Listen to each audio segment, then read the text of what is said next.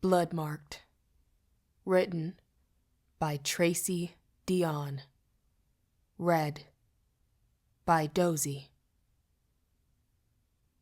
For every black girl who was the first. Prologue. My veins burn with the spirits of my ancestors. 24 hours ago, I pulled Excalibur from its stone. Now I'm paying the price. The ancient blade shattered me. Who I was, who I could be, who I'd never be again. I became shards of myself. The Brianna Matthews who held Excalibur had been broken apart and forged into something new. Something new. Something powerful. That's how William described me. Last night as I raised Excalibur high, two spirits were pounding inside me like dual drums.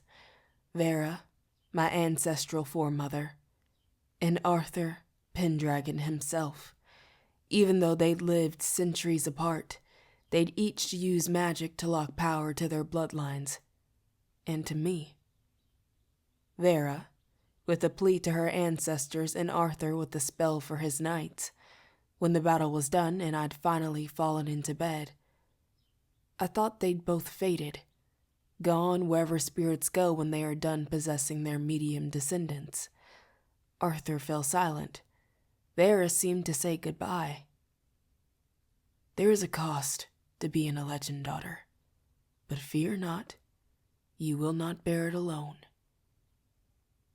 But her words were not a personal farewell.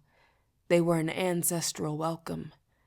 Now, in the wee hours, I lie in bed, at the lodge, the historic home of the Legendborn. But I'm not resting. I am painfully awake. Covers shoved off the bed, skin and spirit stretched tight, my curls lay damp against my neck. I twist to my side, gasping, and squeeze both eyes shut, crawl to the ground, feel and hear my nails scrape the floor, a desperate sound in the night.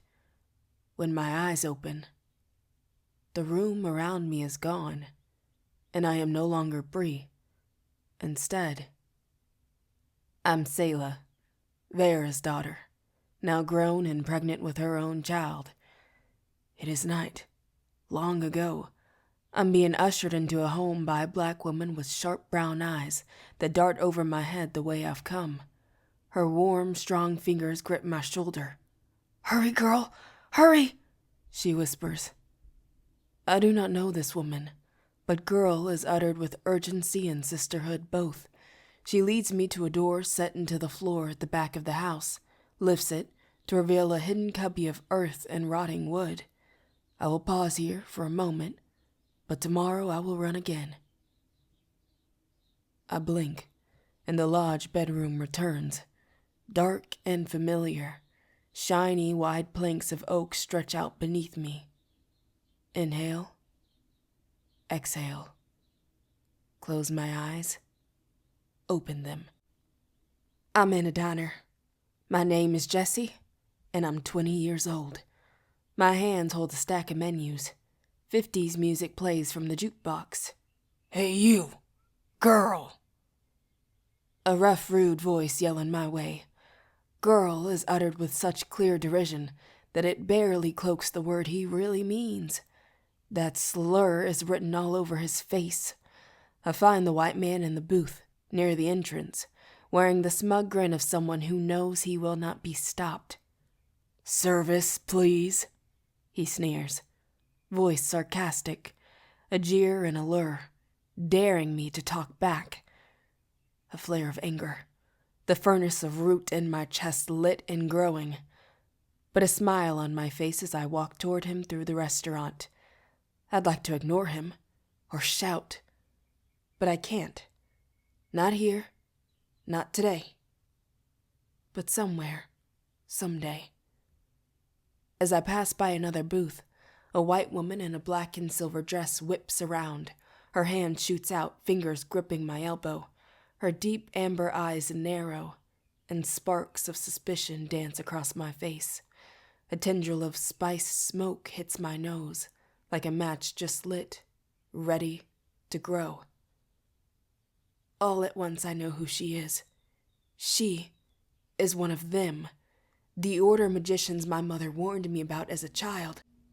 Don't let those Order magicians catch you. Don't let one get you alone.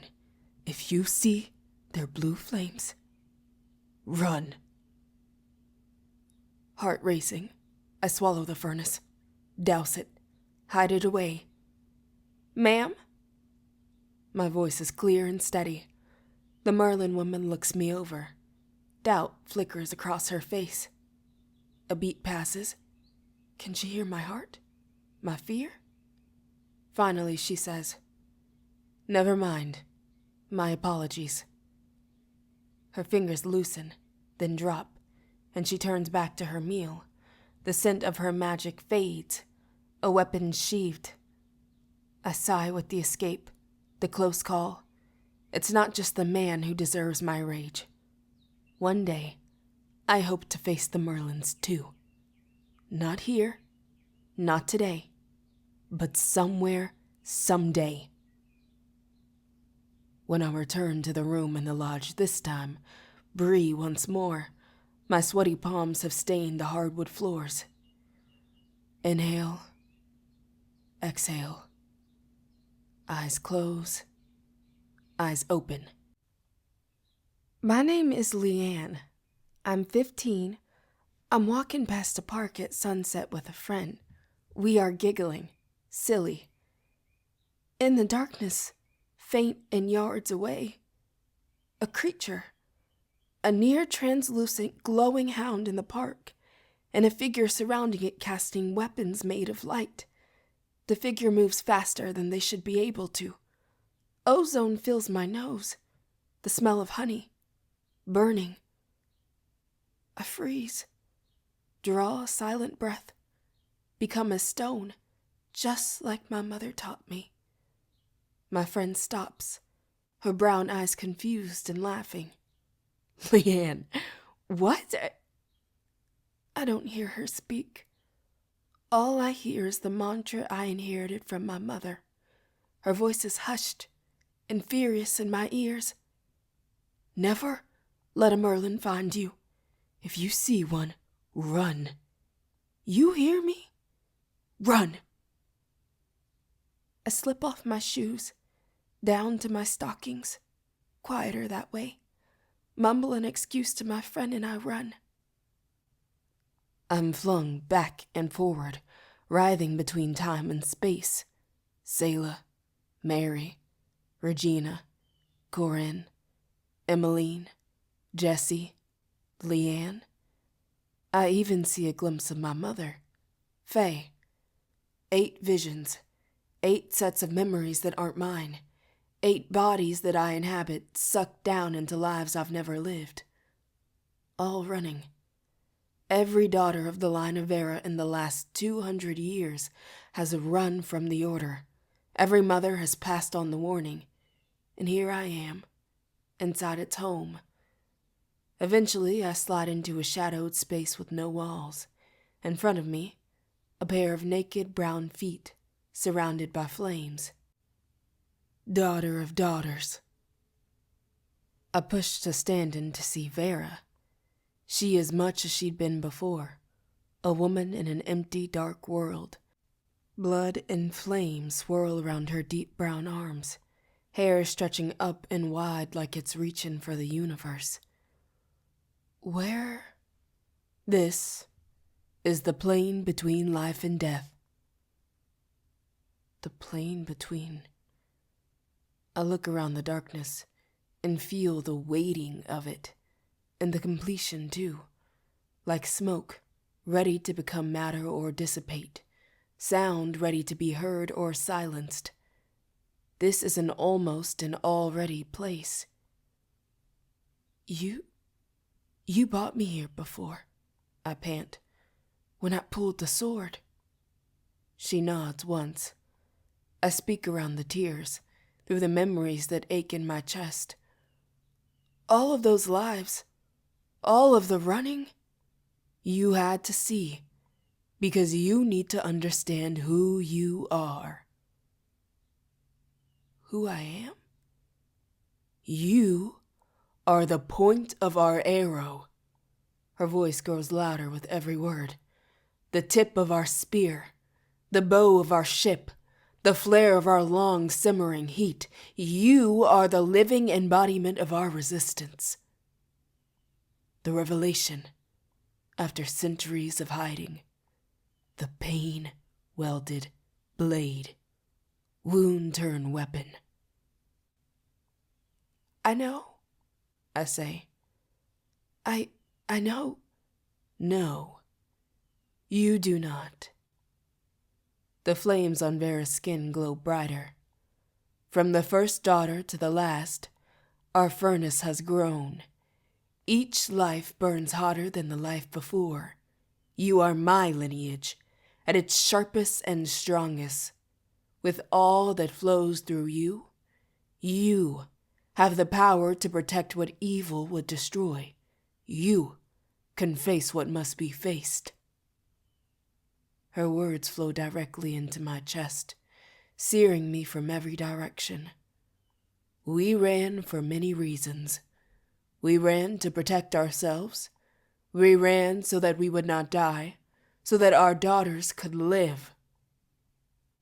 Vera steps forward, and her voice is slow, rich lava against my skin. But one purpose, one dream reigns above all others. Do you know what that is, Bree? I shake my head, gasping. No. The flames on her skin grow higher, her hair extending out and up so that I cannot see where it ends. I blink again, and I'm a shivering, sweat-soaked teenage girl on the floor of a historic home. I'm sucking air into burning lungs. I'm shedding tears that are mine and not mine. If Vera's voice was once a volcanic flow, it is now a cool obsidian, razor sharp. We ran so you would not have to. Part 1. Strength. Chapter 1. This is the part where I hesitate. Logically, I know I'll be fine. I've escaped half a dozen times, no problem. Wards are barrier magic, but the one outside my room window was cast to keep intruders out, not to lock occupants in. Still, it feels like a smart idea to test the silent, shimmering curtain of light that surrounds the lodge before I fling my whole body through it. Just in case. I raise a hand to the open window and press until my palm hits ether. The silver-blue ward flares at my touch, but it doesn't put up a fight. Instead, it ripples in a sluggish wave over my knuckles and wrist, prickly and warm, but harmless. My fingertips ease through the iridescent layer to meet crisp night air on the other side. When I withdraw my hand, the magic calms again. Excellent. The wind picks up, blowing a wave of harsh scents in my face. Bright, spicy cinnamon, warm whiskey, smoke from long-burning logs. Sel usually recasts his wards in the early evening, before Shadowborn activity rises, so his ether signature is still fresh. He can only place barriers around specific and immobile locations. Buildings, circles of land, a room. I was moved into the lodge, against my wishes, precisely because it sits behind a fortress of protective wards. This one in particular wraps the brick and stone, and is stronger than the ones he used to cast, making it impossible for someone to enter the home without the assistance of a Legendborn or Merlin. I've only been the scion of Arthur for a month, and already I know a little of what Nick must have felt his whole life. Stifled, trapped, powerful and powerless all at the same time. Restless. Phew. Another gust hits my sensitive nose. I wince and turn. Glance at the bedside alarm clock. 10:30. Almost time. I fall back on the bed with a huff. Cell and the Legendborn are probably just now reaching the first stop on their patrol route, the first track of woods down the near south end of campus. No matter how hard I try to relax, my entire body is a coiled spring. Even my jaw is clenched tight while I wait. A biting breeze blows through the open window, this time tickling my cheeks with the chill of early fall, a reminder that winter is on its way and that time is passing us by. I shouldn't be here. The same phrase runs through my mind every day, no matter where I am or what I'm doing. Those words will bubble up from somewhere deep in my gut, flow up the back of my throat and sort of crash around in my brain. I shouldn't be sitting in this English classroom listening to a lecture. I shouldn't be eating a 4-course meal in the lodge dining room. I shouldn't be sleeping on a soft bed, safe behind the lodge's walls. I'm certain my friends have already guessed what I'm feeling by now. How could they not? Greer sits beside me in that classroom, so they see me bouncing my knee. They can probably tell that I'm ready to launch out of my chair at any moment. I sit down for the 4-course meal, but Pete is right there at my elbow when I poke at the food on my plate and forget to eat it. When the Legendborn return at 2 a.m. from their late-night patrols, I am always awake, waiting at the door to greet them. The Legendborn are in a holding pattern. I am in a holding pattern. We have been ever since the events of the Ogo-Fitraig, the Cave of the Dragon. Ever since we faced murder and betrayal, and ever since bitter truths were revealed. Ever since Nick was taken from my side as I slept, abducted by Isaac Sorsen, the powerful king's mage bound to Nick's own father. No one has heard from or seen the three of them since. Frustration lives in my stomach like a piece of coal these days, and just thinking about Nick's capture strokes it in a painful flame, bright and familiar. A month ago, deep under Carolina's campus, the spirit of King Arthur Pendragon awakened into the world, and within me, his true descendant. His awakening signaled that Kamlan, the ancient war between the Legendborn and Shadowborn forces, was coming once again. And the very next day, the regents, the current leadership of the Order of the Round Table, instructed us to do nothing. We are to attend classes, take tests, even go to parties if we're invited. We can't afford to draw attention to the chapter, or to me, while the Regent's intelligence agents gather intel about our enemies and about Nick's capture by a well-known loyal servant. Until further notice, the Legendborn have been ordered to sit tight and stay here. For us, here is weeks of holding our collective breath while on the brink of war, but for me, here is sitting alone inside my room in the lodge, while the Legendborn are out hunting our enemies. My father already knew the Order as an old academic student group, knew Nick had invited me to join. But after he found out about my sudden move to their off-campus housing, he demanded an explanation. It took the dean of students, my best friend Alice, and my former therapist Patricia to convince him the lodge was legitimate and safe. I couldn't tell him the whole truth, but I told him there was nowhere more secure. That's not a lie, it's just that I shouldn't be here. I don't want to be here. So recently, I have decided I won't be here, at least for a few hours at a time. Another glance at the clock. 10:45 now. That should do it. As I climb up on the sill, I have to chuckle. Even with Arthur's strength, I never would have considered jumping out of a 2-story window if I hadn't experienced Cell do it from 3, with me on his back. Thank you for the inspiration, King's Mage, I murmur with a grin, as I balance on the narrow strip of wood. The difference between a jump and a fall? A decisive, hard push off the lodge's stone exterior. 1, I inhale. 2. I grit my teeth. 3. I jump. When I land, I hear my trainer Gillian's voice, telling me to take the impact intentionally, bending my knees rather than locking them. Back when Gil was first training me, before I inherited Arthur's preternatural strength, my legs couldn't have absorbed even a half story of shock. A jump like this would have sent all that force from the ground straight up my ankles and into my knees and hips. Now, Arthur's strength keeps me from breaking something, but it does nothing for my balance. When I stand, I wobble a bit but manage to remain upright. Progress. I'm only one step away from the building before a voice stops me. He's going to catch you one of these days, you know? I twist back to see a figure emerge from the shadows. William in a green denim jacket and blue jeans wearing a wry smile. And do what? I cross my arms. Yell at me again? William's mouth twitches. Yes, loudly. He tilts his head up to my darkened window. Not a bad jump, or landing for that matter. You're acclimating to Arthur's strength.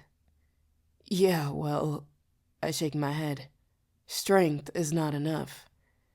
It never is. William would know what strength is and what it's not. For 2 hours a day, he is the strongest of us all. Stronger than me. Stronger than Zell. Stronger even than Felicity, the scion of Lamorak. Silence. I bite my lip. You here to stop me? He could if he wanted to. He probably should, but... William sighs and slips his hands into his back pockets. No. If I stop you, you'll just keep sneaking out. In increasingly creative ways, I imagine. The first time William met me, I'd been injured by a hellhound. He healed me while I was barely conscious, without knowing my name or even asking for it. Not long after, when he knew enough to suspect that I wasn't being fully honest about why I was joining the order, he healed my injuries again. William understands the value of secrets and doesn't judge others for keeping them. A blessing, really, especially tonight. In lieu of judging, he watches me with a mild expression, waiting for me to own up to my crimes. I sigh. How long? Have I known you've been sneaking out? He nods toward my right arm. Since Monday morning, when I spotted the poorly wrapped burn on your wrist at breakfast. That was 4 days ago. The burn is mostly healed now. I tuck my arm behind me. Thought I hid that under my sleeve. You did. From everyone other than me. I'm grateful for how much William just knows without saying anything, but I don't want to discuss the burns I'm not yet skilled enough to prevent. Zell would have spotted it too, if he'd seen you that day. Well, he didn't see me that day, I mumble. William doesn't comment. I thought you'd be out patrolling with the others. I gesture between us. Or is this another one of y'all's bodyguard shifts?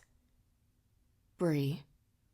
William regards me for a long moment, letting the gentle admonishment settle like a soft weight around my shoulders.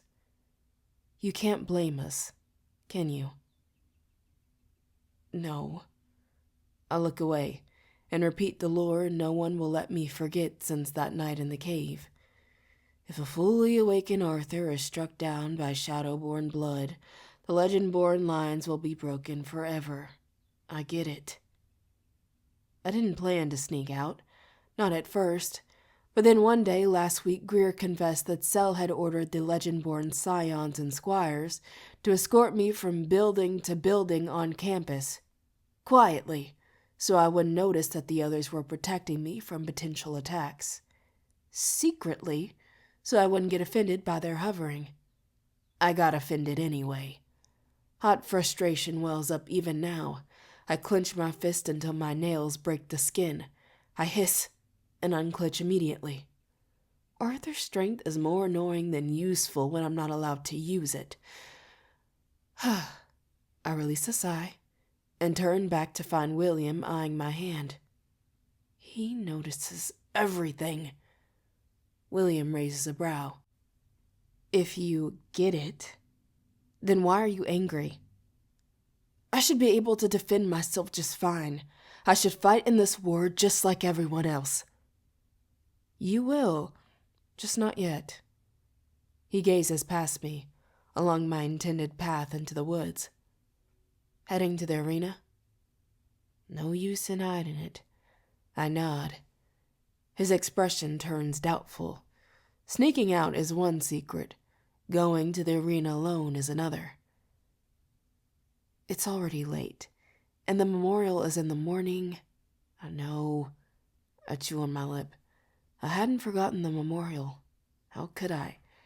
The Order's formal ceremony for Russ, Whitty, Fitz, and Evan will be the first funeral I've attended since my mother's. I won't be out long. Promise. Bree, I pout harder. Please? With a sigh and an amused eye roll, he relents. Okay. Then, to my surprise, he steps to my side. But if you're going, I'll join you. I blink. You will? He shrugs. Lead the way. We both know the path through the woods well enough that we can walk it, even without my flashlight. If Sel were here, he could light the walk with a palm full of ether. But if Sel were here, he'd be dragging me back into the house, even though his wards form a triple-layer perimeter around the lodge now. The one at the window was just the first. When we press through the second ward, William notices my reaction to it, my wrinkled nose and watering eyes. That bloodcraft ability of yours is fascinating. Smelling ether? The only bloodcraft power readily available to me all the time is the passive ability to sense magic, sight that allows me to see ether, touch that allows me to feel it, and a nose that tells me that someone has used it in a casting. Not just scenting ether. The Legendborn can tell when there's ether around and if it's been weaponized, but you can discern between individual casters, their moods. He shakes his head in wonder. Vera's bloodcraft spell was designed, first and foremost, to help her descendants sense nearby ether users who might hunt us, Merlins in particular. I'm curious. He points back at the word we passed. What did you pick up just then? I take another breath. It burns a bit, so Sel was angry when he cast it. He chuckles, pauses, turns my response over in his analytical medical mind. You sound congested. Are you allergic? I consider it. No, more like when someone walks by with really strong cologne. William ducks beneath a branch. Sel does leave an impression. I groan. Even when he's not around. The wards, the Legendborn bodyguards, the demands. It's suffocating. William laughs then, gray eyes sparkling. What? I ask. He smiles softly. You sound like Nicholas. For the second time tonight, pain strikes me from within. Worse now because I shoved it away earlier. The deep ache of losing Nick is not the obliterative wave of grief I still feel when I think of my mother, but something sharper. This grief slips between my ribs like a scalpel, a thing I gasp against but can't prevent. The trees blur, my eyes sting. I stop walking. Nick was right beside me when he was taken. He'd just lost his title and been betrayed by his father, and yet he chose to stay with me while I recovered in his bed. Sometimes I think I remember the heat of his breath against my collarbone, the reassuring weight of his arm across my middle, words he whispered into my shoulder. You and me, Bee. Bree? William steps into my line of sight. His voice is low to soothe.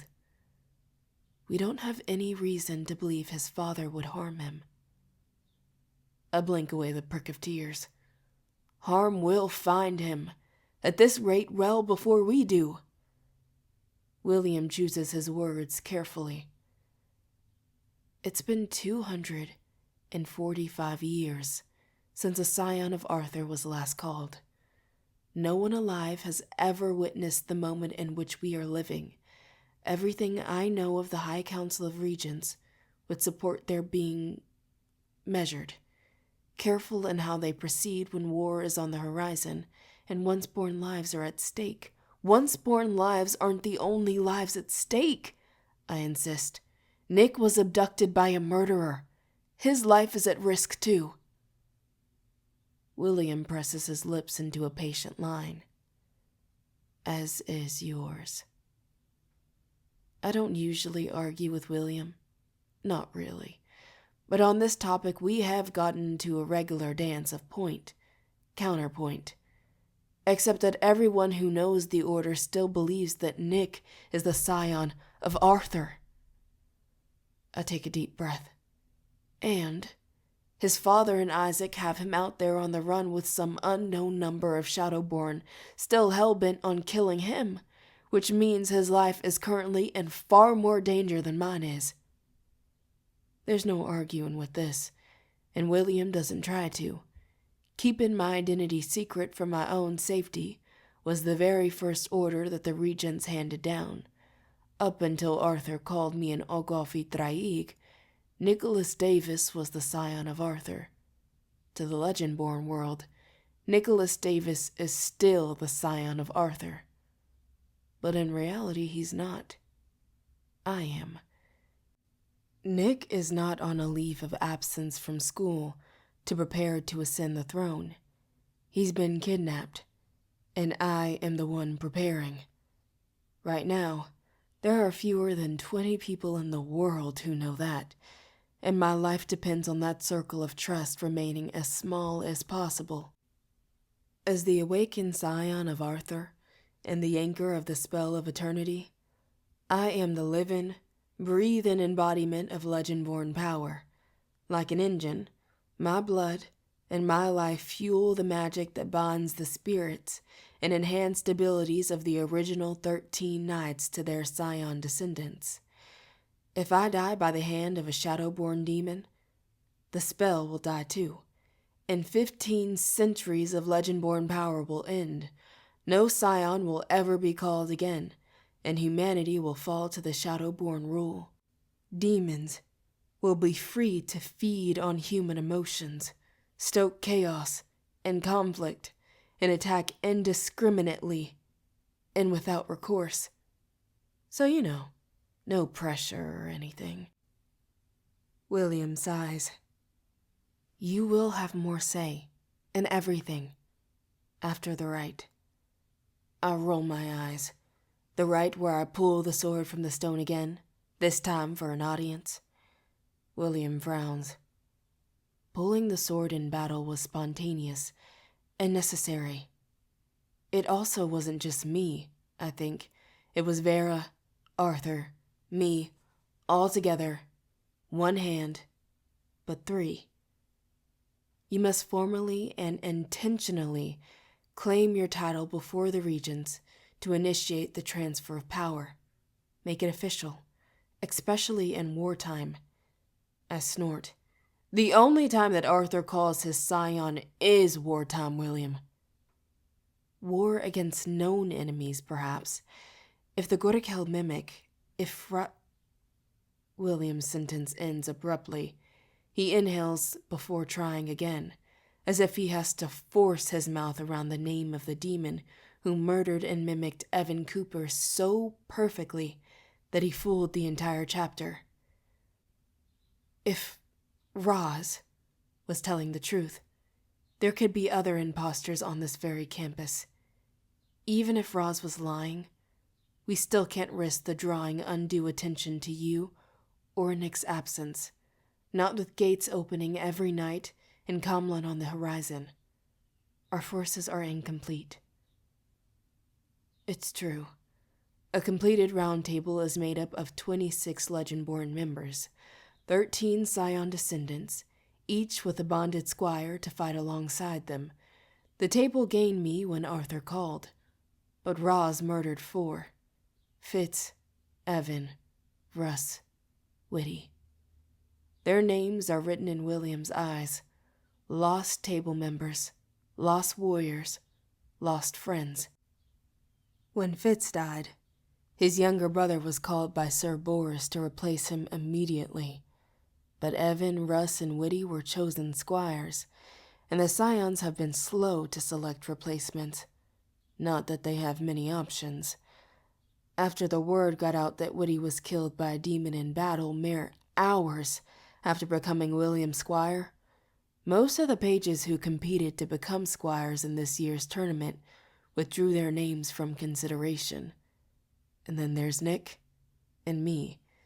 Nick may not be the scion of Arthur any longer, but he is the scion of Lancelot. As scions, order law dictates that we will need to choose our own squires. Merlin bespelled the original round table for 26. Our peak power requires 26, and we are 5 members short. War is coming and we aren't ready. The regents will hand you a kingdom in grave circumstances, Bree, but they will not deliver you an inner circle that you cannot trust. I, for one, am glad of this. William's brow pinches in a rare show of pain. We have had too many losses to not proceed with caution, with oaths allies at our side. My hand finds his forearm in the dark and squeezes it before we keep walking. I gnaw at my lip. Speaking of oaths, Sal would have alerted us if his oath indicated that Nick was in danger, William says evenly. Nick is a valuable chip. Lord Davis will want to make the right play. Still can't believe Merlin didn't design that oath with some sort of tracking spell or something. What's the use of a bodyguard knowing their charge is in danger if they don't know where they are? In the old days, kings may just never left their charge's sides. William raises a brow. Modern times have made that challenging. The empty arena is near silent when we arrive, the night air too cold for wildlife and insects. Our footsteps echo as we descend the stairs carved into the cliffside. The cloying, sour, sweet smell of dying leaves and damp wood beckons from below. The night of the first trial, I'd walk down these same steps with my eyes cloaked by Sel's mesmer and Nick guiding me.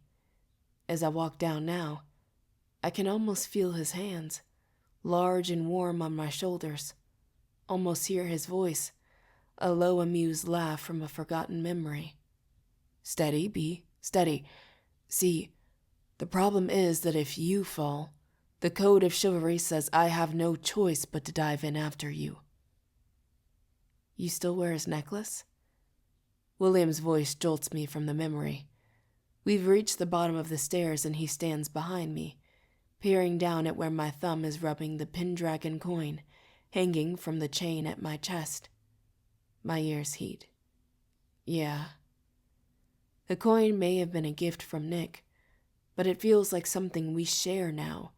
The sigil of the line of Arthur, the dragon rampant, the mark of the king on one side, and the legend-born symbol, a 4-pointed diamond overlaying a circle on the other.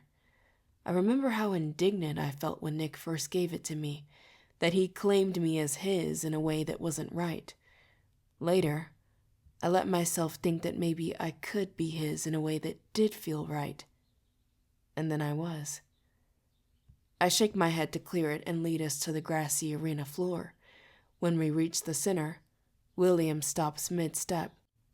Sel's last word follows the tree line. I've checked.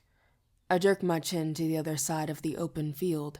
Sel's third and outermost word starts a few feet from the ditch where I'd once hidden with Sydney, a page during the tournament.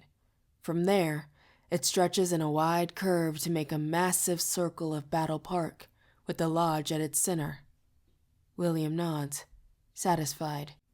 All right. Show me what you've got, newbie. I know what he's doing. Teasingly reminded me that even though I, not Arthur, succeeded in the combat trial using my own hard-earned skills. The other scions are still years ahead of me when it comes to knowing how to fight with ether. They started preparing for the possibility of inheriting their knight's ether's abilities when they were 6 years old, began training with rubber and wooden practice versions of their knight's preferred weapons at 7. I'm 16, 10 years behind everyone else and just getting started. William is reminding me, I think, to be kind to myself, to remember that even as adept as he is human, like me, and humans must learn to wield ether, one step at a time. Mediums can't control the dead. Even if I could contact Arthur at will, I can't, and won't, rely on possession to wield his power. If I am to lead, I have to be able to access and control ether on my own, like the others do. My own breath is loud and raspy in my ears. My heart kicks at my ribs once, twice. I close my eyes, try to slow it down. Take another breath. Open my palms to the sky. Ether is all around you. William's voice is soft in my ears, already at your fingertips. Ether is all around me. It's already here. A whisper. That's all you need. I grin. Cell doesn't whisper for power, he pulls. William snorts. A model you don't have to follow. Not here. I breathe deep and reach without reaching until warm air, ether, begins to dance along my skin. Then I open my eyes and call for that ether, invite it to transform from its invisible gaseous state to the energy I can see and manipulate, and blue fire ignites around my hands and arms. Good, William murmurs. Calling ether to mage flame is the first hurdle. Now forge it. The mage flame grows hotter. I hiss but hold steady, and imagine the whirling wisps falling into the solid mass of Excalibur. I craft Arthur's hilt in my mind and push the flames into my image. I visualize a swirling storm of ether collapsing into the length of Arthur's blade, then layering over and over itself until thin sheets of magic become a sharp-edged weapon. But my will isn't enough to cool the mage flame into a solid. My images don't work. There is only burning.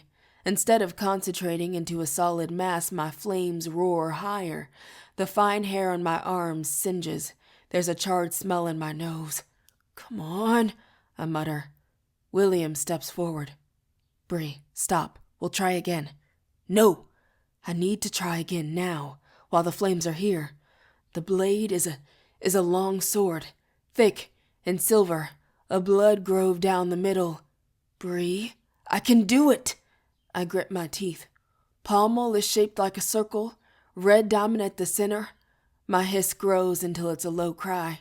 It's no longer the ether scalding me, it's my refusal to let go. Bree, release it. No, I just need... Release it! The magic bites into my skin, the burns going deeper. I scream and finally release it. The explosion blasts out and down, blowing dirt and dead leaves up into my face before the ether shimmers and disappears. Damn it! I slam a balled fist into the ground and punch a hole into the earth. William coughs, waving a hand through the dust in his face. Now there's dirt in your wounds. A groan. He's right. And it's in my hair. I'll have to wash it again if I want to look nice for tomorrow. Damn it! I repeat. William kneels at my side, one silver liquid-coated hand resting on my forearm. He called his own ether for healing swoon so quickly I hadn't seen it. The bright citrus scent of his ether signature floods my nose. It's okay. No, it's not. I tried for Arthur's sword this time. Before I tried for a shield, even just a plain gauntlet, William. I can't forge any of Arthur's armor, much less make something solid enough to do damage.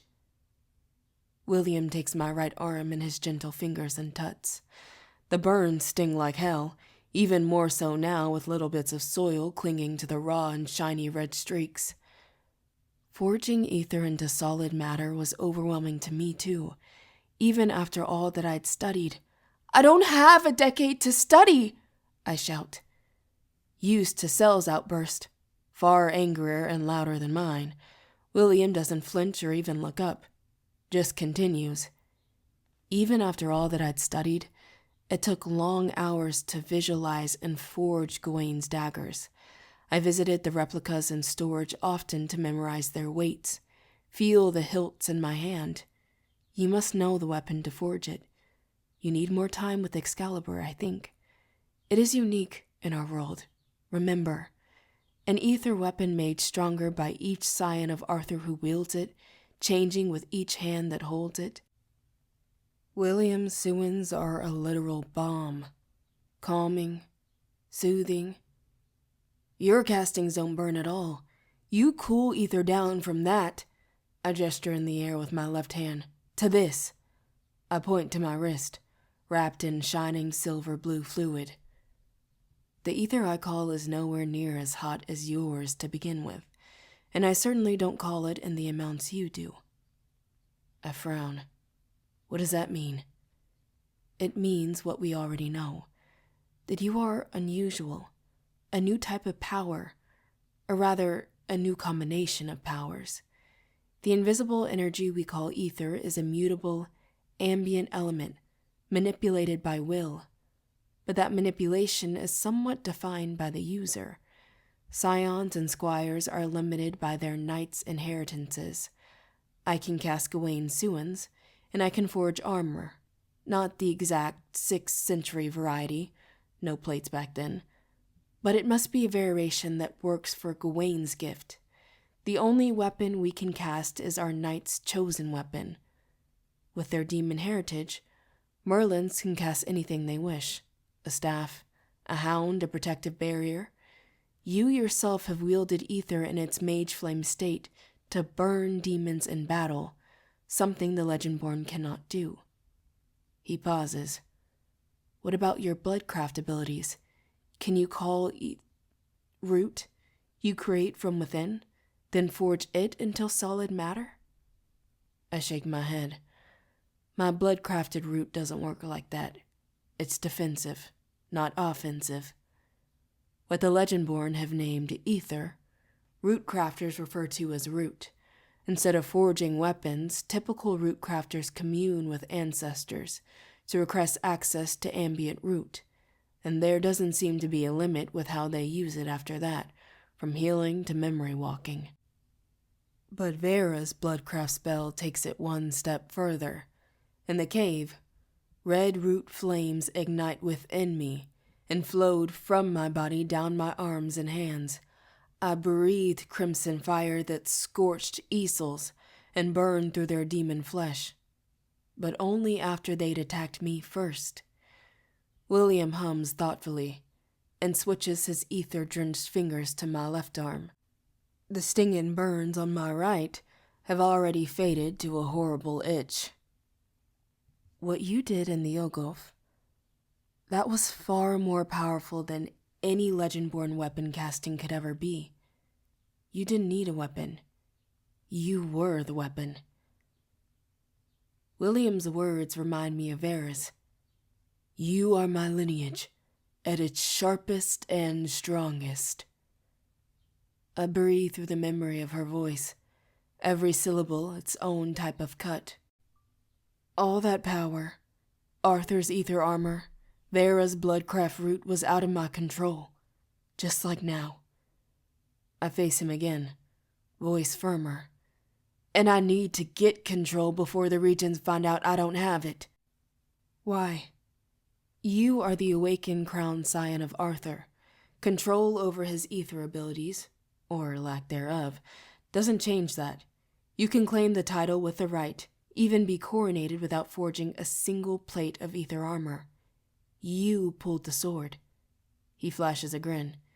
You are his heir, burned forearms or not. But if I'm going to lead the search for Nick, I need to earn the Regent's and the other Scions' respect. I need to be as good as this as Nick would have been. Well, William says, sympathetic. My diagnosis? It's only a matter of time with Arthur's abilities, and until then, at least you know how your bloodcraft works. I scoff and kick the ground. Not as well as I'd like. I ran from my bloodcraft at first, even if I didn't fully realize what it was, because I didn't want to deal with my mother's death. If I'd just faced things head on, I would have had access to roots months ago. William watches me. Is that what you're doing now? Facing your challenges head on? I think about it for a moment, and Vera's last words return once more. Hot, sharp, and direct. We ran so that you would not have to. Then my mother's, from the hidden memories she left behind. When the time comes, if it comes, don't be scared. Fight. My mother hadn't known half as much about our bloodcraft powers as I do, and she used them to do what was right anyway, to save people. Yes, I tell him. No more running. What the hell are you two doing? Selwyn's voice cracks across the arena, a whip of sound that lashes us both. I groan and look up. William sighs and shakes his head. Sel is a tall, dark shape at the top of the cliff, too far to make out his facial expression, but I don't need sight to sense his anger. Even from 50 feet away, his gaze scorches my cheek. He steps over the edge. His coat lifts in the air behind him, a dark shadow fluttering against stone. As soon as he lands, he's moving, and at my side in a furious blur. This close, his eyes are a harsh, bright gold. He looks like he's just come back from hunting. Flushed cheeks, wind-whipped raven black hair, smudges of dirt on his dark duster, and his ether signature billowing in a cloud around him, fresh and burning, whiskey set ablaze. Explain yourselves, Sel bellows, staring down at William. William releases another, heavier sigh, and continues his work. Hello, Selwyn. Back from the hunt already? The campus is clear, Sel snaps. Imagine my alarm when I arrive home and you are both missing. I will give you 2 minutes. No, 1 minute to explain yourselves before I drag Bree. Sel's glare lands on my arm and William's hands. He must be beyond furious for his situational awareness to be so delayed. In the span of a breath, the Merlin takes in the healing ether wrapping my arm from elbow to wrist. His nostrils flare, scenting the lingering ozone in the air. You have burned yourself. He looks up, and his gaze hardens on mine. Again. It's the first time he's looked me in the eye since he arrived. The first time we've seen each other in a week. The first words he said to me after days of silence. And here we are, having the same fight that drove us apart. I bite my lip so that I don't scream at him. I told you, I can't just sit in my room while you're all out hunting and fighting. You should be back in the lodge, he snarls. Behind 3 layers of wards, Brianna. He points at my wounds. Is this not evidence enough of that? Shame and embarrassment flood my cheeks, and on top of those, I feel the sting of Selwyn using my full name to chastise me. Once I can control Arthur's ether, I won't need the wards, and you can't give me orders forever, Kingsmage. He levels a stony glare at me. I will give you orders right up until you take the right of kings, and stop not a moment before. This time I do scream, a wordless, frustrated sound behind clenched teeth. What about everyone else? Sel lifts a dark brow. Be specific. You? I push myself to my feet, but William tugs me right back down. It's not yet midnight. I could break his grip with Arthur's strength, but it's William. He may not get in the middle of our fight, but he is a healer through and through, and he'll never let me walk away with fresh wounds. You ordered the others to follow me on campus. Sel's mouth thins. I did. I don't need them to guard me. Clearly you do. He shakes his head. Do you have any idea? A short screaming howl cuts him off from beyond the arena trench. The sound shudders our argument. My heart rockets against my ribs so fast it hurts. I know that cry. I remember it. Sel? His expression flips from surprise to deadly focus in an instant. Flank her, Sel orders, and speeds to my right with ether streaming down both palms. William is already on his feet, at my left in a blink.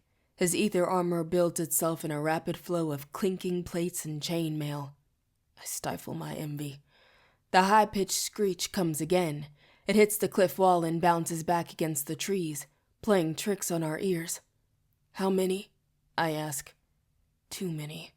Could be a pack. Sel glances behind us and above the cliff, where the forest continues back toward the lodge in the pitch black of the night. I know what he wants to do, what he's thinking.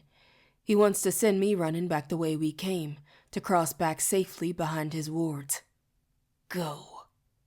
No, I set my jaw. I have Arthur's strength. His eyes flash, but not his wisdom. Whatever calculus he's doing, whatever scenarios he's running in his mind, they don't include me. William, we need Gawain's power. How much longer? William glances at the moon overhead, a quick check of the sky for the power in his blood. Still a few minutes, Sel curses. Too long. Get Bree back to the lodge, William says. I can handle this on my own.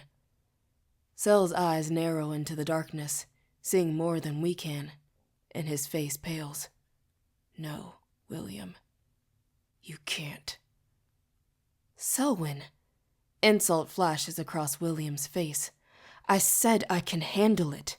Stop being... Oh no. I finally see what has found us in the woods. William follows my pointing finger and blanches. Dear God. 12 enormous, armored, fully corporeal hellfoxes emerge from the trees. These monsters may be lesser demon easels, but they are as tall as trucks.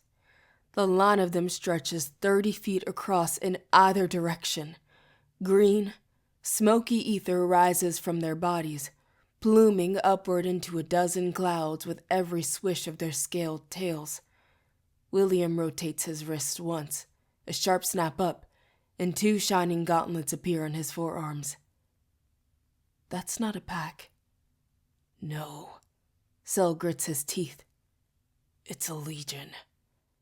By now, he's gathered enough ether to create a swirling cloud around our ankles, cool to the touch and perfectly in his control. But I don't know if it's enough. Sel and I were barely able to fight 3 together, and they were half the size of these and partially corporeal. I've never seen this many fully corporeal Shadowborn at one time. How much ether have they been able to consume to become dense enough that Onceborn could see them? The foxes snap at Sel's ward, butt their heads against it, testing it. Ripples of ether appear on impact, fanning out in abrupt, bright circles in the air. The ward will hold them, won't it? I ask.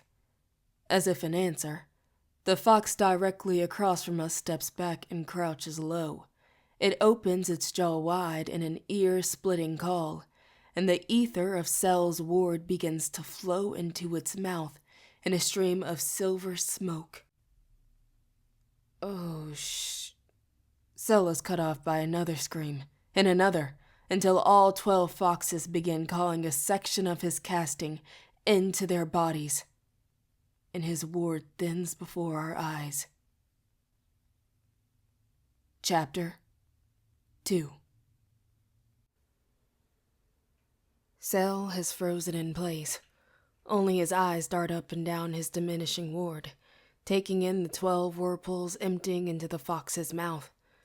I can't tell if he's thinking or freaking out. I hope it's not the latter. I don't want to see Cell freaking out. This is a double-edged sword of using ether to fight powerful Shadowborn. It can be wielded as a weapon, or our enemies can consume it to grow stronger, sometimes in the same battle. William tenses beside me. A Gawain dagger now rests at each of his fists. We could alert the others. Cell blinks back into action, shaking his head. No time. I step forward, and the motion catches the attention of the largest fox.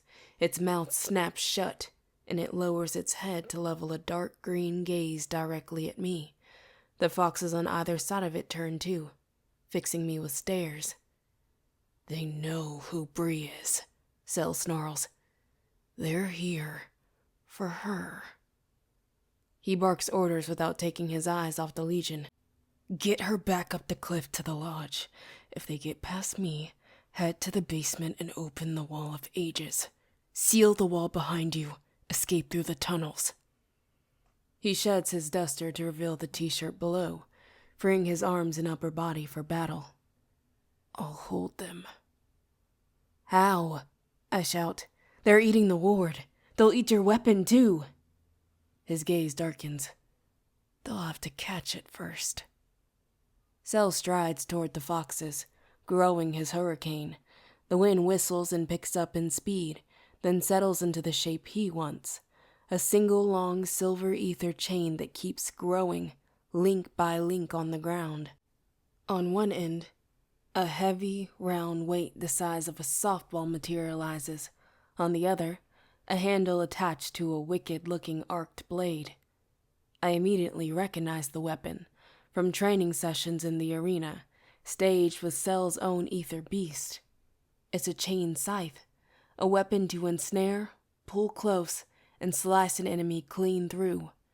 Cell grasps the sickle in his left hand and with a grunt, yanks the heavy ball weight on the other end of the chain up into the air. The muscles in his back and arms flex as he pulls the airborne weight into a wide overhead spin. By the second rotation, the ball is moving so fast it's a silver whistling blur against the darkness. The fox's screeching grows louder. 2 warm palms pull my face away from the sight. I twist, gasping to see William. His eyes bore into mine, now glowing the deep, pulsing green of Gawain. He yells over the noise. If he has to protect you, he won't protect himself. But we need to run, Bree. I gulp and nod. Okay, we run. But it's too late. We only make it a few strides toward the stone stairs on the cliffside before William shouts in alarm. A large shadow streaks down the cliff, a black bullet in the shape of a man, and aims right toward me.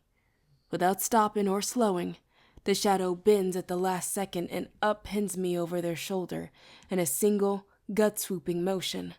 The world twists upside down. Breath leaves me in a painful wheeze. They pivot in a blink, locking me in place with one arm across my thighs, and run back the way they came before William can react. I'm already dizzy, but panic sends my mind spinning. My head bounces against my captor's back with each step, breaking my thoughts into jagged pieces. Shadowborn Legion, fully corporeal, powerful enough to take out the underpowered Legendborn. Cell on his own at the border, outmatched, captured. Someone took me from inside the ward. Can't be a demon, not a Gorakel shapeshifter. A human figure attacked me. Just as Cell turned away, timed perfectly with the demon attack. Too perfectly. Suddenly the answer flashes through my mind. My mistress Morgaine. Roz had warned us. Warned me. Shadowborn and Morgaine's working together, allied against the Order. My survival brain kicks in. Rage pumps clarity through my veins. I won't be taken. The Morgaine has us halfway up the stone staircase, with William giving chase in full armor. I pound at the figure's spine with a closed fist. Once. Twice. Oof! The Morgaine grunts under Arthur's strength. Good. And trips, nearly dropping me. Before I can strike again, the Morgaine tightens their left arm against my legs and springs up the rest of the cliff, landing us at the top in a single jump. A heartbeat later, and they've leapt again. This time we land in the large lower limbs of a giant white oak tree that stands in the woods between the lodge and the arena. Still draped on their shoulders, my chest arises with theirs when they take a deep inhale, and jump again, and again, until we are 6 stories up in one of the tree's middle branches. Abruptly they bend, sliding me down to my feet until my back rests against the wide trunk. The branch below me is just broad enough that both of my feet can fit. The hard bark at my spine is somewhat reassuring, but we're terrifyingly far off the ground. In a matter of seconds, the Morgaine has trapped me too high up to escape, even with Arthur's strength in my legs. The Fox Legion echoes in the distance, shrieks and clicks, then angry howls. As my attacker darts along the tree limb, they are illuminated by quick flashes of green and blue ether.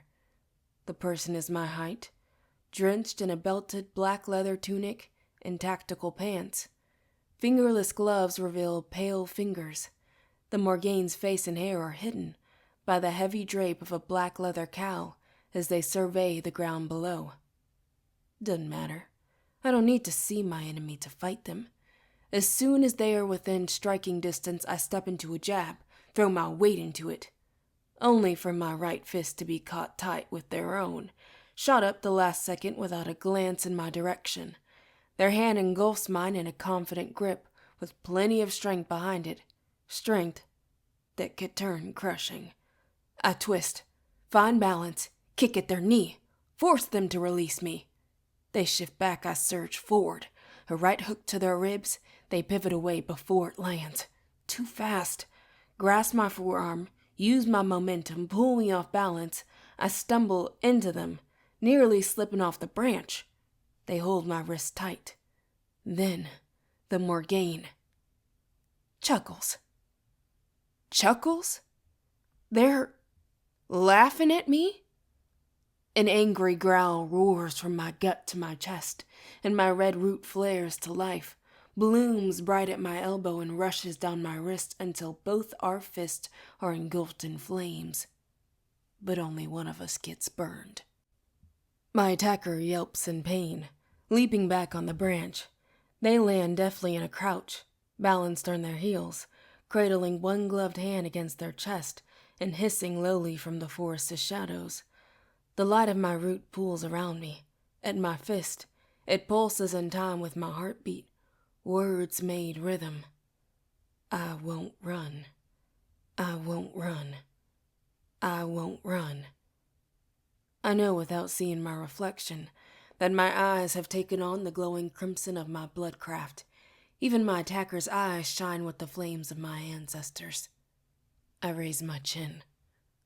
Who's laughing now? Silence for 1 beat. 2. Then the low chuckle returns, followed by an amused, accented young male voice. Still me, Meleesh. The root around my hands flickers. My liege? My eyes narrow. Excuse me? So it's true. The stranger's R's roll lightly. Scottish, maybe? What they say about your ether? What do you know about my ether? I snap.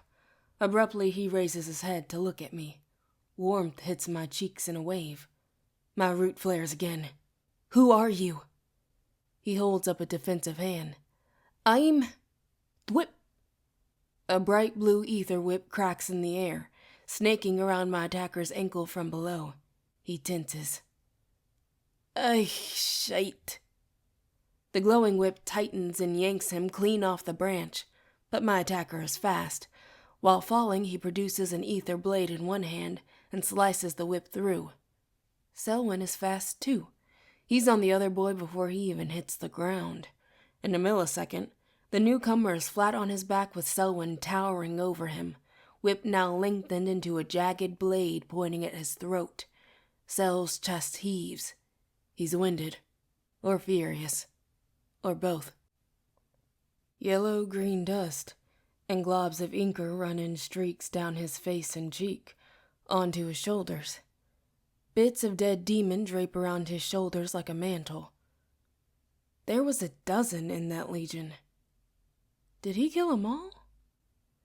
Selwyn may not like me right now, but he is here to protect me, even if my mind doesn't quite process that fact. My magic does. My root flames dampen then fade. I sway a bit, but hold steady. Small bursts of root don't drain me like they used to, thank goodness. I should kill you for touching her. I know Sel means me, but after our fight, the angry, possessive tone that reaches me up in the trees seems out of place, like he's talking about someone else. The crowned scion, not Bree. I should. And I think I might. Kane? The newcomer tears his hood off, revealing tousled, dark auburn hair, long on the top and shorn on the sides, and a pair of glowing golden eyes. A young white man, not more than 20. Sel blinks. Douglas? My captor is a Merlin, not a Morgaine at all. A wave of confusion and embarrassment passes through me. Why would a Merlin try to kidnap me? Long time no see. Douglas's soft Scottish brow wraps its way around his speech. A very long time. Sel's stony expression sends a trickle of apprehension down my spine. I'm not the only one who notices that he doesn't lower his blade. Drop your weapon, King's Mage, Douglas commands. Sel's lip curls upward. When I feel like it. Selwyn? I hear William's voice in running footsteps. He pushes through the bramble and appears beneath the tree. Where's Bree? I'm here, I call out. William's head tilts back to find me overhead, and his glowing green eyes widen. Sel glances up at me for the first time. She's safe. Thanks to me. Douglas takes the opportunity of Sel's distraction to elbow Sel's blade aside and jump to his feet. Why should I thank you for your services? Sel smirks and points at Douglas's right hand with his blade, when it looks like Brianna herself already did the honors. Douglas huffs, flipping his palm over. Even this high up, I can see the burned hole in the center of his leather glove. His head tips back until he meets my eyes. His grin is a flash of white teeth and long canines in the night. That she did. Sel is no longer amused. Douglas, you? Nose waved us, Selwyn. A new voice enters the clearing, low and smooth like warm honey. It slips down my spine, leaving goosebumps in its wake. The new Merlin that emerges from the trees has warm olive skin and thick black hair slicked back into an undercut. As he steps out, he adjusts his long black overcoat. A silver legend-born symbol is stitched on each wide lapel. Silver grommets at his shoulders wink in the shadows. The man stares at Sel, expectant. In response, Sel widens his fingers to release the forged weapon. It dissipates into a sparkling cloud before it can hit the ground. To my surprise, Sel swallows audibly and straightens his shoulders before addressing the newcomer. Nosweith, Mage Seneschal. My stomach drops. If the man below me is a Mage Seneschal, then he is one of the highest-ranking Merlins in the Order, an advisor on the High Council of Regents. As if on cue, 4 figures melt from the woods, 2 on either side of the Seneschal. Mage flame swirls around their palms and wrists, alive and ready to be cast. Their eyes, golden, shining bright, piercing through the dissipating mist, and show me exactly who they are. But it's their attire that tells the full story. Tactical gear makes them deadly shadows at every turn. Sleek boots, black pants, and heavy hooded tunics, cowls raised high, casting their faces in darkness. Leather fingerless gloves strapped with silver, ether conducting thread. All of them, tall and broad-shouldered, radiate power and control. They have paused in unison behind the seneschal, like kinetic energy restrained. Another realization strikes like a physical blow. These Merlins are Mage Guard, the elite military unit of the Order's forces, which means this is not just any seneschal of the Council. This is Erebus Verilian, the Seneschal of Shadows, the most powerful Merlin in the world. I gasp. Abruptly, heat like I've never felt before scalds my skin and cheeks, burns from multiple Merlin eyes raised to find me, so harsh I wince. Erebus, however, slowly, deliberately turns not to me, but to inspect the remnants of the destroyed demons on Zell's person. It appears there are not wolves at your door, King's Mage, but foxes. I am certain the wolves are not far behind, Selwyn says evenly. Erebus eyes Sel for a long moment, as if deciding whether Sel is being impertinent, whether Sel's comment was literal, about hellhounds, or metaphorical, about our new guest. Finally, he says, "They always are." I destroyed the Legion. Sel looks beyond Erebus to the woods, but we should search the area for an Ikel. We have searched the area, one of the hooded mage guards replies. There is none. Sel shakes his head. It is known that easels do not work together without an Ikel leading them. And for many years it was known that Godekel shapeshifters were extinct, Erebus counters. Yet one infiltrated this chapter not 6 months ago. Sel and I both stiffen at the mention of Roz. Sel never thought Godekels were extinct. In fact, he alone suspected that a Godekel could be among us, studying us and waiting. His one mistake was thinking it was me. Protest sparks on my lips, and Sel clears his throat unnecessarily loud. A clear message to smother that spark before it becomes words. I grit my teeth. Fine. Erebus continues. If we limit our hunt to only what is known, the unknown will soon hunt us. He tusks. And as for your earlier declaration, are you quite sure you eliminated the full Legion? Sel raises his chin. I am. I see. The Seneschal's glittering eyes slide to William. Scion citizen of the line of Gawain, I presume? Yes. William walks forward. Good evening, Seneschal Verilian. Guards?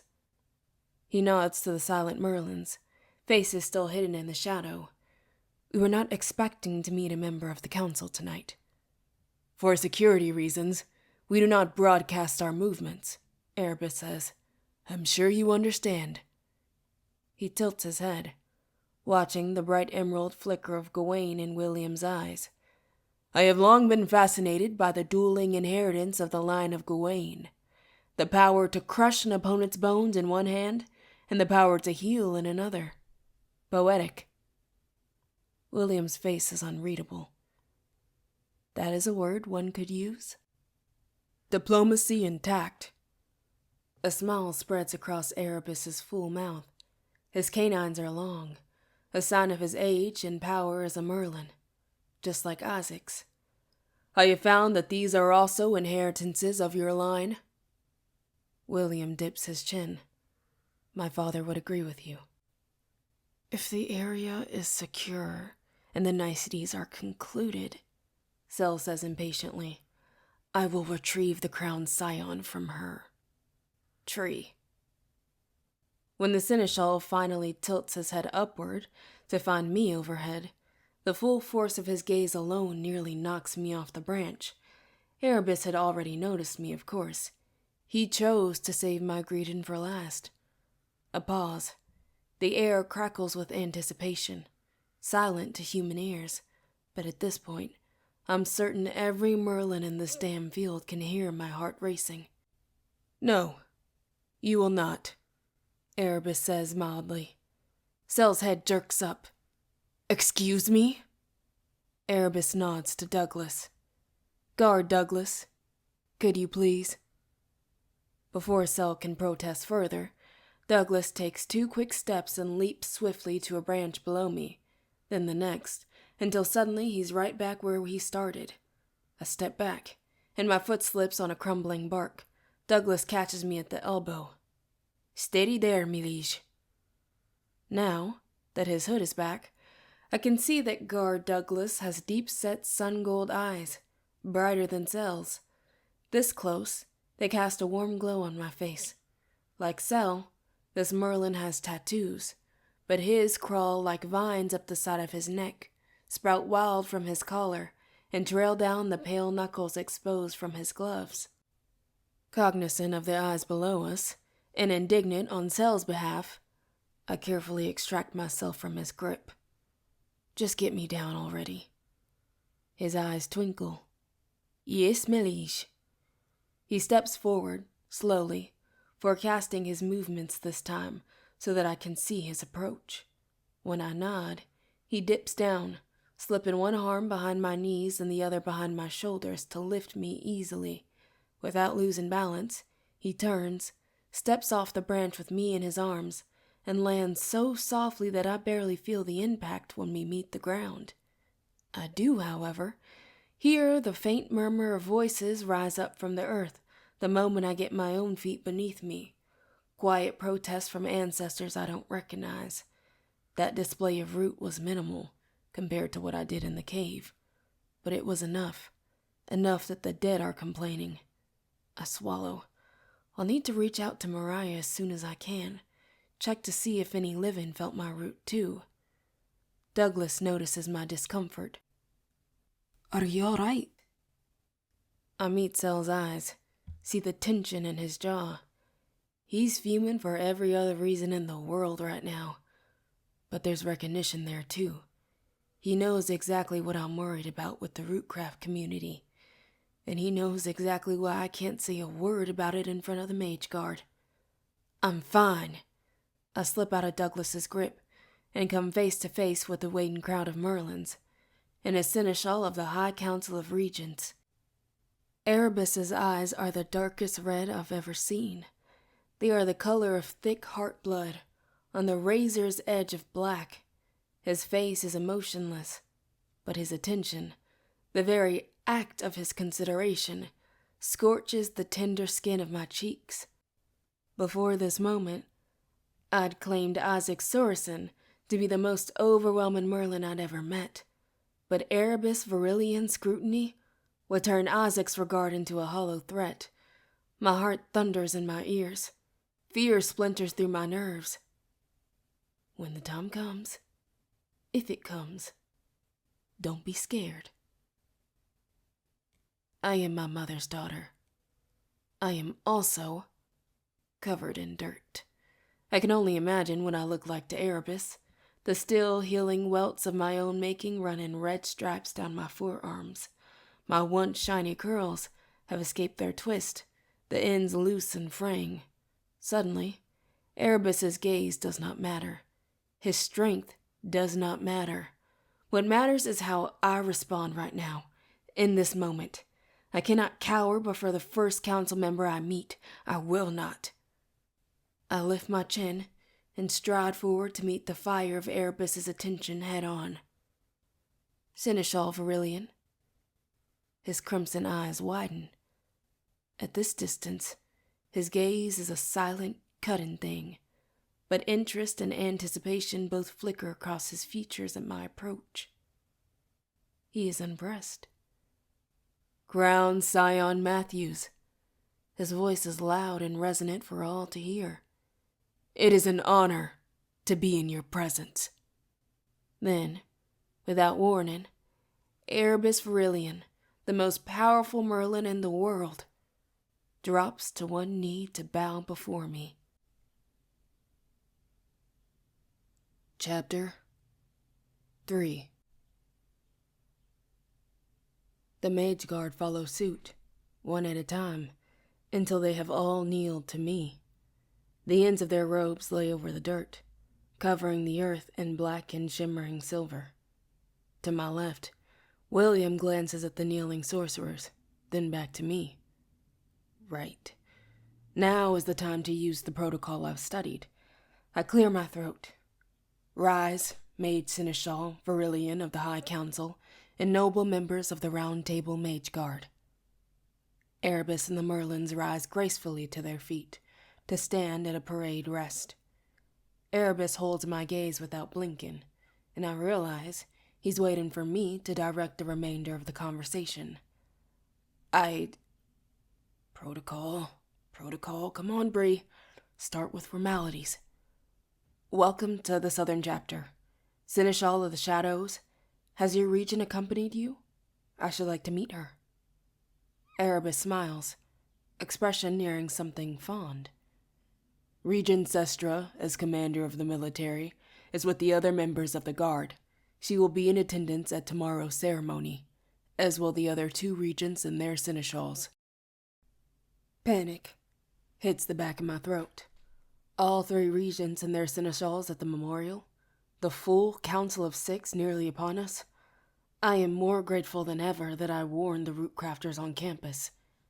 Sel is displeased and does not hide it. We expected additional Merlins to join prior to the ceremony. We did not expect the Council or the Mage Guard.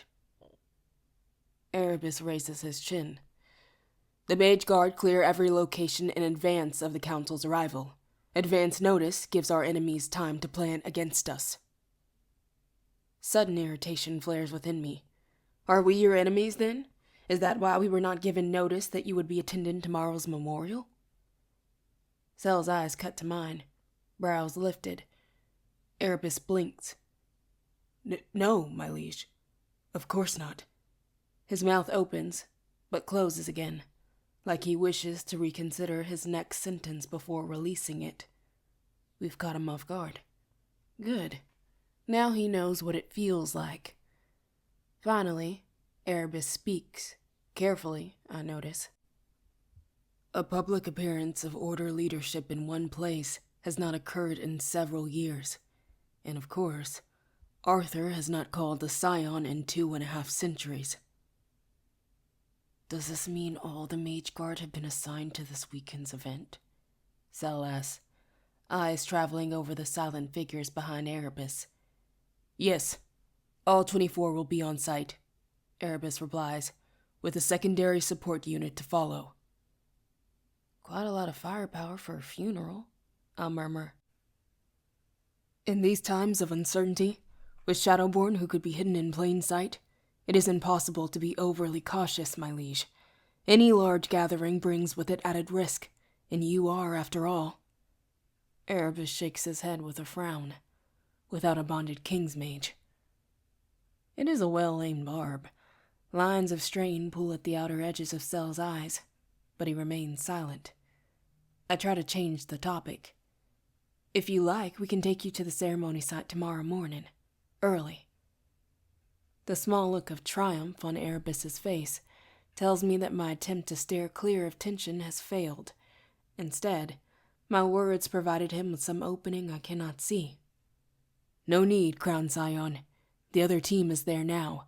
We will remain here, because it is a Merlin's job to ensure that the level of security you receive is unassailable, day or night, wherever you may be, within the chapter's lodge, on its surrounding grounds, even at its borders. A Merlin's job. He means Sel. Oh no. It is fortuitous that we arrived when we did. Anger simmers behind Erebus's eyes. If what I have witnessed here tonight is the best that the King's Mage of the Southern Chapter can do.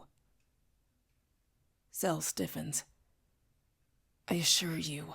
You assure me not at all, King's Mage Kane. Erebus explodes. Not when I arrive to see a dozen Sydney of Fern breaking down your ward. He gestures to me, my face in Still Hill in arms. Not when I arrive to witness the crowned scion of Arthur covered in soil and dust, wounded and running for her life. When Cell doesn't refute Erebus's comment, I open my mouth to protest it myself, to say that my appearance and my wounds are not Cell's fault, but just as I do, William's hand is at my elbow. I don't know if he wants me to keep quiet for my sake or Cell's, but his grip is tight enough that I understand the warning. Don't. They've each stopped me once now. Do I trust them to know what's best? Or do I challenge Erebus? There is some procedure here, a flow of things in a certain order, a confrontation long expected that I'm just on the outside of. So I hesitate. Erebus's voice goes low and dangerous. Bring forward the demon that King's Mage Kane neglected to destroy. Cell's head whips up, eyes wide, just as a sixth guard comes forward from the direction of the arena, dragging something glowing and green through the brush behind her. The massive demon is alive. Just barely. A spear I recognize as Cell's typical design bobs at the creature's throat as the fox growls at its captor, thrown with Cell's unusual force, but it seems to have missed its mark by a matter of inches. Cell scowls. I believed it to be a killing blow, just like the others. Belief is not a fact, King's Mage Kane. Erebus murmurs. A ruddy flush swims up Cell's throat to his cheeks. Yes, Seneschal. With a signal from Erebus, the mage guard holding the dying fox releases the creature into the middle of the group of Merlins. Every Merlin, Cell included, steps inward as one to close the circle and prevent its escape. The demon collapses, eyeing its enemies. What's your point? I turn to Erebus, fuming. He missed one, but clearly your team found it. My point, Erebus murmurs. As he trails off, the wind shifts, and the demon's snout snaps up and around to single-mindedly follow a scent until it finds its sole prey. Me. Without warning, it launches itself toward the opening between Cell and Erebus, trying to get to me. Erebus pivots and in one smooth motion, grasps the demon mid-leap with one hand. His fingers dig into the armor so deeply that gaseous ether leaks from where they embedded down to the knuckle. My point is that all it takes is a single, well-aimed death blow from a shadow-born demon to kill an awakened scion of Arthur, and undo 15 centuries of order and legend-born sacrifices and victories, making those same sacrifices worthless. The demon snarls. Then Erebus's fist blazes with blue flames so hot and bright that they incinerate the fox almost instantly. His ether signature surrounds me with scents I associate with ancient trees and holy places, myrrh and saps, incense, burning. Erebus wipes his hands, rubs the dust from his lapels, and turns to Selwyn. I gave you this post with the expectation that you would protect the scion of Arthur's life with your own. Cell is so furious he can barely speak. And I accepted the post under that condition, he spits. As a child. As a prodigy, Erebus corrects. And yet you stand before me now as a failure. Cell's eyes spark with defiance. Nicholas Davis was not the scion of Arthur. So in that regard, I suppose we have both failed. In a blink, Erebus is a blur across the ground. Then his hand is around Cell's throat. He lifts Cell easily, like he's nothing. Cell's boots swipe at the grass, then at the air. He gurgles, his hand scrabbling at Erebus's wrist. "Stop!" I shout. Erebus releases Cell at once, dropping him onto the ground in a heap, but he does not step away. "My apologies, Crown Scion." Instead, he watches Cell cough and wheeze, bent low on all fours. I step forward. "Cell." Cell shakes his head once, halting me. After another moment of gasping, he pushes upright to his knees with glistening, bloodshot eyes and flushed cheeks, and anger barely contained in closed fist behind tight lips. Erebus's hand had only been around his neck for just a moment, but there are already deep purple bruises forming beneath his jaw. They heal and be gone by the morning, but I know they hurt in the meantime. "Kingsmage Kane, do you have an explanation for what occurred here tonight? If you do, by all means, speak." Erebus's eyes narrow, but do so with care. A pause. Cell swallows once, twice, before he speaks in a strained voice. "I have no explanation for failing to protect the Crown Scion." "I see," Erebus nods. "What do you have?" Cell looks at me for a long moment, before he turns back at Erebus. "Only my own actions, upon which to reflect." "In this regard," Erebus echoes Cell's earlier quip, icily, "we are in agreement." The mage guards surround us on the walk back to the lodge. I don't hear or see them, but if I so much as stumble on a branch, their eyes sting against my skin. Erebus speaks in a low voice, with William on my left. Cell is a silent shadow to my right. I try again to catch his gaze, to communicate my remorse, to let him know that I realize I messed up. He won't look at me. The tension in his neck and shoulders speaks loud enough. As we approach the lights in the lodge backyard, I see the injuries I'd missed deeper in the forest. A cut along his collarbone, caked with ichor and dried blood. Blood at his temple, half smeared from sweat. Even the silver plugs in his gauged ears are half covered in dirt. A pair of claws must have sliced down his left shoulder blade, ripping right through his black t-shirt. Guilt sours in my stomach. Cell's middle ward washes over my face. Two of the mage guard materialize from the woods and turn to face the ward from the inside, raising their palms to the barrier. Cell scowls at the Merlins tinkering with his work. "I just cast that ward," Erebus answers, "and it will be reinforced." Cell rolls his eyes, and we leave the two guards behind. When we reach the back lawn, more lights are on inside the lodge than when I left. The rest of the Legendborn return from patrol, eating late meals, rustling through the fridge and pantry, no doubt. William walks toward the side entry door. "Please excuse me. I always check in with the others when they return, in case there are injuries." "Scion Sitterson." Erebus's voice stops William in his tracks. "Yes." William turns. When he glances at me briefly, his eyes are a pale green in the bright floodlights of the lodge exterior, Gawain's strength still lit within him. "Please." Erebus gestures toward one of his mage guard. "Take Guard Olsen with you. I'll join you both in a moment to introduce myself to the other Legendborn." The guard throws their hood back, to reveal a tall woman with a short blonde ponytail. Her hair is shaved above either ear. William nods, turning with her. I frown as I watch them walk away. William doesn't need an escort in his own home. At the sound of my voice, the mage guard turns on her heel, arms at rest behind her back. Her eyes flicker to me, then back to Erebus. I did not intend my comment to be in order, but this Merlin took it as one, and now she's waiting for clarity from either me or Erebus. "I apologize, my liege." Erebus blinks once, twice, appearing genuinely torn.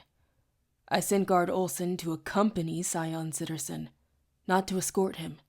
She can offer a more casual introduction to the presence of the Mage Guard than the formal exchange of titles and greetings. I thought that this would be easier on the Legendborn unit, just returned from the hunt, and no doubt eager for bed. Erebus pauses, waiting for my response now too. Over Guard Olsen's shoulder, William shrugs. Fine, I say. Thanks for explaining. Erebus dips his head. Of course. With a silent look, Olsen pivots back, and she and William walk together to the house. King's Mage Kane, Erebus says, gesturing to the rear face of the lodge and the rows of windows marking the residential floors. Which of these is the Crown Scion's room? Sel's eyes flick up to my window and darken. Second floor, third over. Erebus's eyes narrow. The one with the open window? Sel stares at me while directing his answer to Erebus. Yes. I flinch. That's my... Erebus turns curious eyes my way. I hesitate. If I say that the open window is my fault and not Sel's, then I'll have to admit that I successfully escaped Sel's efforts to keep me safe, and Erebus will add this shortcoming to Sel's growing list of apparent failures to do his duty. There's a third layer of warding, I finally stammer, avoiding an explanation entirely, against the glass and brick, all the way around. Erebus makes a thoughtful sound while studying the building. A ward against impact and intrusion? He asks Sel. Yes, replies Sel. Another decision made. Guard Zhao and Branson, Erebus calls. Two of the three remaining Mage Guard appear at Erebus' side in a silent whoosh and remove their hoods in unison. A tall East Asian man with a full mouth and bright golden eyes. A white man whose eyes are green gold, both wearing the signature undercut hairstyle of the Mage Guard. Yes, Seneschal, they ask. One of you at the driveway entrance, please, Erebus orders. The other remains here in the yard. The Merlins nod, then split in two blurs going in opposite directions. That leaves me, Sel, Erebus, and Douglas. Sel's expression is one of carefully crafted boredom. I wonder if anyone here is even buying it, honestly. I wonder if his usual insolence will only further annoy Erebus. Are we done here? He drawls. No. Erebus gestures to guard Douglas, who steps forward on cue. Formal introductions are in order, I think. Erebus looks between me and the Merlin. Crown Scion Brianna Matthews, please meet guard Larkin Douglas. I blink. Larkin? Call me Lark. He dips his chin. Valige. Erebus smiles. Guard Douglas is the youngest member of the Mage Guard, but trained by one of the best. You? Sel asks drolly. No, Erebus replies simply. His father, Callum Douglas. How is your father, Douglas? Sel asks, eyes dancing. Still angry his son lost out to a cane? Lark doesn't rise to Sel's bait. He got over me not being selected for King's Mage when I was tapped for the guard, he replies evenly. He turns to me, eyes twinkling. Selwyn here might have all the flashy titles, but we got all the best field missions. Yes, Sel says with a sigh. When not securing the safety of the regents, the Mage Guard operate in the darkest of shadows, taking on the most dangerous Shadowborn legions. Blah, blah. Until a sovereign is crowned, anyway. Lark raises a shoulder. Yes, until a sovereign is crowned, then... Sel stops himself short, eyes narrowing. His gaze darts between Lark and Erebus. Then the guard's sole duty is to protect the king. The air thickens with some unnamed tension. I clear my throat. I'm missing something? I believe I am too, Brianna, Cell murmurs. Quiet regret pulls at Lark's mouth. Luke, Kane. Erebus turns to me. My liege, you are aware of the Order's organizational framework, the body politic? I am. The very first night I joined the chapter, Lord Davis explained the Order's anatomy, working together. The Legendborn are the Order's beating heart. Erebus smiles. Yes, and you will be the head and the crown. But in the absence of a king, and even when one is called, the regents are the spine. As the Regent of Shadows, Sestra oversees the Merlin military, the Mage Guard, the Order's intelligence network, and all its security forces. Security forces that include the King's Mage. Cell's voice has gone curt. His earlier arrogance had been wiped from his features. Except that my oath supersedes any order you or Regent Sestra might give. It did, Erebus replies slowly, before your oath was proven to be misplaced. A muscle in Zell's jaw tightens. Abruptly, he steps closer and, to my utter shock, touches me for the first time in weeks. His long fingers wrap around my wrist, but his grip is not gentle, and his palm is sweaty. If that medieval politics lesson is over, then I think the Crown Scion is due for rest. Selwyn, I think you realize that I did not introduce Larkin here without purpose. Erebus's voice is not unkind, but it is firm. Your services this past month have been appreciated, but just say it. Cell grits out. Guard Douglas will protect the Crown Scion now, and he will remain her escort until they are bound together by the King's Mage Oath. Chapter 4. Erebus's words fall like a lead blanket around us. My stomach plummets, while Cell becomes perfectly, airily, dangerously still. Erebus looks puzzled. Will this be a problem? I don't need a King's Mage, I stammer. We need to find Scion Davis and bring him home safe. Erebus ignores my protest about a King's Mage entirely. I have heard that you and Scion Davis are quite close.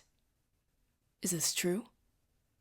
His eyes are curious, mouth lifted in a pleasant curl. But this question is not innocent. The Regents do not permit Scions to be romantically involved if there is any chance a child could be produced from their union. Children who possess multiple bloodlines could challenge or even break the Order's ability to track and predict which descendant will become a Scion, and which ancestral knight will call them. Tracking the bloodlines with precision is the only way the table has remained organized this long. Of course, Nick and I are both living proof that there are gaps in the Order's oversight. No one in the Order knew our true lineages before Lancelot called him, and Arthur called me. So much for the superiority of their good intentions. We are close, I reply, voice neutral. Cell drops my wrist and looks away, clears his throat. Prior to the revelations about their respective bloodlines, Scion Davis had named Crown Scion Matthews his page, and chosen her to be a squire at the selection gala. These intentions were publicly made. Erebus fixes Cell with a stare. An intention for an oath that would not have taken, yes, given that they are both Scions and cannot be bound to each other in such a manner. An unfortunate side effect of this truth, I'm afraid, is that some relationships must fall to the wayside in favor of others. The quiet note of warning in Erebus's voice slips between us on the heels of a restrained smile. Like the relationship between you and the Council, Crown Scion, or one between you and your new King's Mage. You must understand that your safety is our first priority. And my first priority is saving those who may be in more immediate danger than I am, I counter, not bonding myself to someone I do not know. Erebus sighs. Please understand our position. Not only is it unprecedented for a scion of Arthur of your age to be unbonded to a king's mage, but never before in our history has a scion of Arthur been awakened and become the crowned scion without a king's mage at their side. Guard Douglas is the best candidate, but Erebus pulls out a tablet from inside his coat pocket. If you do not wish to take Larkin as your bondmate, I have gathered 6 Merlin candidates for your consideration, each within 1 year of your age, with a variety of genders, casting specialties, and personalities. Whomever you choose can be here within a day's notice. Regent Sestra and I can discuss each potential king's mage with you directly after tomorrow's rite in the cave chamber. My eyes flutter, shocked at the sharp turn. The rite? Tomorrow? Erebus lifts a brow. Are you not prepared for the rite of kings to claim your title? No, I mean yes. My heart knocks against my sternum. Everything is moving too fast. I'm prepared, I just didn't realize it would happen so soon. Should we delay? No! But I add steel to my voice, feet on firmer ground now. If there is time after the rite, I'd like to hear about the search plan for Scion Davis. Again, he is my focus. Very well, but as you saw tonight, your life is already in danger, which means our order is in danger. I have read the Ogofi Traik battle debrief, my liege. I am aware, and certainly impressed, that you destroyed your would-be assassin, the Gorekel Raz, on your own. But ideally you would have bonded a squire at your side to fight with you. His eyes slide to Selwyn, assessing, and bonded a king's mage to fight for you. You have neither. That's not fair, I insist. I have been avoiding the thought of selecting either a squire or a king's mage. What is the point when I'm not allowed near danger, and I don't need one or the other to find Nick? We all fought in that battle together, as a chapter. Sel, tell him. Sel holds Erebus's gaze in defiance for a beat, then looks away. You need a king's mage, Brianna. We have discussed this. We have discussed it. Once, when we stood on the balcony after Nick was taken, and when I was hovering between my old self and my new. A brave Bree, shaken, a before and after Bree merged, a medium and a scion hollowed into a vessel for ancient powers I never predicted. I shake my head away from that day, that memory. Isn't that what the Mage Guard are for? The Mage Guard do protect the king, yes, but their other assignments sometimes take them away from direct security. The King's Mage, on the other hand, is a lifelong personal guard. Eventually, when you, Erebus's cheeks flush, but he clears his throat and continues. When your heirs are born, the Mage Guard will be reassigned to protect the children until they come of age, but the King's Mage will remain at your side. Jeez. Heat rushes up my neck, and suddenly the entire backyard feels far too small. I want to melt into the grass and down into the planet's core, clean through the other side. Let me fall off this planet, please! I feel Sel's eyes on my face, Lark's, and Erebus's too. Can we not discuss heirs right now? Erebus flushes a deeper red. Yes, of course, too early in your young life and much too late in the evening for that topic, I think. He smiles apologetically. I need to make a call to Sestra, and you need to rest. Guard Douglas. Lark holds a hand toward the lodge. Shall we? To my surprise, Lark leans across me to look at Sel too. Would you join us, King's Mage Kane? Sel blinks, surprised but recovers quickly. Yes, of course. We circle the building in silence, a line of 3, weaving in and out of the shadows at the far end of the rectangular-shaped lodge. Sel walks behind me, I'm in the middle, and Lark leads the way, with his left hand extended to idly skim along the outside of Sel's innermost ward. The fingertips exposed by his leather gloves leave trails of silver through the shimmering barrier. We slip into the front door, braced for attention. But no one is here. Small favors. Lark tilts his head toward the floor, listening. Scion Sitterson and Olsen are downstairs with 5 other voices? The Legendborn, I assume. His eyes scan the foyer, the salon on the left, the grand staircases leading to the residential floor, the doors to the great room beneath the balcony. Anyone else expected inside? No. Sel is listening too, both of them taking in far more information about the lodge than my human ears can register. I dismissed the pages from their daily duties at the lodge weeks ago and revoked their keycard entry. No one but Legendborn can enter the building. And Merlin's, obviously. Lark nods. Good idea, Kane. I do know how to do my job, Douglas, Sel says. Lark glances at us over his shoulder, pale eyes mischievous. Call me Lark, he repeats. Fine, Sel snaps. I do know how to do my job, Lark. I groan silently. He honestly can't not, can he? Kane. Lark sighs and turns to face Sel directly.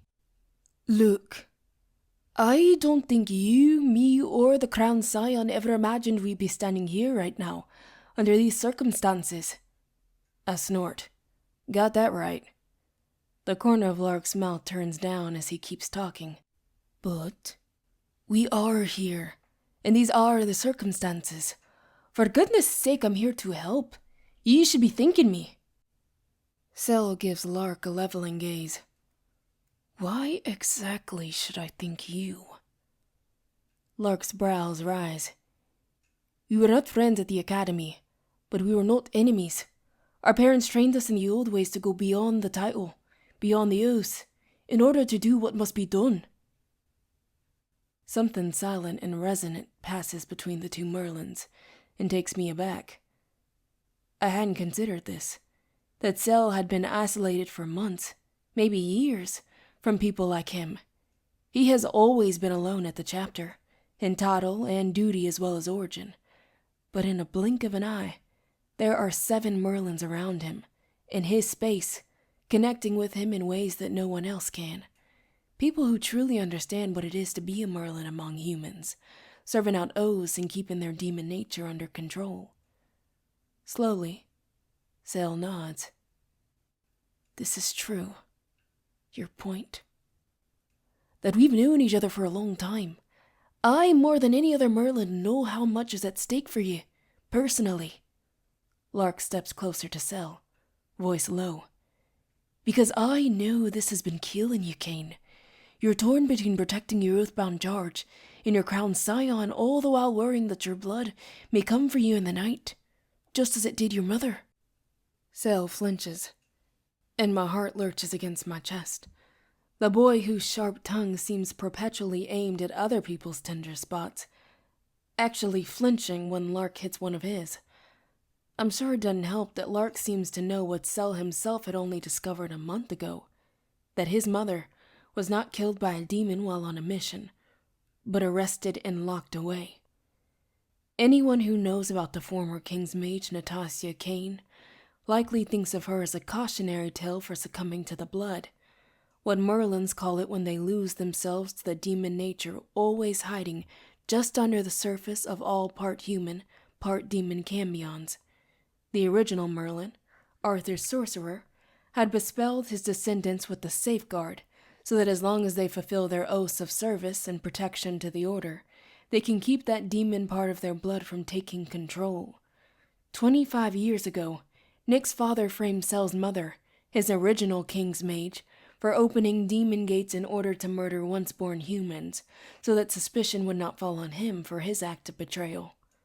Lord Davis told the regents that Natasha had become too powerful for even the oaths to stop her from succumbing to her blood. And they believed him. When the regents quietly took her title and had her imprisoned, it was assumed that the inability to fulfill her oaths would erase anything that remained of her humanity.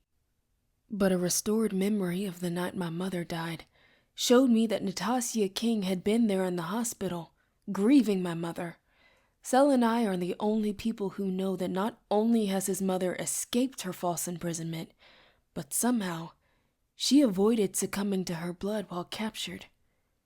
We don't know how she did it, and we don't know where she is to ask.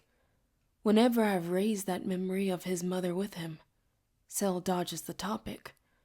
Cell is not his mother, and with Nick gone, his King's Mage oath is unfulfilled. Right now I can see the pressing wound of fear in him. And so can Lark. A haunted, hollow look crosses Cell's face, and guilt pricks at my throat.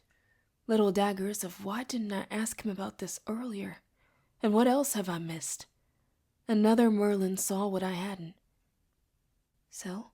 I murmur, stepping closer. Are you... I'm fine, Cell mutters. Lark drops a hand on Cell's shoulder as he steps around him, continuing his casual stride toward the stairs. Cell moves to follow, leaving me to scramble behind him. But Nick, your blood. He speaks the truth, Crown Scion. He is fine. Lark calls down to us from halfway up the stairs. His oath of service to the chapter is helping him maintain. If it wasn't, and Kane was here anything other than in full control of himself, Erebus would have taken him down on sight, and I wouldn't be willing to leave ye alone with him. Cell scoffs behind him. You haven't left me alone with her. Getting there. Lark reaches the top before we do, and turns on his heel, jerking his head down the hall. Allow me to go ahead. I'll sweep the Crown Scion's room myself. You really do not need to do that, Cell says with a groan. Sure I do.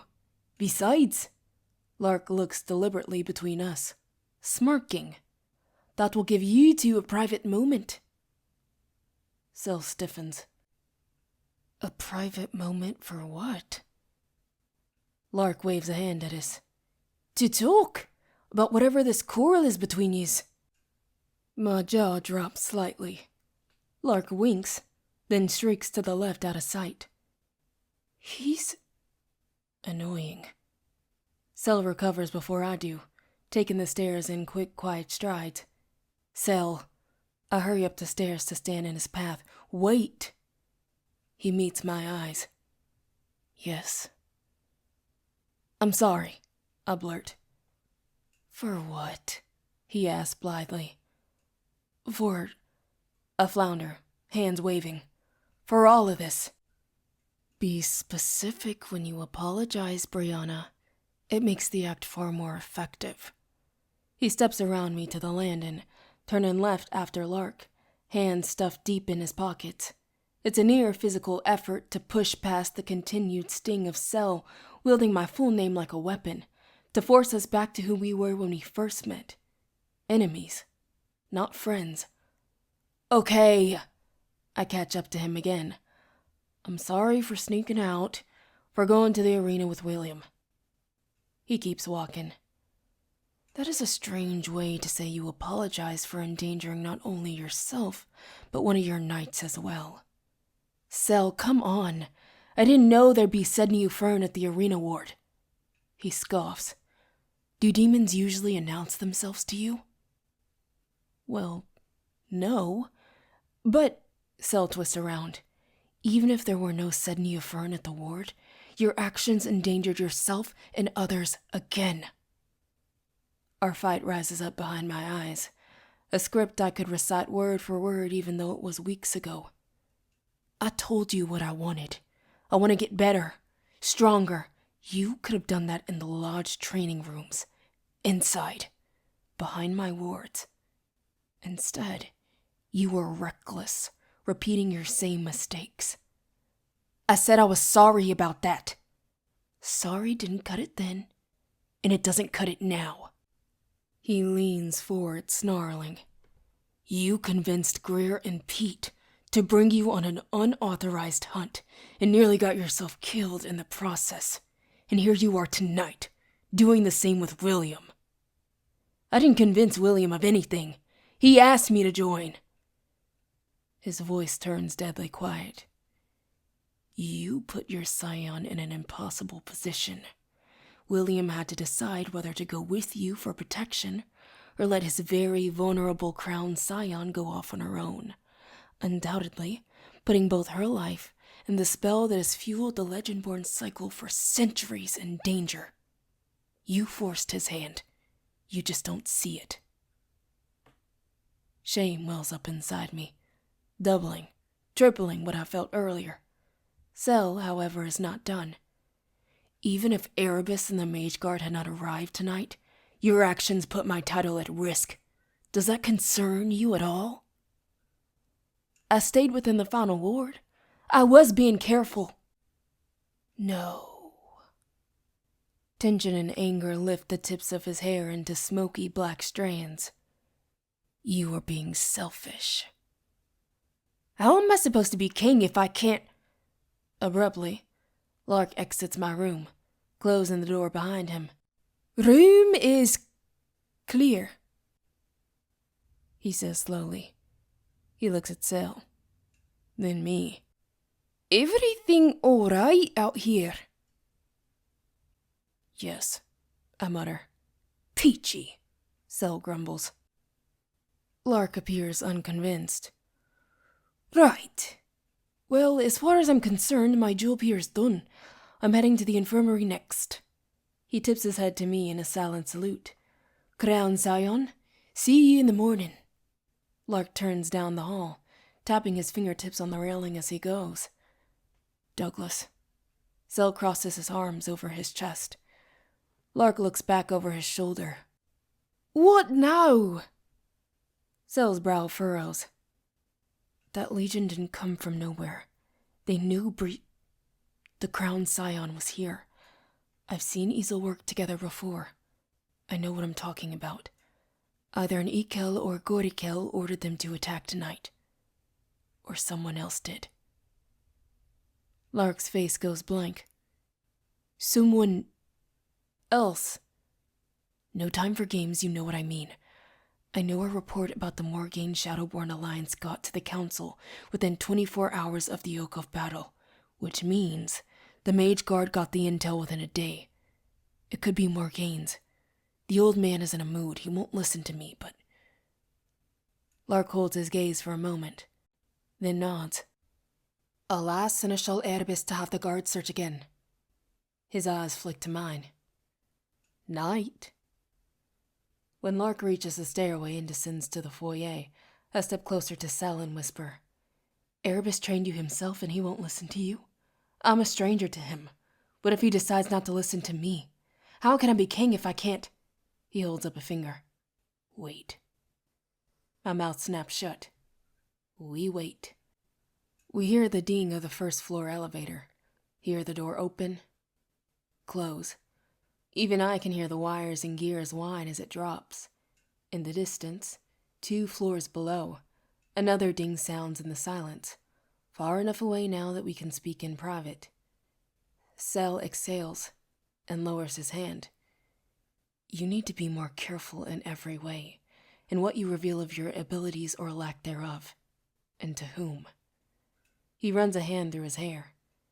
And to answer your question, I do not know how you will lead, just as I do not know what the regents will say when they discover that the Crown Scion of Arthur cannot call ether on her own without varying degrees of self-destruction. They'll keep me benched, I say, keep me here locked away, while you all search for Nick. Benched? He steps closer, anger sparking on my cheeks from his gaze. Is that what you think this is? A team sport? And you are the star player being held back from glory? No, I shout. He shakes his head. So you wish to rescue Nicholas yourself? Is that it? I gape. No. You are just as stubborn as he is, he bites out. He glances at the door behind me and scowls at the sight of it, teeth flashing. Just as foolish. This isn't about glory, I snap, and I'm not a fool. He gives a low whistle, followed by a hollow, mocking laugh. Douglas really has no idea what he's gotten himself into with you. He hasn't gotten himself into anything, I snort. I'm not taking that oath. Sel eyes me. Why not? Because I don't even know him. He lifts a shoulder. I didn't know Nicholas.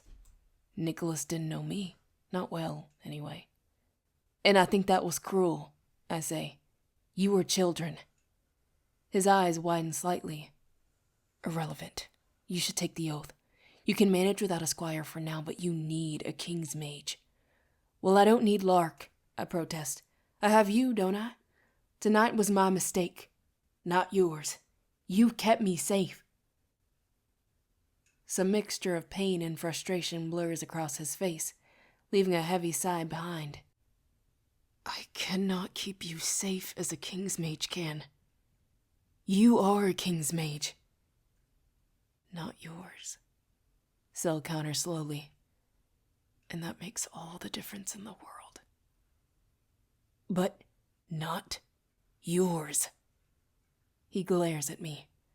If I were your king's mage, I would have felt when Larkin took you tonight. I scoff. You were fighting a dozen armored foxes by yourself. I would have felt your mortal fear like it was my own. The second it arose, you got me within minutes, only because I sensed your root, and I know what flares when you're endangered. He shakes his head. Yes, I came running, but you could have been killed half a dozen times before I arrived. Don't you see? Wait. I ignore him. Is that why you missed the last fox? Because you left the battle to find me? Guilt rises again. I made this mess. Humiliated Sel in front of his superior, his peers. It does not matter. His jaw tenses. The king's mage's oath is person to person, not title to title. And my oath is to Nicholas. A fact you made sure to underscore with me the first time I broached this topic, Brianna. With narrowed eyes, he watches the memory of that balcony conversation wash over me again. Sel hadn't offered to be my king's mage explicitly, but he had offered something. Something we still haven't addressed. Sel claimed me as his king. More than that, he called me Cariad, a Welsh word and one I didn't know. It was an awfully Sel thing to do, using a phrase I don't know in a language I don't speak. Calling me Cariad was an open door without a direct invitation. He knew that I'd need to make the active choice to understand him. But that day on the balcony, I didn't make a choice. Or I guess in a way I did. By taking no action at all. Not asking him to translate, not pushing him to explain what sounded like an endearment. After the regent's emissaries arrived and it became clear the dust would never settle, I became angry. If Sel truly wanted me to know what he meant that day, he should have said it in English instead of implicitly expecting me to look it up and do the work for him. I can't help but wonder if that friction created the distance between us. Before the garden and the wards and the ordering our friends to protect me behind my back. Nothing to say about our previous discussion? He asks. Or had you forgotten that detail in your current immature display of defiance? My head snaps up. I resist the urge to stomp my foot. And further prove his point. You are being such a jerk right now. A callous smile twists Sel's mouth. After your antics tonight, I think I'm allowed. You told Erebus you're ready for the rite, but are you really? The question stops me short. The rite will change everything. Make it all real. Finally get us, all of us, out of the holding pattern and into the fight we've been training for. Yes, I've been rehearsing with William. I raise my chin, steel on my spine, because if Sel believes nothing else from me tonight, I need him to believe this. I am more than ready. He nods, satisfied. Good. There's one more thing I need him to know. Sel, I am sorry about the position I put you in tonight with Erebus and the Mage Guard. He searches my features for a long moment. If you are truly sorry for your actions, you will stay in your room for the rest of the evening. He chuckles darkly, backing away. Or should I say his room? I flush. When the regents ordered me out of the dorms, it was still sinking in that my life would never be the same again. I could have chosen an unassigned, unoccupied room. There are plenty in the lodge, but I didn't. I chose Nick's. It was just where I felt safe, he asked. I wrapped my arms around myself. I never said that. His smile is tight and humorless. You never had to. After the events tonight, what must my choice to stay in Nick's room feel like to sell? Now that his title and ability to keep me safe have been so publicly questioned, when another Merlin has been assigned to protect me. Erebus is right, he says, about taking into account what the Council and the Order will need from you if you are to lead. And I am right about how you treat William and the Legendborn. Your priorities, your relationships, all of them have to change. He looks over my head to Nick's door once more, then back to me. All of them. My eyes sting. I know that things will change between me and Nick when we get him back. I know things between us can't be the same as they were, but still. I hate that Cell might be right. An unreadable expression crosses Cell's face, an emotion that could become words if given the chance. But he presses his lips into a line, bearing it. I should go. I don't want things to end like this, with remorse and pain beating between us like drums. So, good night, Brianna. And with that, he's gone in a blur, down the stairs, out the front door, and into the night. Chapter 5. The next morning, I'm awakened by the muffled sounds of doors opening and closing downstairs, and footsteps rushing up the stairs. Open up, Crown Zion, a voice sings on the other side of my door. Your stylist is here. I checked the clock. 7:30, and the first day in weeks that the rest of the house is up and moving before I am. I shuffle out of bed with a croaked laugh, and am halfway there when another voice chimes in. And she's got biscuits. Greer and Alice are grinning like fools when I open the door. Greer's wearing slacks and a black dress shirt with the sleeves rolled up. The exposed fabric under each cuff is tawny yellow in color, a subtle nod to their scion's bloodline. The formal cloak of the line of Owain is draped over their shoulder, still in the plastic dry cleaning bag. Alice is in a buttoned-up blue and white striped blouse over jeans, sporting an emerald green leather wrist cuff on her left hand and holding a bag of Bojangles in her right. Crown Scion, Greer says with an exaggerated bow. May I present Vassal Alice Chin. Alice does a mock curtsy. To be in your presence, Crown Scion, is the most... Oh, my God. Shut up, I say, and yank her inside. She burst into laughter. That's a weird way to say thank you, Alice, for coming to help me with my hair at the last minute, Alice mutters. Strange way to pronounce thank you, Alice, for bringing me breakfast.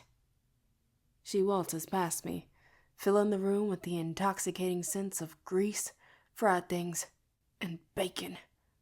She sets the bag down on the desk and starts poking at the tools I'd set out for us last night. A thin styling comb with a pointed end for making parts, a short glass jar of freshly mixed hair oil from Patricia's home kitchen, a bit of gel, and a small pile of bands. She pulls her jet black hair into a ponytail. This'll do. I roll my eyes. Thanks for bringing her past the inner ward, I say to Greer. They're leaning against the door jamb, chuckling. It's not just pages who can't enter the lodge without an escort. Yeah, no problem. They wrinkle their nose. Actually, I came bearing some news you're not really gonna like. A freeze. Is it Nick? Did they... Greer stands, waving their hands. No, sorry. Nothing like that. Greer follows my gaze to the small collection of weapons, braced against the wall on the other side of the door. But they're kind enough not to make a joke about it. It's not like I'm the only one who has collected a few extra weapons in their rooms these days. Just in case. Hell, the basement armory door that used to be locked all the time is left wide open, 24/7 now. Also just in case. No, it's about the, lodging situation. A frown. What do you mean? Well, Greer runs a hand over their dark blonde hair, styled in a low bun for the ceremony. You're gonna want to go ahead and pack up a couple suitcases. Regent Zestra ordered all of us to vacate the lodge and move into the compound at Pembrey. What? I exclaim. Why? They shrug. Sorry, Bree. After what happened last night with the Foxes, they want us in a more secure location. The Mage Guard have barracks there, it's out in the country, and... A groan. Fine. I'll pack. I'm going to catch a ride over with Pete. That new Merlin, Douglas, said he'll meet you downstairs when you're ready. Of course he did. Greer smirks, stepping back into the hallway and waving to Alice. See you later, Chen. That's vassal Chen to you, Alice exclaims. She raises her arm and shakes her bracelet. To the line of Gawain! All of that going on behind me, I say to Greer, and gesture over my shoulder. Is William's fault.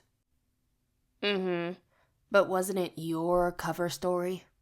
Greer winks, then salutes before they turn to walk away.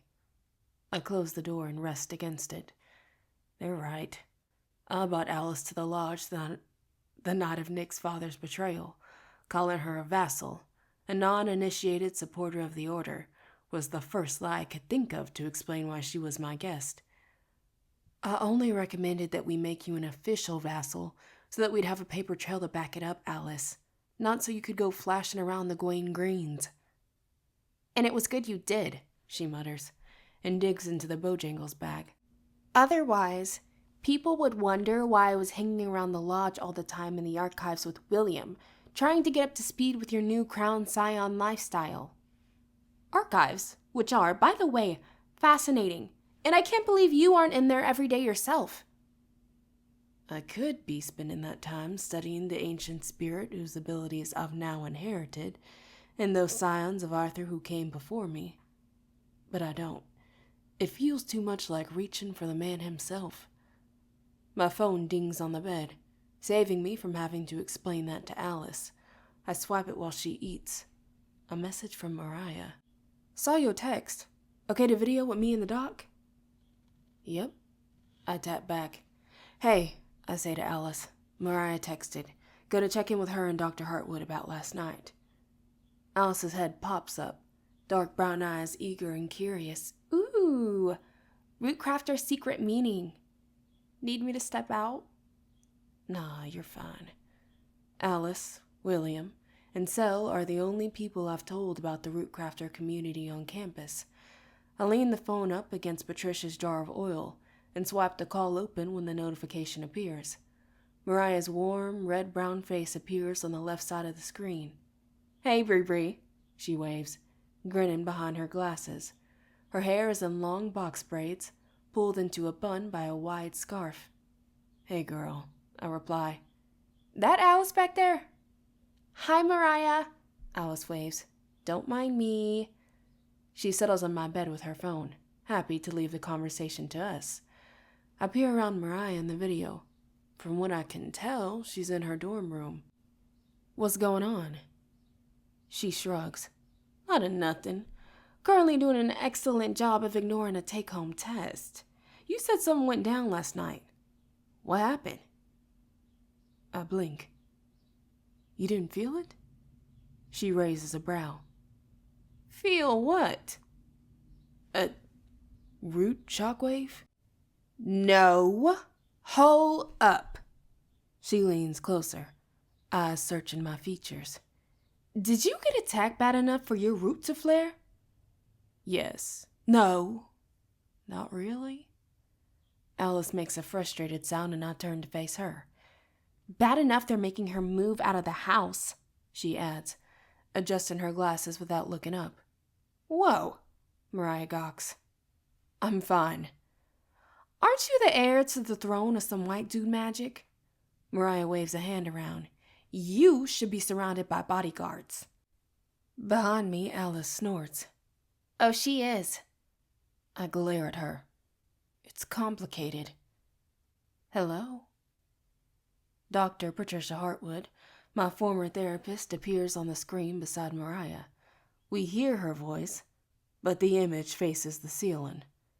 Mariah covers a laugh. Can't see you, Doc Hartwood. Patricia adjusts her camera until the image is mostly her wide smile, bright eyes behind yellow horn-rimmed glasses, and smooth, deep brown cheekbones. Her gray and locks are wrapped on the top of her head today. Better? Yes, I say. I note Patricia's surroundings, too. She's in a comfortable-looking cabin. Sunlight makes flickering patterns on the ceiling above her head. That your rental? It is. Her eyes flick over the phone and around the room. It's quite cozy. I need to thank your father for recommending it. I grin. Dad always knows the best places to stay in the mountains. It's true. He grew up in rural western North Carolina, and he and my mom used to take me out there every year to see the fall leaves. Bright reds, vibrant golds, and splotches of pink, peach, and grapefruit orange. Thinking about the family vacations we'll never have again makes my chest ache. My eyes find the altar set up by the closet door. It's just a small wooden milk crate, nothing special. But the items on top of it remind me of the reason I came to Carolina in the first place. In the center, a shallow ceramic bowl filled with dried medicinal wildflowers. 3 crystals in a pile from my mother's jewelry box back home, sent by my father upon request. An oval-shaped bloodstone, a 3-pointed rose quartz, and a carnelian that fits perfectly inside my fist. A tall jar of dried figs, sweetness grown from the ground. My mother's charm bracelet, laid open on top of a black cloth. The views are incredible, Patricia says, drawing my attention. I could see myself staying in Asheville for longer than a week. She tilts her head. And you still haven't spoken to him about what's really going on? No. I called my father yesterday morning to check in, short and sweet. He told me he'd been having trouble finding good work at the auto shop. Been happy that my fancy new digs at the lodge also came free of charge. Meant he could stop paying Carolina's dorm fees. I told him that I think I understand Mom better now, and why she kept things about Carolina to herself. He said he wouldn't push. My mother's gone, and those family vacations are gone, and I couldn't prevent her death. But I'll do what it takes to keep my dad out of this. Mariah shrugs. Don't feel bad. A lot of Rootcrafter women keep the practice private. I hate lying, but he'd only worry. Plus, knowing the truth is dangerous. I gesture to Patricia. You had to leave your home to be safe. I feel awful. Patricia tuts. It's a short absence, Bree.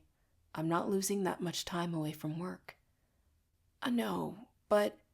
Bree, Patricia interrupts. We are grateful for your warning last week. It was my idea to use the opportunity for a getaway, while your Order Merlins are in town for the memorial service. Mariah nods. I'm glad you gave me the heads up, too. Least I could do, I murmur. Did you get a chance to pass my message along to folks? Yep. Told the Root Network that it'd be a good weekend to lay low around campus. A lot of student practitioners don't work the real flashy branches of Root, but better safe than sorry. I gnaw on my lip. I hope they're not mad at me about all this. Huh? Mariah shakes her head. You made sure the locals were safe, gave advance notice the Merlins were coming. What's to be mad about? After that first shockwave, I tilt my head back and forth. I'd understand why they'd be upset. The consequences from that night in the cave didn't solely land on the Legendborn side of things. A typical root crafter opens a single pathway to one ancestor to borrow power, then returns that power when they're done. But when Vera possessed me, the red root furnace inside my chest had opened up like a wide burning highway to every ancestor she called on to fuel the original Bloodcraft spell. There's a reason root crafters believe that Bloodcraft, bonding ancestral power to bloodlines permanently, the way that both Vera and Merlin did, is cursed magic. It brings too much power from the realm of the dead to the realm of the living, disrupts the balance on both sides, and I'm a Bloodcrafter twice over. Wary is the word I'd use. Patricia smiles. When lightning strikes, the current travels along the ground and through the soil, but it doesn't destroy the earth. It was a jolt, and we recovered. That was one hell of a way to announce yourself to the community, not gonna lie, Mariah says with a wink. I felt your root all the way on South Campus. You're in a position to lead this organization that hunts magic users like us, Bree, Patricia says, and you're already using that power wisely. Bloodcrafter and all. She smirks. Bloodcrafter and all. Now, tell us what happened last night. I recount the evening, stopping at the chorus of voices I heard last night when Lark got me down from the tree. Mariah hums. I think you good. That sounds like typical medium noise that comes and goes. You didn't tap enough power to disrupt the dead beyond your immediate location. That's a relief, I say. The real question is, are you all locked up right now? I don't answer right away. To Mariah, being all locked up means that I don't hear directly from the dead unless I ask for someone by ritual. But the truth is, some mornings I wake up with a thirst for war in my mouth, metallic and hot and hungry. I can't tell whom it belongs to, but I know it doesn't feel like me. Yeah, that answer's taking too long, girl, Mariah chastises. You locked up or not? I grimace. I think so. I haven't made an offering or done the ritual to invite anyone back in. No possessions, but sometimes I feel not quite myself. Alice pops up. The Legendborn can gain personality traits from their knights, so maybe that's it? Mariah makes a low warning sound. But you not just Legendborn, you're a medium. Imagine smoke escaping beneath the door trying to reach you. There could be a fire on the other side, bleed-throughs. Be careful. I'll keep an eye on it. I release a heavy breath, even though I'm not sure how to do that more than I already have. I won't keep y'all. Alice is here to braid my hair. All that's hair? Mariah rears back in the small video screen, eyes aghast. Girl, good luck. Thank you, Alice calls. Talk soon, Bree, Patricia says. Once we hang up, I swipe to the music app and press play. Alice pops up and stands behind me, pulling off my bonnet. She tugs at the loose twists damp from my late-night wash and detangle. Come on, Vasselchin. Let's get this done. Chapter 6. My first public act as Crown Scion is to say farewell to our dead. However, since most of the people at this funeral don't realize that I am the Crown Scion, it's not really public at all. 20 miles southwest of the University of North Carolina, there is a large residential development called Pembrae Village. To the public, Pembrae is a quiet, private community situated on the rolling, picturesque acres of 250-year-old farmland. The historic Pembrae compound buildings include a 3-story bed and breakfast, a 5-star spa on site, and a Michelin-star restaurant that only serves vegetables grown on the property from their heirloom seeds. In the spring, the gazebo overlooking the postcard-perfect lake is one of the most sought-after wedding venues in the state. What the leisure magazines and locals don't know is that Pembrey, like many such luxury compounds across the country, was constructed by the Order of the Round Table as a gathering site whenever needs required it.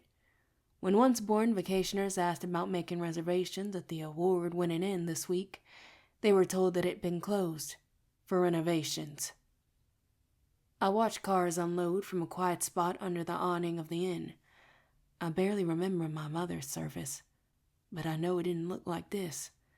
100 rich white people in fancy funeral clothes spilling out of a steady stream of limos and luxury cars, local celebrities, a few famous alums, the mayor, I think. I'm not at all surprised that the only people of color here are a few Merlins and me, but it's still messed up. Even if my identity were out in the open, I'm not sure I could handle being surrounded at the funeral by this many emotional white people, gawking at the black girl scion of Arthur.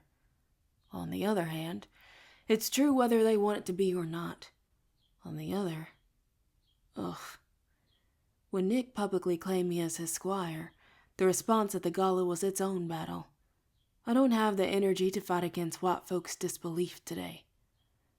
A string quartet plays Bach on the perfectly manicured emerald lawn under a cloudy morning sky. In the distance, the glass surface of Lelwyn Lake ripples in silvers and grays from the occasional breeze. The air smells like rain and expensive cologne.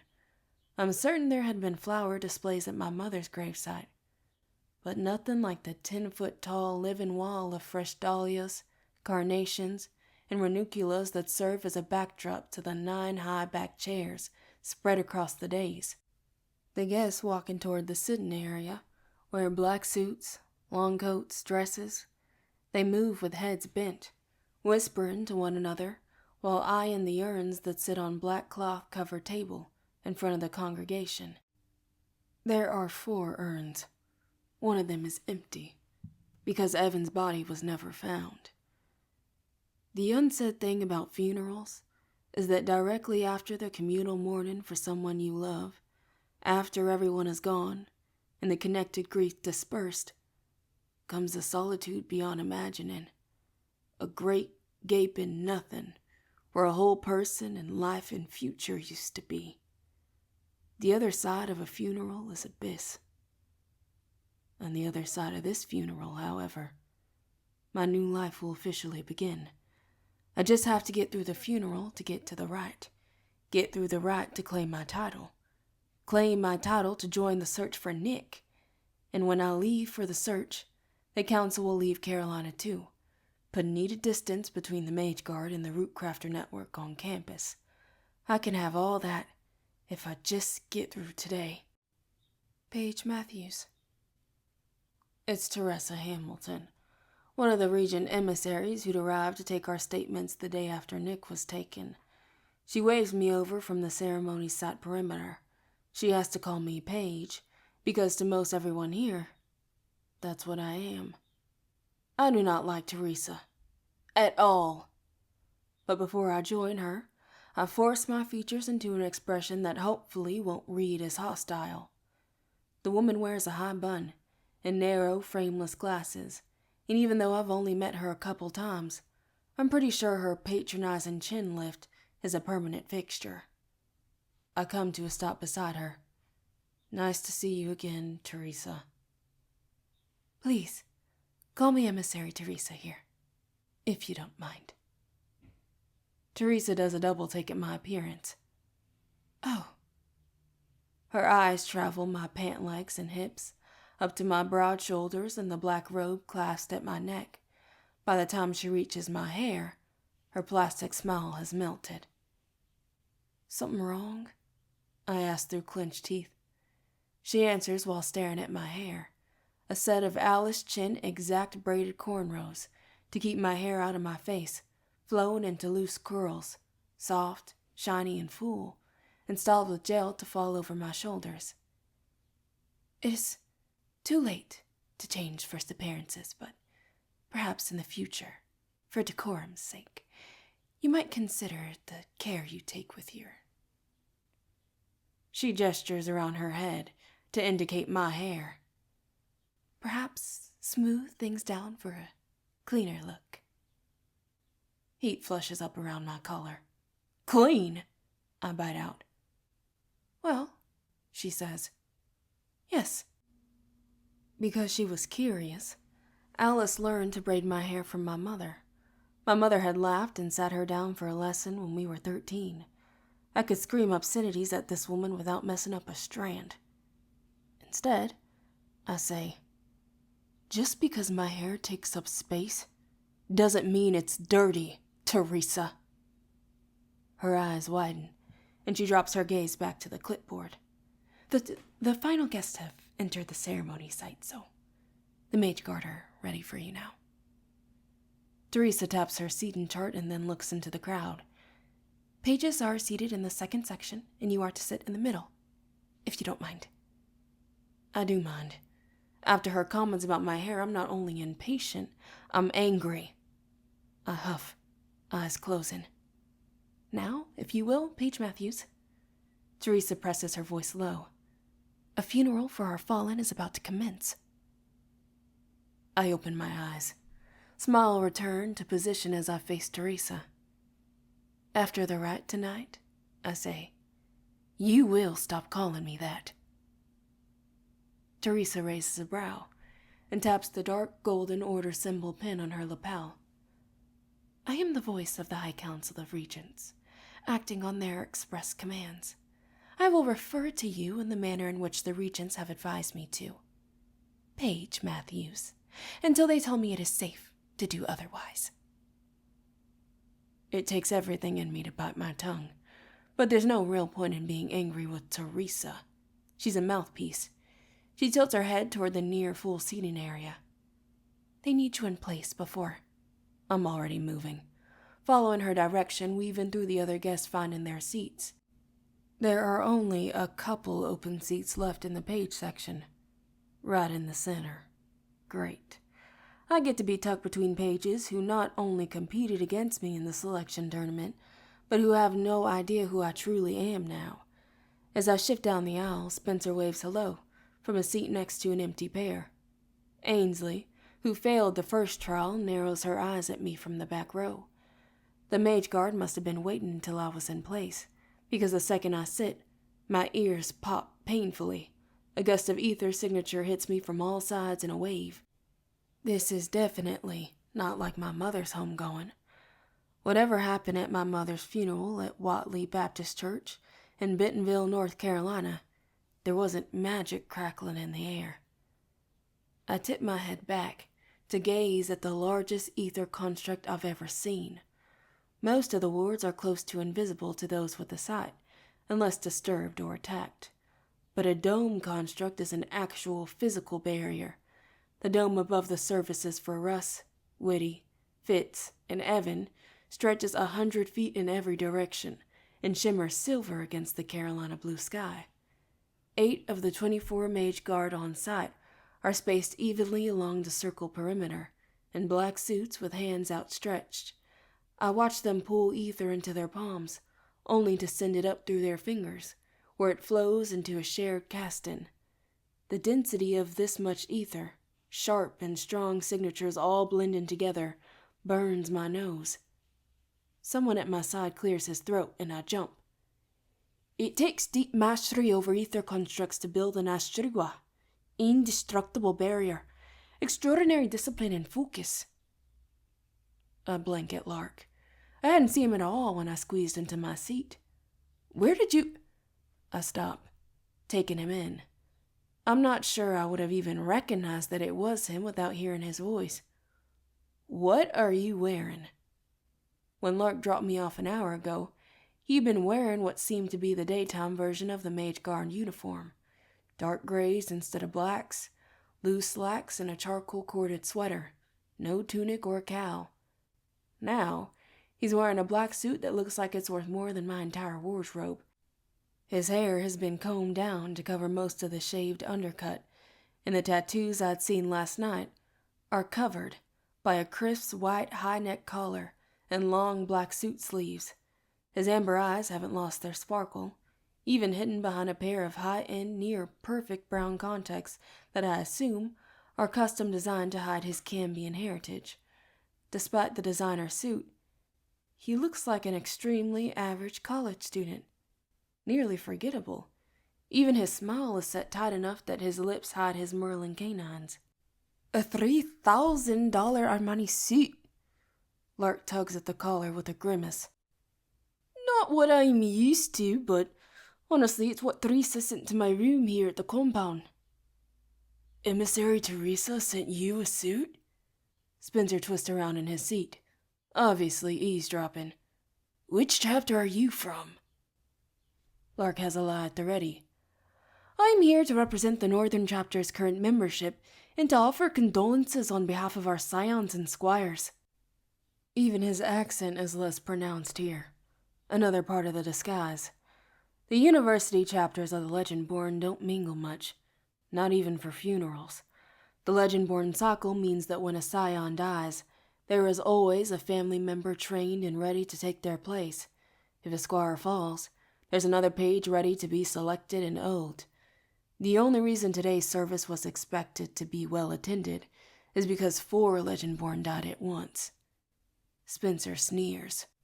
Are Armani suits typical gifts up at Northern, when it's not even your chapter members that died? And there seems to be a healthy amount of competition, even though we're all supposed to be on the same side. Lark is scanning the crowd. In response to Spencer's question, he lifts a non-committal shoulder that can be read as yes, or an I don't know, or nothing at all. Lark clearly couldn't care less about the treatment that other chapters' pages get, but Spencer takes his silence for insult. He scowls. You Northern kids, spoiled, just like everyone says. Without sparing Spencer a glance, Lark flashes a grin. Southern chapter hospitality at its finest, I see. Say that again. Spencer growls, moving to stand. Ugh, stop. I jump up before Spencer can say another word, and shove at Lark's shoulder until he's forced to stand and exit the aisle. We push past the others until we reach a quiet spot under a tree. The nearest mage guard, a short woman with dark hair and shining eyes, is about 6 feet behind us. She glances at me, then Lark, then goes back to her casting. I huff, lowering my voice to Merlin levels of quiet, just in case. More air than sound. What are you doing here? Lark's mouth twitches in delight. I'm here for the service, same as you, Paige Matthews. I roll my eyes. You know what I mean. He gives me a pointed look. As it stands now, I am to be your king's mage. Where else would I be? I gesture at the mage guard around us, the dome above. This has got to be the most magically secure patch of grass in the whole damn world. Aren't you, no offense, overkill? He chuckles. No such thing when it comes to you. Debatable. At that, Lark's true smile breaks through. Not debatable to a mage god. A humph. You sound like Selwyn. He hesitates at first. Your safety should not be debatable to anyone, especially to a king's mage. I blink at the turn of conversation. What's that supposed to mean? You and Kane... My eyes narrow. What about us? He shakes his head. Never mind. None of my business. Probably not. When we first arrived for the service, I searched the perimeter in hopes to see in one Merlin in particular. I do it again now, and I still don't find who I'm looking for. I just assumed we'd see each other at the service and we'd get to talk again, smooth things over somehow. The bloodcraft that gives me the ability to sense when a Merlin looks my way won't be tricked by context, apparently, so I feel the smattering of sparks on my cheek when Lark turns to survey me. What? I snap. You looking for Kane? I thought he'd be here, I sigh. These were his friends too. Lark tilts his head. King's mages don't tend to run late. I frown again, at the second odd comment about King's mages. Does he mean Zella's here? Or that he won't be? Or is he trying to sell himself as my King's mage? He'll be here, I say. Together our eyes roam the ceremony grounds, but there's no sign of Selwyn. From where we stand, it's easy to see that the attendees are in 4 groups. Up on the dais and behind the table of urns, the Legendborn sit in high-backed chairs, dressed in line-colored cloaks and formal tunics. The Scions are seated in ranked order. Tor is 3rd ranked, Felicity is 4th, Pete is 7th, and William is 12th. Next are the squires, Sarah and Greer. Directly in front of the raised dais are the families of the fallen. Then the pages. In the back row, in dark formal wear, sit 6 lieges, retired scions and squires, some of whom were never called by their knight, and some of whom were. They are adorned with sashes and the colors of their lines, and bear both scars and hardened faces. A few have turned my way with cautious, curious gazes. "Do you know many lieges?" Lark murmurs. He's seen them watching me too. "Only the 2 that trained me," I reply. "Owen and Gillian." He hums. "Lieges are a strange lot." "What makes you say that?" I apologize." Chargrin overtakes his expression. "It's not polite to discuss." "I already think you're rude," I comment. "So say it." Lark's eyes widen. "I appreciate the honesty," he sighs. "Look, we Merlins have our ether abilities from birth, but you, Legendborn, only have yours for 6 years maximum, right? 16 to 22. He shakes his head. "The ones of you lucky enough to survive that long face death from powers you don't even possess anymore." "Abatement," I murmur. "Lieges tend to die by 35. If a knight calls his scion to power, the spell of eternity gives them incredible abilities. But it burns through their lifespan, cutting it short. A form of abatement seems to affect Vera's line too. Mothers gone too soon from their daughters." "Aye. Lieges never lose their bloodlust. They don't leave the battlefield even when their inheritances leave them. If you ask me, there are deep-powered lieges fighting Shadowborn out there who are far more dangerous than most Merlins. When you've got a ticking clock over your head, there's no reason to hold back." I'll be a liege someday, if I'm lucky enough to survive that long. A woman with dark red hair in the very first row weeps loudly.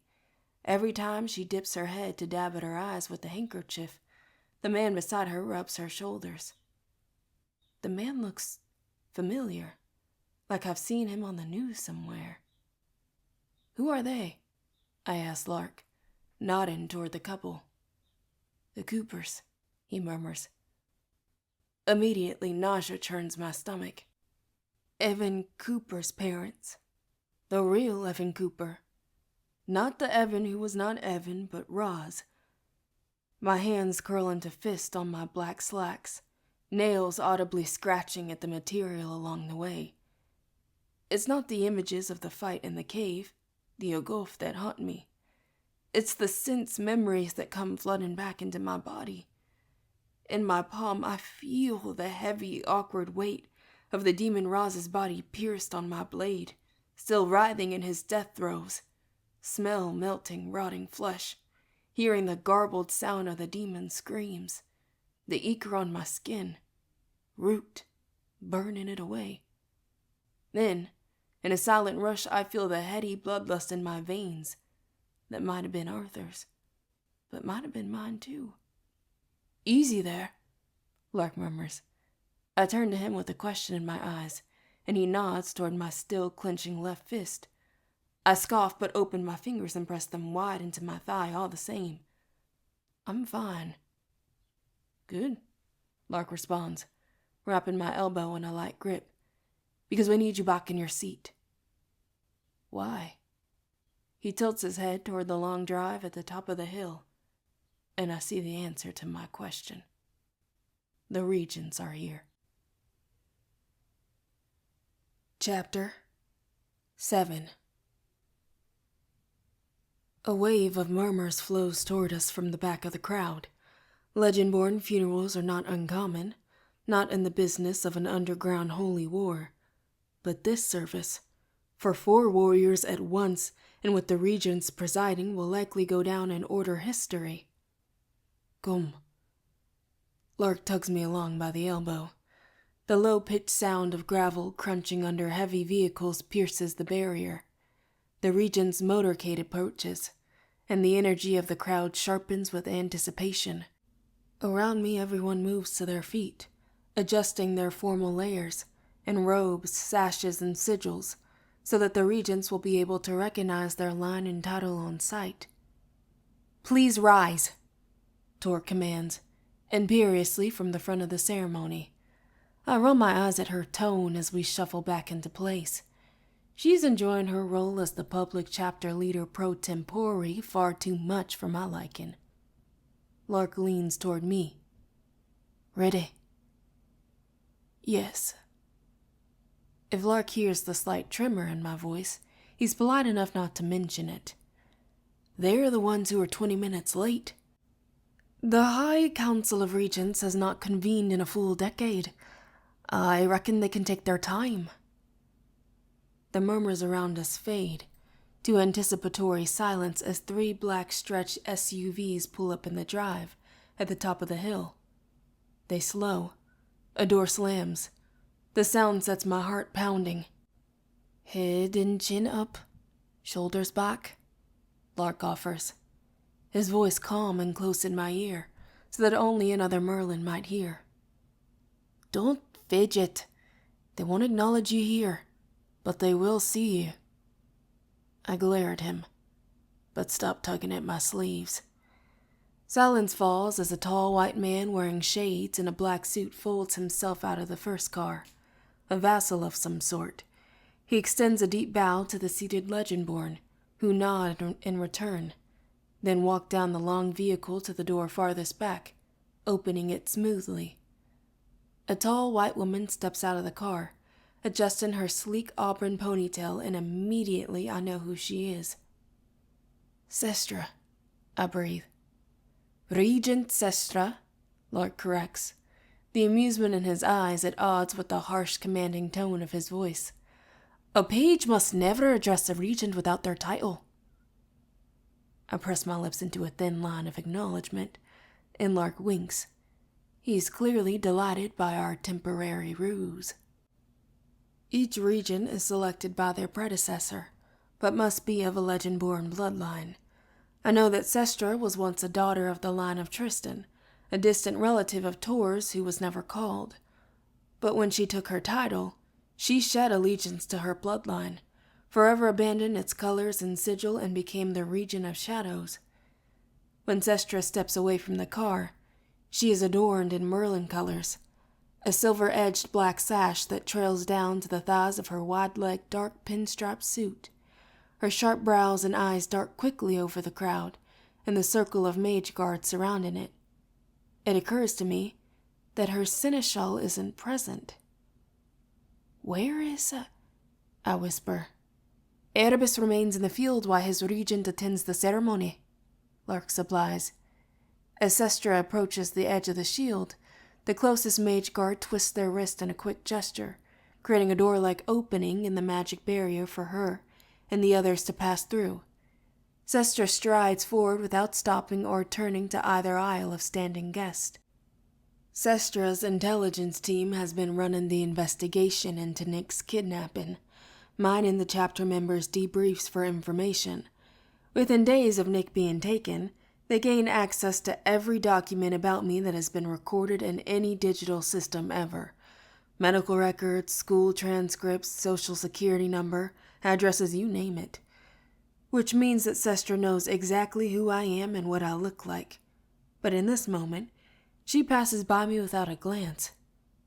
Why would a regent spare a glance for a page? When Sestra reaches the dais, she takes the stairs to the center seats and nods to the standing Legendborn before sitting. As she settles, another door in a car up the hill opens, sending our attention back the way she came. The next driver is already standing at the door.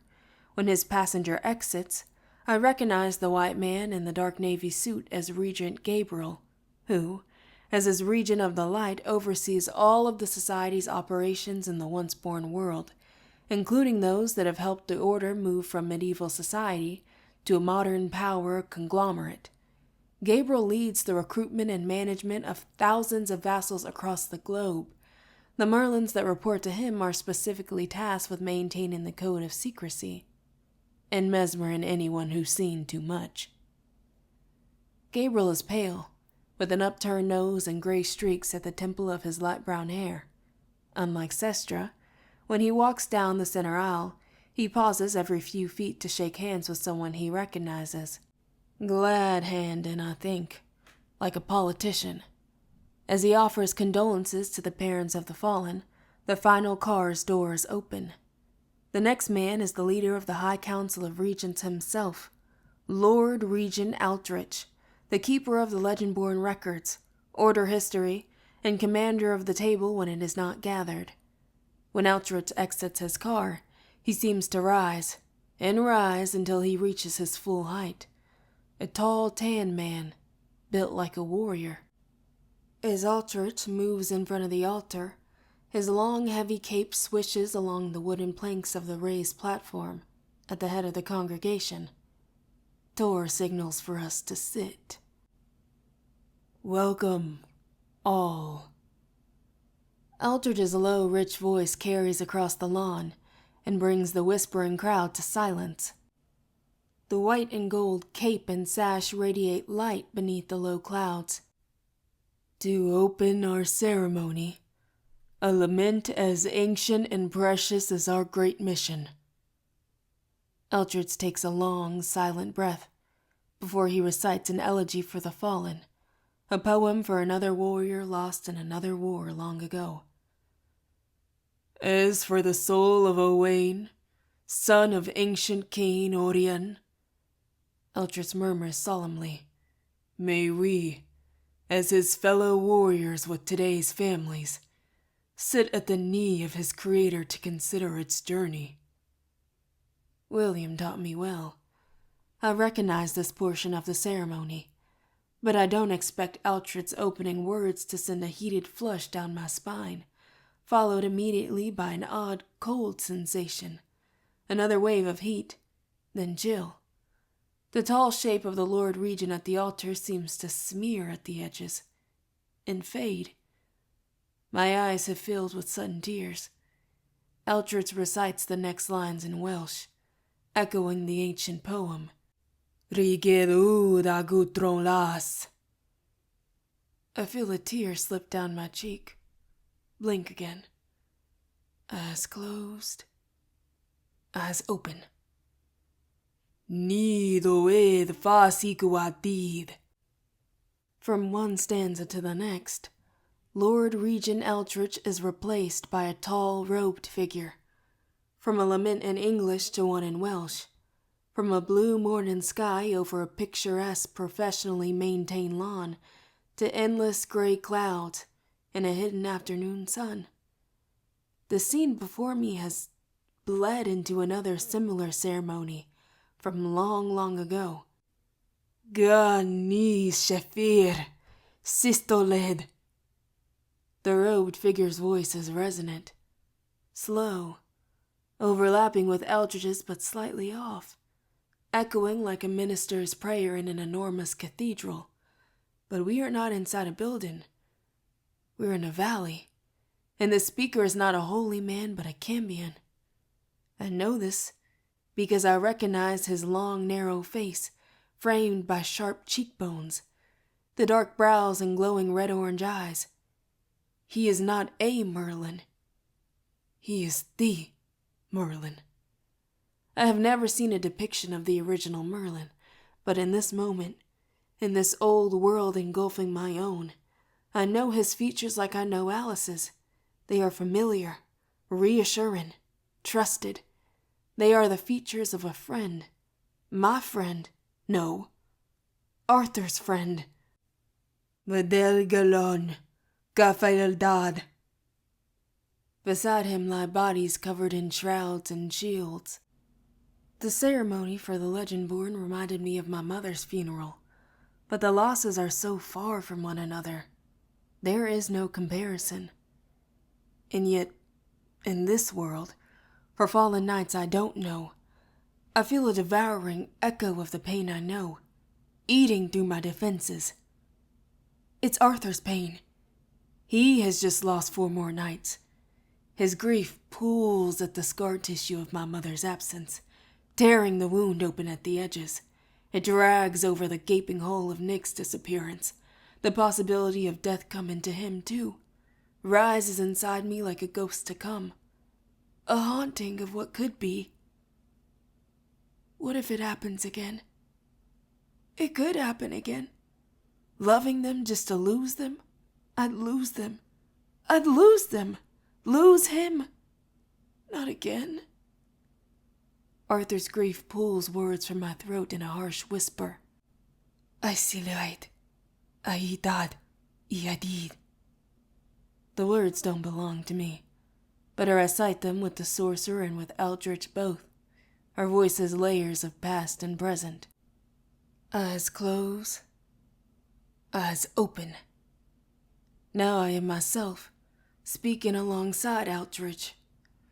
Ban la dold Owain, flam duin. Eldritch and I say, Nido I fi nagi gisaid. Jagged half-images flash across my vision.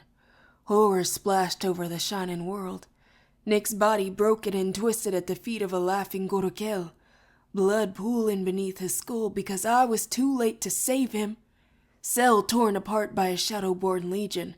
His body carved open to the world. Too much for any Merlin to heal.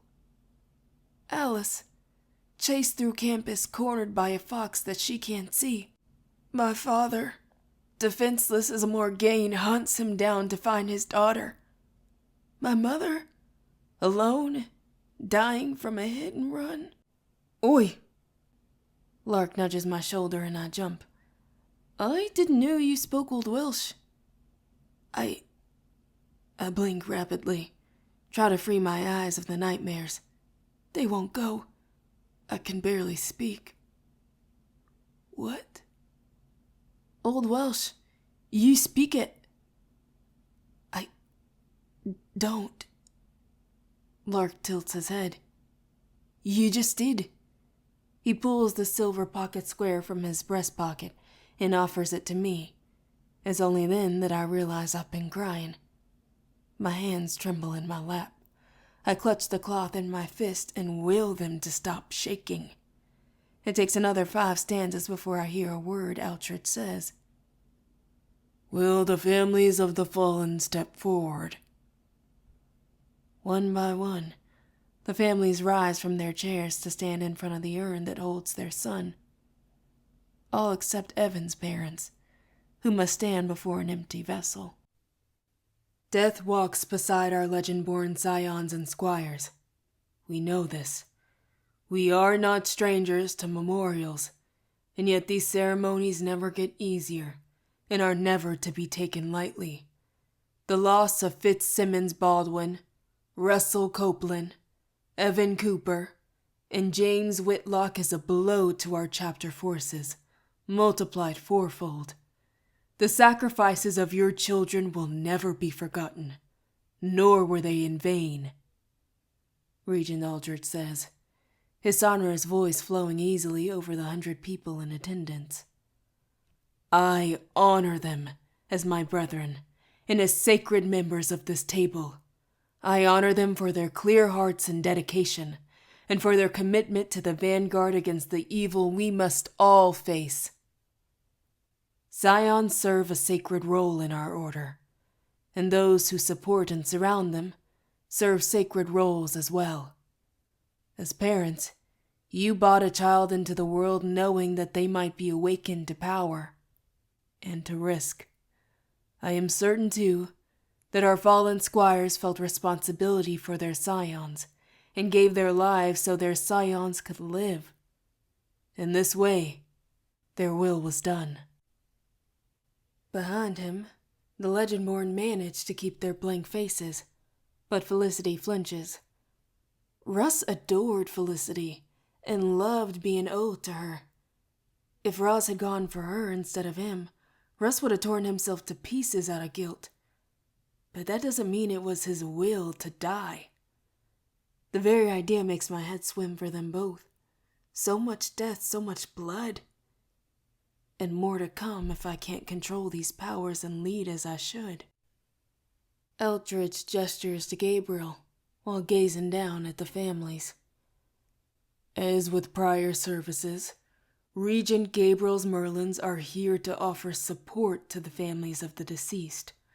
Our mesmer specialists will provide the relief of forgetting to any who desire it, without judgment or censure.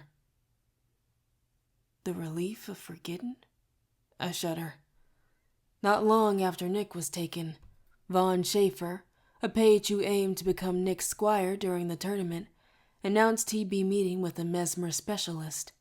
He didn't want to remember what he witnessed in the Ogulf. He'd seen a lot that night. We all did. Murders, a small army of demons, Roz a walking nightmare, my awakening in possession. I don't know exactly which part of that night was too much for him to remember. Don't know and never asked. And no one's seen Vaughn since. Good riddance. There's a war on the horizon. But now, I wonder if that specialist was one of Gabriel's Merlins. When I see a few of the family members murmur among one another, discussing Aldrich's offer, any sympathy I feel is washed away with disgust. My grief may tear at my inside still, but the wounds and memories are mine. Mine! They are weak! My head jerks back, and Lark's head turns. You're right. That voice. Yeah, I whisper, but my stomach flips. I send a silent prayer that my mind is only echoing what I think Arthur might say. Not that he can come to me like this without asking. Speak to me without an invitation. That would be far more than the vague emotional resonances that the Legendborn say they feel from their nights. Speech, connection to what I'm seeing and thinking in real time. That is interaction on the cusp of possession. Leaks, bleed-throughs. Mariah warned me. Smoke under her door reaching for its host. My knees begin to bounce. And now, a few words from the ancient text to offer solace in this time of bereavement. While I was distracted, Eldritch had produced a heavy tome and began to read from it. How dare you! A voice crackling with anger and grief interrupts his reading. Beside me, Lark shifts, his body strung with tension. But it's not a demon at the surface staring down the Lord Regent. It's a middle-aged woman. Evan Cooper's mother rises to her feet, shoulders trembling. Her seated husband grasps for her forearm, but she steps out of his reach and raises her head defiantly. How dare you suggest we forget our children? Is that what you'd prefer? The crowd gasps, and even the ether barrier above ripples slightly, as if one of the mage guard lost their focus. Evan's father is on his feet now, wrapping an arm around his wife's shoulders. Regent Eldritch, I apologize for my wife. We mean no disrespect. Bonnie. No! Bonnie Cooper wrenches away from her husband, thrusting her hand at the days and the 4 urns wrapped in black satin ribbon. We don't even have a body to bury, John. Bonnie? Evan's father protests, but even at this distance I can see his shoulders sag.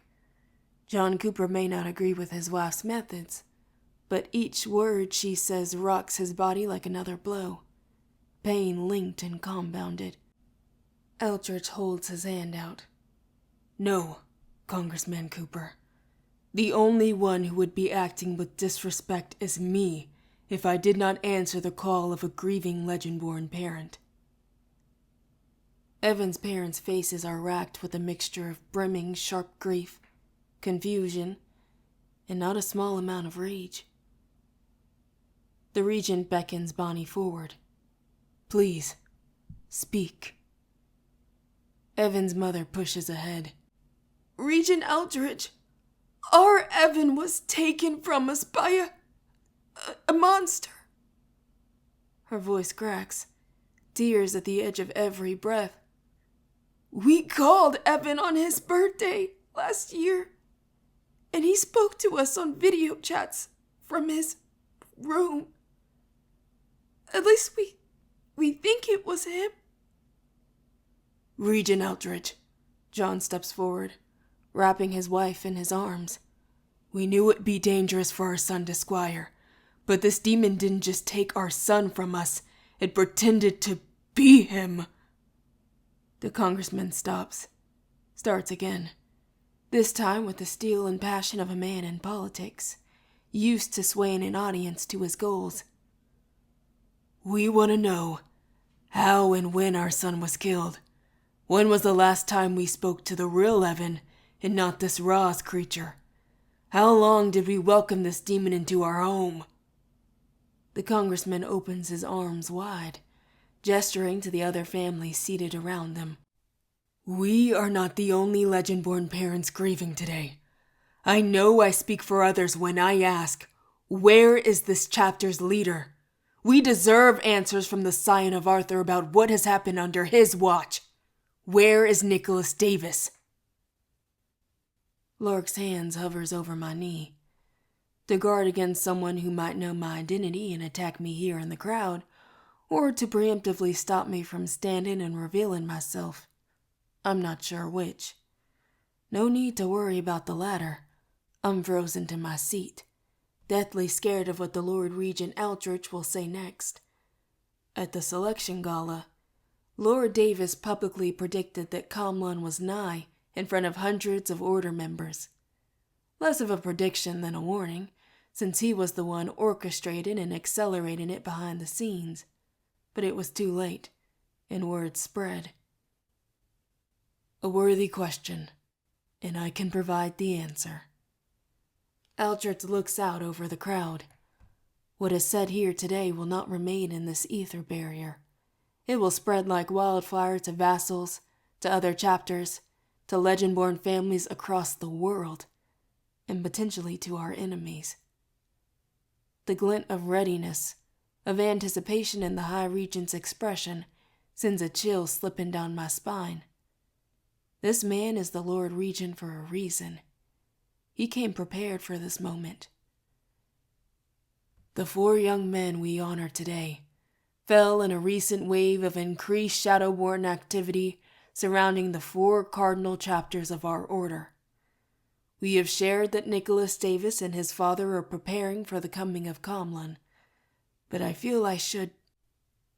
Eldridge tucks his chin, takes what appears to be a considering breath. No, I feel I must share with you that this is not the complete truth of our situation. Nicholas Davis and his father are not on leave of absence to prepare for his ascension to the throne. A ripple of shock and uncertainty breaks across the lawn. A suck and a breath, exchanging glances with Lark. He shakes his head, eyes sharp on the stage and jaw tight with focus. He doesn't know what the Lord Regent is doing either. Shit. In light of the recent incidents that have resulted in the incalculable losses, we, the High Council of Regents, decided to sequester Nicholas Davis for his own safety as the Scion of Arthur, and for the safety of the Round Table. He, his father Lord Martin Davis, and Lord Davis's King's Mage Isaac Sorrison will remain in a safe and undisclosed location. Someone must answer for these deaths. Bonnie Cooper remains undeterred. A voice calls out from the crowd. Is it not the King's Mage's responsibility to guard this chapter from demon attacks? Another parent, Witties I think, shouts, How can we trust Cain to protect the king during Kamlan if he could not protect our boys?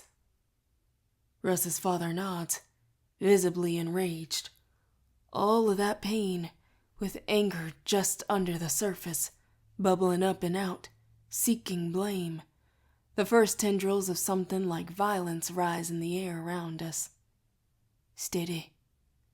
Lark's voice is calm, but he must feel it too, because he pulls both hands to his side, palms upturned, the ready position for calling ether. Eldridge's mouth turns down at the edges. These questions too have an answer, a truth that we owe you as parents of the fallen. Eldridge steps aside, waving Sestra to the podium.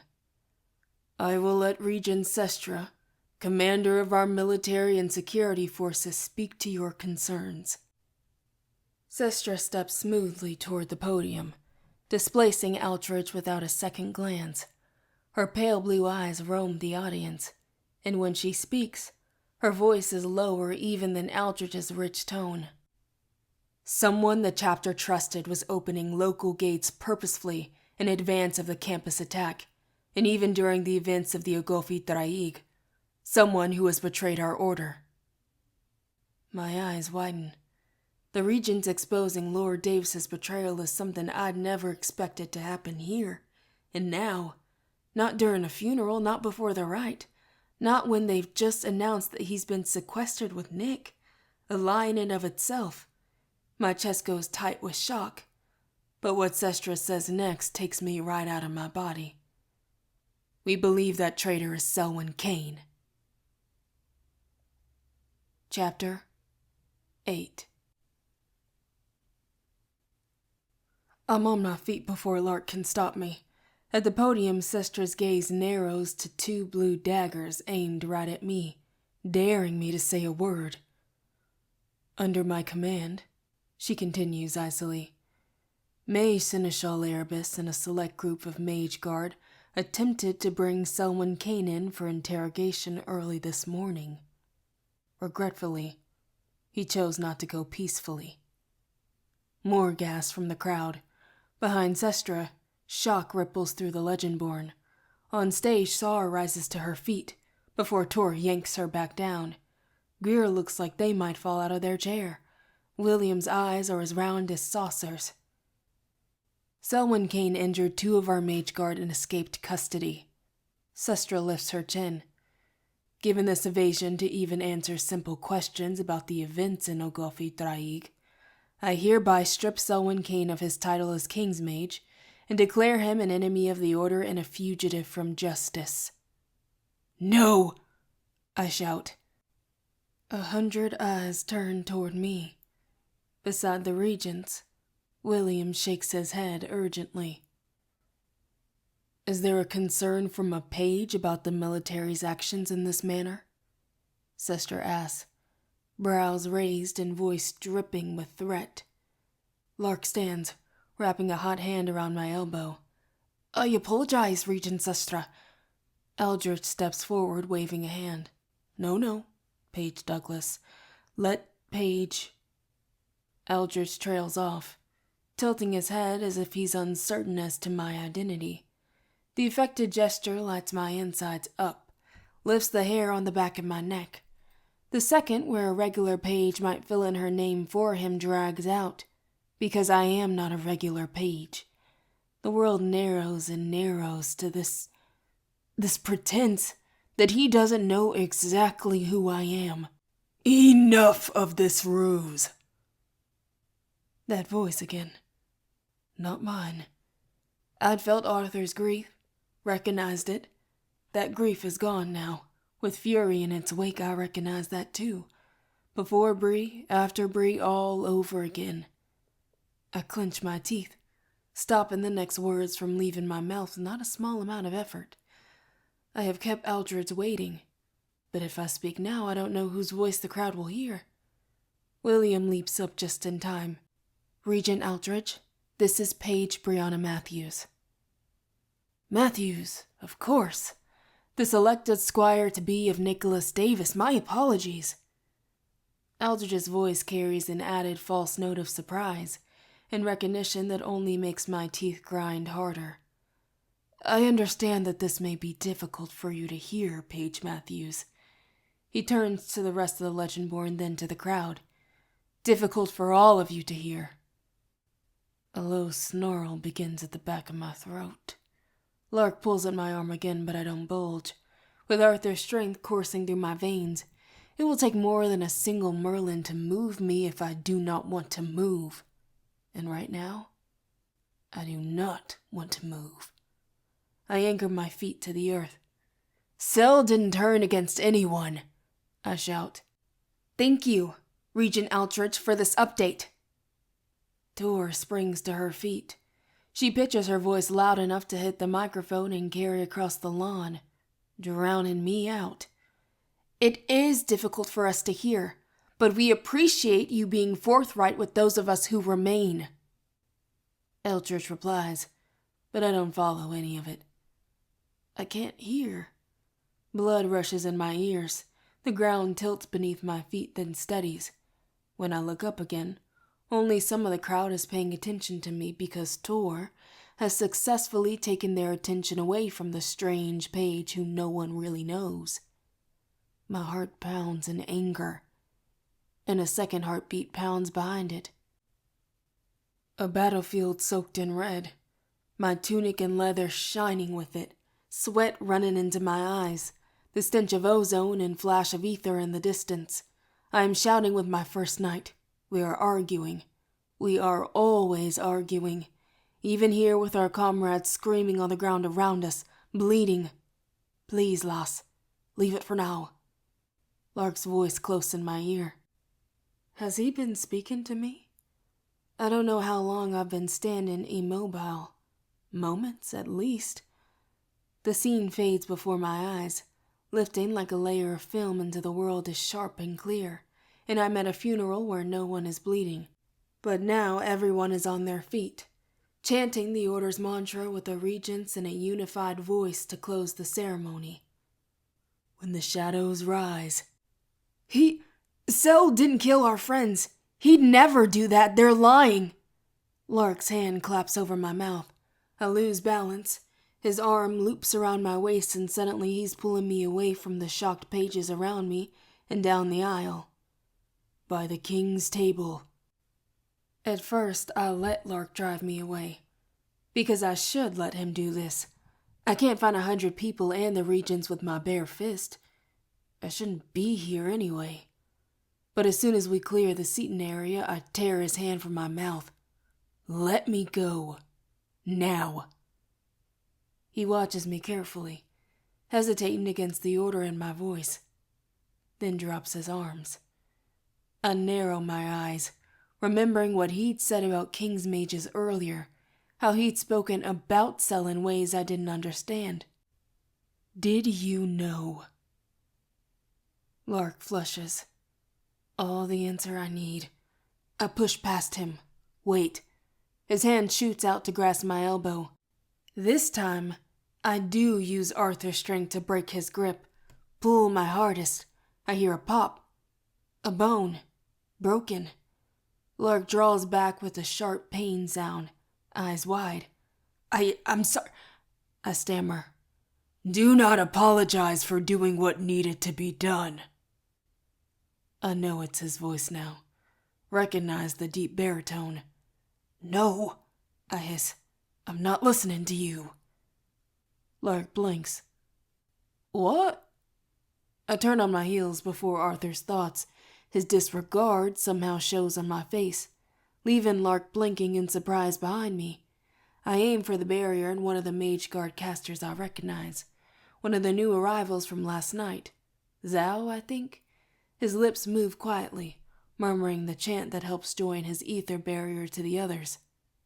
Let me through, I demand. The Merlin's amber gaze drops to mine as his brow lifts. I don't take orders from a page. I inhale sharply. He knows I'm not a page. Everything that just happened and he expects me to just play along with today's publicity stunt? Let us through, Max. Lark is at my side before I finish, his injured hand tucked behind his back. Matthews here needs to get back to the compound in her room. Max sizes Lark up and sniffs.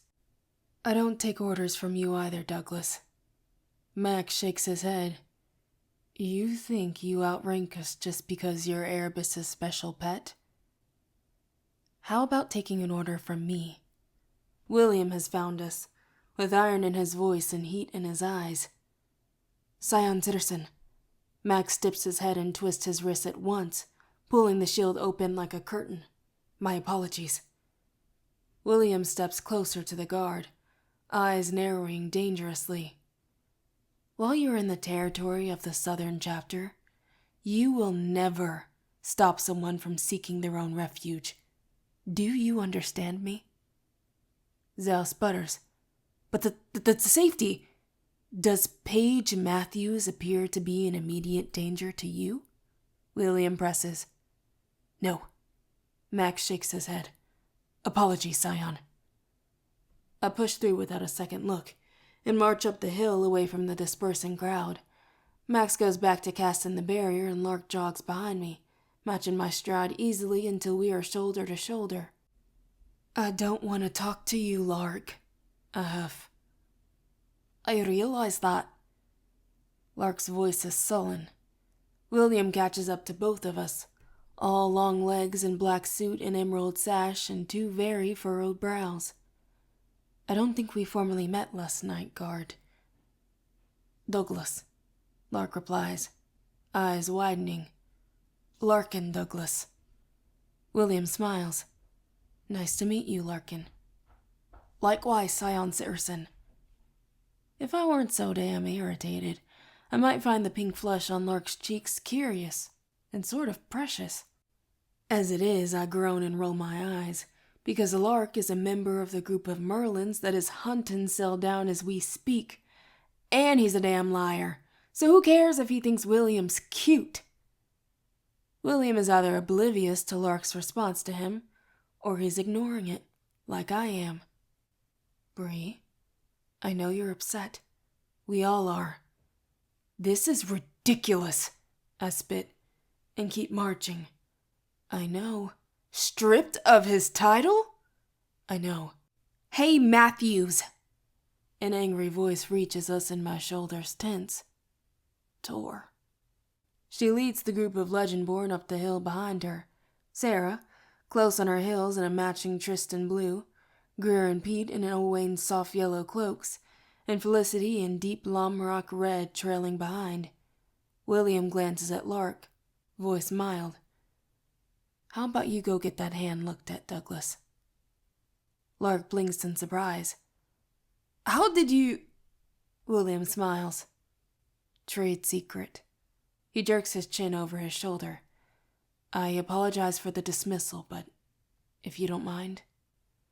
Lark sees Tor approaching and takes the hint, hanging back. Sure thing. I'll be around when it's time to leave Crown Scion. I grumble something unintelligible to all of humankind. William sighs as the group reaches us. What the hell, Matthews? I absolutely notice that Tor doesn't use any title at all with my name, and I pivot on a heel to return the favor. Not now, Morgan. Tor takes a beat to glance around her for listening ears before she continues. Thanks for almost blowing your own cover, she says between clenched teeth. I wasn't going to blow my cover, I grit out, even though I really almost did. Tor crosses her arms. You do realize that exposing yourself puts more than just you at risk, don't you? She waves a hand at our fellow Legendborn beside her. Shadowborn are still out there. Some of us would like to keep our abilities so that we can actually do our job. Thanks. Not sit in our room and pout. If I could be out there fighting with you, I would, I hiss. Yes, but you can't, can you? Tor says. She steps closer, voice low and sharp as a dagger. Because you can't even call in Arthur's ether armor, or forge your own weapon. Not without burning yourself to a pathetic crisp. Victoria, William mourns. Embarrassment floods my face in a hot wave. I hate that Tor knows what I can't do, has seen me fail. And what about you, Tor? Were you just going to stand there while the Regents spread lies about Sel? What lie did they tell? Tor spreads her hands wide. Sel's job was to keep us safe, and apparently he's run off somewhere. He needs to show his face if he wants to defend his actions. Defend his actions? I move toward Tor, and she takes a step back, eyeing the clenched fist at my side. Greer moves into Tor's space, where they tower over her by at least a few inches. Take a walk, Tor. You're causing a scene at a funeral. They shoot me an apologetic grimace. Well, a second scene. Tor glances at the others. She was willing to chastise me, but she's smart enough to know she's outnumbered. Sar? She turns to her girlfriend, hand open to lead her away. But Sar wraps herself in a hug and shakes her head. I'll see you back at the room, babe. Tor looks stunned for a moment, before stubborn fury returns to her features, bringing with it a flash of red to her pale cheeks. Fine! She stalks off to the driveway, her ponytail bouncing with every step. All right there, Sar? William asks, and Sarah nods. She's just... Sar inhales, watching Tor's receding figure. We've been on patrol the last few nights, out late. She looks at me, sighing. No excuse to be rude to you, though. Bree, I'm sorry about her. I hold her gaze for a moment. Her behavior's not your fault. Sar lifts a shoulder in a half shrug, looks away. But I haven't stopped her either, have I? So, this is on me too. There's an awkward, uncomfortable silence.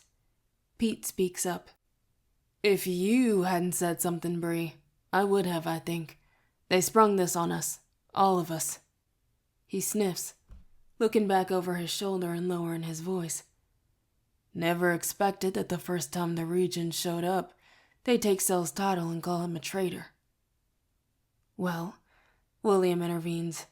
Stripping Sel of his title doesn't mean much given the current circumstances. He looks at me meaningfully. Why would they interrogate him like he's a criminal? I ask, when we know it was Roz and Lord Davis opening those gates. King's mages are the guardians of the chapter, says William, which means he's responsible for knowing how and why they died. I'm sure the investigation is just protocol. That has to be it, Greer says. They take a step closer, wrapping an arm around my shoulder. Just part of the process, right? Then why'd he run? Pete asks, voicing the unspoken. William shakes his head, his gaze on the ground. I don't know. Bad time to skip town, Greer mumbles.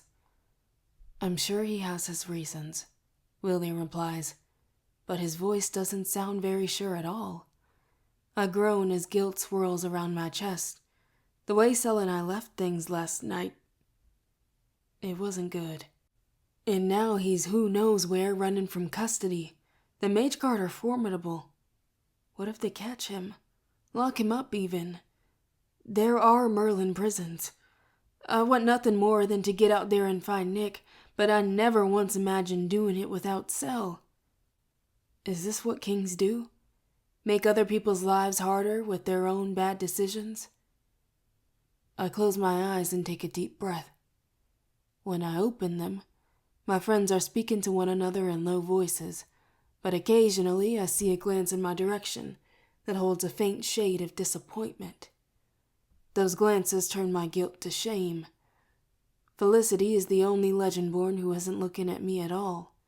She stands awkwardly off to the side of our group, with red-rimmed eyes trained on Russ's family.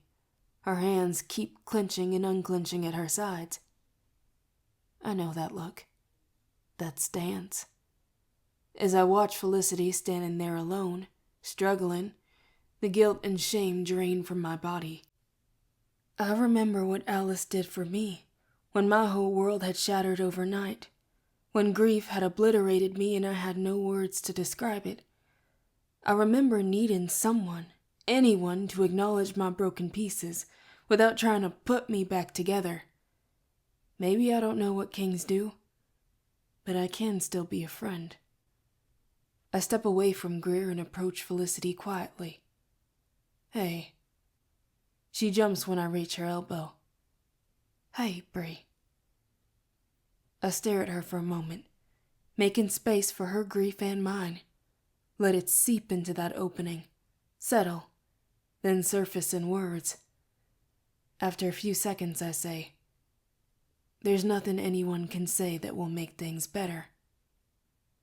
No, that isn't, she says.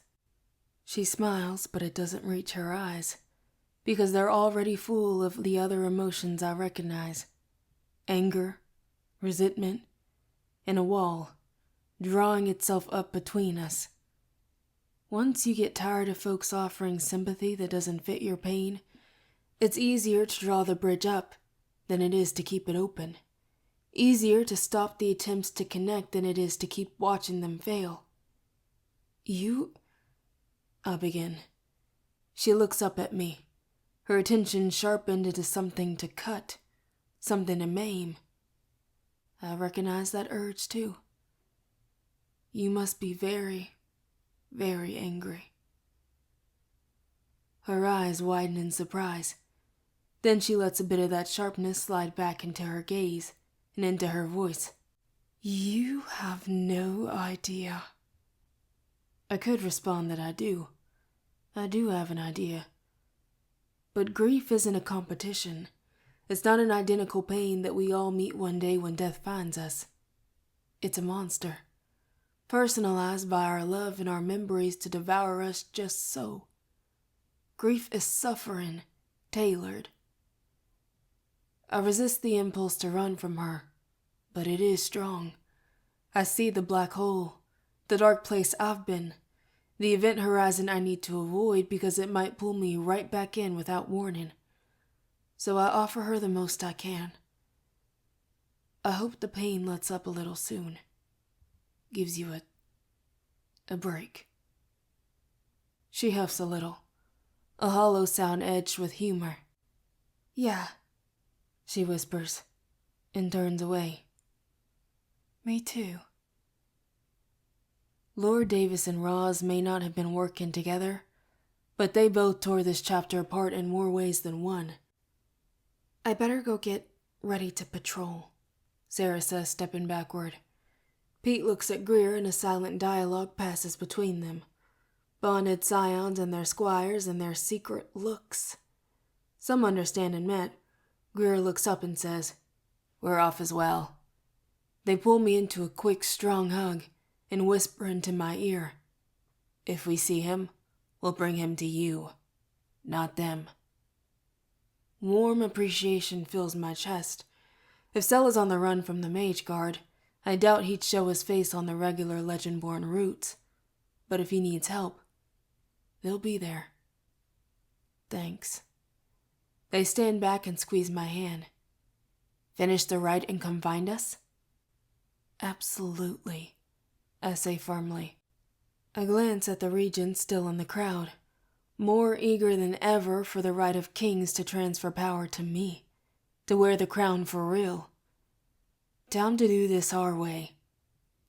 Damn straight, Pete whispers. Time for King Bree.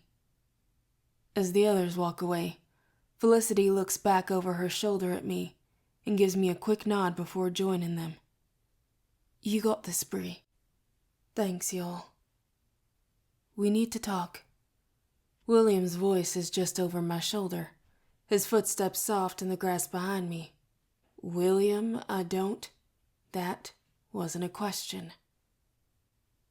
William is rarely this demanding. He raises a brow. Fine, I mutter. Let's talk. Chapter 9.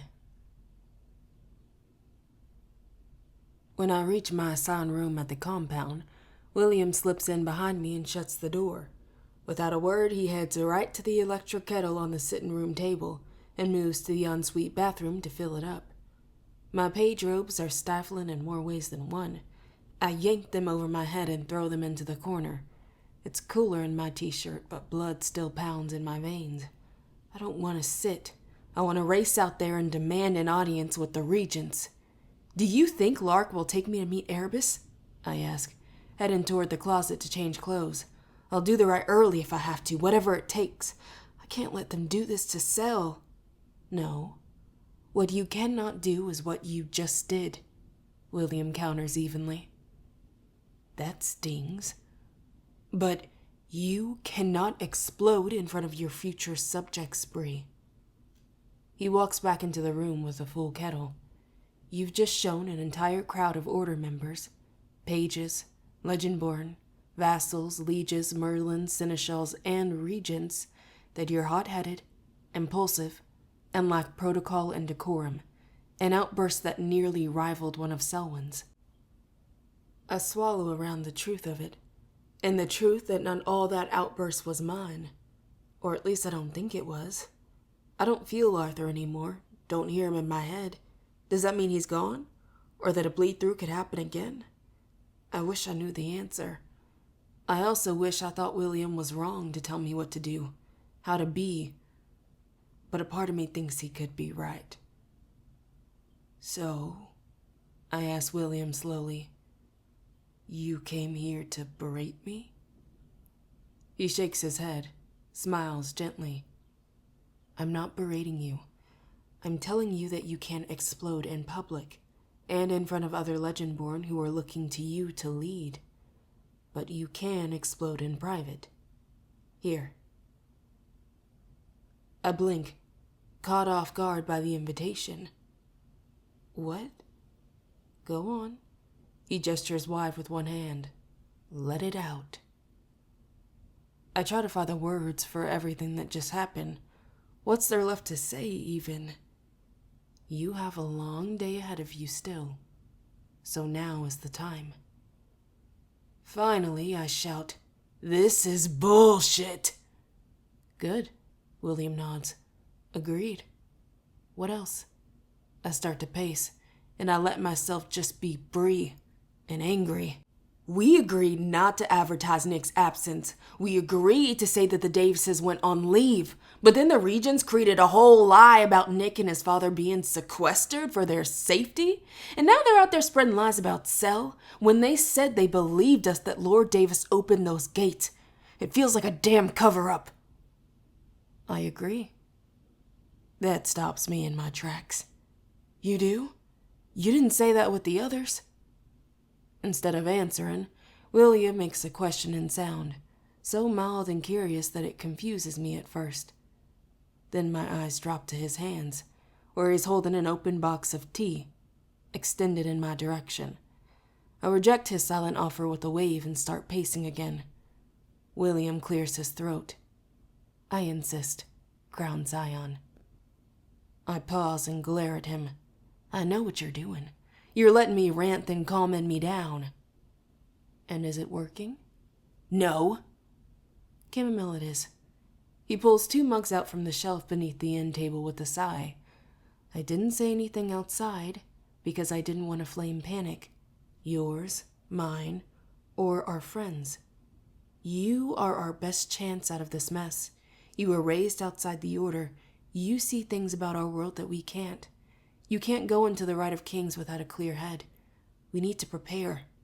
Think it through. I groan. The ritual. I'll have to face the Regents at the Rite, but I can't act like everything is normal when they've just dragged Cell's name through the mud, when they're chasing him down like a criminal. Why would they show up and lie to everyone? William lifts a shoulder. My guess? Control. But over what exactly? The war? I frown. They can't control Kamlan or stop it without us. Without me. No, they can't. But they can control the war's narrative. He plugs in the electric kettle on the coffee table and sits in one of the 2 nearby chairs while it heats.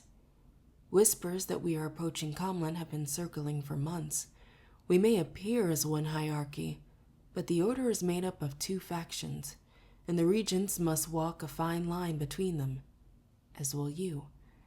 Most are the Round Table traditionalists, the 13 legend-born bloodline families that produce scions, and the families of chosen squires and the pledged vassals that have served the lines for generations. They expect their warrior children will be treated with honor. They are waiting for a king. But the world has changed. The Order membership had to expand to maintain all of its access and resources. Now there are a growing number of modernists pledging to the Order, vassals who don't have decades of loyalty to a legend-born family. They don't care about the Order's origins, only its money and reach.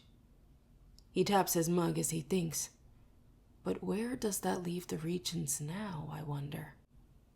I stiffen, remembering Nick's father's indignation and ire over this very issue. What Lord Davis had said to me, sneering, while he held me captive and threatened me if I didn't leave the Order. That's the reason Lord Davis wanted to start Kamlan, to remind those modern members of Legendborn power and the mission. To them, the Legendborn are probably more symbolic than anything, just like Arthur was to me, before. A bunch of stories, especially with the last Kamlan so long ago and so many demon attacks stifled before they truly begin.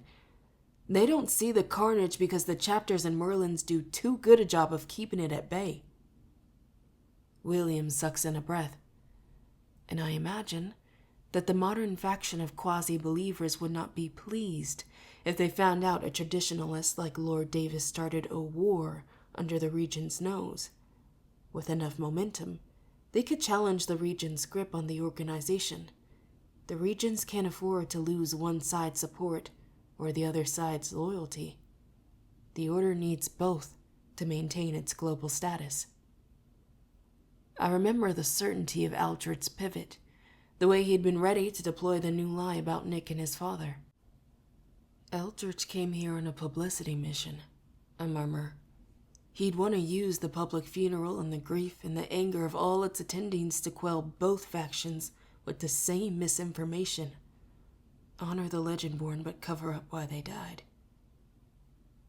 William nods, eyes darting back and forth as he processes. Which means Cell is their distraction. Directing the attention to this investigation story helps wrap the cave tragedy up in a tidy bow by linking the entire situation to the actions of a single, volatile Merlin who collaborated with a single murderous Gorkel. A contained incident rather than the first salvo of war. I'm stunned at the brutal logic of it all, and the high cost of their lies. They don't want to control the war, I whisper. They want to bury it. Indeed. At least for now, William replies. It's well past noon, and yet I almost see the flicker of green in his irises. It's not about the factions. We should have at the very least expected that they would delay the announcement that Kamlan has come as long as they can, in any way they can, until the table is ready. I plop into the chair across from him, thinking the exact same thing. All of that waiting while they were planning. If nothing else, I feel even a stronger urge to control my powers now, and to gather the table. Doing so means the regents can end their smoke and mirrors. The kettle whistles. William begins to pour our tea. He eyes me carefully. We still don't know if there are Gorkel mimics in our midst. If an investigation into Cell's actions also takes attention away from you, I'm sure even he would say that is a misdirection that is worthwhile. I drop my head into my hands. Aren't you worried for him? I don't need to be. Selwyn is smart, strong, and more than capable of taking care of himself. If he doesn't want to be found, the Mage Guard will not find him. And before you ask about the absence from his oaths, he's been checking in with me regularly. Carrying out his oath of service to the Legendborn has kept him stable, and so has, I believe, acting as a surrogate King's Mage to you. That's good, I breathe. Your life is in danger every minute, even when you're surrounded by a dozen Mage Guard. Right now, we all need to keep level heads and play the game. I shake my head. Chess, not checkers. Chess, not checkers. William clucks. Head up now. Drink your tea. I do as I'm told. We sit for a moment, and as the chamomile works its magic, a hot flush of humiliation washes over me. Anyone who saw me shout at the Regents could be thinking anything about me right now, and some of them won't care to hear about Arthur and the uncontrollable ancestral bleed-throughs. I probably confirmed the worst assumptions of any racist in the crowd, too, like Teresa, who already treats me like I'm unkept and out of place. I can't care about them. Not really, and I don't. But I don't want this job to become harder, either. How much damage will I have to manage from the things that aren't my fault? I chance a question to William. I made a fool of myself out there, didn't I? Little bit. William takes a tiny sip of his tea, eyes twinkling. Don't worry. When you ascend the throne, you can order everyone to forget it happened. I snort.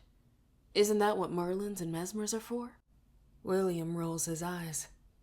Knew you'd be a despot. He studies me for a moment, humor fading, then sets his tea down. Speaking of, there's one other thing. I raise a brow. Yes? You broke Lark's hand, Bree. I grimace. I didn't mean to. I saw what happened. You didn't mean to harm him, William says evenly. But you also didn't care if you did. I flush under his scrutiny, and don't bother denying it. Of course William would have noticed Lark's injury, and take me to task for my carelessness. I hadn't even felt like me, is what I want to say. But I don't think it would make the situation any better, or excuse things. I may be a medium, and Arthur and his strength may be a part of me, may be leaking into my life, but it's my body doing the damage. It appeared to be a small break in Merlin's heel fast. He stands to take his empty mug to the sink, but Lark was only doing his job. You'll need to apologize to him. I will. As his crown scion. I know. William fixes me with a stern gaze. You, of all people, cannot afford to use your inheritances recklessly, especially to injure those who are in your service. This is not what kings do. I know. I hang my head and sigh. This is the berating part? Yep, but I'm done now. He squeezes my shoulder on the way to the door. Room service stocked the fridges for us. Get something to eat. You've got to get dressed for the rite, and I need to get back to the lodge. If I see Alice in the archives, I'll give her a hug for you. A big one, I call after him, sitting up. Like the biggest hug. Extra large hug. Enormous. William winks and slips out the door. As soon as William leaves, I breathe a sigh of relief. It's not that William is stressful to be around. The exact opposite, actually. He remains as common to me now as he ever was. But the constant company is draining. I open the fridge to see what my options are and savor these last hours of solitude. It doesn't last. 30 minutes later, my phone buzzes while I pick at the platter of fancy cheeses and dried fruit that I keep wishing was a burger. It's Alice. How was the funeral? I type back quickly. Layers of awful. Oh, so normal Legendborn event then. I huff a laugh. She's not wrong. She types back before I can answer. Ready for the rite? Ready as I can be. Still not sure which clothes to wear under my robes. I'm a girl, but today is the first step to becoming king. They're fit for that? Wear what you want. You're the only person on the planet who can pull Excalibur. Wearing a skirt while you do it is not going to change that. You right. Always. I roll my eyes. Okay, gotta go get dressed for this thing. This thing? The 1,500-year-old magical ritual thing where you oath yourself in service to the entirety of the order and the Regents take the oath of service back to you? I suck my teeth. Yep, that thing. Been reading up on these oaths in the Lodge archives. Oath ether soaks into your body, like the commitment becomes a part of you, physically, in your cells, forever. Thank you for that super helpful reminder, Alice. You're welcome. Have a great ancient blood ceremony. In the end, I opt for a pair of thick but stretchy leggings under riding boots, a long tunic rolled up at the sleeves and belted loose at my waist, a green hooded cape. In the mirror, I pull at my curls and am reminded of Teresa's comment. There really is no blending in, even though that's exactly what I'm supposed to do right now. The last items I add are my mother's charm bracelet and Nick's Pendragon coin necklace. What I truly want is for everyone to be safe and whole, for Nick to return, for Sel to be free to come home. I want Patricia and Mariah to live without fear. I want the same for William and Alice, for Felicity, whose grief has hollowed her out. I need to make sure Lord Davis doesn't destroy any more lives like he did to my mother's, and Sel's, and Nick's. That's what kings do, I think. They protect their people. I may not be able to control my powers, but I have them for a reason. I am claiming this title for a reason. The only way to honor my mother and her sacrifices and the sacrifices of the women before us is to face every challenge head on. They ran, so I would not have to. Not from the order, this responsibility, this title, or these powers. Don't be scared, I whispered to the girl in the mirror. Don't be scared. Fight. Chapter 10. By the time I step outside, the sun is near setting. Most of the ceremony guests have left, and the lot is empty, except for one single armored car waiting at the curb, with the back passenger door already open. I first laid eyes on this vehicular monstrosity this morning, outside the lodge, when Locke picked me up to take me to Pembrey. He had called it the Beast. I'd asked him why the hell the car had a name and why I couldn't just ride with the other Legendborn. He said Beasts 1 through 4 are named after the armored cars the President rides in, to protect him during transport from place to place. Except these cars are designed specifically to transport valuable Order members, like me and the Regents. Each beast weighs 7 tons, is equipped with silver weapons strapped to the inside of the doors and beneath the seats, has silver seams embedded in the panels to help Merlins call on ether if necessary, and boasts 7-inch thick doors with quadruple layered windows. Frankly, it looks like it could withstand a small missile blast. When I reach the side door, Lark is in the driver's seat, facing straight ahead. His jacket is gone and his dress shirt sleeves are rolled up, displaying more of his tattoos. Right away, I note his right hand is bandaged. I slip inside the back passenger side, close the heavy-ass door, and release a slow breath as I settle into the seat. I catch Lark's gaze in the rearview mirror. I'm sorry I broke your hand. I didn't mean to, but I still did it and that's not okay. He cracks a small grin in return. I know you didn't mean to, Loss. I've had worse breaks, believe me.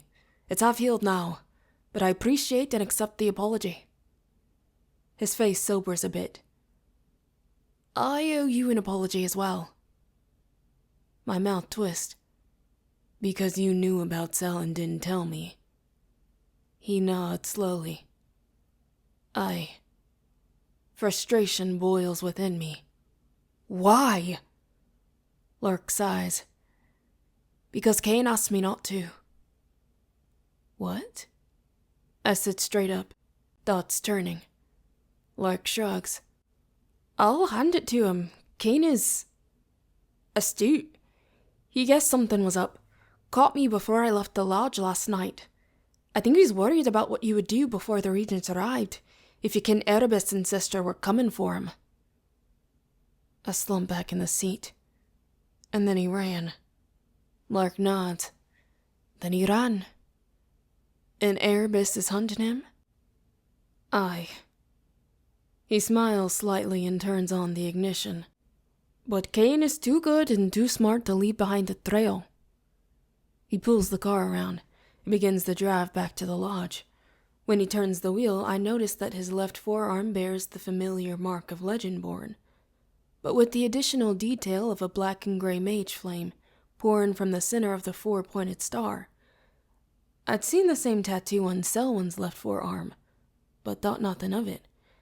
It never occurred to me that there might be a tattoo shared by all Merlins, a sigil of their own. We ride in silence until Lark speaks again. You nervous about tonight?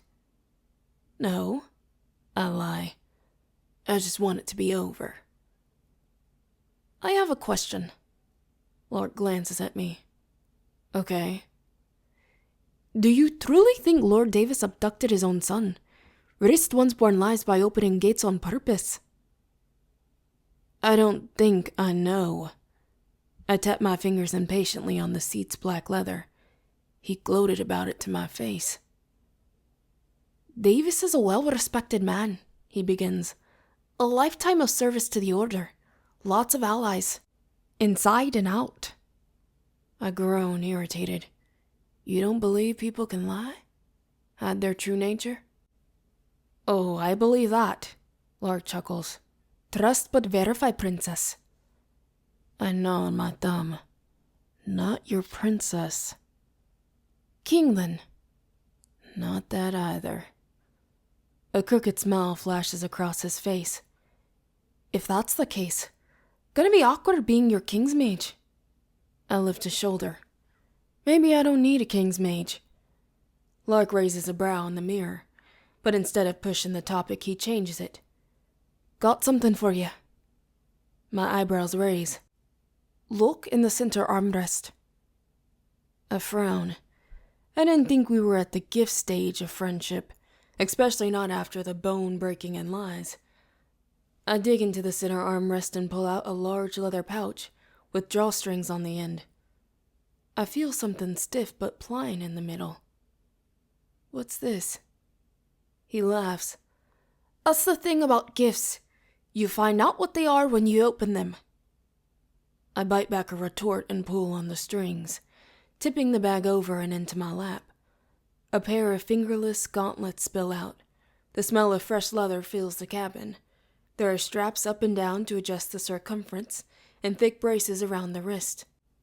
Gauntlets? Lark glances up in the mirror. A long line of Merlins in my family. Madame makes leather armor things. Pieces we can wear under our clothes if we need to go hunting in public. I gape at the gauntlets, taken aback at the craftsmanship, the thoughtfulness. I didn't even know Merlins wore armor. Lark flushes.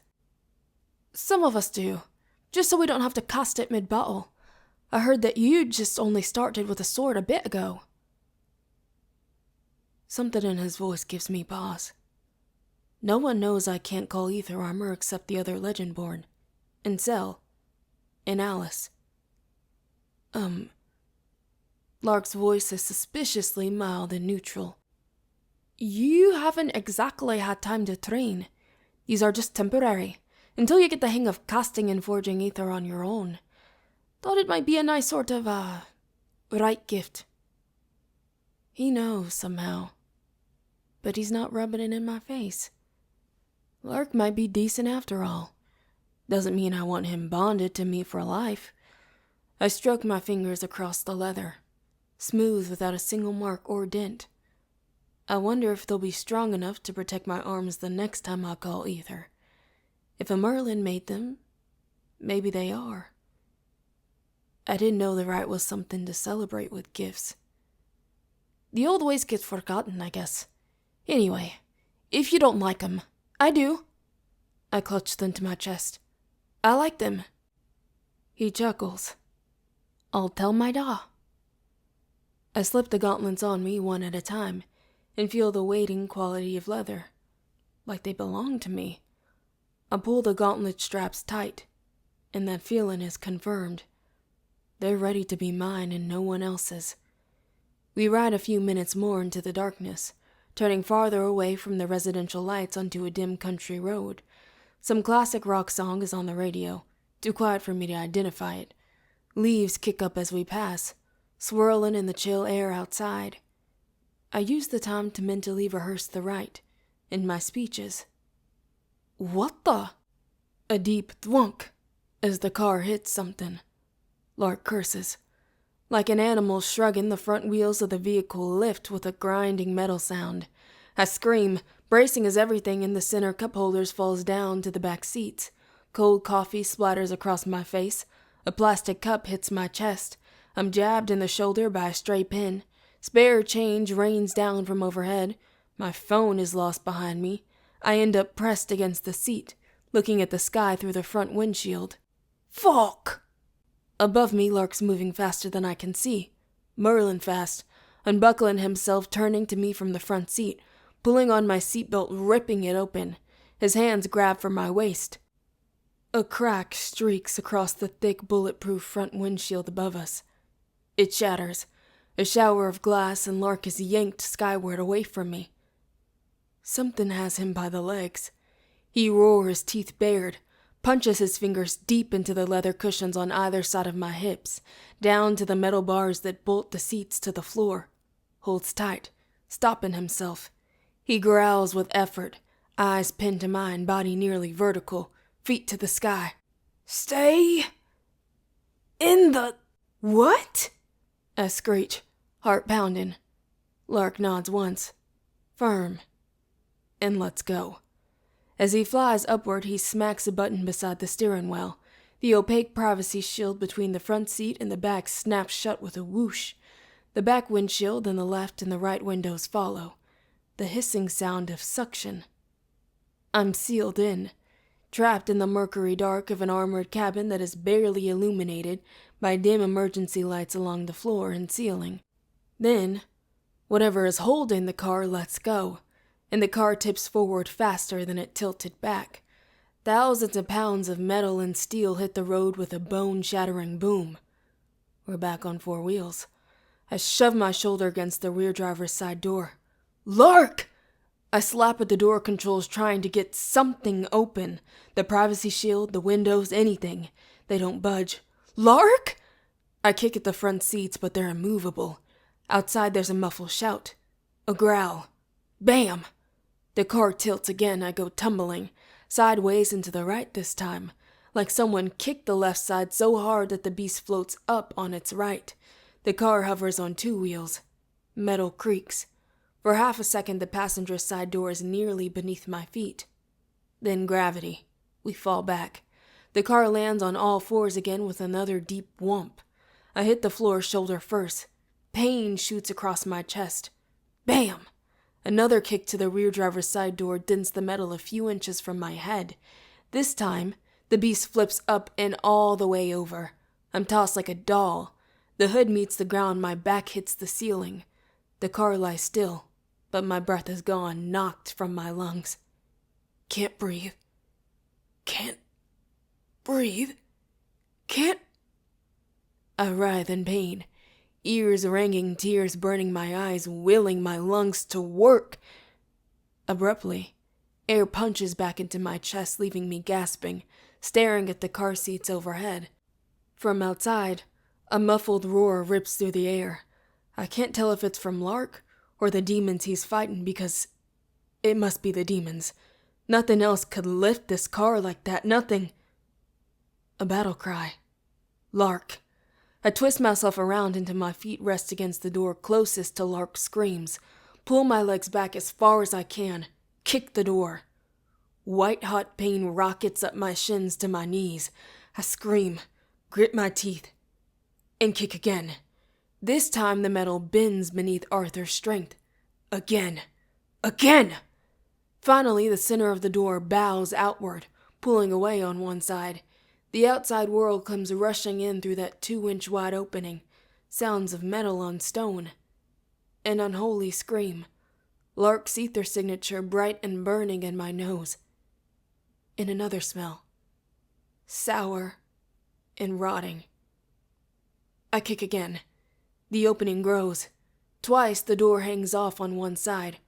One more kick pops it free. I swivel around in the tight space, scrabbling for the sword strapped beneath the seat as I go, wrench it loose, crawl out onto the road with the sword held up, gulping fresh air. Then I see what Lark has been up against.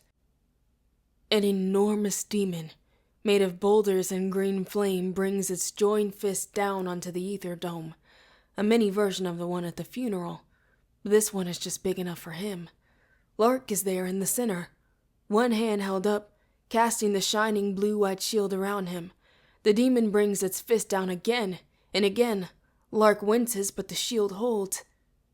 His bandaged right hand, the one I broke, is tucked tight against his chest. His teeth are bared in fury and pain. He's been fighting one-handed. Oh God. 2 foxes flank him. They suck the shield away, forcing Lark to make it smaller and smaller while the demon's anvil-like fists rain down relentless. No! I rush forward, but it's too late. The shield cracks, breaks, dissipates. Lark rolls away, but not fast enough. The demon's fists sweep down and up, backhanding the Merlin into the air. He lands on the asphalt 40 feet away, body crumpling before it goes still. Then the demon turns toward me. Its eyes are 2 deep pits leaking smoke and emerald fire. It is shaped like a human, so a greater demon, an Ikel, but one I've never seen before.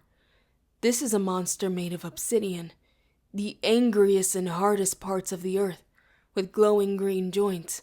Its legs are 4 feet wide and its jointed arms end in blunt fingers. A wide slash of a smile tilts up in recognition. "Awakened Pendragon," it says, a note of satisfaction in its deep rumble. I'm strong now. As strong as a Merlin at least, thanks to Arthur's blood in my veins. But I need armor. I frantically pull at the air with my free palm, calling the ether around me, drawing it in like I was taught. It bursts into bright flames, merges into a layer over my gauntlets, then flickers out. I pull again, focus through the fear, but this time the ether simply flares into nothing. Not even a spark. No. Contain her, the demon orders, and the foxes chitter eagerly in response. They stalk toward me on tall, scaly legs. Steam rises from their backs in the cool night air. The demon paces toward me too, each step shaking the road. Each step one last chance to decide what I'm going to do. Run or fight? My eyes flick to Lark, body prone on the pavement. My fault. Fight. My fists clench and the red flames of root erupt over my knuckles, roaring up the silver sword in my hand from hilt to tip. A black blur flashes across my vision, launching itself up onto the Ikel's stony chest. A crystalline blade, called and forged near instantaneously, thrust through its eye. The Ikel rears back, smacking at its attacker, but they're already gone. They're around the back of its head now. A shining ether blade plunges into its other eye. Both of the monster's hands reach up, but its fists only find air. Their opponent is gone. Selwyn Kane lands on the road between me and the demon, his back to me, both hands spread wide.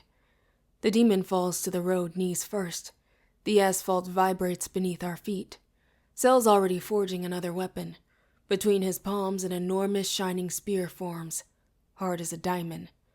The foxes gallop toward us, screeching in the night. His head turns slightly over his shoulder, his face in profile, eyes still on the roaring monster stumbling on the road. Run. Chapter 11. I don't run. Instead, I move to his side and let the flames flare up to my elbows. We'll fight them back to back, together. Sel groans. Can you listen to directions for once in your life? Before I can snap at him, the foxes split, moving to box us in. Sel pivots. His spine presses tight to mine, and despite his insult, reassurance and relief rocket through my veins. He's here, and he's safe. He starts to reinforce his spear. The fox in front of me tenses, dips low, braces for a jump, and freezes. Its head whips around the street. It growls and begins a slow backward retreat. When I twist around, Cell's head is facing the same direction, looking back the way I came. His eyes widen. "Hide your flames," he hisses in a low voice I don't recognize. "Why?" "There will be too many questions before the right." I hesitate. He glares at me, incredulous. "Once. Just once." The sound of engines approaching, wheels over asphalt. I turn, hands shielding my eyes against the white shining beams of half a dozen town cars. The doors of the first vehicle open before it has even come to a full stop. Dark figures blur out and into action, breaking around us toward the demons in the street. Oh. I clench my fist to douse the root between my fingers. The red flames dissolve into mist around the sword, until it is a plain silver blade in my hand once again. The Mage Guard are coordinated and deadly. The foxes are gone between one blink and the next. They make quick work of the demon as well, slicing it into pieces. Just as the Ekel's head drops to the road with an earth-shaking thud, 3 cars pull up slowly behind me. Even more Merlins. A shadow materializes at my shoulder and inserts itself between me and Cell. "Here to try again, Kane?" It's Max Zhao, the Merlin who wouldn't let me through the funeral barrier. His hand already grips Cell's upper arm. Cell snarls but does not struggle.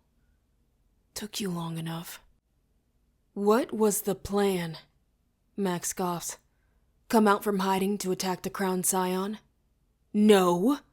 I shout, confused but protective of Cell nonetheless. "He saved me. Saved both of us.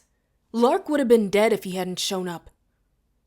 Max follows my pointed finger to the far side of the road, where a barely conscious Lark is being helped to his feet by a member of the guard. Still holding Cell, Max shifts his gaze to the right to examine the beast upside down, its heavy metal door dented and tossed aside. Or he arrived just in time to kill you while you were unprotected. Unprotected? Cell rolls his eyes. "Come on, Maxwell. We both know Larkin, even unconscious, is far more protection than you could ever be." Max growls, and it's too vicious, a precursor to violence. I move without thinking. "Stop!" I lunge toward Max, palm open, and notice too late that my fingertips are still lit with root. As soon as my hand touches his arm, it singes through his coat. The Merlin releases Cell with a roar and jumps back, teeth bared and eyes wide. He stares at my hand. Holy shit. Cell squeezes his eyes shut, groans. Max's eyes narrow. What the hell? So, it is true. The reports about your red ether generated from within. Erebus's voice flows over my shoulders, a rich blanket of deadly promise. He reaches my side with a long silvery ether staff in his left hand, his right hand tucked in his pocket. His dark eyes are all for the root flickering at my fingers. I have read the Legend-born debrief reports, of course, but it is remarkable to see it in person. I glance to Cell, who shrugs. Too late to hide it now. And like Erebus said, he knows about my root already. Yes, I say slowly. Erebus tilts his head, watching as I close my fist until the flames wink out. Fascinating. I swallow hard. The last powerful Merlin to say that I was fascinating was Isaac, and that didn't end well. But unlike Isaac's predatory scrutiny, Erebus's interest seems scientific. He turns back to study Max, who is still scowling at the pink skin exposed beneath the burned fabric of his jacket. Under Erebus's gaze, Max straightens, glances at me warily, and speeds away toward the demon corpse in the street. The guards help Lark into the back seat of one of the town cars. It pulls away as soon as the door closes, hopefully taking him to get examined, if not by William, someone else. The sound of his body hitting the pavement echoes in my ears. Erebus's eyes slide to Sel. "We've been looking for you, Selwyn. I assumed you'd be in the wind by now. But then you appear at the exact moment the Crown Scion is attacked. Did you orchestrate this?" Sel groans. "You know I didn't. But someone did. Someone knew she'd be in transit on this road. Gordekel. Gordekels are not so easy to detect. As I'm sure you know, we have been methodically combing the other chapters for Gordekel mimics since the appearance of Roz, a task that must be done without alerting a potential demon assassin within our ranks." Erebus replies. Sel steps closer to the Seneschal, lowering his voice to a bare whisper. "Who else knew Lark was driving her tonight, Erebus?" Erebus frowns. "I do not owe you intel. Do you trust every Merlin in the guard?" Sel asks. "Did you handpick each member yourself?" Erebus's gaze flickers. Doubt, there and gone. It was fast, but I saw it. Sel saw it. When the Seneschal answers, his voice holds a thread of uncertainty. "Sestra chose several, but all are oath, and a Gardekel cannot mimic a Merlin, can't they?" Sel challenges. "A Gardekel can mimic an oath?" My eyes immediately find the Mage Guard, find Max, who had been cruel from the start, then Olsen, the others that have not spoken to me but whose eyes are always searing on my skin. "It knew who I was," I murmur, remembering the Ekel stone and thunder voice. "It called me Awakened Pendragon." Someone who knows Bree's identity was behind this. Sel's voice is a dangerous combination of urgency and defiance. "And the Foxes. If not the guard, what of the council? Do you trust the regents? The other seneschals?" Erebus's lips curl. "Be very, very cautious, Selwyn. These accusations will only make matters worse.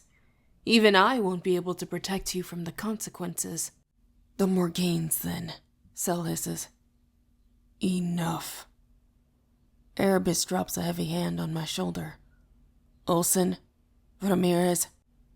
Two Mage Guard appear at Sel's sides, one taking his elbow in a tight fist, the other holding a large black box.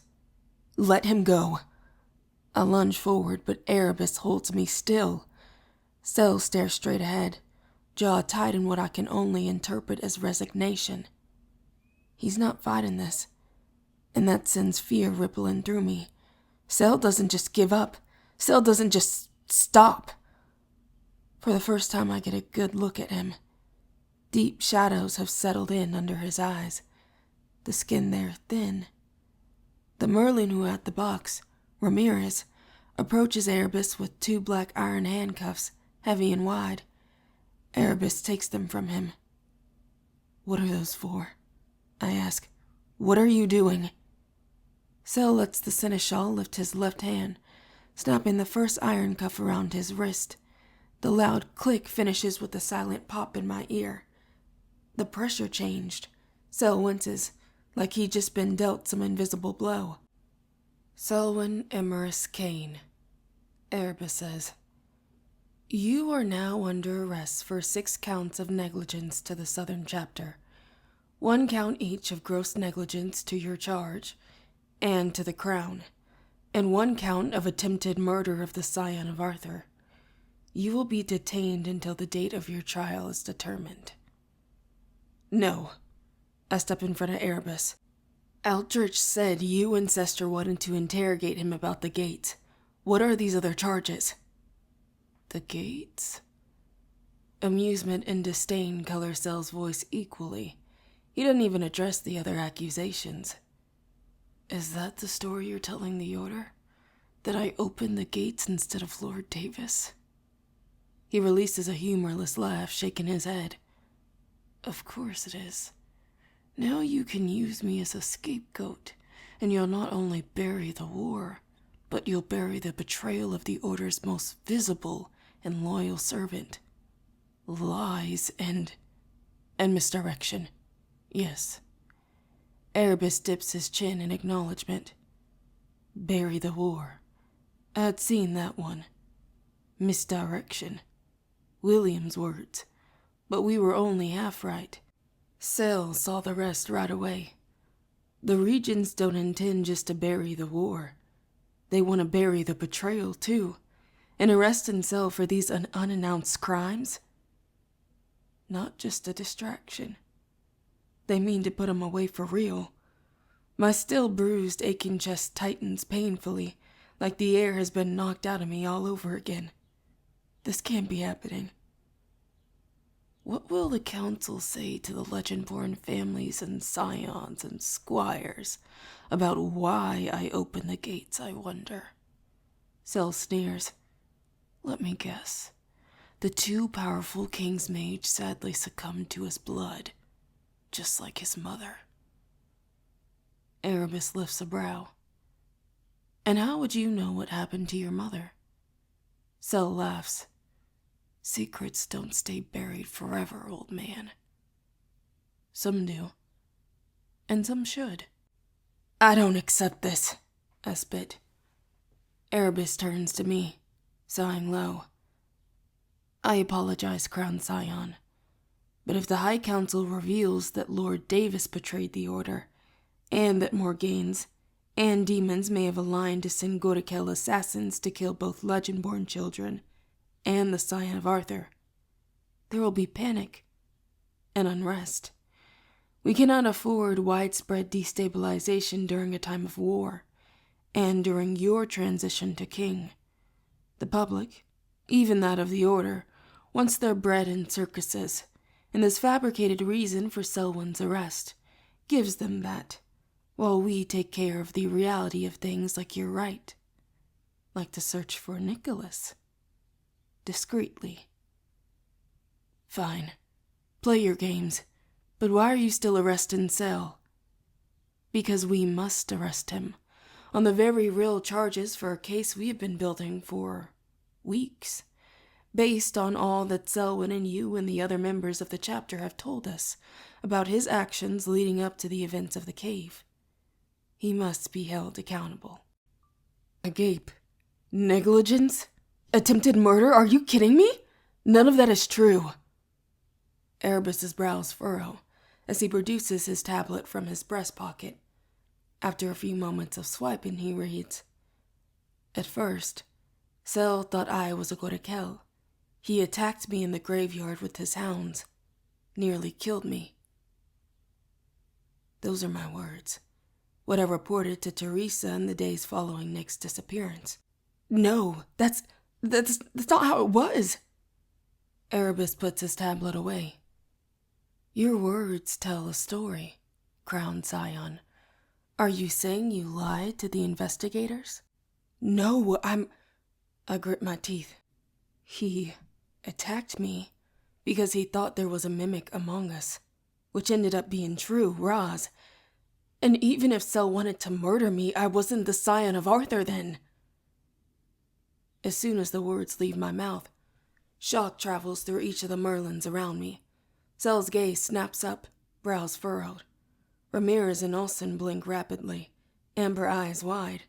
Several emotions race across Erebus's face, one after the other. Confusion, displeasure, annoyance, then pity. It's the pity that creeps into my throat, makes it tight. Crown Scion Matthews. Erebus's voice turns oddly gentle. You have always been the Scion of Arthur. It was always you.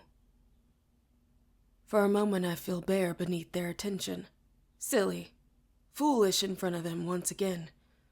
I clear my throat, trying to regain my footing. And as Crown Scion, I order you to release Selwyn. Erebus draws his head back, appraising. I'm sorry, but Order law only recognizes those who have formerly claimed their title before a governing body. He frowns. You cannot stop due process. His words echo Nick's from the day I demanded he help me infiltrate the Order. He had spoken of titles and recognition then, too. When everyone thought he was the scion of Arthur, he still had to claim his title publicly before he could sponsor me as his page. This was one of the first lessons Nick taught me about his world. The line is law, but blood is not enough to conquer procedure, even if that blood belongs to Arthur Pendragon himself. Crown Scion. Cell interrupts my thoughts. My crimes, the real ones, are not for you to decide. Jury of my peers and all that. The tightness in my throat drops to my stomach, becomes dread, churning and dizzying. Cell believes them, believes that this is right. Erebus moves to place the other cuff on Cell. Let him go. I lunge to stop him on instinct, clasping the Seneschal's clothed arms in both hands. The Seneschal freezes, as does every Merlin in our vicinity. Brianna, please release me. Erebus could dislodge me easily if he wanted, or tried to anyway. But he's hesitating, stuck between my title and his duty, and the inability to harm me dictated by his oaths. Bree, stay out of it, Cell says through clenched teeth. It's his low, strained voice that stops me from pulling further on Erebus. But let him go, Brianna. Cell's command feels like a slap to my face. His eyes, a darker gold than I've ever seen, scorch my cheeks. The ends of his raven hair rise in a silent ether wind, a sign of his anger. The tips bright with magic that he's not using. Even his fingers are pulsing dimly, the way they do when he calls on ether unconsciously. I step back, my hand dropping. Before I have time to recover, Erebus snaps the second iron cuff around Cell's right wrist. My ears pop again, painfully, at the same time that a sharp breath escapes from Cell's lungs. When the Seneschal passes a palm over both restraints, a curved symbol I don't recognize glows ether blue on the back of each cuff, then disappears. Cell groans through gritted teeth, and as soon as the magic is gone, his hair falls flat. The little color in his cheeks drains away. His hands are tight and fists beneath the heavy iron, knuckles gone pale under the pressure. And where there had been mage flames between his fingers, there is no ether in sight. Like the magic he had just called just disappeared. We know you can owl shift, Kane, so don't even try it, Ramirez growls. These cuffs were custom designed specifically for you.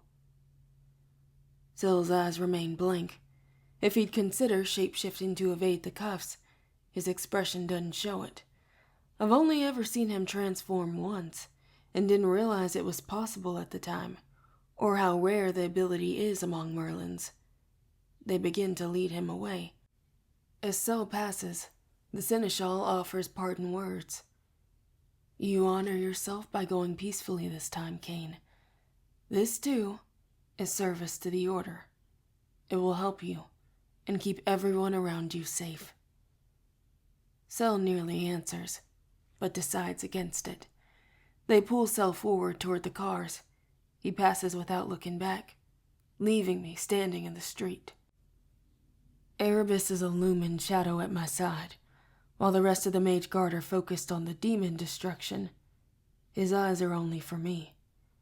The Mage Guard's ether constructs are silver blue lightning bolts, reflected in his irises.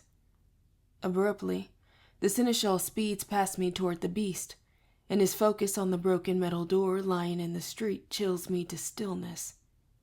He sweeps his coat back and kneels on the ground, long fingers trailing over the dents from my heels. Lifts up the metal, flips it over easily like it's made of paper and not thick layers of heavy steel. Still kneeling, his eyes flick up to me, considering. Then back down. He twists, Find the sword in the street, and makes a thoughtful sound. Stands. Is back at my side in an instant. You truly possess Arthur's strength. A statement, not a question. You wouldn't be able to put a scratch on that door otherwise. My fingers flex at my side, and Erebus eyes them with interest. To be appointed as Seneschal, I was first a master mage for decades, teaching young Merlins how to serve the order. I've always been curious as to whether the fabled strength of the awakened king would match mine. His own hand moves, rubbing fingertip to thumb. Is that a threat, Seneschal? I ask, letting every ounce of my fury wind through my words, bleed into my eyes. This man is not my ally. Probably never was. Erebus's eyes grow wide. No, crowned Scion. In observation. I don't believe him. Even if I thought I could be a match for Erebus, the entire squadron of Mage Guard is here now. I'd be surrounded by the most powerful Merlins in the world, faster than I could blink. Let us continue this conversation in your alternate transportation, Erebus says, gesturing to the limo he'd arrived in.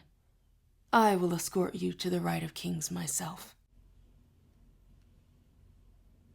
I slip in the back seat with the nauseating feeling that something horrible has been happening, and I'm the last to know.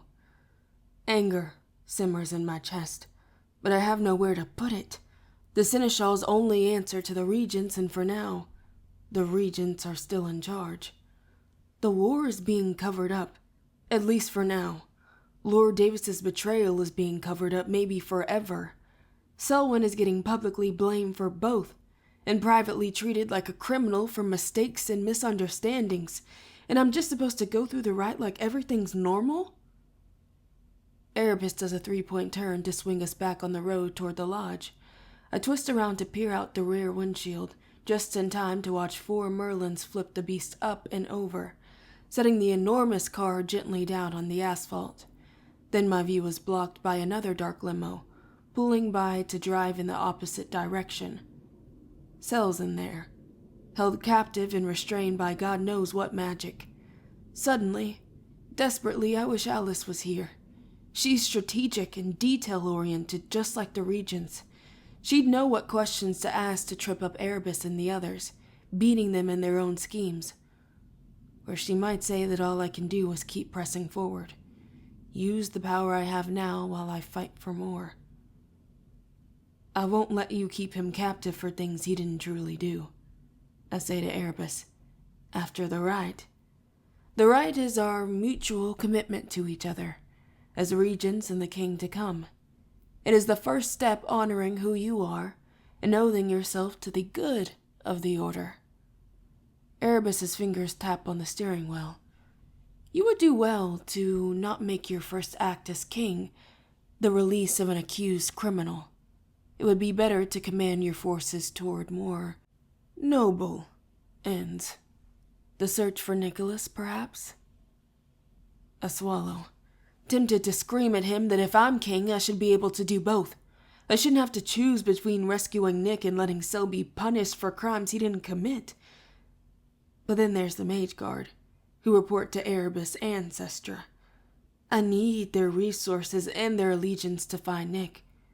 Would they follow me if I claimed my title only to immediately defy their Merlin laws?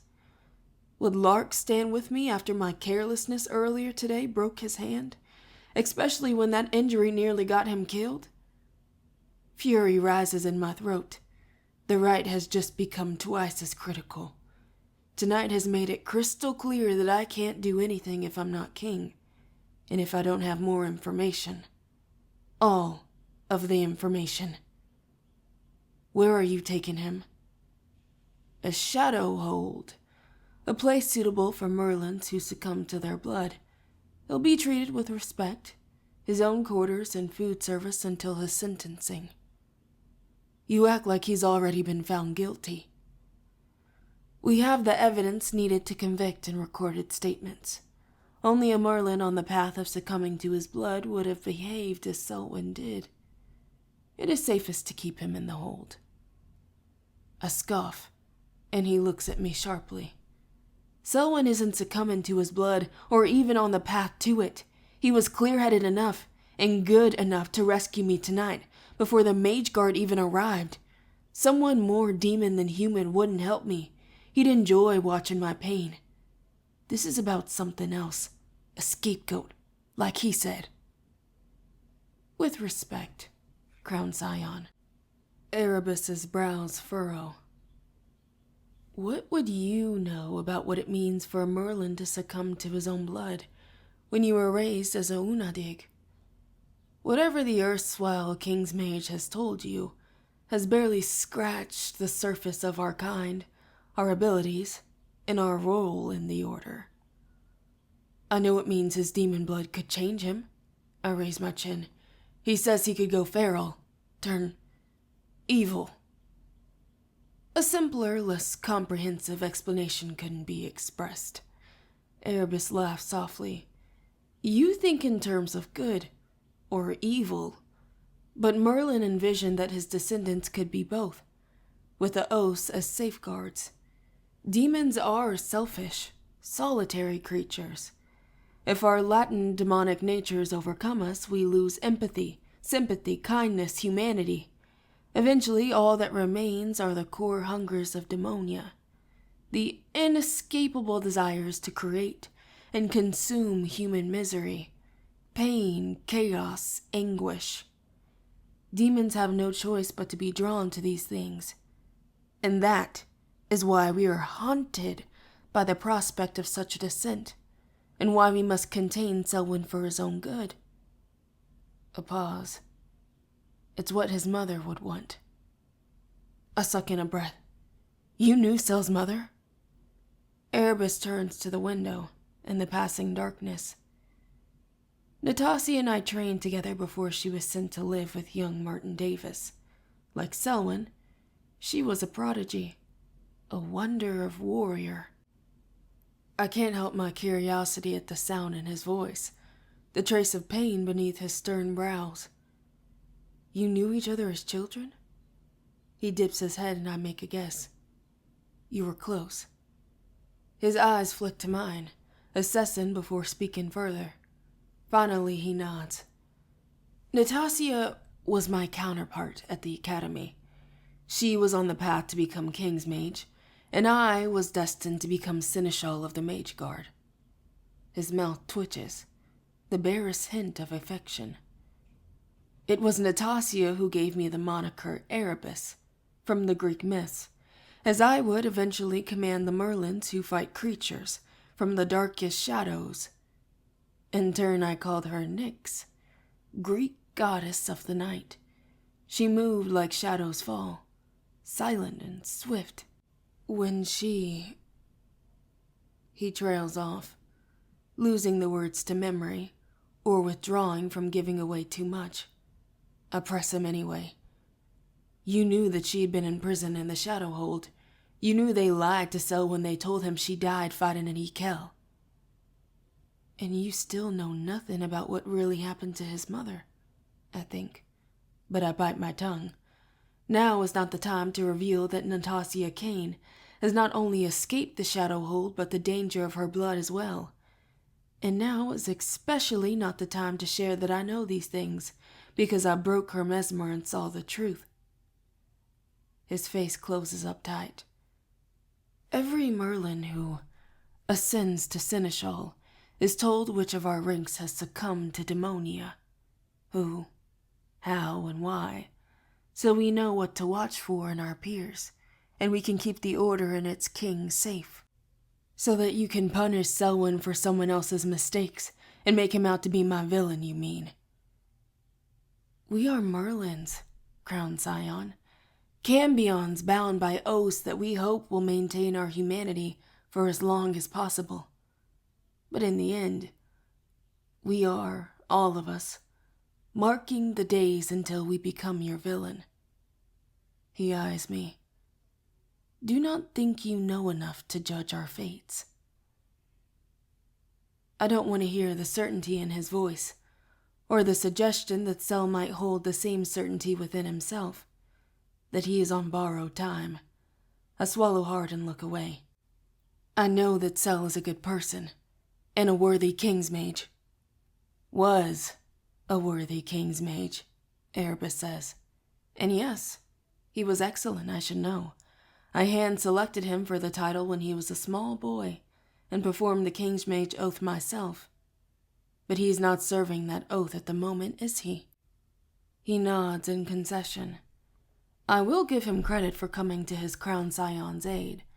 Intention to serve counts for something, and should slow his descent. The care in his voice hurts, because it rings true. Erebus cared for Sel's mother, and he seems to care for Sel too, in an almost fatherly way. Maybe even more than Sel's own absentee father. But that care is laced with horrifying disregard. I take a deep breath and recite my way through panic. Keep my friends safe. Keep them from harm. No more deaths, no more damage. Get through the right, then get through the rest. I wish Nick were here so I could tell him now that I understand how many emotions he held in check every day. The loneliness, the doubt, and above all, the slow-building anger born from carrying the burdens of a power you don't fully possess. We arrive at the lodge just as the stars emerge from the dark blanket of sky overhead. Erebus escorts me to the door alone, then walks down the steps so that he can confer with the mage guard stationed around the perimeter. As I hover in the doorway, I feel the ripple of freshly layered protective wards, thicker and stronger than I've ever felt them before. The Regent's motorcade arrives, 3 cars rolling to a crunching stop on the gravel driveway. As if choreographed, the front passenger side door of each car opens at once. Sestra emerges from the rear vehicle, still in her funeral wear, but with lower heels. Smart choice for the walk to the Ogulf. Then comes Regent Gabriel and his mage seneschal, a tall, handsome white Merlin with dark hair and rust-colored eyes, and long fingers in the dark gray robe. Erebus is at my elbow, voice in a low murmur. Seneschal Tacitus, master of Mesmer, born in Italy. The one who can offer forgetting as if it were bliss, oblivion as if it were mercy. I resist the urge to shudder and fail. Tacitus grins, and I immediately despise him. He is cunning and charm personified. Sel's voice still rings in my ears, and I wonder if Tacitus could be the true traitor in our midst. When I glance up at Erebus, his furrowed brow tells me he is wondering the same thing. If everyone is playing shadow games, then who can anyone trust? Finally, Altrich steps from his car. His seneschal is a short, wide-framed, bronze-skinned Merlin, whose fingertips glow a pure diamond white, edged with a faint line of deep blue flames. The signature from his hands is a heavy, unsettling smell, and his eyes are the deepest orange. Seneschal Saren, master of constructs, Erebus supplies. A powerful ether smith from the Pacific Northwest, here in the States. The flames at his fingertips never go dark. He can change the form of his ether constructs without recasting them, and they are always unbreakable. Erebus steps down, and the 6 members of the council look up to me with curious, expectant gazes. I wonder what they see.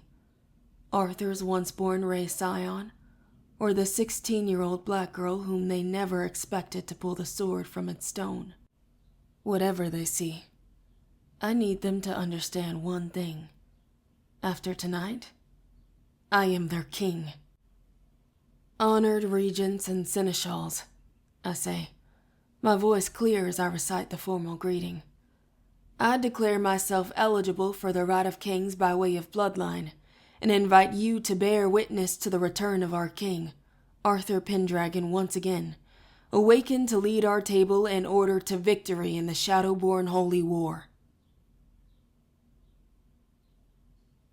Chapter 12. Two of the mage guard go into the tunnels to do a final sweep of the closed gates before allowing all of the Order's leadership, current and future, to enter the underground cave. While we wait, the council turns to me, expectantly. Crown Zion Matthews. Eldritch appears at my shoulder, with his seneschal Tacitus close beside him. I must apologize for the shock my pronouncement delivered at today's services. I assure you my words were merely... A strategy? I interrupt, smiling tightly. To take public attention away from the investigation into Lord Davis, the individual who really opened the gates. I'm aware. Eldritch's eyes widen slightly. I'm impressed with your quick insight. With your emotional response, I assumed that you were taken aback, even pained to see the ruse. My lie's ready. Not at all. I think as Sion Davis's Squire Select, I needed to have a very public response of disbelief that my scion's own King's Mage could betray the Order. She is clever, Tacitus says, nodding approvingly. There are many ways to feed a lie, but they are most sustained by elements of truth. Brava, Crown Zion. It is the first time I've heard him speak. His Italian accent is there, but so light I might not hear it if I hadn't known his background from Erebus. I wonder how long he has lived in the States. I keep my face as even as possible. I see the benefit of skilled subterfuge, especially as we plan our rescue of Nick. And when we bring Martin Davis to justice, Sister adds. Her voice has lost the formality of the morning ceremony, her mask lowered. He must pay for his crimes, privately of course, along with Isaac Surison. Gabriel shakes his head. It's still hard to believe that Martin would do such things. Sistra's gaze darkens. The mage guard found a secured fridge in Davis's home, full of Cambion blood, and vials belonging to both Selwyn and Natasha Kane that were presumably used to open the gate. We have the evidence we need. The tone in her voice almost gives me hope that at least this way, the Regents are pursuing truth and justice, even if it's not out in the open yet. But his oaths? Gabriel says, spreading his arms wide. That degree of betrayal for one so bound is unheard of. Not true, Sestra says with an elegant shrug. We have heard of betrayal before, but the traitors' oaths took their lives before we could get to them. Eldritch clears his throat, cutting some tension in the air. He turns to me. I hope you aren't insulted by our wish to perform the rite before we discuss other matters and begin the transition. I shrug. I get it. The rite is about mutual trust, and the first time the Scion of Arthur takes up the blade, it's usually a much more public affair. The Scion is called, and then everyone gathers to watch him pull Excalibur to be fully awakened. I say it without emotion, like this fact isn't burned into my brain, said first in the voice of a demon. It'd be easy if all I needed was for Arthur to call Nick like the others do, but that arrogant prick of a king won't fully awaken his Scion until they take the blade. I remember Roz, chasing me in the dark, not a few 100 feet from where I stand, and shudder. That's what the archives say. Eldritch agrees. But we are the first regents in 200 years to even perform this ritual, something you hope to never do, but must be prepared for, not unlike war itself. Olsen returns and waves us into the tunnel. It's time. In the center of the cave, as before, is a small lake with a rock island in the middle and a raised stone extending upward. Excalibur, shining and sharp, seems to wink at me as I enter. My fingertips buzz with the desire to touch it. 5 mage guards stand posted around the cave perimeter. The 6 members of the council take their position in a line at the edge of the moat, alternating regent and seneschal. Eldritch gestures to the island with his hand. We are ready when you are, Crown Zion. I lift my chin and step forward, dropping the green cape from my shoulders until it pulls behind me on the sandy bank. Underneath, the Pendragon coin shines bright over my sternum. I bend down, slipping the shoes from my feet and step into the cold, clear water, letting it seep into my skin and bones, chilling me to the knee. I wade over to the island and circle it until I find the first foothold, taking one step at a time until I reach the platform beside the stone.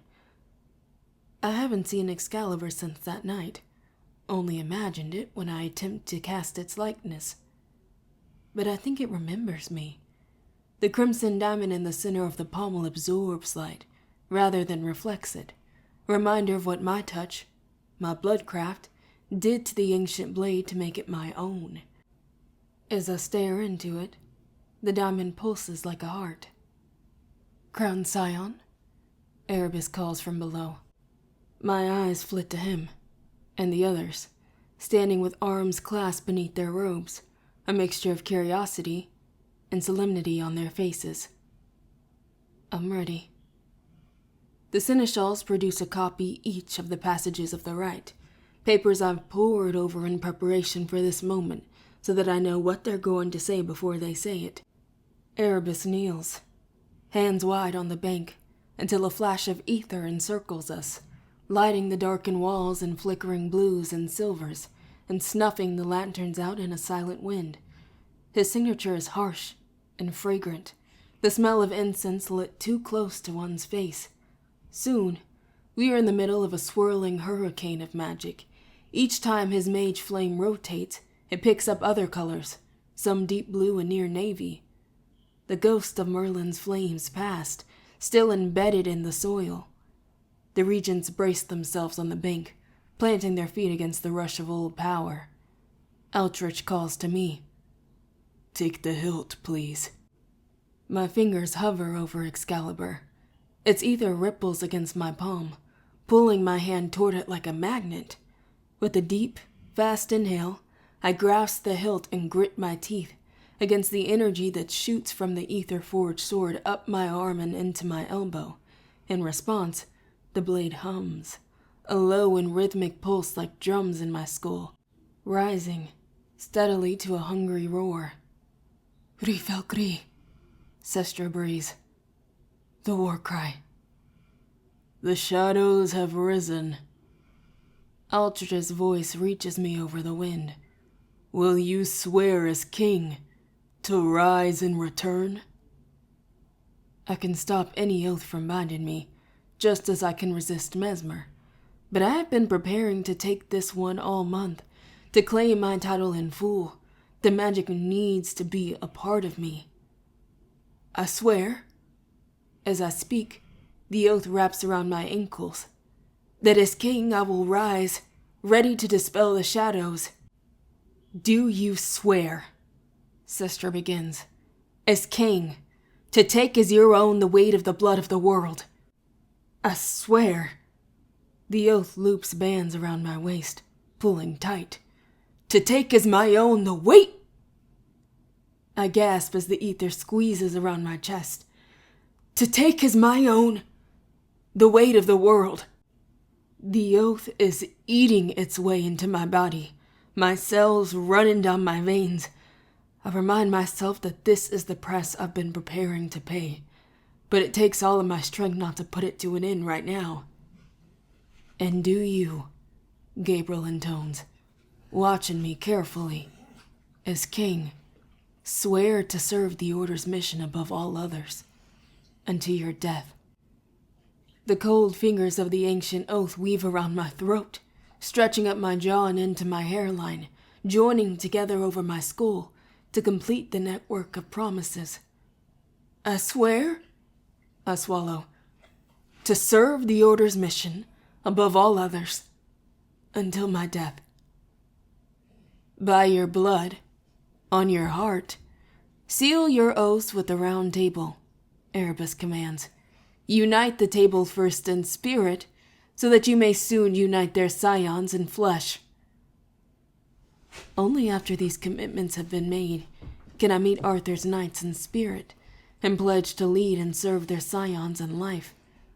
Oaths taken received, and given.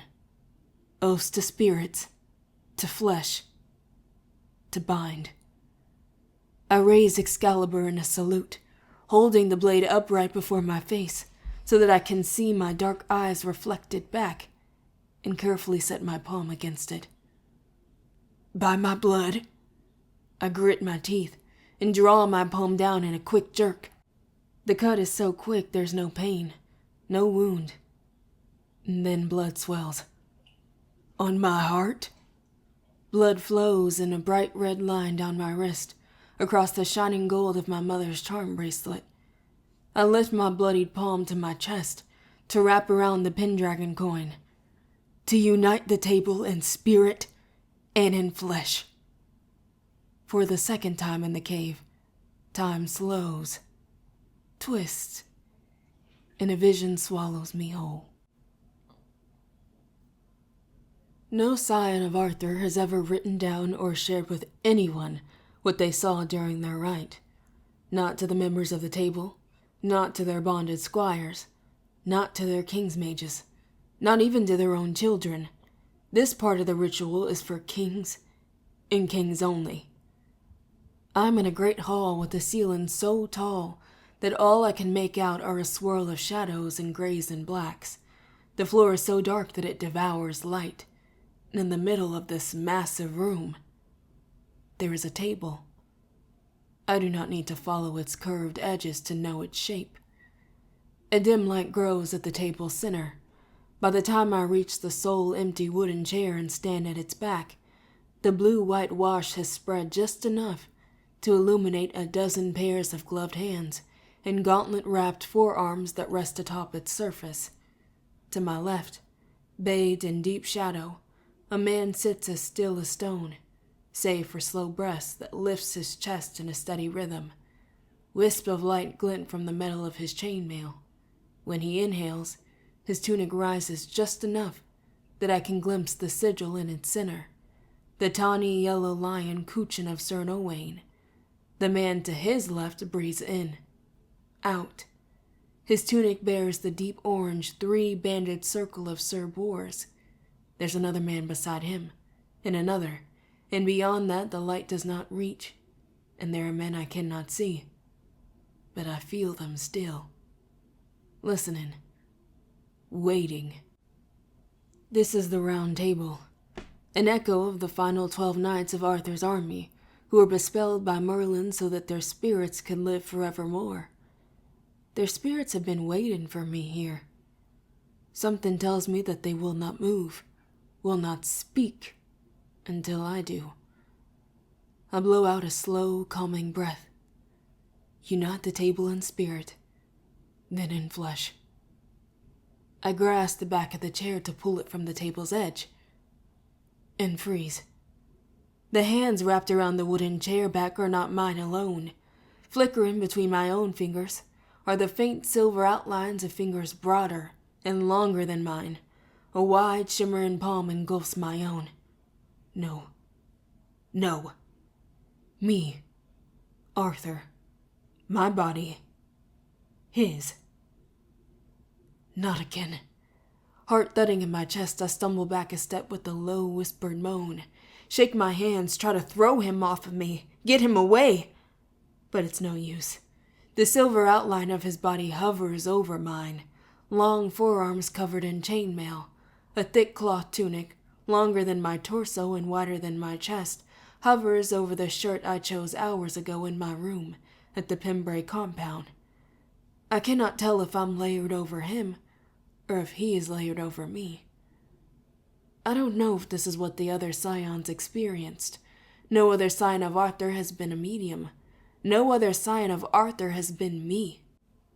I don't feel Arthur, don't hear him in my head. But this is almost worse. I can't plead with him to leave me alone or demand that he let me go, because he isn't a separate person here.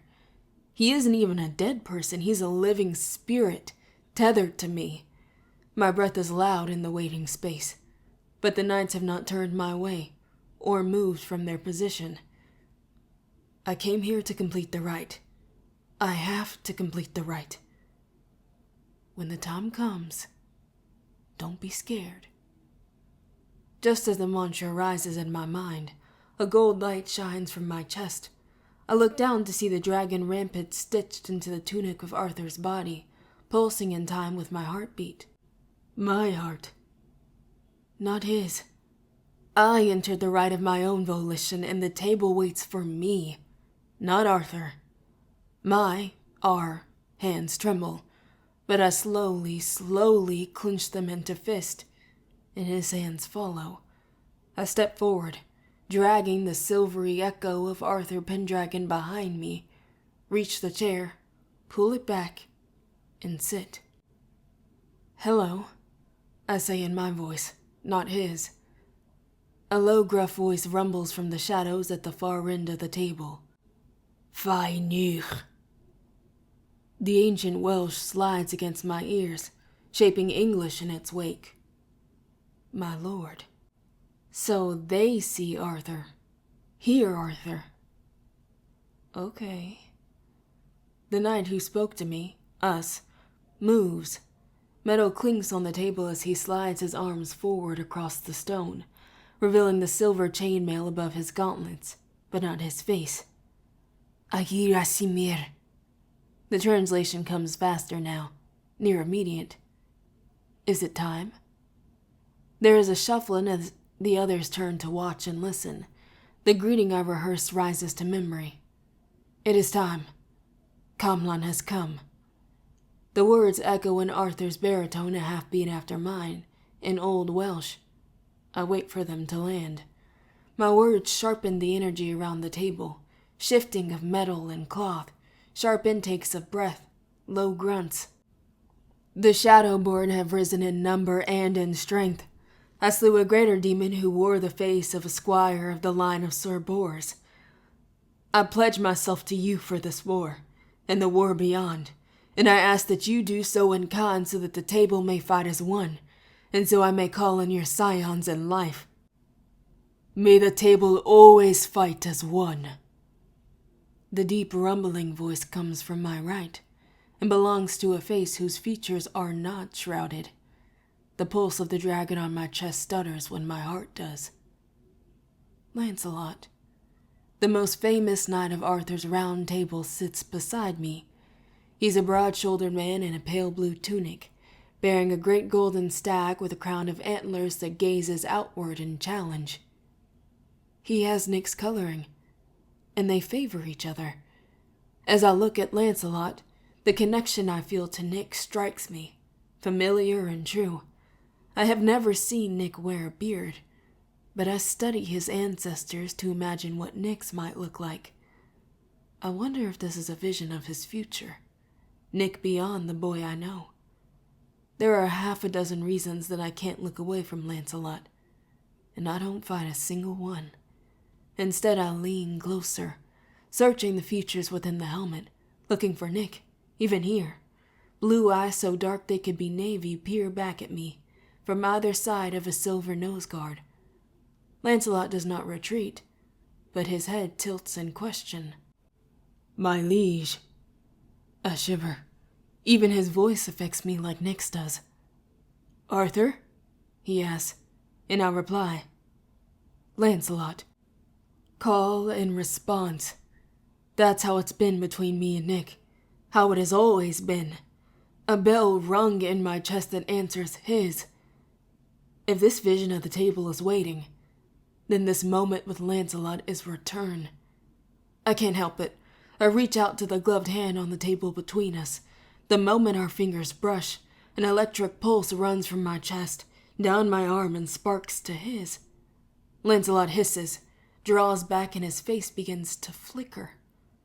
I gasp, watching the metal helmet glow, go transparent, and then go solid again, back and forth until it starts to fade. Then slowly, the metal bleeds away, taking Lancelot with it, until all that remains is tousled blonde hair, a strong brow, and storm blue eyes. A face I'd recognize anywhere, the face I'd imagine every day since he'd been gone. A choked sob escapes me, Here in the waiting place of my forever oath, my wish has taken shape, and even though I know it's not real, I call for him. "Nick?" I ask, and he replies, "Bree." Part 2. Power. Chapter 13. I sense the warm hand wrapped around my wrist, but still I do not believe it. "Bree?" Nick says my name again, but this time it's a question. My hand flips to hold his wrist, squeezing. It feels like him. My voice cracks. "Nick? Is this real?" "Where are we?" he asks, eyes darting over the table. The nights around us have gone so quiet that it takes me a moment to realize that they are bathed in complete darkness now. Still. This is a rite of kings. That must be why I felt something. He taps his chest. "Right here. A pool to you." Then Nick takes in the outline of Arthur first. Then he finds me beneath the king. How? I don't know. But I'm coming for you, okay? "No!" he shouts. "Do not come after me." The words are a slap against my face. "What?" He shakes his head. "It's too dangerous. My father, I don't care. Do not look for me, Bree. Promise me you won't." He grasps my arm tight enough to hurt. "Swear it." A slicing sound, shrill in my ears, Nick's hair lifting in invisible wind. "Are you ready to complete the oath, Crown Scion?" Without warning, Nick is gone. In his place, Sir Lancelot is a heavy presence. "Bring him back." "Are you ready?" Fierce expectation rolls off of Nick's ancestor, in the way he peers at me under his brows, and the hungry way he scans my face. I jerk back, attempt to pull my hand out of his grip, but his fingers tighten and hold me still. "Where is Nick?" The low voice that reaches me from beneath the worn metal is now urgent. "You must pledge service to us if we are to pledge to you." "Let me go!" I shout. He releases me and I stumble out of the chair, breathing hard. When the other knights' helmets turn to follow me, I feel the full weight of 12 men. No longer waiting, but demanding. Lancelot's eyes harden. "Will you make this oath or not?" My heart races in my chest. Blood rushes in my ears. "Will you?" The room squeezes me like a fist. Will I make this oath to the table? An answer falls from my mouth. "No." At my refusal, the light from Arthur's body floods into a bright red, dousing the room into deep black and crimson. Lancelot raises a hand to shield his eyes, just as Nick did when he first saw me with Excalibur. With a loud snap, the knights fade from their seats, until the table is empty. And yet I'm not alone.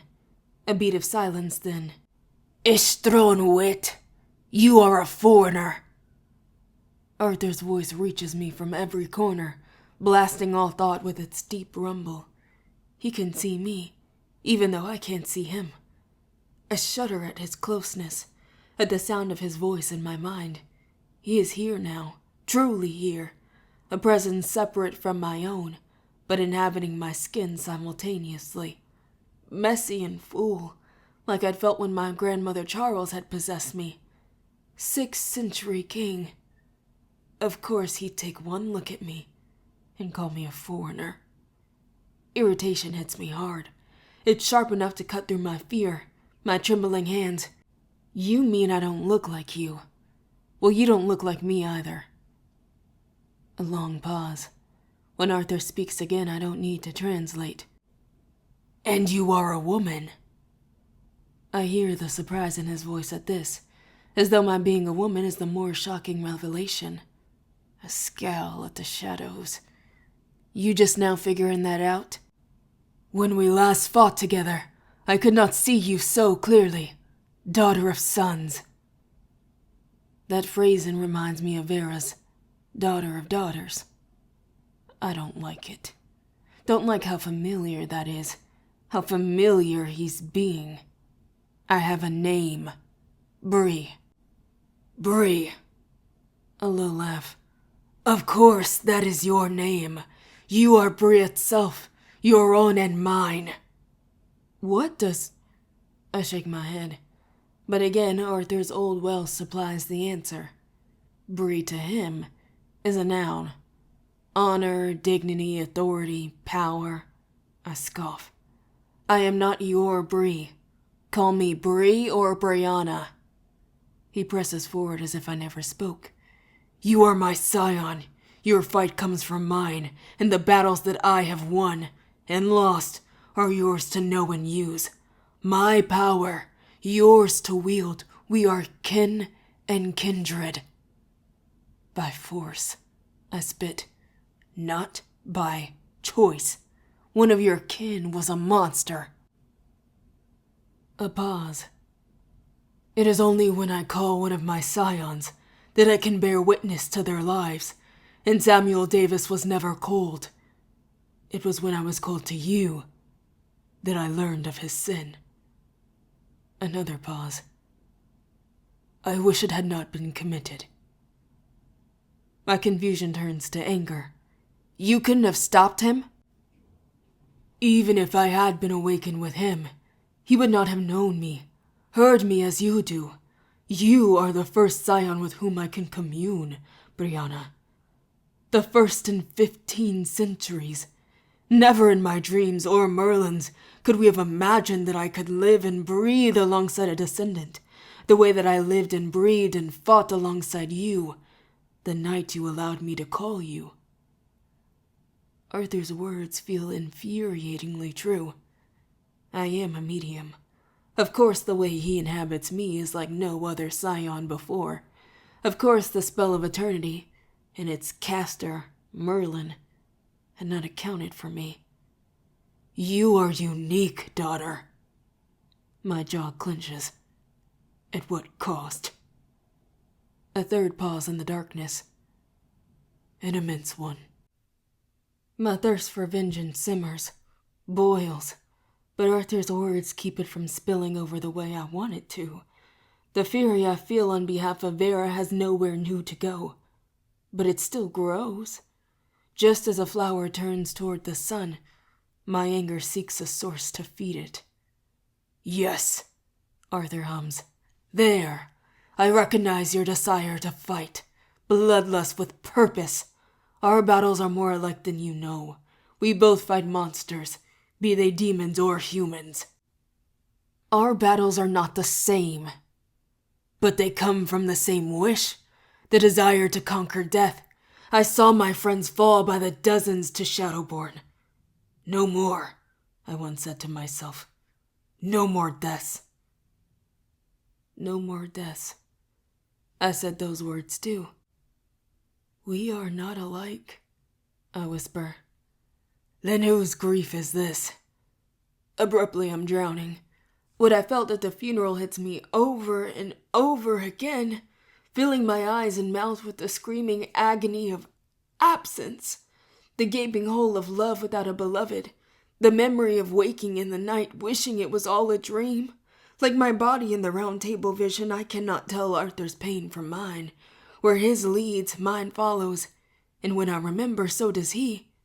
Then it's gone, and I'm gasping for breath, for light, chasing the remains of my own heart. That was ours.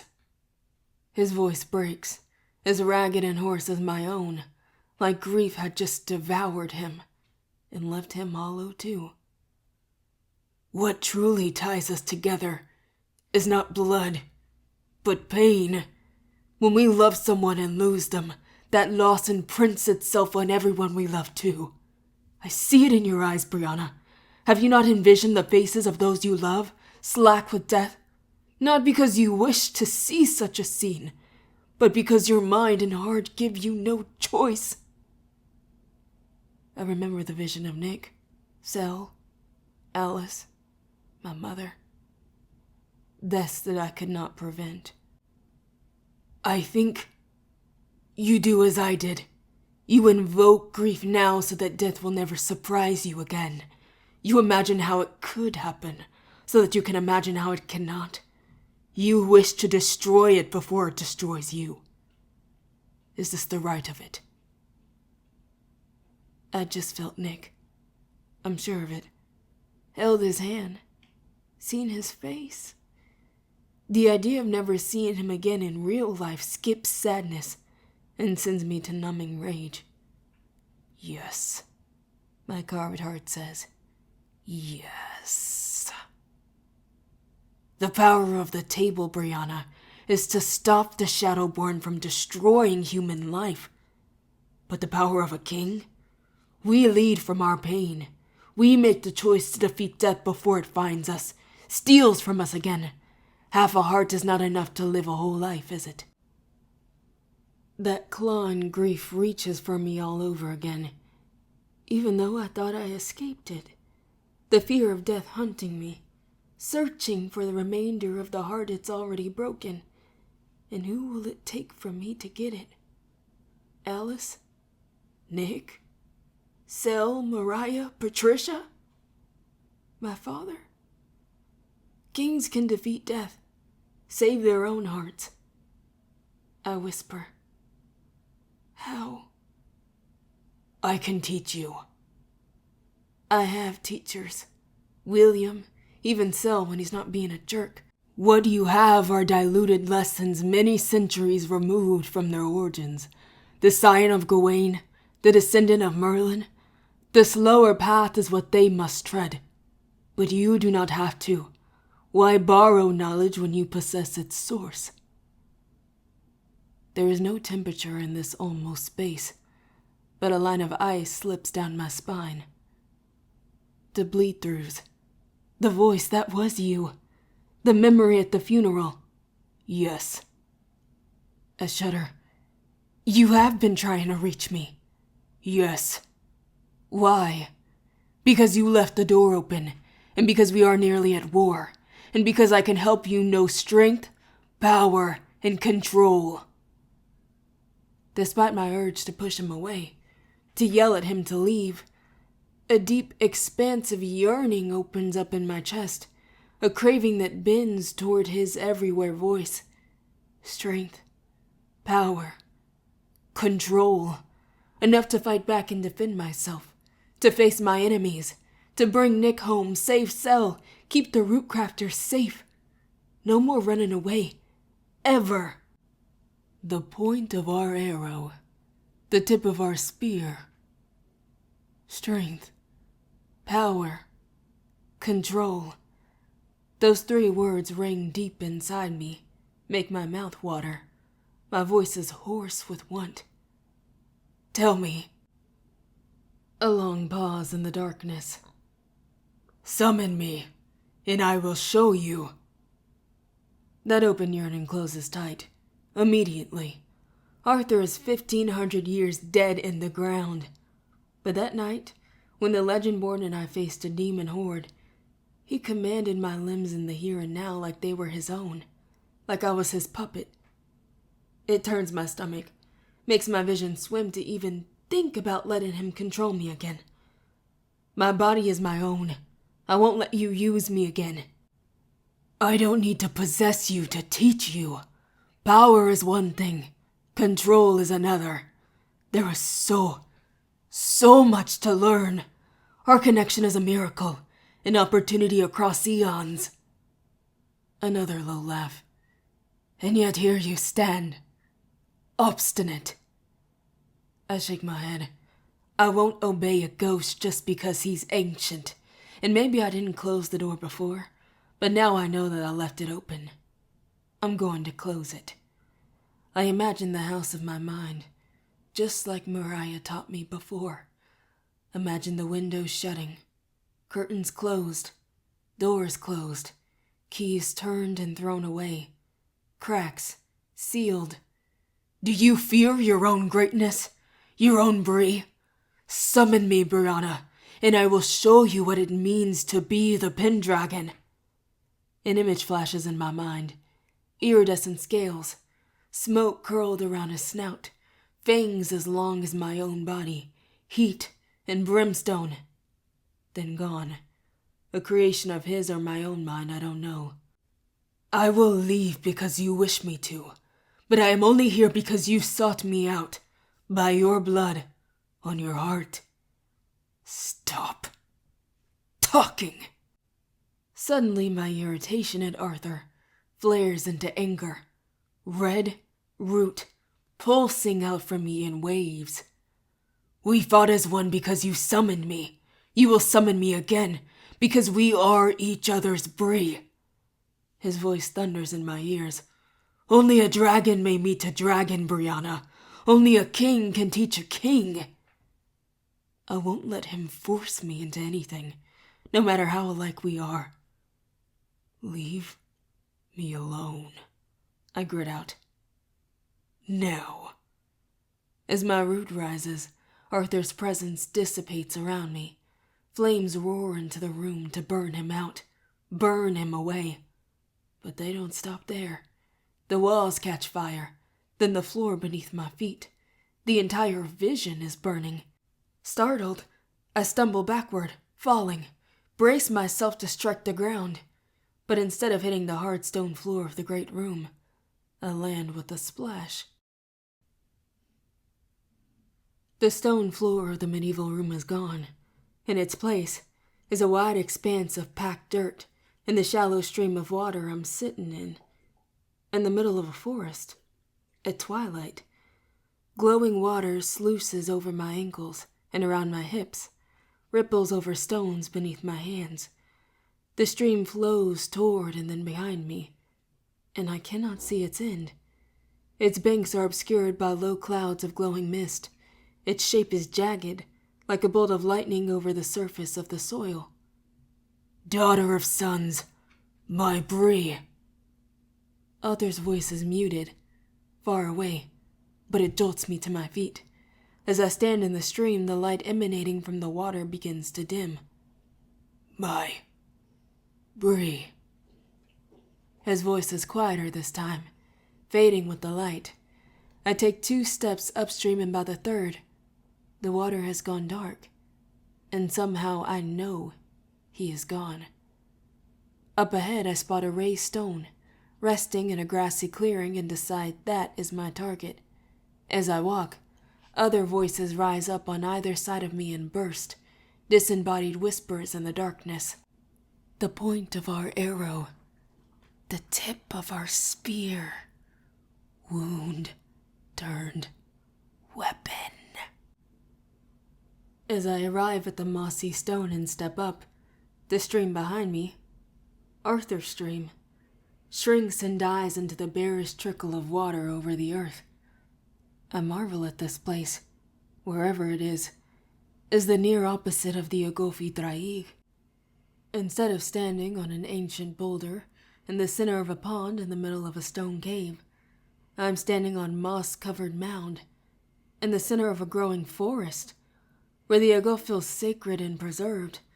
This place feels both ancient and alive. Where Excalibur slept, I stand. In this place, I am the blade. I turn back to face Arthur's stream. All that remains is a stretch of damp soil. A voice behind me, crystal clear, proud, splits the silence open. Daughter of daughters. Relief floods my chest. Vera. It doesn't take long to find her. She stands in a stream on the other side of the mossy stone. She is as I last saw her in my room in the lodge, bathed in blood and flame, hair a crown of its own. Where am I? Where you have been before. She extends a hand for aid, and I lean forward to help her up onto the stone beside me. Her skin is warm, her palm and fingers firm. My lower body is chilled from the water, but she looks perfectly dry. Behind her, the small waterway she stood in babbles quietly. The plane between life and death. It doesn't look the same. I wrap my arms around myself. The plane can appear as many things, Vera says with a smirk. Before you visited me in my vision. Now I am visiting you in yours. But it's not mine. Not really, it was the right's. She presses her lips into a line, and the barest hint of displeasure. Tell me about this rite. It's a ritual for the Legendborn. It brought me to a room and a table in Arthur's Knights.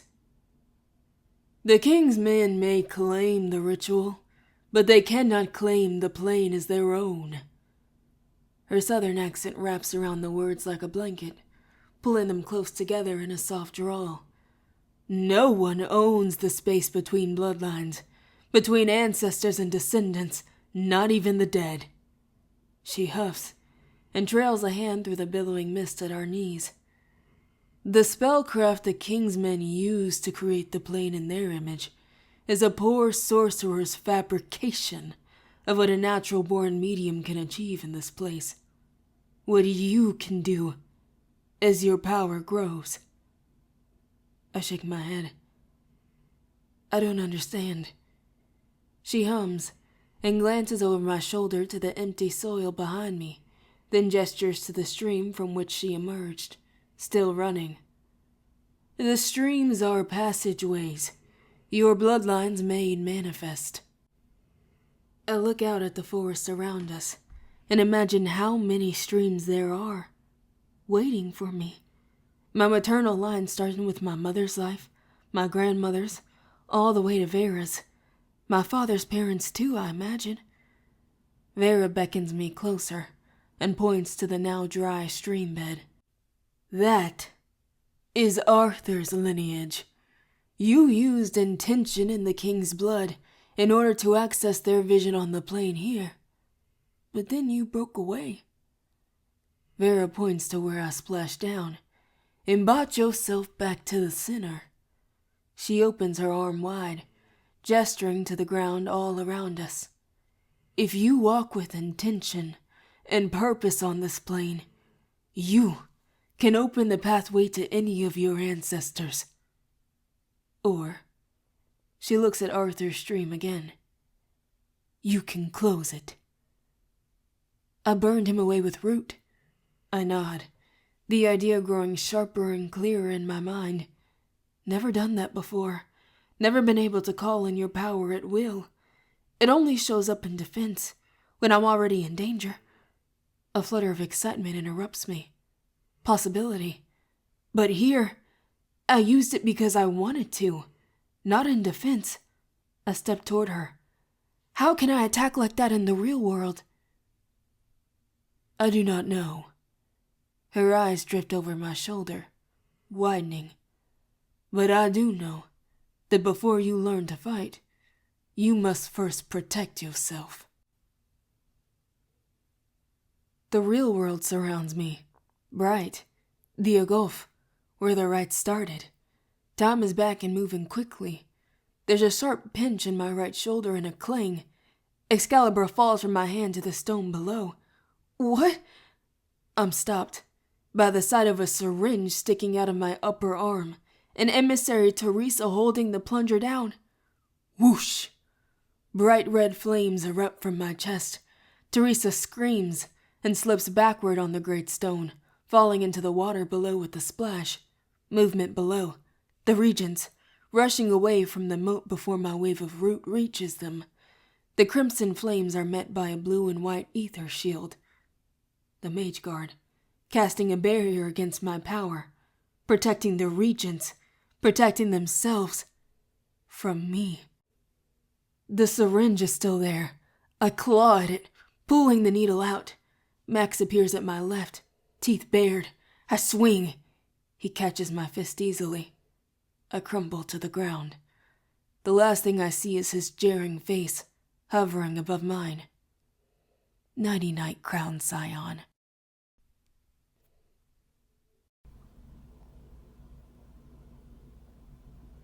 Chapter 14. A familiar pop of pressure in my ears jolts me awake. An ether barrier opening. Or closing.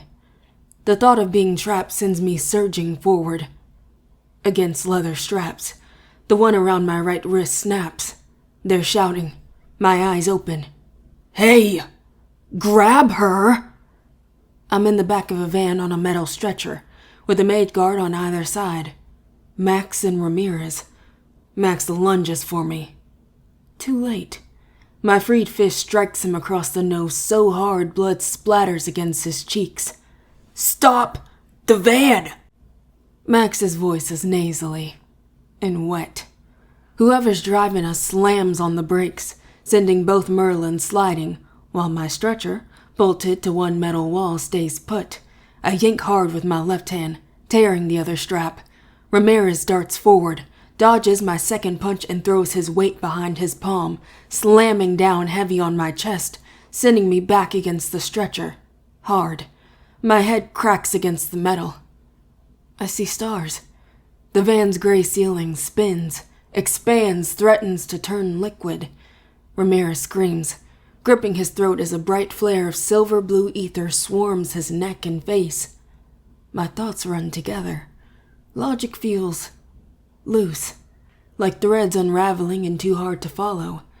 Dimly, I think that if Ramirez is burning, he didn't just mean to restrain me. He wanted to hurt me.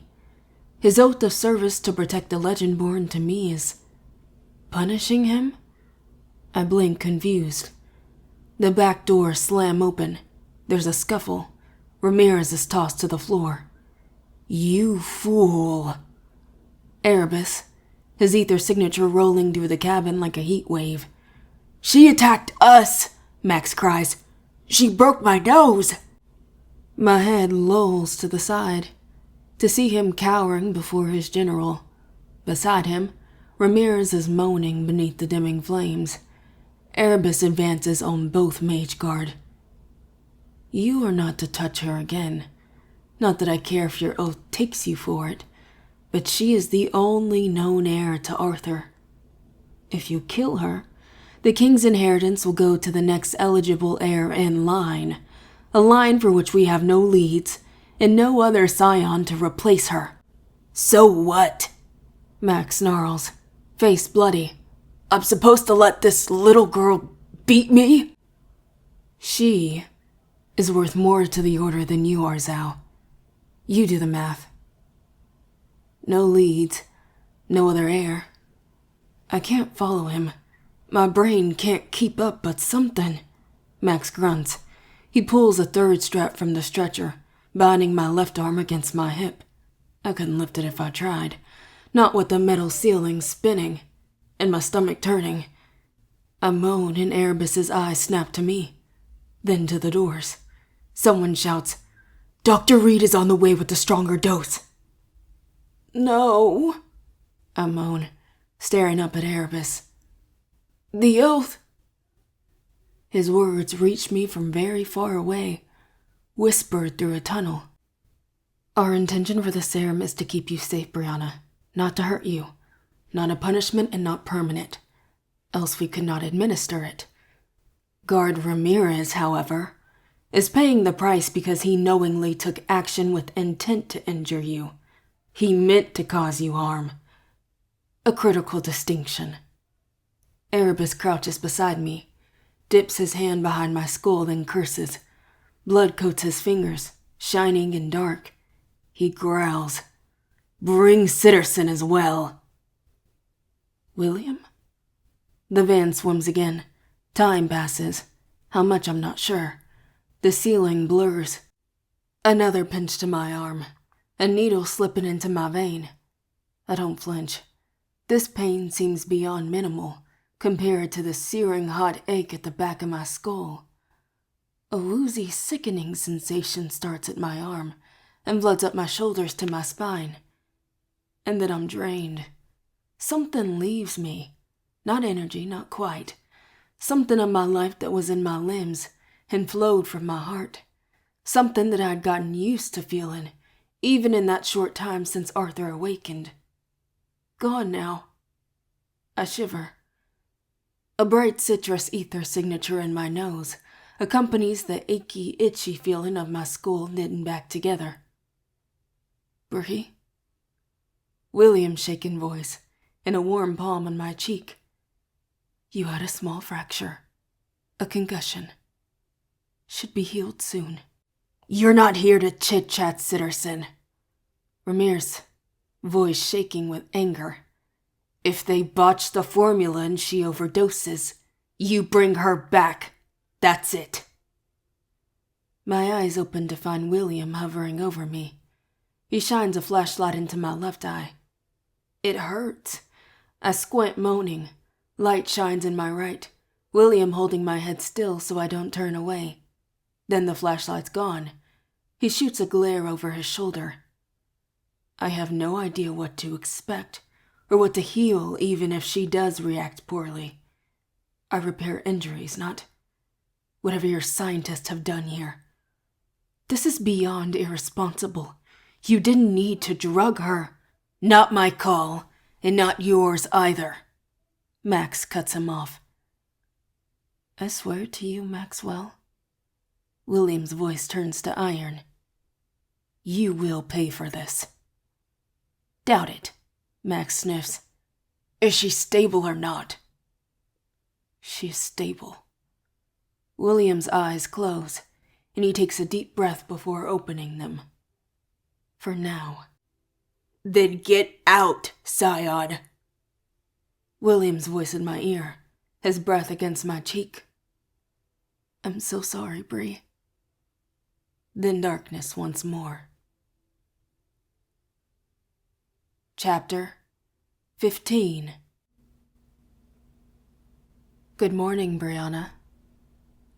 I blinked the small room into existence. I'm wearing a pair of sweatpants and a t-shirt I don't recognize. The back of my skull feels like one big bruise. I'm sitting in a chair at a table. On the other side sits Regent Gabriel in a gray suit, and his jacket slung around the back of a chair that matches mine. He wears a practiced, pleasant expression. It's the smile of someone who wants people around him to feel at ease. Right now, it does the exact opposite. What is this? I croak. A secure facility, another voice says. Behind Gabriel, in the corner, stands his seneschal, Tacitus. The master of Mesmer is dressed in a gray ensemble, slacks, a button-down jacket. When he notices me studying him, his attention marches like fire ants across my skin. A red light winks at me over Tacitus's head. A camera is mounted in the wall, its black iris pointed at me. We were at the lodge. The right? Gabriel temples his fingers. That's correct. Last night we were at the lodge. Memories flood in, knitting my brow. The Ogof, the needle, the van. You shot me with something. I surge to my feet and nearly fall out of the chair in the process. Tacitus is at my side in an instant, lifting me carefully back into the chair before reappearing at his regent's side. Bile rises in my throat, threatening to spill out, then subsides. Please be careful, Brianna, Gabriel says in a low, soothing voice. Why did you... Pain stops me short. For the first time, I feel the prickles in my right and left upper arms. I tug my sleeve up to reveal deep purple bruising around a constellation of small marks. Injection sites. Gabriel answers before I form the question. We have suppressed your ancestral inheritances, Arthur's physical strength, and your ability to manipulate ether. Alarms ring inside my skull as his words land, become concrete. My hand flies to my chest, clutching my shirt. That empty feeling I'd felt in the van is still there. A hole where my root furnace should be, where Arthur's heart sometimes beats. I feel hollow. This is for your safety and ours. His mouth twists as he watches me rub at my sternum. I apologize for your discomfort. It has taken us several attempts to get the dosage right. The serum is still experimental, you see. It works directly on your DNA, so the physical side effects are not significant. He sits back, crossing one knee over the other. Why? You are undeniably the scion of Arthur, but you are also something new. Your ether abilities have been temporarily neutralized because we would like to speak with you without surprises or unpleasantries. I have a laugh. You could have just asked. Gabriel's mouth quirks. The High Council of Regents is responsible for making decisions that protect, or put at risk, millions of lives around the globe. I'm sure you'll forgive us for our precautions. As the regent who oversees the boundaries between our secret order and the once-born world, and who advocates potential violations of the Code of Secrecy, I have specific inquiries for you on these topics. He opens a tablet in front of him and spreads open a folder of hard copy documents. Why don't you tell me about your father, Edwin Matthews, and what you've told him of our order? My heart thumps hard in my chest. What have you done to him? Gabriel blinks. Done to him? We have not done anything to your father. He is under Lee's supervision unbeknownst to him. Gabriel spreads his hands wide. We have no reason to harm your family, Crown Scion. We just need to understand how far information has spread. To that end, please tell me what you've told your father about the Order of the Round Table. My father knows nothing, I say quickly. Patricia's face flashes behind my eyes. Mariah's, Alice's. I shove their very existences down, so that nothing will show in my expression. No other names, no other people for the regions to hunt. Consistent with what we've observed, Tacitus murmurs. Wonderful. Gabriel moves another folder across the table, with documents that I recognize immediately. Your mother, Faye Iola Matthews, née Carter, witnessed fully corporeal Shadowborn murdering Unadik 25 years ago. And she was mesmered to forget. He pauses, waiting. My eyelids flutter. His words are simple statements, but they are also prompts. He doesn't know that I know the truth. No one except Alice and Cell know about my mother's involvement with the Order, or our shared history of resisting Mesmer, an unheard-of ability too dangerous to expose.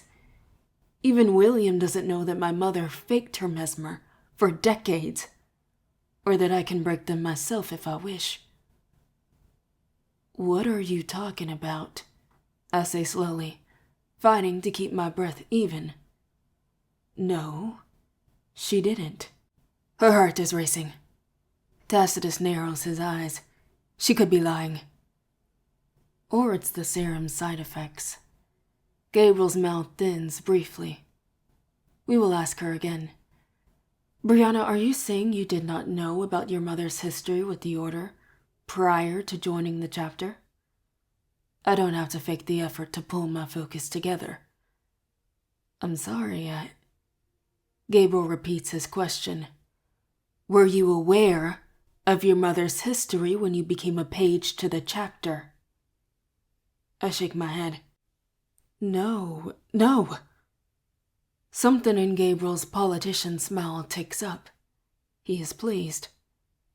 Excellent. I think I'm in the clear, until Tacitus speaks again. Then why and how would her daughter find the way to the chapter 25 years later? It doesn't escape me that Tacitus is speaking about me, not to me, like I'm not a real person. When your mesmer is strong enough to wipe whole people from someone's memory, maybe no one is real. For the first time, I wonder if he was the Merlin who wiped Nick from his mother's mind. Tacitus catches me staring, and smiles, long fangs wrapped in a devil's grin. Gabriel hums. Answer him, please. I saw a demon attack boys at a party, and Selwyn and Victoria killed it. The next night I saw a demon on campus with Nick. No one else could see these demons. I wanted to know why I could. I figured the Order had the answers. Gable regards me with narrowed eyes. And had you seen demons before these instances? No. The truth. Gabriel sits back, eyes thoughtful. Other questions, Tacitus? The Seneschal tilts his head, regarding me with hooded eyes. Had you always planned to go to UNC? Yes. My mother went here, and so I thought I would too. Not a lie. This is unlikely to be the sole result of family tradition. Tacitus shifts his weight, sighing. If the archives are to be believed, the scion of Arthur is drawn to Excalibur's resting place. The girl and her mother share a bloodline, so the mother would have also been the scion. It makes sense that they'd both be attracted to the university, even as they believed they were Unadig. They could have written it off as a sense of alumni loyalty, connectedness to legacy, nostalgia, and so on. Agreed. Your assessment, Tacitus? The Seneschal shrugs. Nothing in the witness observation files suggests anything to contradict her statements.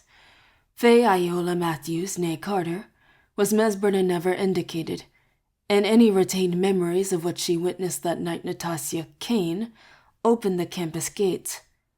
Her mesmer was administered by my predecessor, Seneschal to your own, a Merlin particularly adept at memory replacement. Jenna, yes, I recall. Gabriel pushes back from his seat with a thoughtful expression. We'll stop for now. Let's repeat these questions at the next session, to be sure. Tacitus is at my side in a blink, hand hot and burning against my head, a blast against my consciousness. Sleep and forget. Stop. His mesmer pulls me down a quickly swirling drain. Good afternoon, Brianna. I blinked the small room into existence.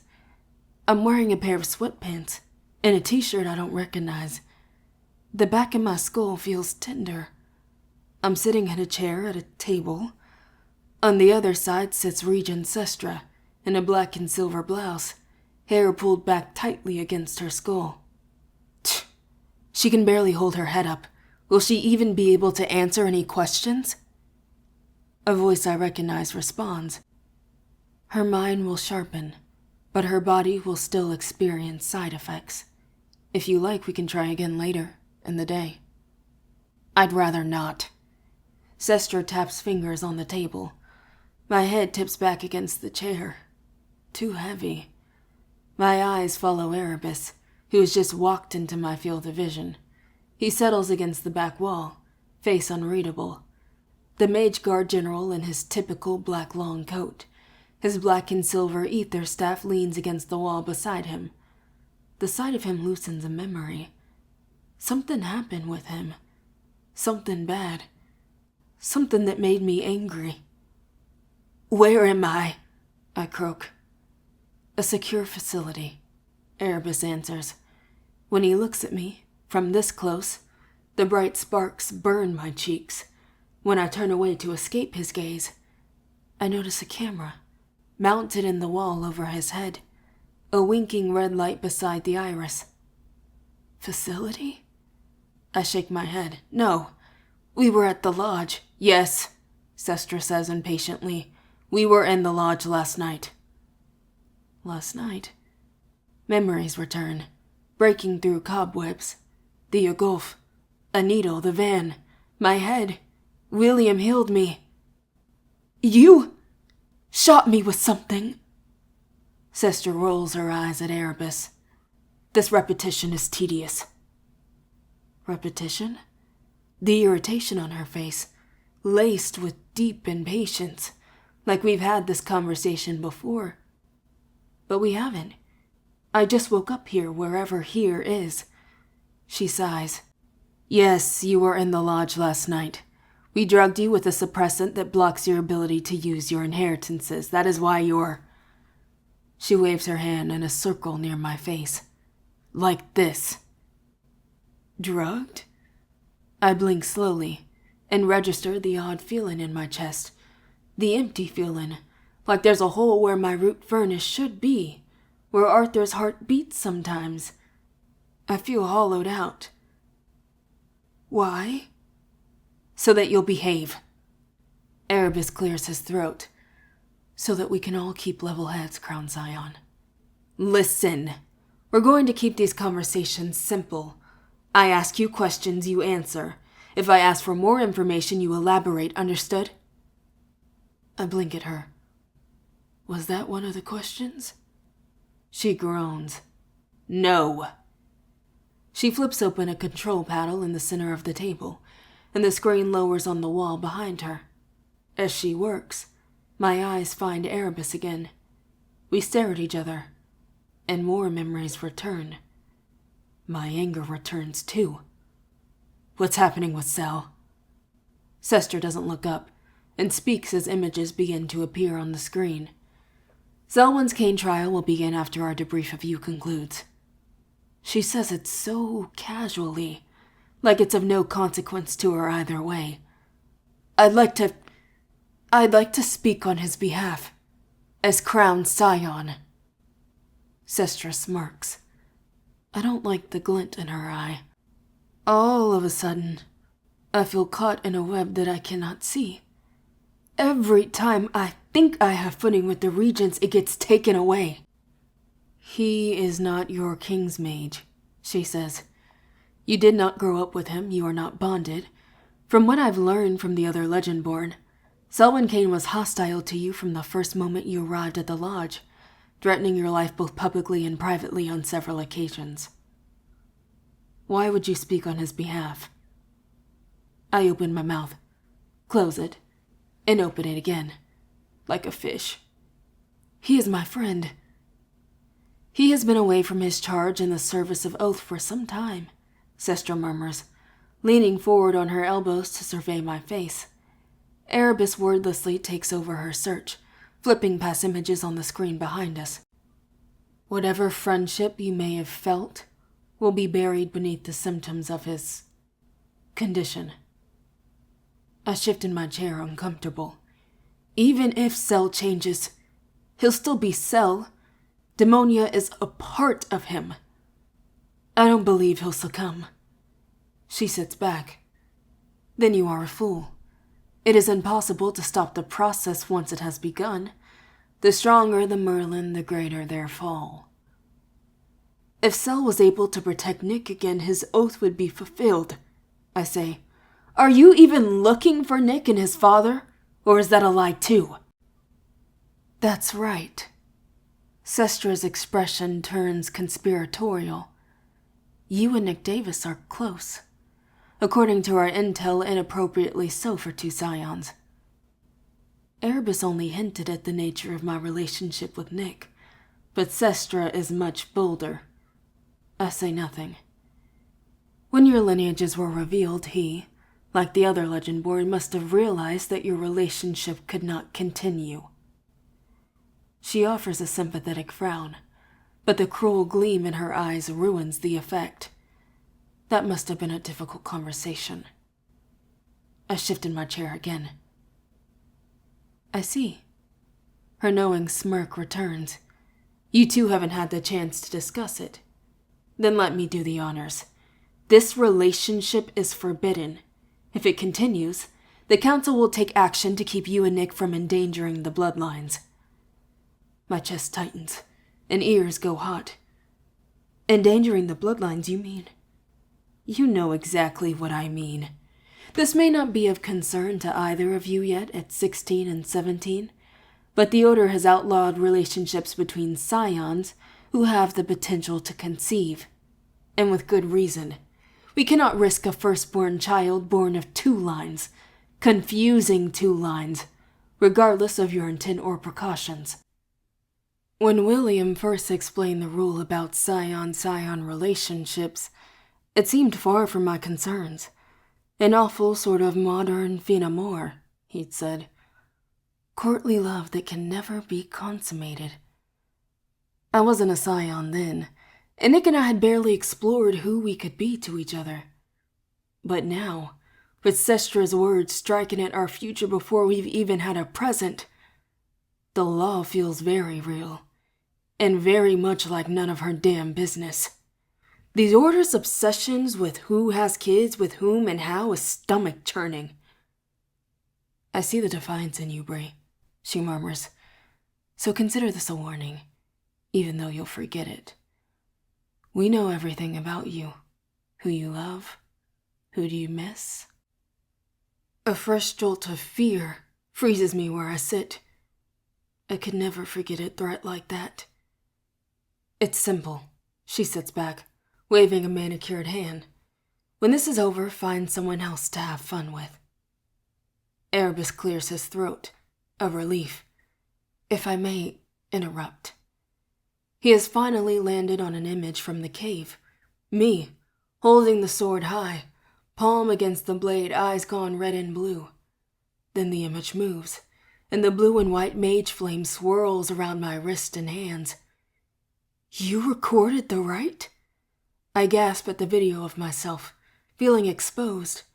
Sestra hums. Keep watching. In the video I stand, unseeing, lost in the ritual. In one hand, I clutch the Pendragon coin. In the other, I hold Excalibur high. Then a roaring sound, a flash, and the flames shift from blue to crimson. The Mage Guard and the Seneschals work together, casting a near-instant shield to protect the regents. Excalibur drops, and I blink back into the world around me, visibly shaken, eyes wide. Teresa appears and presses a syringe into my arm. The entire segment had taken maybe 30 seconds. My vision of Arthur and Vera during the rite felt like long, confusing minutes. Time had slowed and expanded. Pause, Sestra orders. Erebus stops the video, right as I fall to the ground at Max's feet. Rewind to before the flash. The video stops, and Sestra points to the screen. Let's discuss what happened here. When the flames turn red, when you spoke to our emissaries about your abilities, you described yourself as a descendant of... She taps on the screen of the tablet, scrolling through transcripts, then smiles. The line of Vera. Clever adoption of our nomenclature. These abilities, as reported by the other Legendborn, are impressive. She reads down a list. Ether generation and manipulation into a wall. Breathing red mage flame. She turns to me. Is this correct? I nod. That's what happened in the Gulf, the night I first pulled Excalibur. And you had not used those abilities before that night? No, not exactly. Why do you think it happened for the first time, then and there? I do not know. Not exactly. Could it have been because of Arthur's call? Sestra prods. The center of me, the very core of my being, seizes up at the memory of Arthur's possession. Arthur, stretching at my skin, moving my limbs the way he wanted, controlling me. I scowl. Erebus raises a brow. Something to share about the call of Arthur, Crown Scion? My mouth turns sour. It was not enjoyable. Erebus nods. It is written that the call of Arthur, in particular, can appear quite violent. Sure, I mutter. Tell us about the other abilities of this line. Sestra searches through her tablet for a note. When you pulled the sword, were you a medium at this time? I'm so exhausted. That night, both Vera and Arthur were within me. Within you? Erebus questions. As in you could interact with them? I could hear their voices, and they could control my body. Sestra and Erebus go still, and exchange glances. She clears her throat. The other Legendborn reported that your voice changed during and after the battle. Are you saying that the spirits of the dead can use your body without your will? and speak through you if they wish? As in possession? I nod weakly. Yes. Erebus inhales sharply. I would like to explore this ability further, Regent. Perhaps without the suppressant? Sestra waves a hand. Another time. I look between the two of them, alarmed. This is what Cell said could happen, that the Seneschals would want to examine me. But I never imagined it in these circumstances. Not like this. I should have. Sestra has already moved on. And Arthur's ether constructs and armor. Our intel says that you cannot forge them, that you draw on a large quantity of ether, and your attempts at casting result in burns. My face flushes. Yes. Sestra crosses her arms and leans back into the chair. Somehow this interview has been both fascinating and disappointing. She gestures to Erebus. We're done for now. Erebus moves faster than thought, seizing my face in both hands. Rest now, Brianna, and forget. His mesmer tumbles me into a dreamless sleep. Good evening, Brianna. Then, good morning, Brianna. Then, good afternoon, Brianna. Then. Chapter 16. Why isn't she responsive? The first voice, cold and distant, would have sent my heart racing, if it had been beating normally. Instead, it is a sluggish thump beneath my ribs. She is responsive. She just hasn't gone through a full sleep cycle. The second voice is stretched, thin, and taut, like a piano wire. William is here. They want her alert today. Can you just check if she's working or not? She's not a toy. William's tone is hardened to a sharp edge. She's a human being. Ugh, hurry up. A hand against my brow. The room is bright before I open my eyes. Strong fingers wrap around my right wrist. She's stable for now, but you can't keep drugging her with this poison. It's been 3 days, isn't that enough? Not your decision, Sitterson. 3 days? 3. Will? I breathe, blinking between waves of nausea. Eyes open, fluorescent light burning.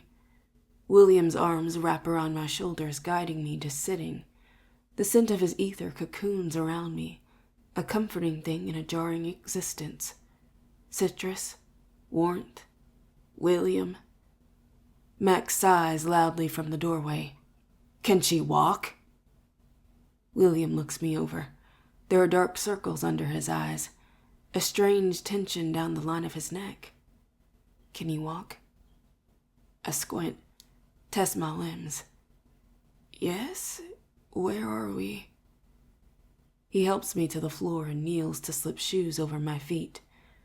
I hope this is the last time. I grimace, try to manage words around my dry, thick tongue.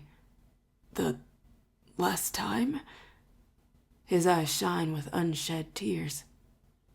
Yes. Get her moving. I need to check in with Erebus. Max calls from the hall. Silence follows. William looks stunned by Max's departure. He holds a shaking finger to his lips. He wants me quiet, wants to be sure Max is gone. Merlin feet don't make any sound. While he waits to see if Max will return, I take in the room around me. There are no windows, no sunlight or moonlight to tell the time, but the bright fluorescents flood the room in harsh white.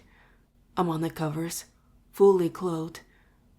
Beside me on a tray is a plate with the crust of an eaten sandwich and apple core, a half-empty glass of apple juice, a meal I don't remember eating, but the flavors seem familiar, and my belly is full. After another beat of silence without Max, William decides he is gone. He leans in close to my ear, as if to rub my back, and whispers quickly. Something's different today. This is the first time he's left me alone. The council has been mesmering you. wiping your memories each day so that you can't build a lie between interrogations and so you forget what they're doing and planning. Mesmers? I've been mesmered? He keeps talking, words coming so fast I can barely keep up. The rite was an ambush. They drugged you with a serum. Must have created it studying Legendborn blood to target our inheritances. Legendborn blood.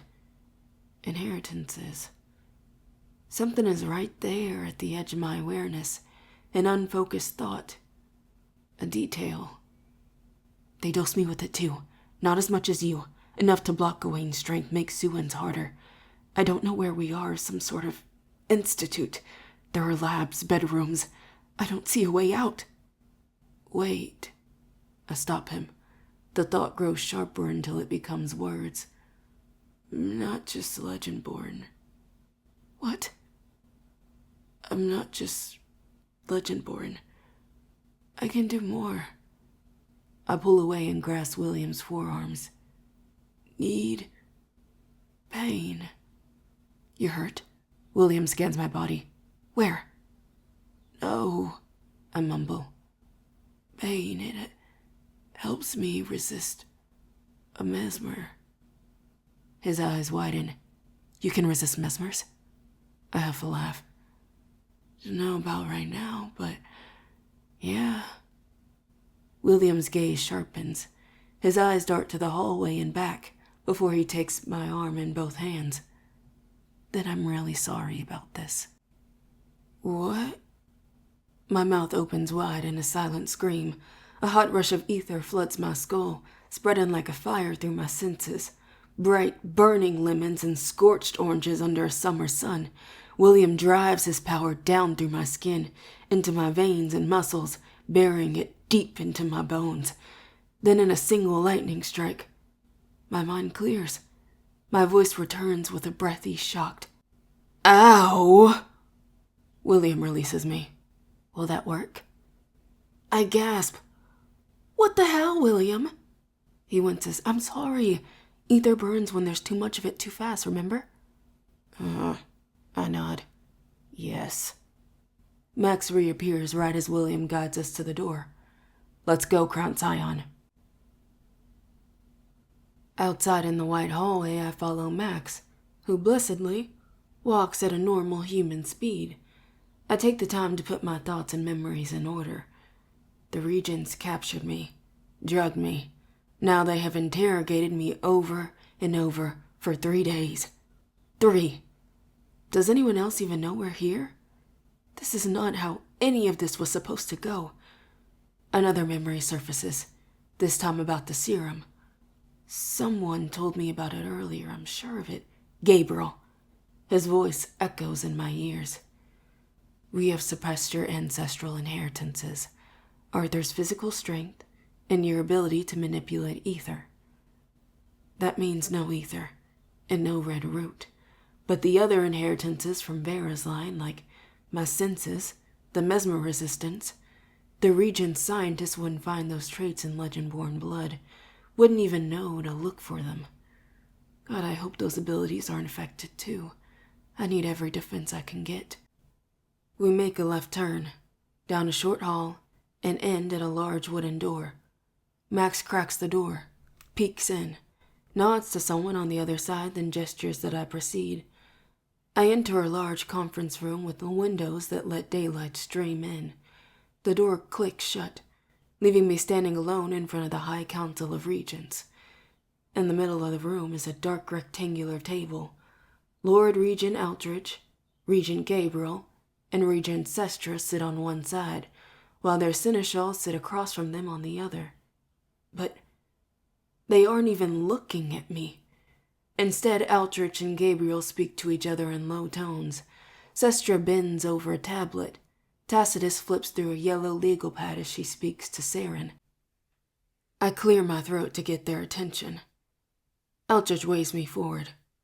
Good afternoon, Brianna. Words echo in my ears. Good afternoon, Brianna. Good evening, Brianna. Good morning. Memories of the other days slipping back in place in dribs and drabs, the mesmers breaking down. I give a silent thanks to William. Eltrich gestures to the single empty seat on the side of the table, closest to the door. Will you sit? I sit, and immediately feel déjà vu. We've done this dance before. They want her alert today, Max had said. Alert for what? Eltrich smiles.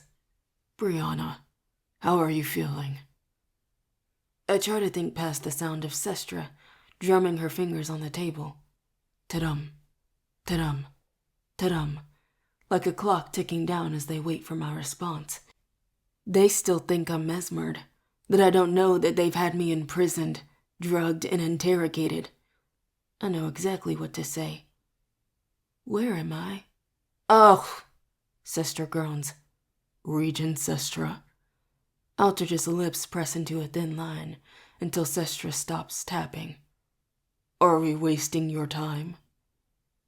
Sestra sighs heavily. I simply tire of the ceremony, the repetition. Why support the ruse at this point? She's just going to be mesmered again. The repetition. The regents want to reset me between interrogations, William said.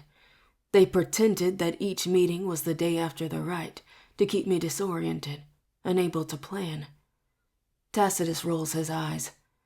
I know you enjoy making my job more difficult, Regent Sestra, but perhaps not today. What are we if not the challenges we overcome? Sestra purrs as she leans across the table. And I thought you were the master of mesmer, Tacitus.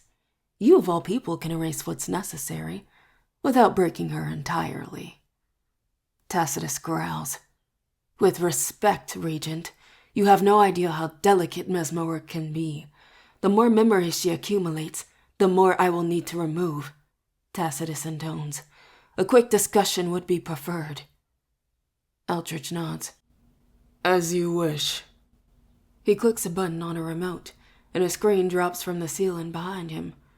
On it is a collection of images. My school ID from my first day at early college. A blurry security camera shot of me walking through Polk Palace with Greer. I squint. Maybe a week or two ago. Me and Alice on the quad. Me and Selwyn pausing to talk outside the comm studies building. A zoomed-in shot of me, bent over a book in an undergrad library. A look of concentration on my face. The whole time. My eyes sting, grow hot with humiliation.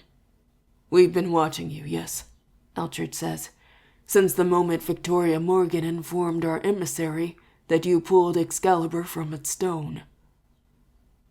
I knew Tor called the regions on her own, without alerting anyone in advance. Tor never kneeled to me. Tor never thought I should be here, sword or not. I don't even know if betrayal is what I feel, but Tor isn't my immediate concern. You planned all of this. Eltrich regards me with measuring eyes, as if gauging my mood more than my question. The Order would not have lasted 15 centuries without adequate strategy, Brianna. He turns to the rest of the table. Regent Gabriel, you report from the Order's public domain. Gabriel reads off a sheet of paper. Over the course of 3 sessions, Mage Seneschal Tacitus and I have concluded that Brianna's father is not a code violation, although he should remain under liege supervision, for the time being. Good to hear, Eltrich says. We have also concluded that the code of secrecy has not been broken by Brianna Matthews, nor was it broken by her mother. However, I hold my breath, waiting. Brianna's responses did suggest that Sion Sitterson falsified records to add Alice Murray Chin to the Vassal network. These records claim she was sworn into the code, but it's an unauthorized invitation, we can't be sure. The breath leaves my chest in a rush. Alice, what did I tell them about her? Eltrich nods. The fate of Miss Chin? Tacitus meets my eyes and grins. Mesmered. I allowed her to keep her memories of her curse work, but erased everything related to the Order and her best friend's connection to it. No. I press my hand to the desk to stand, but crumble immediately. The injury William shoved into my bones and muscles sends a cold, searing pain up my shoulder and into my neck. You can't do this! We can and we did, Tacitus murmurs. Across the table, Aldrich's own seneschal, Saren, releases a low whistle. That is precision work, my friend. Not just any Merlin could distinguish between the girl's experiences as you have. Saren is right. I'd seen Lord Davis's King's Mage, Isaac, tear through Alice's mind without care, wiping away whole days like a tornado, leaving nothing behind. I'd bought her memories back with my ancestors' healing, while possessed, but I don't know if I can undo what Tacitus has done. I don't know where Alice is. I don't know when I'll see her again, if I'll ever see her again. Breathe slowly, Brianna. Erebus sits closest to me, and he dips his head to meet my eyes. You're hyperventilating. Sestra rolls her eyes. You are the most vicious warrior I've ever seen, Erebus, and yet you are soft toward this girl. Erebus cuts his eyes to his regent. She is the scion of Arthur, whatever conclusions we come to today. Her health and well-being are of concern to us all. Aldrich clears his throat. Let's keep moving, Sestra. My report is twofold, Sestra says. We spoke with Brianna about her abilities, and I have 2 proposals. Proceed. Sestra rattles off her proposals without looking at any notes. Brianna's status as Crown Scion has, up until this point, been deemed need-to-know information. I propose we maintain it as such. With the Davises still at large, Comlin will appear to be 2 scions away to 98% of our constituents. Aldrich nods. And how do you plan to maintain Brianna's status a secret? My first proposal is that we divide and distract the Legendborn of her chapter. Let's send a bonded scion and squire pair from the Southern chapter to join the hunt for Nicholas. Perhaps the scion and squire of Tristan, Morgan and Griffiths. We'll tell the other 3, Taylor, Caldwell, and Hood, that the best way they can support the search party is to remain on campus, continuing to fight Shadowborn crossings. It will take all 3 of them working around the clock to keep these gates closed, even if we leave them with a guard or 2. And what about Scion Sitterson? Saren asks. How will he be managed? William Sitterson will not be a problem, Erebus replies. As long as Brianna is held here at the Institute, he will remain on-site and compliant, even without the serum to control his abilities. It goes against his nature, and that of any scion of Gawain's, to leave her behind and uncared for. Exactly, Sestra agrees. The most effective way to control someone is to understand their motivations, which is why my second proposal is that we use this chapter's dedication to the mission and loyalty to one another to our advantage. We will inform all the Legendborn who witnessed Arthur's call to Brianna that she has chosen to go into hiding to protect the spell for the good of the Order, and in doing so, she has agreed to leave the Regency in place as the Order finds its new way forward. If there are questions, we can reiterate the importance of her safety and emphasize her own concern about the well-being of her friends. I'd never give up like that. I shake my head. The others won't believe you. Won't they? Sestra says. Do you truly think they feel safe with you as their leader? On the worst night of their lives, when their friends were murdered right in front of them, you revealed yourself as a liar who infiltrated their chapter. You are at the center of their trauma. Disgust and shame mingle in my chest. My friends saw me kill the Gorakel and the other demons. I fought for them, with them. You killed a Gorakel when you were out of your own mind, possessed, as you say. You are dangerous, Brianna, and we have proof of that.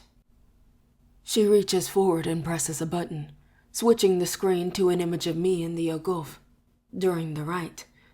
This time I see it through new eyes, what it would look like to someone who wasn't there, who didn't know what I was doing and had never witnessed the private rite.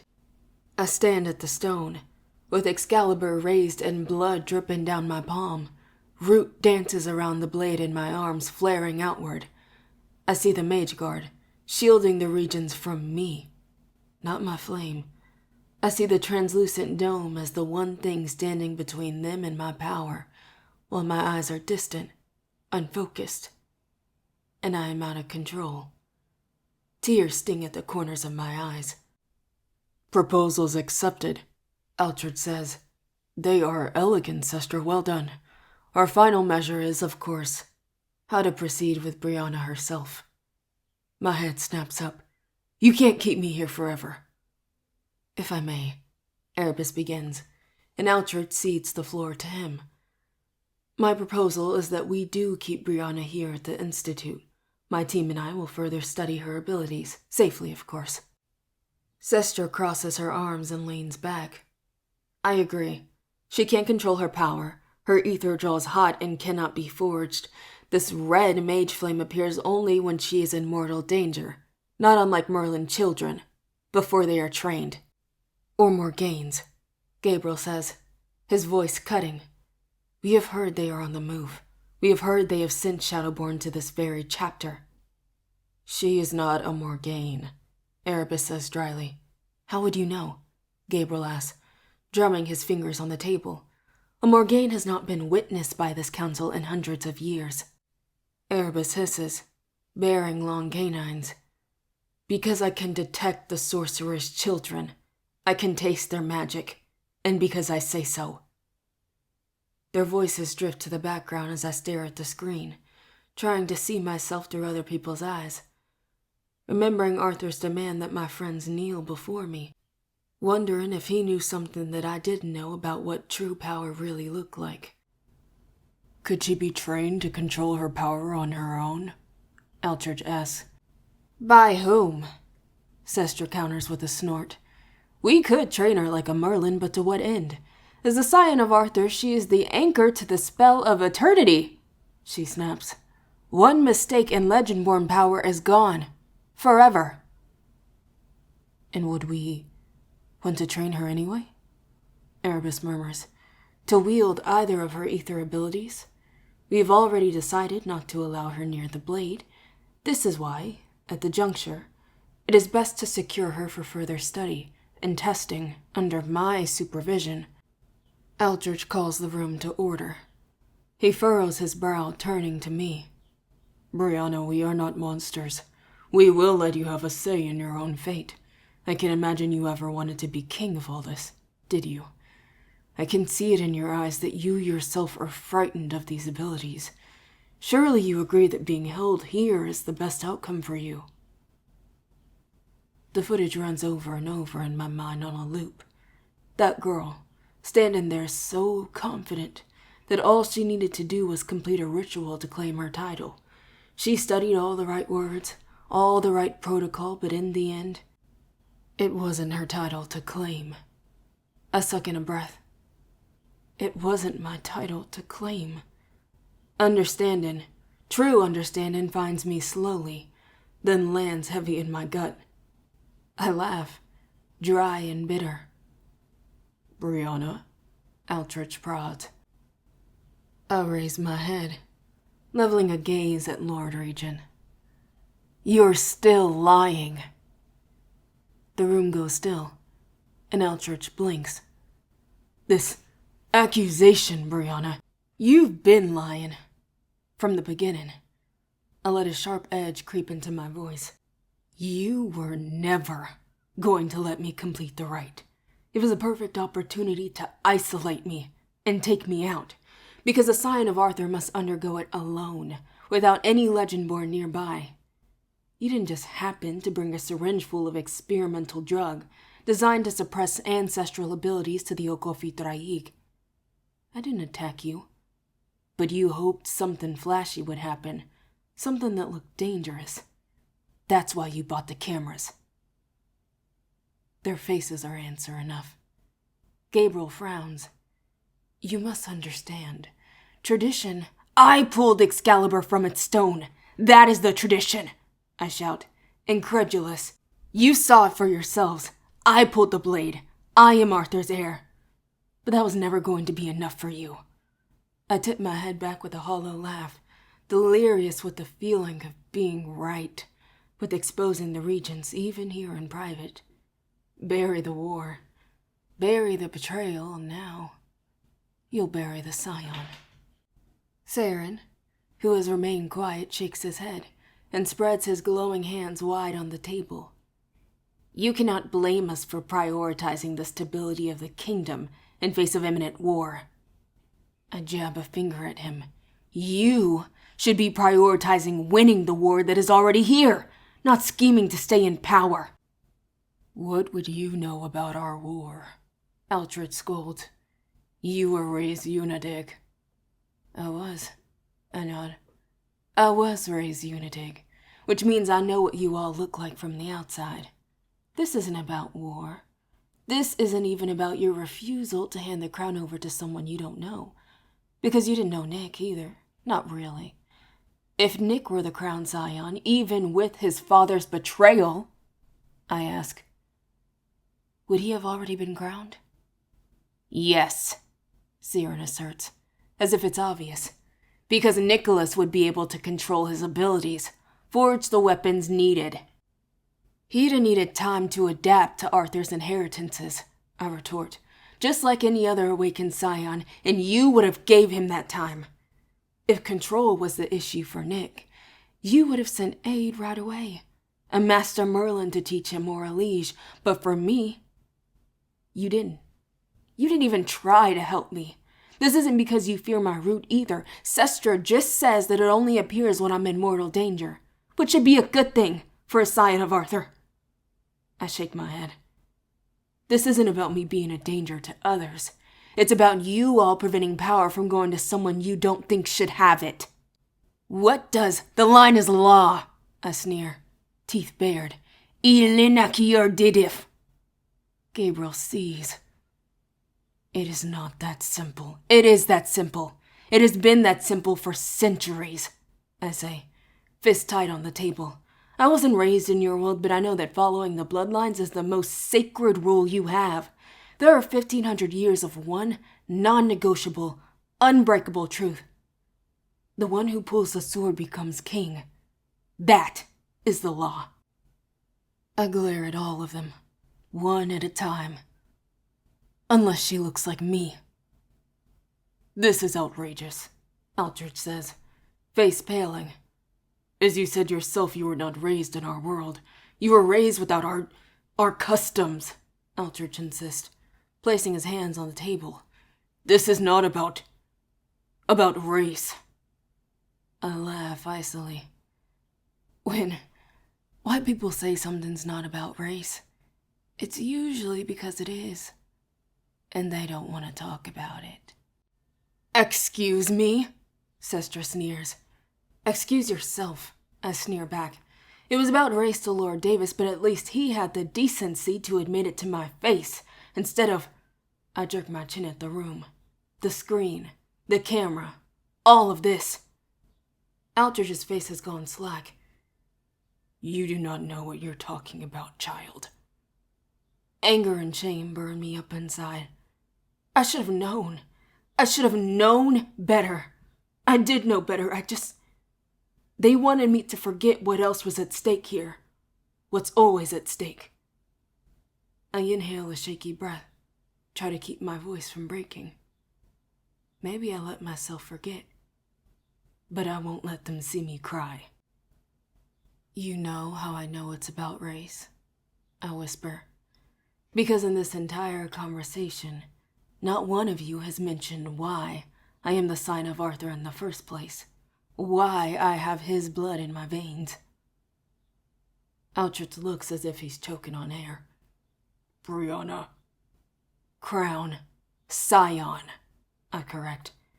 His face flushes red. The next words seem to be ripped from his chest, like he'd never said them if I hadn't forced him to. We have heard the reports. The claim about how your bloodline came to be that of Arthur's. It is an accusation without proof. Everything inside me lights up in rage, roars out of me in an anger so rich. I can taste it. Fury so cold, I grow completely still with it. Or else I might explode. There it is. My voice low and merciless, tears at the silence in the room. I see Vera's hair, her voice, The suffering she carried, the suffering that followed and led to me. Her wound-made weapon. You don't believe history is true. You won't even admit it's possible. That a martyr's hair not by choice or honor, but by violence. The room freezes, their arguments gone brittle. The air itself is desperate to hold me back, because I can break it. Because I am the tip of their spear, the pain-sharpened blade. You won't say it out loud, but I will, I say. I am the Scion of Arthur by rape. I am your proof. For a long, long moment, my heart beats wildly, as all 6 members of the High Council of Regents sit, silenced. A muscle twitches at the corner of Altrich's eye, but for the moment, even the Lord Regent holds his tongue. Abruptly, Gabriel slams his hands on the table.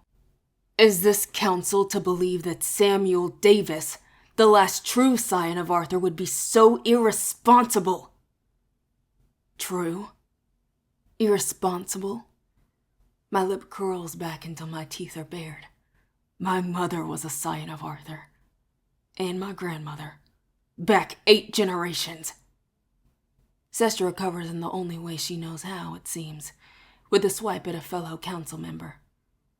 Is it so hard to believe a man would be so irresponsible, Regent Gabriel? Something dangerous glints in her eyes. Samuel Davis' disregard for a woman he considered his property is perhaps the most believable element of any of the stories this council has heard thus far.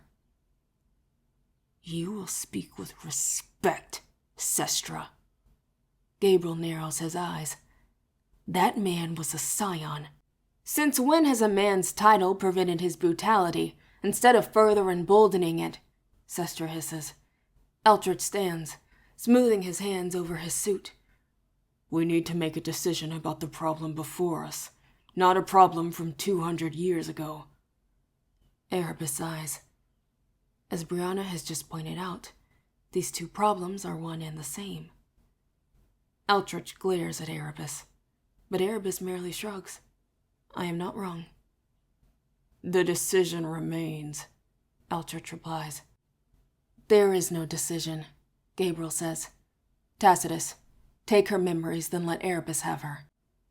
I say a silent prayer that my natural resistance holds against a fresh mesmer from a master Merlin like Tacitus. With the serum in my veins, there's no telling. Tacitus grins.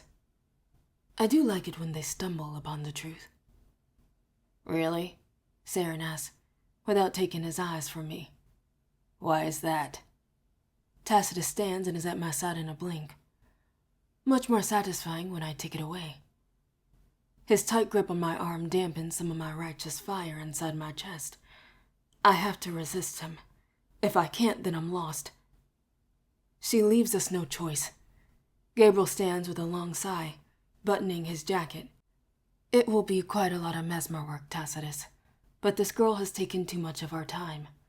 I too grew tired of the ceremony, and we have a dinner reservation. Agreed, Altrich says, rapping his knuckles on the table. Tacitus will clean things up here, and then Brianna will be held in the Institute under Sestra and Erebus's watch. We are adjourned. My jaw drops. That's all you're going to say to me? What more is there to say, Brianna? Altrich asks with a heavy sigh. We must act in the Order's best interest, and as it is, if you are not in agreement with our decisions, you'll only create unnecessary strife. Insult and indignation strike through me like lightning, and my anger roars back to life. Is this how you treat the Scion of Arthur, Lord Regent? You may have the king's blood.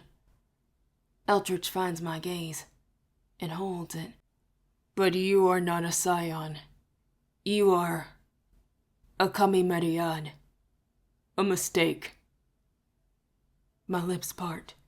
Tears press the back of my eyes. But I will not let them fall. I will not. I grasp for words, but they will not come. for vengeance, but I don't know how to take it. I almost wish for Arthur, burning for war, but they have stripped me of everything I could use to fight them. My eyes follow the others. One by one, they prepare to file out of the room, as if everything has already been decided and my outburst was nothing to consider. Of course it wasn't. They have a dinner reservation. The words leave my mouth before I can think better of them. "Regent Altridge," I call. He pauses at the door to look at me. I let the grin spread slow across my face. Not here. Not today. But somewhere. Someday. Uncertainty flickers across the Lord Regent's face. Quick, but I see it, and he knows that I did. Altridge calls to the Seneschal of Mesmer. "Tacitus, if you would." As soon as the room empties, Tacitus wraps his hands around my face, squeezing tight. Look at me. I flex my fingers, send pain shooting up the arm William burned until it clears my mind. Still, I stare into his golden eyes and feel the deep pool into his well. Today his Mesmer feels warm, invitational. You will remember the decisions made here today as if they were your own. Release your dissents. His words wash over me in a rhythmic wave, all care and generosity, and my thoughts start to follow them. Releasing my dissent sounds lovely. It is lovely. No. Tacitus's voice lifts the heavy anchor of awareness from my mind, but I pull it back. If anyone in the Order asks you what happened here, you will say you were in conference with us for the past 3 days, and agreed to remove yourself from the public eye for the safety of the Order and the Legendborn spell. Yes, I whisper. I will remember what was said here today. Tacitus's brows dips momentarily, pausing at my wording. Your assistance is an act of kindness, to help us save your friends and the lives of thousands. You want to help the others, and staying here is the best thing you can do with the gifts you've been given. My gifts. I can barely keep the surprise out of my voice. He nods. Your inherited powers of Arthur. Yes, of course, I reply. Arthur's blood is a gift. My stomach twists into something rigid and painful, a knot burrowing into my gut. What happened to Vera was not a gift, it was an assault. Theft. I want nothing else in the world in this moment but to burn this Merlin. Tear him apart. Recognition flashes in Tacitus's eyes. I shudder my rage, but it's too late. He glimpses what I've been hiding. He leans closer. Brianna, your heart is racing, and it shouldn't be. I freeze. Is that bad? Only if it means this Mesmer has not taken. He tilts his head, voice mild. We will hold you captive here, but if by some chance you escape, I will hunt you down to the ends of the earth and rip your power from its source. Do you understand? I hold his gaze, keeping my own steady and blank. I am here for my own safety. Why would I choose to escape? Chapter 17. Erebus escorts me to my new lodgings. We take an elevator near the conference room and walk down a long, enclosed suspended bridge with a glass ceiling and glass sides. For the first time, I see where they've been keeping me. The Institute is not one building, but 2. The building we left looks like a conference center from the outside. The 6-story building we're walking to now looks residential. Room windows punched in regular, near-identical shapes along the outer wall. No balconies. The bridge is a few stories up, but it's high enough that I can see the grounds below. A garden maze, a fountain, a courtyard lit by electric lamppost, a kidney-shaped pool sits right beneath us. I hear a waterfall. The Institute is undeniably incredibly modern, more this century than any other building the Order has shown me. The archaic language, The restored antiques in the lodge, the robes, the rituals. I see them all for what they are now. Tools to immerse the young scions and squires and pages in their own legends. The regents keep their stories so alive that the legend-born don't see the reality of what the Order has become. When I see an ether dome overhead, it takes everything in me not to cry with relief. I have my magical sight, even if the ether's color seems muted. I catch a whiff of signatures, several of them. The serum has been designed for legend-born scions, so maybe Vera's inheritances aren't fully suppressed, just dampened. The dome starts at the edge of the sidewalk that circles the new building below, arches up over the glass bridge, and curves all the way down to the other side, engulfing everything. I wonder if such a ward around the Institute is standard procedure, or if the Merlins are casting it just for me. Erebus notices my gaze. The mage guard have been posted since you awoke, and they'll work in shifts to maintain the barrier and keep you safe until I release them. When we exit the bridge, it's like walking into a 5-star hotel. Erebus takes me to another elevator and we ride to the top floor. There is only one room at this level at the very end of a long hall. A faint silver layer of ether hovers over its wooden door. At the door, Erebus produces a card from his coat pocket and swipes it over a key card. The light on the side of the box flashes from red to green, but instead of opening the door like a normal hotel, he raises his other hand at the center of the wood. His palm presses into the sheen of ether, and an unboarded circle grows from his fingertips outward until it covers the entire entrance. Only then does he grasp the knob. The door opens with a quiet hiss. Double locks, technological and magical. At first glance, the room is a modern studio apartment. A kitchen on the right with 2 cabinets over a sink, a living room furnished in gray and gold, a bed on the far wall, and a door that leads to the bathroom. I think you'll enjoy your stay here. I need to rejoin the other members of the council for our reservation. Erebus clasps his hands at his waist, giving me time to respond. A swallow around a dry tongue. What are you going to do to me now? His sigh is one of disappointment. Nothing, tonight. He looks down at me, red eyes like a heat lamp on my skin. I will return for you in several days' time, once the others are gone, so that you and I may begin our work together, uninterrupted by unscientific minds. Our work? Scientific. Whatever he has plans with those words, I know, it will be invasive. Not work, torture. My throat closes. All I can manage is a nod. You are very brave, Brianna. Erebus studies me like a Merlin, watching the effort it takes to hold my tears back, listening to the sound of me barely holding myself together. Even if I convince the others that I chose to stay here, they can't expect me not to be frightened at being alone.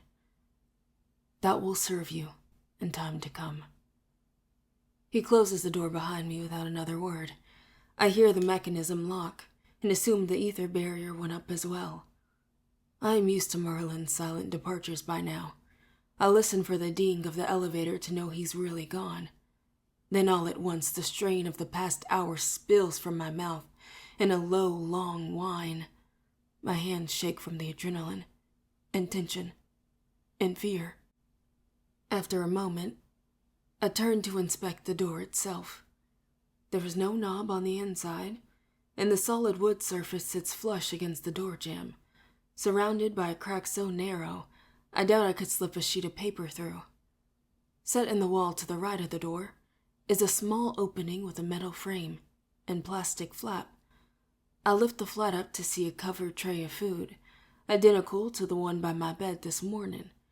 When I yank the tray out to examine the opening, the cover snaps off, spilling the sandwich and salad in the process. It's no hope.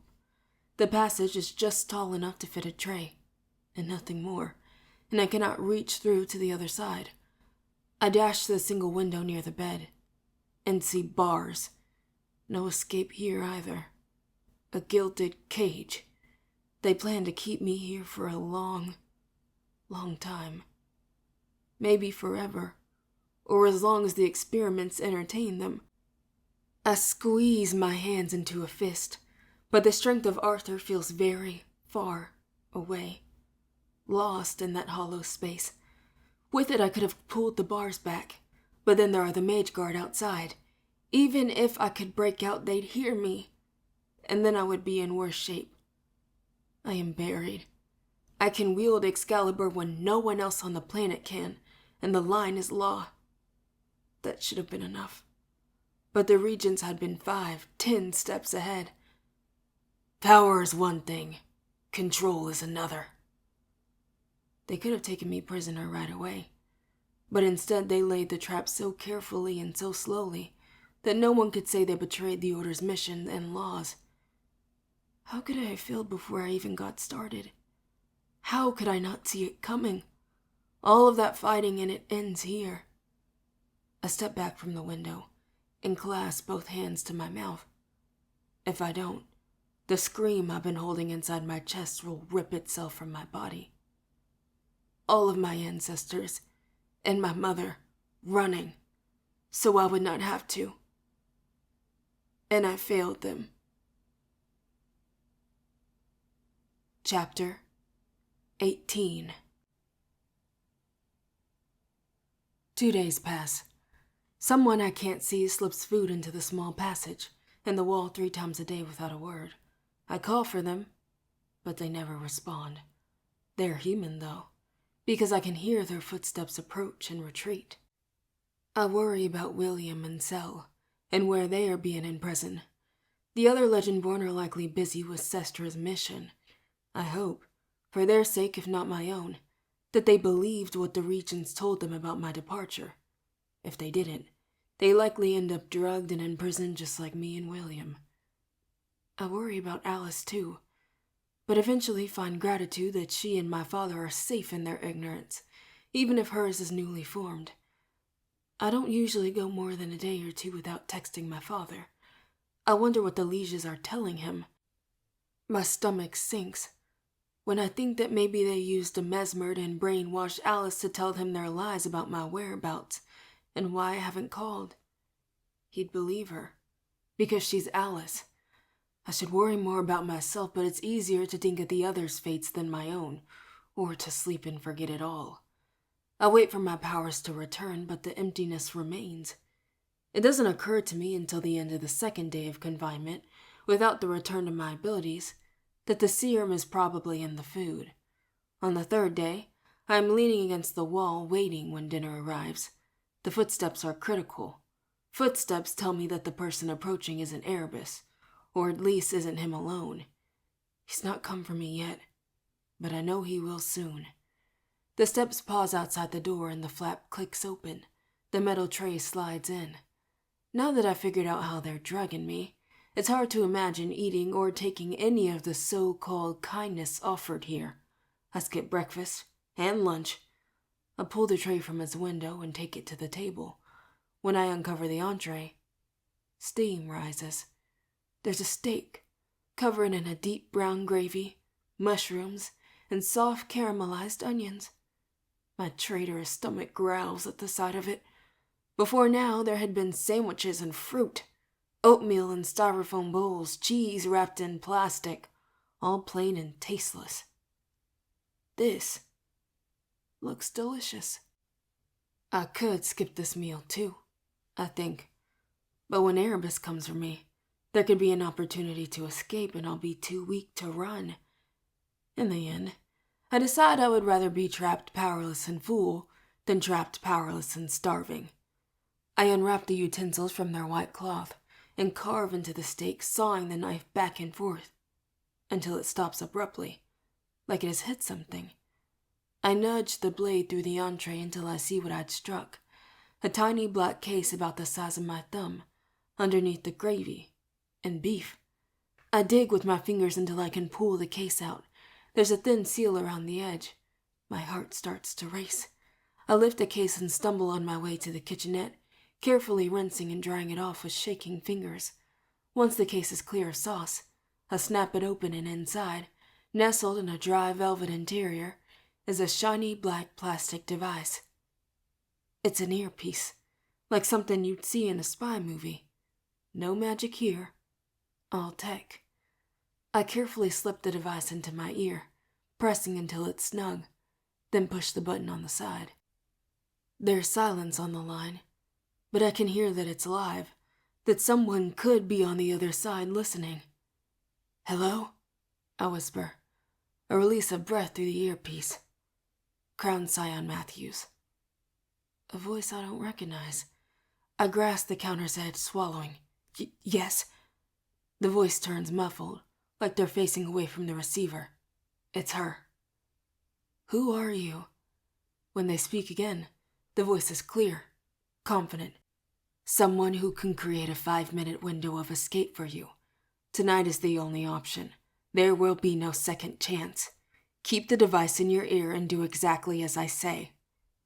My mouth opens and closes around a dozen potential words, all fractured beneath the weight of shock. Finally, I manage. "Wait. Who are you?" "Someone you can trust." I snort. I don't trust anyone right now. "Fair. Listen, timing is everything. I can give you about 3 minutes to decide if you want to stay here for months, if not years of your life. Or if you're ready to run." I gape, stunned, trying to catch up.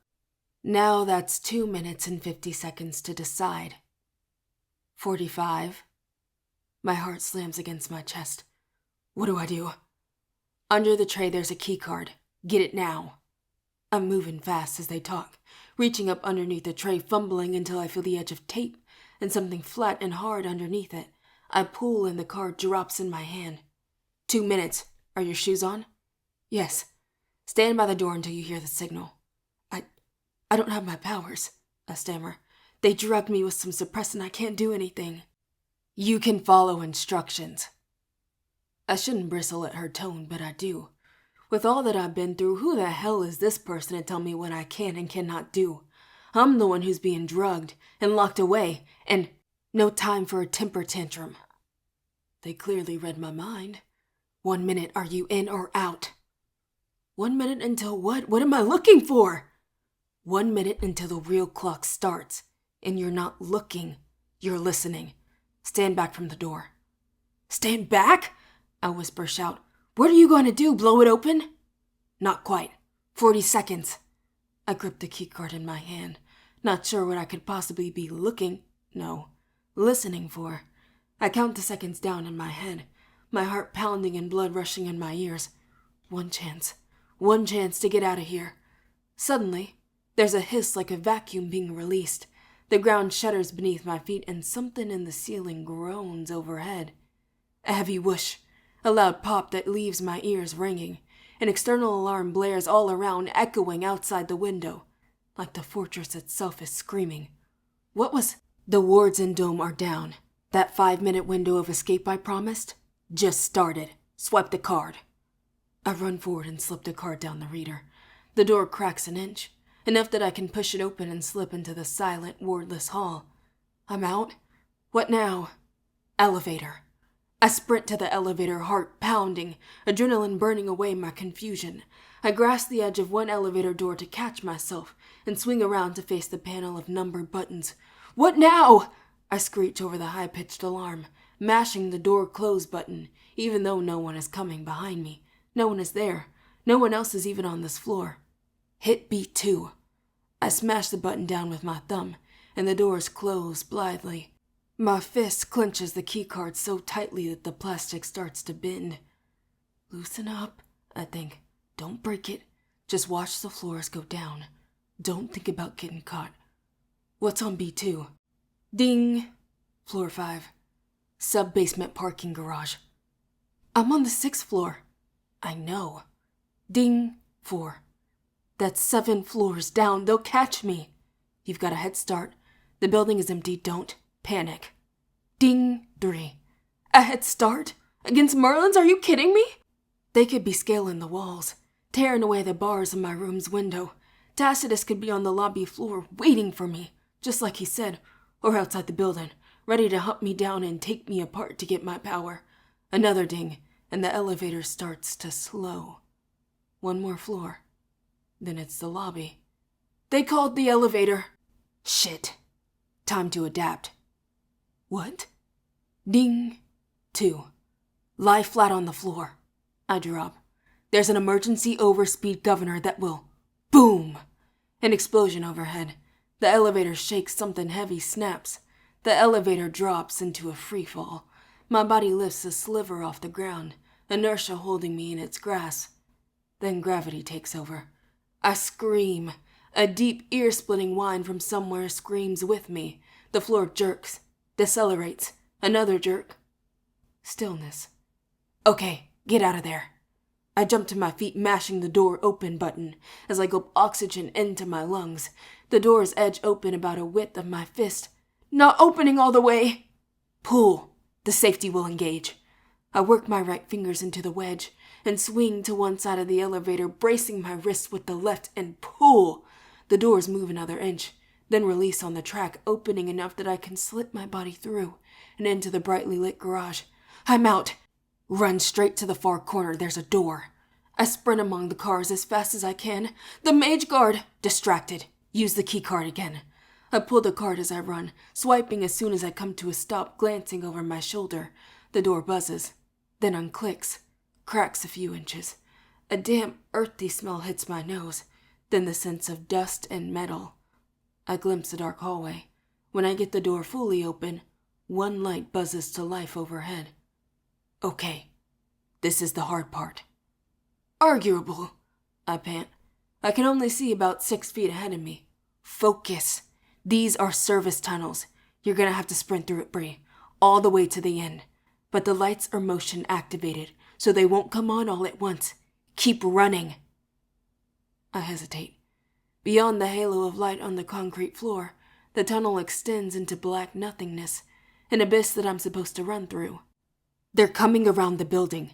They don't know which basement level you're on, but they'll find out quick. They'll have the ward back up in 90 seconds. You've got to get on the other side of it before they do, or you'll be trapped. Run! I sprint. In 4 strides, my lungs are burning. I'm running faster than the fluorescence can keep up, tearing down the hallway into darkness, leaving spluttering lights in a trail behind me. I can't see anything. The ward's coming up faster. You can go faster. You're running into pitch black you can't see, so your brain is fighting you. Fight back. It's a straight line. I promise you won't hit a wall. Run faster. Trust me. I grit my teeth and trust. My legs pump faster, arms swinging for momentum. The Merlins behind me can see in the dark. If they enter the tunnel before I get out, they'll be on me in seconds.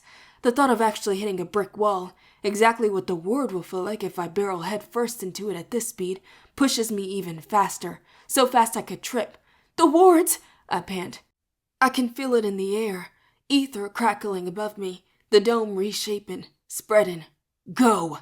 The pressure builds. The magic bearing down on me like the ceiling is getting lower. Almost. Keep going. Every step matters. They're right. One heel strike in the ward ripples down my spine. The next, it snaps down to the floor only a step behind. I can't help but glance back. The shining blue barrier illuminates the rest of the hall, clashing with the red emergency lights. I push forward again and see an exit door. I hit the crash bar. The exterior alarm rips into my ears, blaring overhead as I stumble out onto a concrete pad, facing a service road. Come on! A familiar voice. My heart stops. I twist toward the voice, a small, dark-haired figure hanging halfway out the door of a black Jeep, idling to my right. A face I'd never expect to see here. Never want to see here. My heart starts again and leaps toward her. Alice. Chapter 19. I don't remember getting to the Jeep. 1 minute I'm staring slack-jawed at my best friend, dressed in head-to-toe black tactical gear. The next, I'm being strapped into a seat as the vehicle peels out of the back lot with an ear-splitting screech. Inside my chest, my heart still thunders from that sprint and my lungs are burning. Outside the windows, security lights and trees blur by in a dizzying streak. Bree! Oh my god! Alice kneels in front of me. double checks my seatbelt, then engulfs me in a hug as our getaway vehicle tears down the dark service road. Alice? My voice is muffled into her shoulder, lost beneath the engine. I cling to her arms, grounding myself, willing my breathing to slow down. How are you? Strap in, Chin, gonna be a bumpy ride.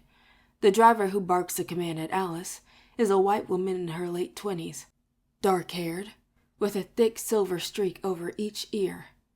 Alice shifts beside me and buckles herself into the next seat, fingers trembling slightly as she clicks the belt secure. How the hell did you get here? I gasp. Tacitus said he wiped your memory. Well, she begins with a sly smile. He tried to. Before I can ask what that means, we're interrupted. Crown Scion, says a wry, familiar voice behind me. My head twists around immediately. Gillian? My old combat trainer smirks at me from the bench at the back of the vehicle. She's in tactical gear all over, a black sweater, black pants, with one leg rolled over a sleek black prosthesis, and both feet in worn combat boots. Gillian is a liege with years of field time under her belt, mostly outdoors. With this ensemble, she can melt in and out of shadows easy. She leans over to pass me a bottle of water, and even her hands are wrapped in black gloves. Here, you gotta be thirsty after what Samira just put you through. Someone scoffs. Sitting at Gillian's left, directly behind me, is a black woman with short salt and pepper hair. I knew she could do it. The woman's ensemble is similar to Gillian's, except her cargo pants are rolled at the ankles, and her black tank shows off broad shoulders and impressively curved biceps. Her brown face has barely there smile lines and soaring cheekbones. She might be in her early 30s, only a few years older than the driver, but her hair color would indicate otherwise. She gives a two-fingered salute. I knew you could do it, Crown Scion, she repeats. I recognize her voice immediately. You guided me out. Yep, and you did well, she says with a nod. I'm Samira Miller. Our driver up there is Lissa Burke. Lissa salutes me in the mirror. At her jacket shoulder is an embroidered patch displaying the Grey Wolf sigil of the line of Garrett. On Samira's jacket, I see the amethyst one-winged falcon of Bedivere. Understanding washes over me. You're all lieges. Did the early Greys give it away? Samira smirks. Took you a minute. I scowl. I just ran for my life through total darkness with the strongest Merlins in the world on my heels. I think I get a minute. Samira raises a brow. Gil said you had spark. She's got more than spark. Alice butts in, eyes stern. That's what the rumors say too, Samira says, dipping her head in acknowledgement. She turns her head, calling out to the front. How we doing, Lissa? Lissa taps her fingers on the wheel and glances to a display nestled in the center of the dashboard. Nothing on our tail, yet. The extraction point seems to be out of their hearing range. Like I said it'd be. Like you said it'd be, Lissa agrees in a dry tone. Helps that we incapacitated them. Samira grins. They're Merlins. They'll recover. Lissa shakes her head, eyes scanning the dark road we've pulled out onto. Anyone ever tell you you're absolutely terrifying, Sam? Lots of people. Yes, Samira says. Wait, I shout. The Jeep doesn't stop moving, but Lissa's eyes flash up the rear view. William is still back there. Guilt surges in my chest. I should have asked about him already. They're drugging him too. We have to... We're taking care of it. Gil grasps my shoulders in a firm grip. Deep breaths, Matthews. Panic is not helpful. But Ophelia's up and running. Samira leans over to hand Gillian a small device. Everyone secure? Gil asks. Samira gives an unreadable sigh. Did what we could. Is everyone William, or? They have Cell too. I look between them. We know, Gil responds, frowning. At a shadow hold, harder for us to get in and out of hold. Lot harder. What does that mean? I demand. We have to save him. Gil shoots me a warning glance. We'll do what we can, kiddo. Calm down. But she tosses me an energy bar. You need fuel. Use the time to get up to speed, Matthews. She climbs to the front and kneels down to speak to Lissa, dismissing me. My fist clenches around the bar. Alice rolls her eyes, snatches it from me, and starts peeling the wrapper back. Alice, I begin, head spinning. She gives me the bar. Eat! I snap a piece off and talk while I chew. It's sort of a thick, dry, chocolate-flavored thing, but I feel better after the first swallow. Tell me what happened. She takes a deep breath. The day of the rite, William and I were in the lodge infirmary, waiting for you and the regents to come back upstairs. But then there was this loud boom, like an explosion, and the whole damn floor rattled. The rite, I mutter, was a trap. They ambushed me while I was in a vision and everything went to hell. She nods. Felt like a bomb had gone off. It shook all of Will's tools off the trays, glass pipettes shattering on the floor. I nod. That was me. The lieges exchange glances. Alice whistles low. Wonder if the root... She stops abruptly, presses her lips together. It's good that you were underground. I drop my eyes to the floor to avoid Gillian's inquiring gaze, finishing off the bar. Yeah. I know what Alice was about to say, and I'm wondering about the root crafters now too. If my ancestral door was cracked before, the rite opened it up again. In the stream, I'd connected the line of Arthur and the line of Era both, just like when I pulled Excalibur. This time, I released just a pulse of ether, enough that the Mage Guard had to shield against me. But it wasn't a sustained battle. Maybe the wave didn't reach the root crafters on campus. Alice continues her update. William knew right away something was wrong. There was no time. He scribbled a number on a piece of paper, shoved it into my hand, and pushed me out the back door. Told me to run. I didn't make it far. The Mage Guard? Yeah. Alice's voice goes quiet, and behind her glasses her eyes go distant. I've never seen anyone move like that. Look like that. My chest tightens. Alice doesn't have the sight, can't see ether, has never been in a battle. And she's never seen a Merlin in action, not even Sel. Before this, the only other Merlin she'd ever met besides Sel was Isaac Soresen, who mesmered and tortured her to get to me. I squeeze her hand. That must have been terrifying. It was. Her brows furrow. But so was finding out that they'd taken you. What happened with Tacitus? She shrugs. But something about it looks off. Affected. They took me back to the lodge. He mesmerized me to think that I'd been in the library all night, but as soon as it was over, my memory started flooding back, like filling a gap. I could tell that wasn't supposed to happen, so I pretended, until he released me with the order to go home. How? I exclaim. Tacitus is the most powerful mesmerist in the world. That's what I keep asking, Gil says. I don't know. No one but a best friend could hear the lie in Alice's voice, see the small flicker in her gaze when she fleetingly catches my eye. She does know, but she won't say here. What about the paper William gave you? Gil raises her hand. That's where I come in. Got a phone call from a frantic girl. I wasn't frantic, Alice interjects, nose wrinkling in insult. Gil shoots her a quelling look, but there's fondness at the edges. Stand down, Chin. Considering how new you are to everything, Legendborn, you were downright tranquil. Gil turns to me. Your best friend here handled herself well. When we heard from Alice and couldn't get in touch with you, or William, we tried to find Sel. No dice. The last time you were seen by anyone was 6 days ago, when Lark drove you to the right. The word has been that you and William were prepping to join the search party after Nick. But if that were true, the lieges would all know about it. So we did some digging. Heard through our network that the full council had been gathering at the Institute, and we put 2 and 2 together, crewed up, and made a plan. 5 minutes, Lissa calls from the front. But you're lieges, I say confused. You're part of the Order, why did you...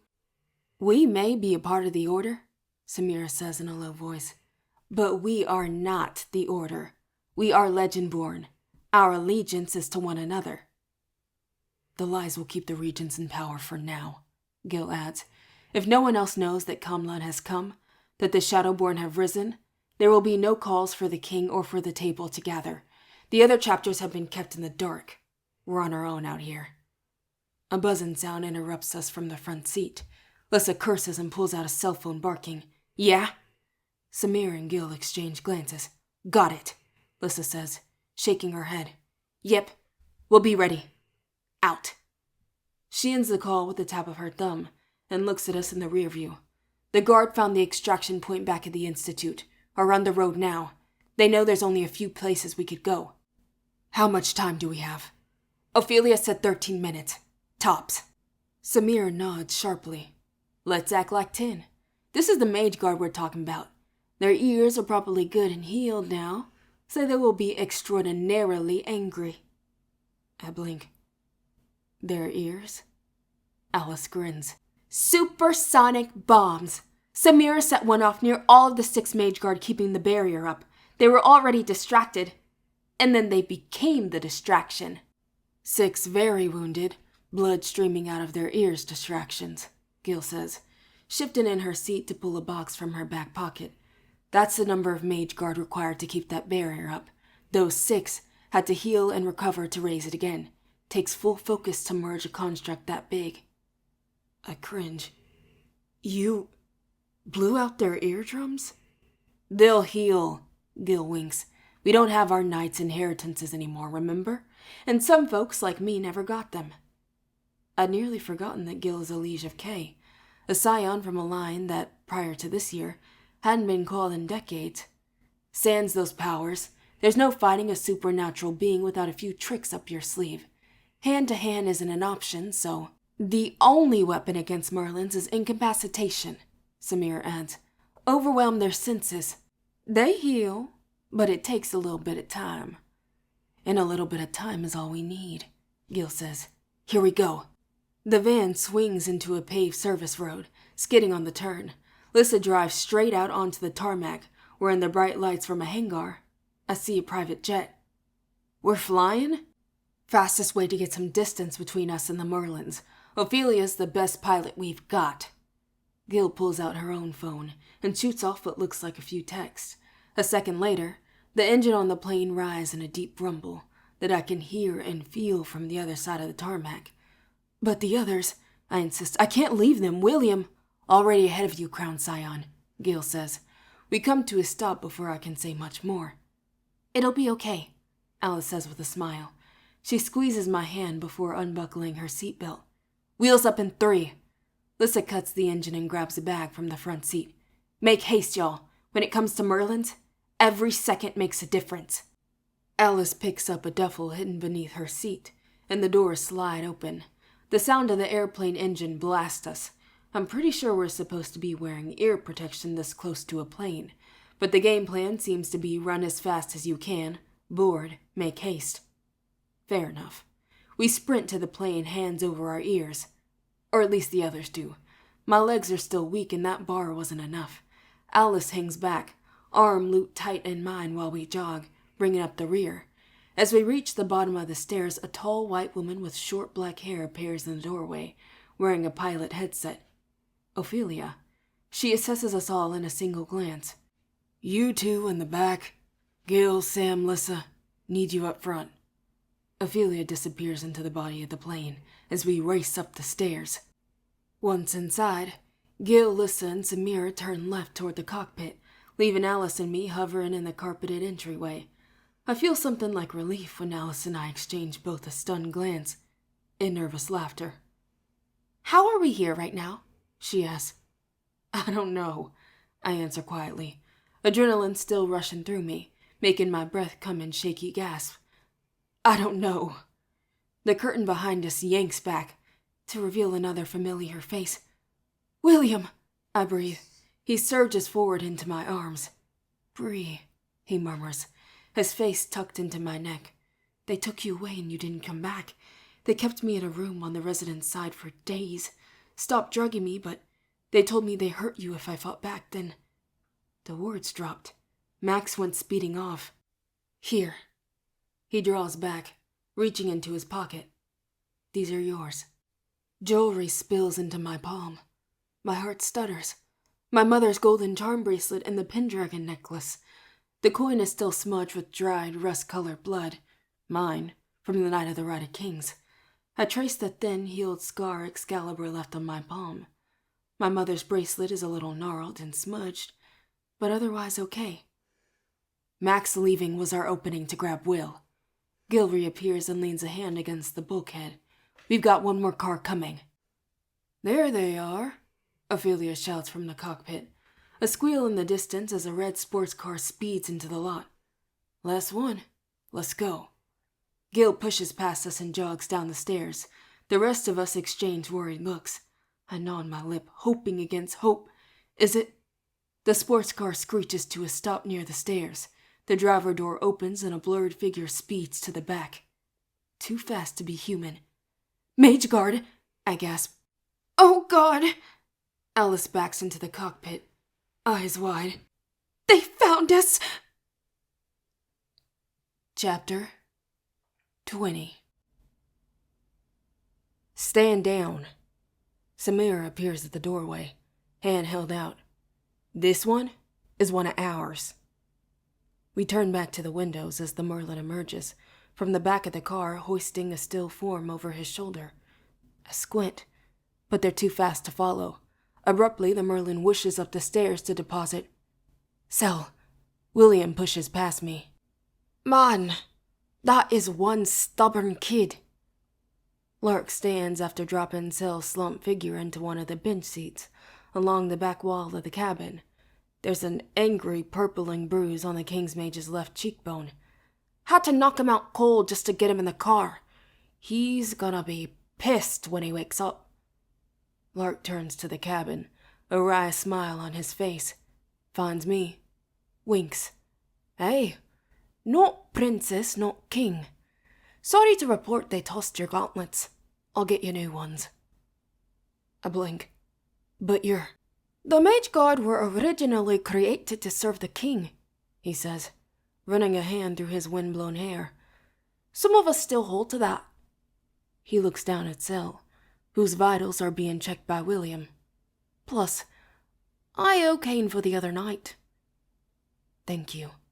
William glances up at Lark as he holds Sel's wrist. For saving him. No thanks needed, Scion Sitterson. William stands with a tired smile. Call me William. Please. Lark holds William's gaze for a beat, then ducks his head. William. If I wasn't looking for it this time, I might have missed the pink on his cheeks entirely. Gil calls from the door. Better get out of here, Larkin. They'll get suspicious if you're gone too long. Lark salutes me. Then he's out of sight. The car he arrived in speeds away just as Gil pulls the door and instructs us all to buckle in. The engine changes pitch. Then we're rolling down the tarmac. My head is forced back into the cushion as we climb. Motion below catches my eye.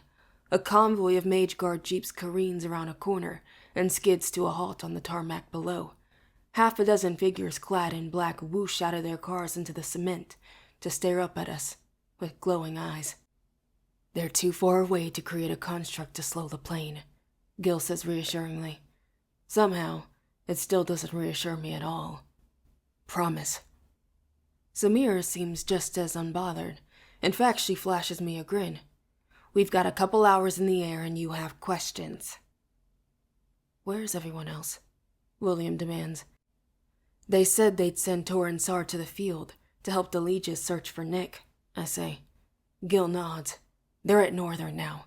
We keep an eye on them through the Liege network. And the others, Felicity, Pete, and Greer, they're grounded at the chapter hunting the demons that have been crossing. William shakes his head in disbelief. They just gave up on us? They were told lies. Gil's face sours. We thought about sending them a message about what really happened to you both, but decided against it. Greer and Pete would have begged to join the rescue. But too many people on a mission is how somebody gets dead. I shift in my chair. But they have no idea what they're facing. We need to tell them about the inheritance-blocking serum the Regents use to suppress our abilities. Breeze the Crown Scion. The king, William says. If they'll do it to her, they'll do it to them. They won't need to, I say quietly.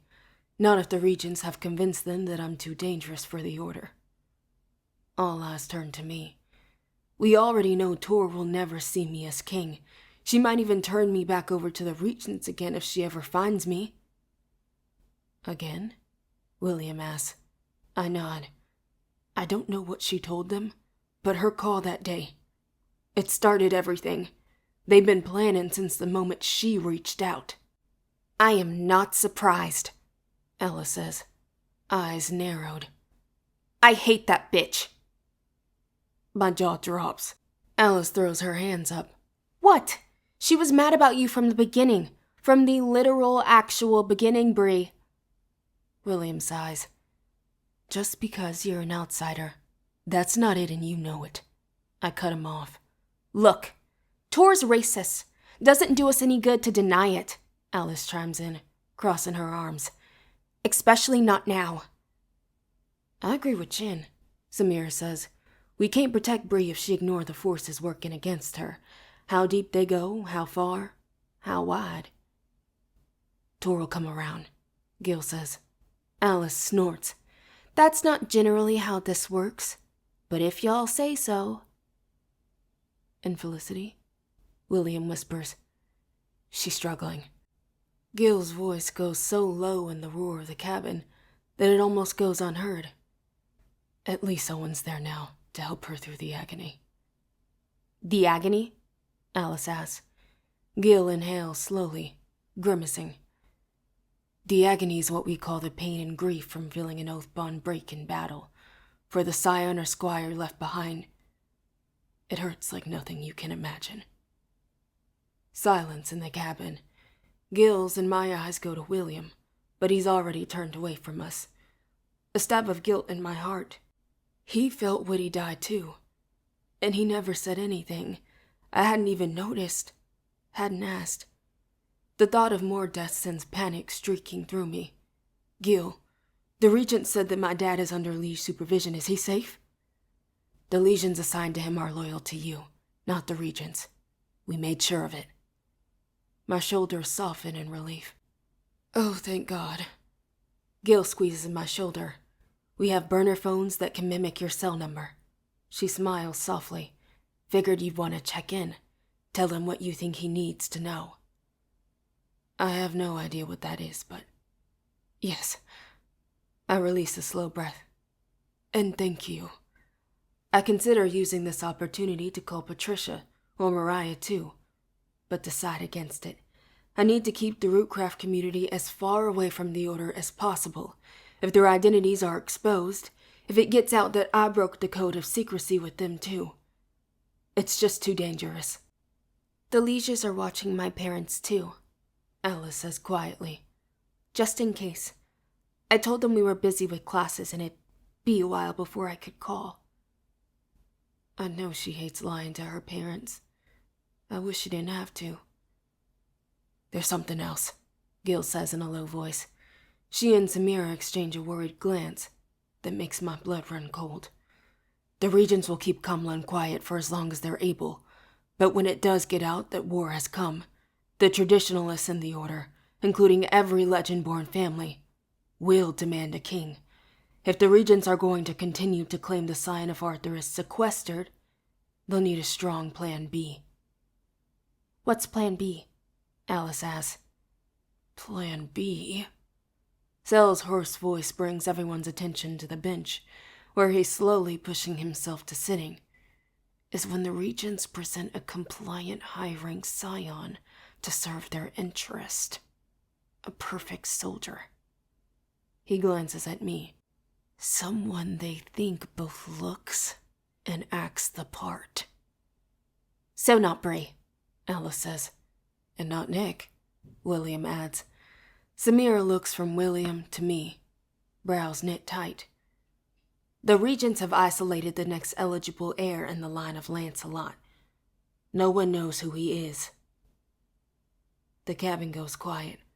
Alice looks among us all, eyes wide. What does that mean? Gil shakes her head. We're not sure. Don't dance around the truth, Gil. Cell snaps. The Regents need someone powerful enough to lead the table, if not gather it in full. The Scion of Arthur is out of the question, which leaves the second most famous and respected knight, Lancelot. My heart freezes. My mind flashes to a memory from the lodge. Nick's own words come back to me from what feels like ages ago. For a long time, men didn't care what the spell wanted.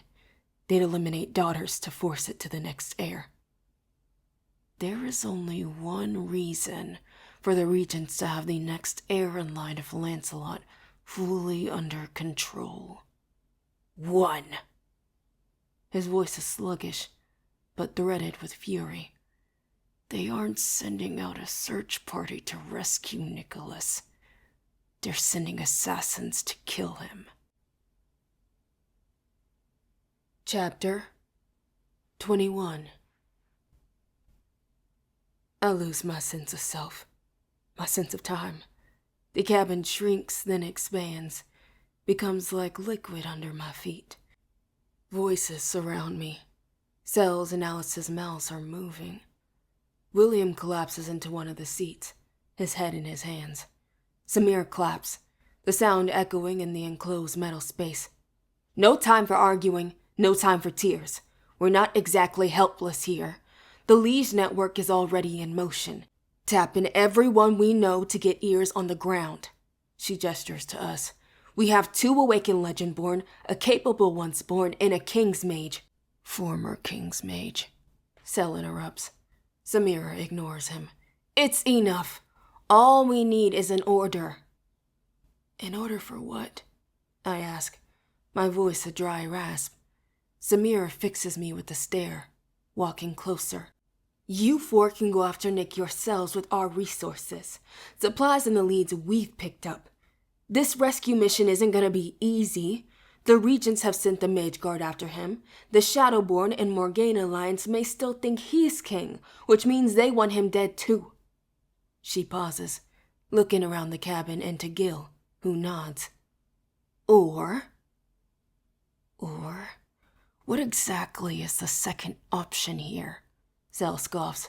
Rescuing Nicholas has been the plan for weeks, and that was before we thought the Order might kill him. We have to find him before the others do. End of story. I nod. Agreed. The second option, Gil says, taking a deep breath, is that Bree goes into hiding with all of you. Fuck no! Cell exclaims. Are you serious? I cry. You're all fugitives from the Order of the Round Table. Gil spreads her hands. Bree, you're fugitive number 1. The Regents need you more than they need Nick.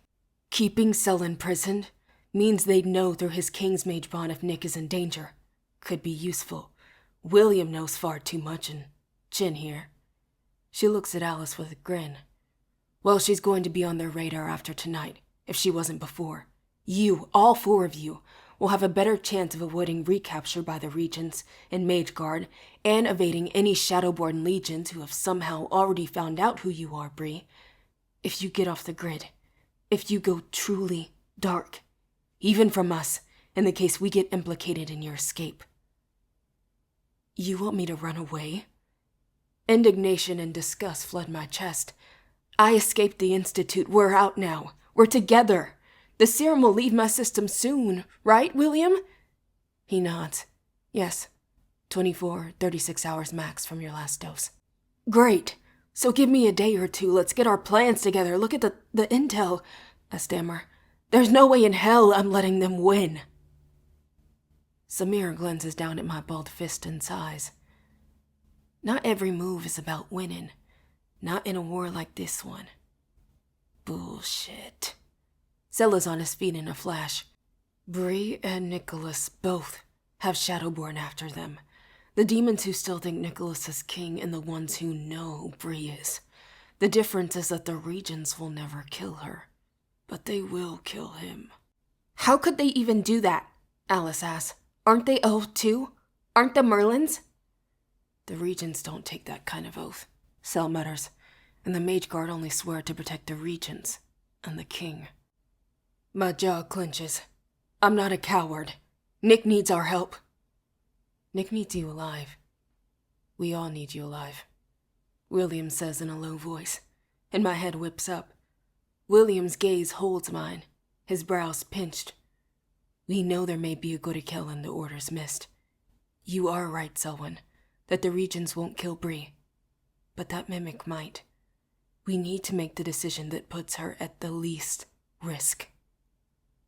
Seconded. Alice sits back, arms crossed. This is not a vote, Cell spits, pointing at her. And even if it were, you wouldn't get one. Hey! I shout at him. Lay off her.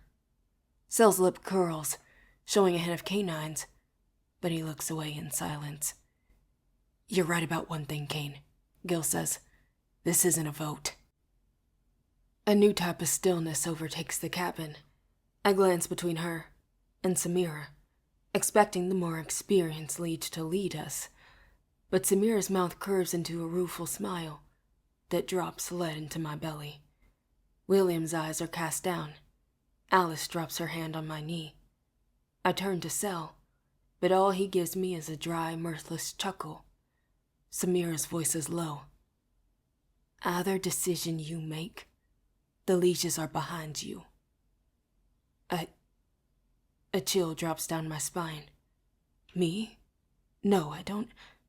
Cell laughs again. She still doesn't get it. What's that supposed to mean? I shoot back. It means you don't get it, mystery girl. He turns, eyes flashing. This isn't a liege decision. It's not a Legendborn decision. It's yours. Samira smiles sadly. It's like we told you, Bree. We don't follow the Order. It's a false kingdom designed by the regents. We follow the Legendborn, ruled by a king. Crowned or not. That's you.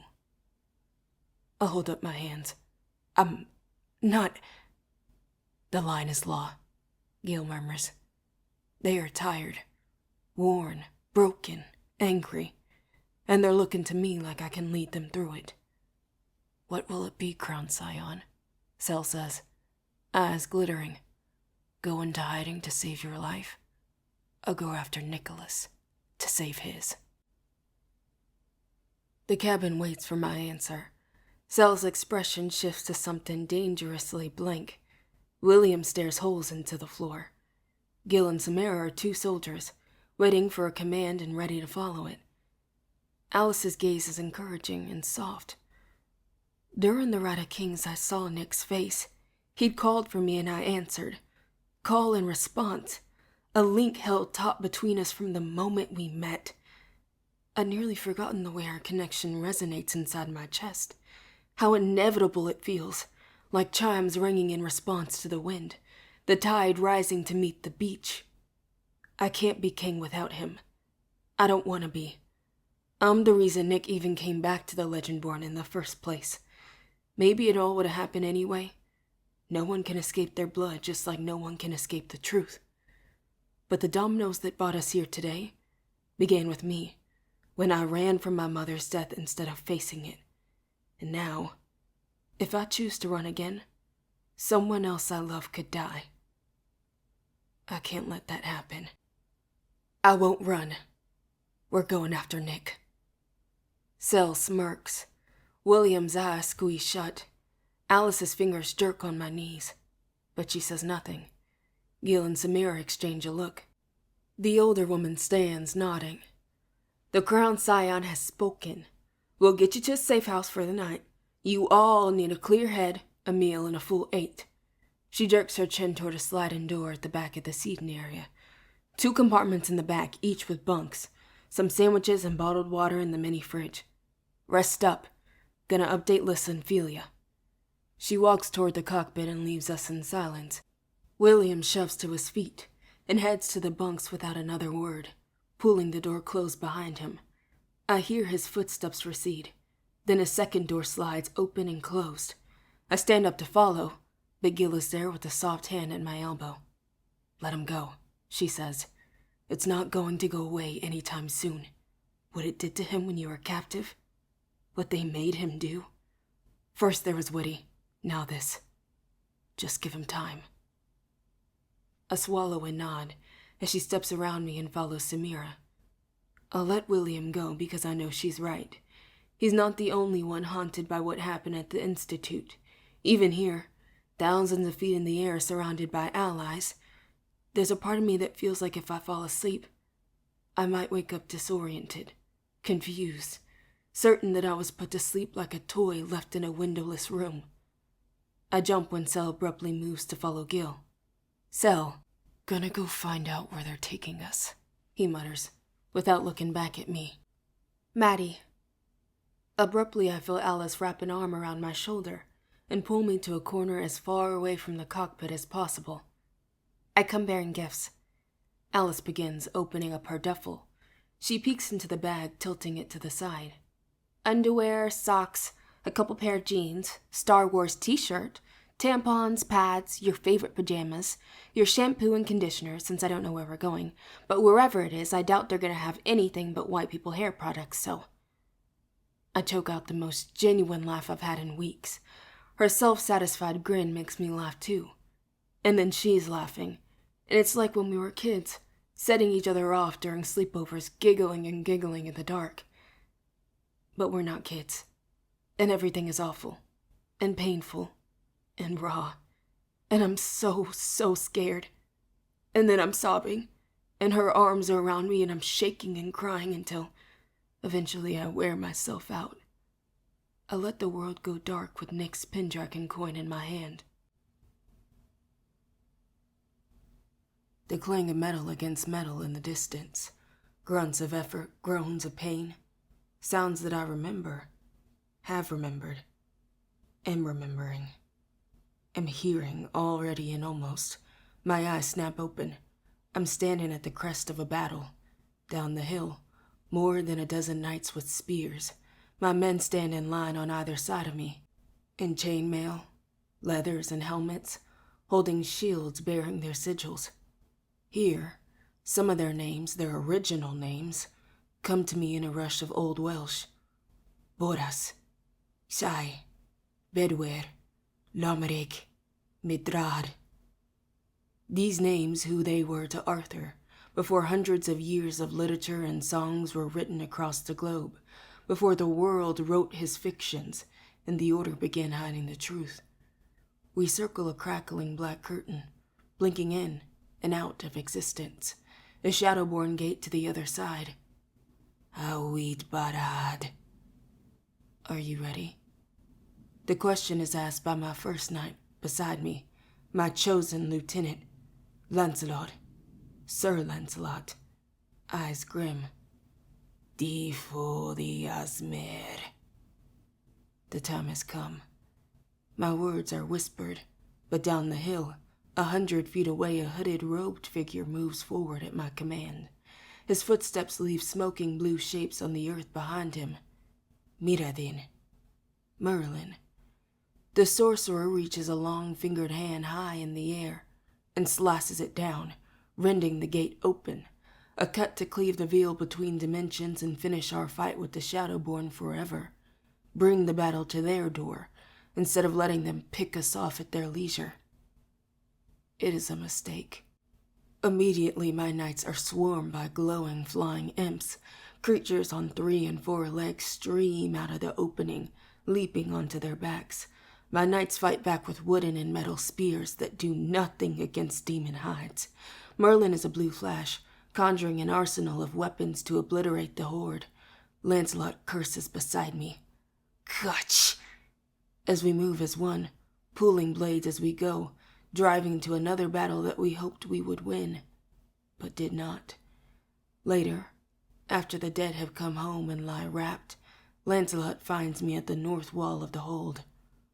Arthur! A sigh wearily. When he reaches me, the angry stream of Welsh simply becomes meaning in my mind. How many more have to die? How many, Arthur? Do you even know who we lost tonight? Or are you already dreaming of the next strategy? His stag sigil is streaked with blood. None of it is his. He swipes away the sweaty, flaxen hair plastered to his forehead. Arthur, are you even listening? Boris' son, Ilion. My voice is a low roll of thunder that stops him short. Clodwin, Brandiels, Morad, Balan.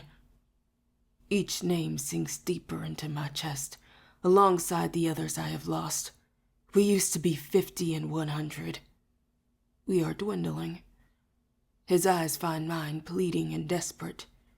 67 gone now. I advanced on him, angry. I know that number better than you ever will. See their faces more clearly. They pledge their lives as well as their swords to mine. A pound on my chest, where the dragon sits and shreds. I feel it when that pledge is torn apart. I bear that pain every day. Lancelot's eyes flutter. Look away. I did not know, my liege. Forgive me. When he looks back, the image stutters, shifts, and it is Nick's broad shoulders filling the tunic and mail. Nick's eyes, fierce and strained. Then he's gone, and Lancelot is back. I open my mouth because this is where Arthur speaks, but this time I pause, and he does not speak. Lancelot waits, and I do not say a word, and this is not what happened, because this is not real. I'm not Arthur, I'm Bree, and maybe I can control this. In this frozen, almost past, my mind whirs toward the possibilities. I did not travel back in time, I'm in Arthur's memory, but I'm not walking it as an observer like Patricia in a memory walk. It isn't view only. When I channel Arthur, his spirit possesses my body in the real world, and he can do things that I can't control. But right now, his spirit has somehow channeled me. I'm possessing his body in a memory. Does that mean I can take control in Arthur's world, the way Arthur can take control in mine? Twice, I have seen Nick, who wasn't even born centuries ago. I wrap my mind around this hope that this world is mutable somehow, that I can influence it again. Oh, please, please, please. I reach toward Lancelot, something Arthur did not do. And Lancelot does not react, because Arthur never reached toward him in the past, because I am doing something new, creating a branch in Arthur's memory dimension and bending it to my will. My heart races beneath Arthur's suddenly too heavy mail, weighing my shoulders down. My fingertips touch Lancelot's shoulder. The image flickers again rapidly. My heart stutters, hoping. Lancelot flashes bright and becomes Nick once more. He stares at me, eyes wide and searching. Bree? Chapter 22. Nick! He stammers. Where are we? He looks out over the yard to the moorland and mountains. Wales? I gasp. He stumbles toward me, grasping my shoulders, eyes looking over my face, my clothing. When he pulls back, he drinks in my features, caressing my cheeks in gentle strokes, like he's relearning the curves and dips of my face. My face, not Arthur's. He can see me, too. This is really you? I nod, smiling. Really me? Wonder runs like honey through his voice. Was that really you before? In the room at the table? I nod. Are you okay? He asks, stepping closer. I release a breathy laugh.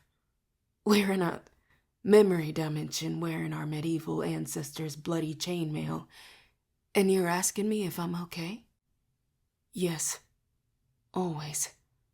Nick rests his forehead against mine. But I do want to come back to the memory dimension medieval ancestor part. I release a shuddering breath and smile a little. I'm okay considering this. He leans back, looking beyond me to the castle, along the turrets to the sky. And this is... I lick my lips, flipping through a list of where to start responses like a stack of papers. So much have happened, I don't even... I know. He swallows hard. To me too. But start with us right now. You and me. How are we here together, B? You and me. I nod slowly. Because I'm a medium. He blinks. A pause. You can talk to the dead? Yes. Is that... His eyes move rapidly, processing information quickly as ever. Is that why Arthur was with you in the Gulf? Yes. It turns out the power I was born with, my rootcraft, is that I can channel the dead and they can channel me, but this... I wave my hand around us, is a whole nother level. Like a memory walk, which I can't do anyway, except this isn't a memory walk because instead of watching my blood ancestors' memory, I'm living it, so this is like a blood walk? He stares at me. Makes sense. No, it doesn't, I say. This is completely bonkers, he offers, half smiling. Somehow that smile tips me over. A gurgled sort of whine escapes me as tears well up. Nick's thumb catches the tears before they fall. Don't cry, B, he whispers. This is wild, yes, but I'm here. You're here. But you're not here, I gasp. You're missing. Everyone wants me to tell them what to do, but I'm barely holding on. I don't know how to control Arthur's powers, and he wants me to summon him. He blinks, focusing. Wait. Slow down. Summon him? Yes. His spirit, but that might mean possessing me. I shake my head rapidly. I don't want to do that. Nick's eyes flash.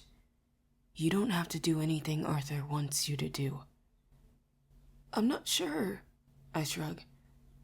I'm not sure that's true. I wrap my hands around his wrist, pressing into the warm skin and bone. Are you okay? He huffs, hesitates. Honestly, no. No, I'm not. Are they hurting you? His brows draw down. Not me. Other people, though. 2 Mage Guard found us a few weeks ago. There was a fight. My jaw drops. They found you? But they said they were gathering intel. He chuckles sourly. Both can be true. I don't think those guards were meant to make themselves known to us, but Isaac's too good. He saw them watching us from an alley in the town near Brevard. Went after them. Came back bloody. He swallows hard. I don't know if they survived. The Regents never said they found Nick. I suppose if the plan was to possibly murder him, they wouldn't have. Nick, the Regents are looking for you, but not to rescue you. Gillian says they've secured the next line to Lancelot. I wait for shock, but it never comes. I know. My father has contacts on the inside. They told him the Regents have already begun to prepare the next in line. If they track us down, they'll kill me to force the spell to him, then place their puppet on the table. I study him, the acceptance written across his brow, settled into his shoulders. You can't let them find you again. I don't think they will. Isaac takes more precautions now. Nick releases a low sigh. He and my father keep us far away from their search teams. They seem to be able to stay one step ahead. I don't know what they're planning, if there even is a plan. I press forward, uncertain of when our time together might end. Where are you now?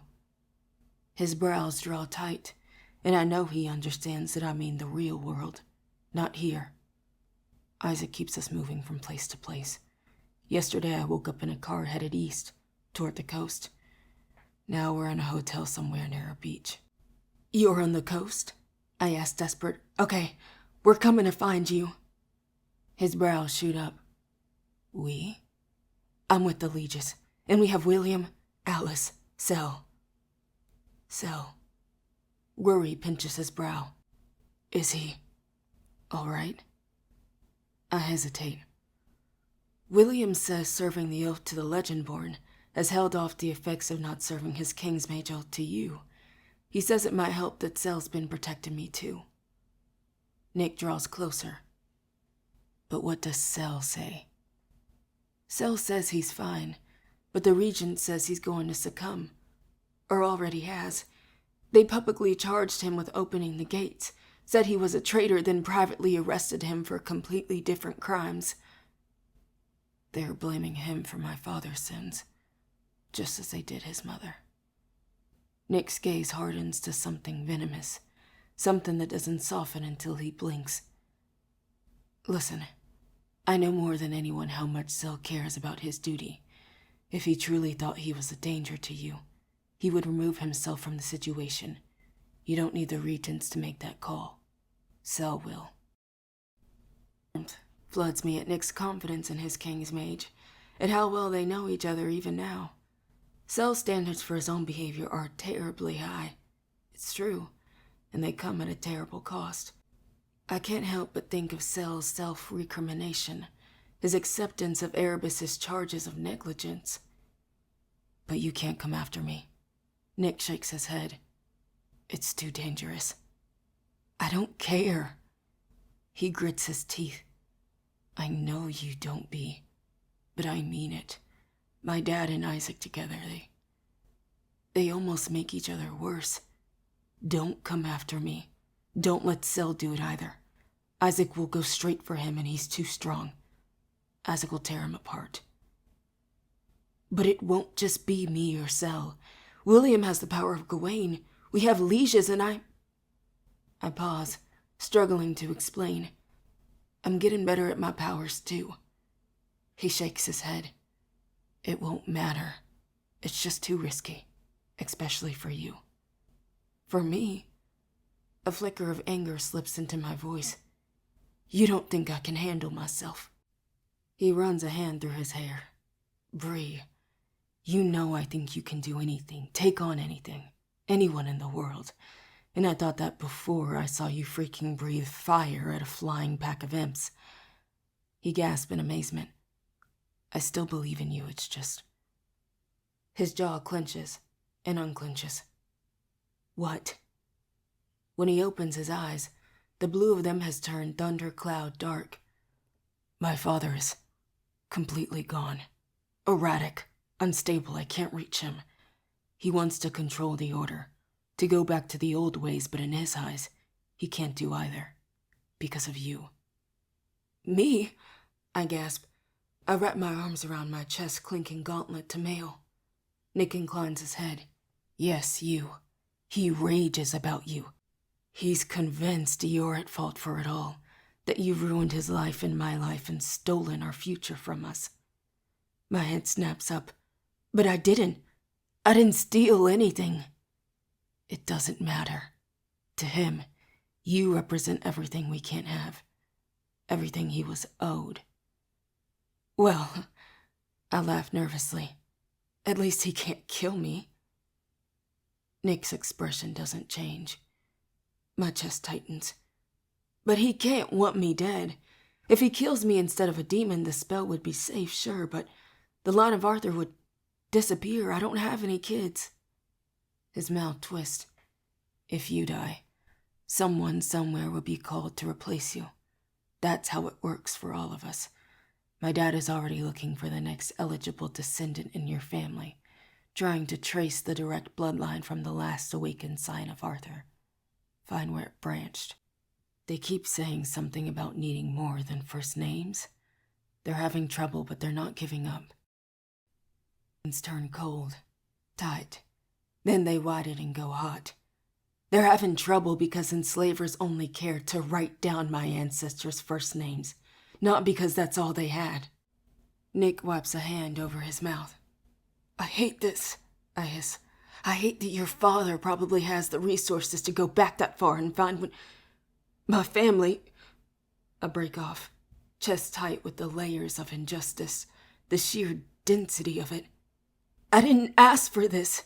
No one in my family asked for this. Some of the anger drains from Nick's face, replaced with a mixture of sorrow and worry. I realize he may not know the truth. You should know why it's me, I insist. In the cave, I had a vision. You should know how Arthur's blood came to be in your veins. He asked quietly. Yes. I know, he murmurs. My father and Isaac figured it out. They were obsessed those first few days trying to understand what happened to the Davises. They followed the power because they think that's the legacy, but that's the thing. The Legendborn legacy isn't power. It's violence. We let that sit between us. The one word and all that it holds. All the harm and the hurt and the theft. The brutality of men who designed and destroy legends. The intersections of history that have brought us both here. There's a sour metallic taste in my mouth. I sigh, releasing what I can. Maybe that's why I'm not very good at this Scion of Arthur thing. I wasn't very good at it either. He steps closer, squeezing my hand to his chest. Listen, Bree, I know I'm sorry isn't enough, that there aren't any words big or deep enough for what happened to your ancestor. His eyes are soft, but his brow is set in a determined expression that I recognize. But I am sorry about what that Scion did to her. Sorry that what he did to her endangers you now and takes your choices away. You've been forced into a world that not only puts your life at risk, but shortens it. It's not right, or fair, or just. I have an urge to shrug Nick's words away. He's right. They aren't enough.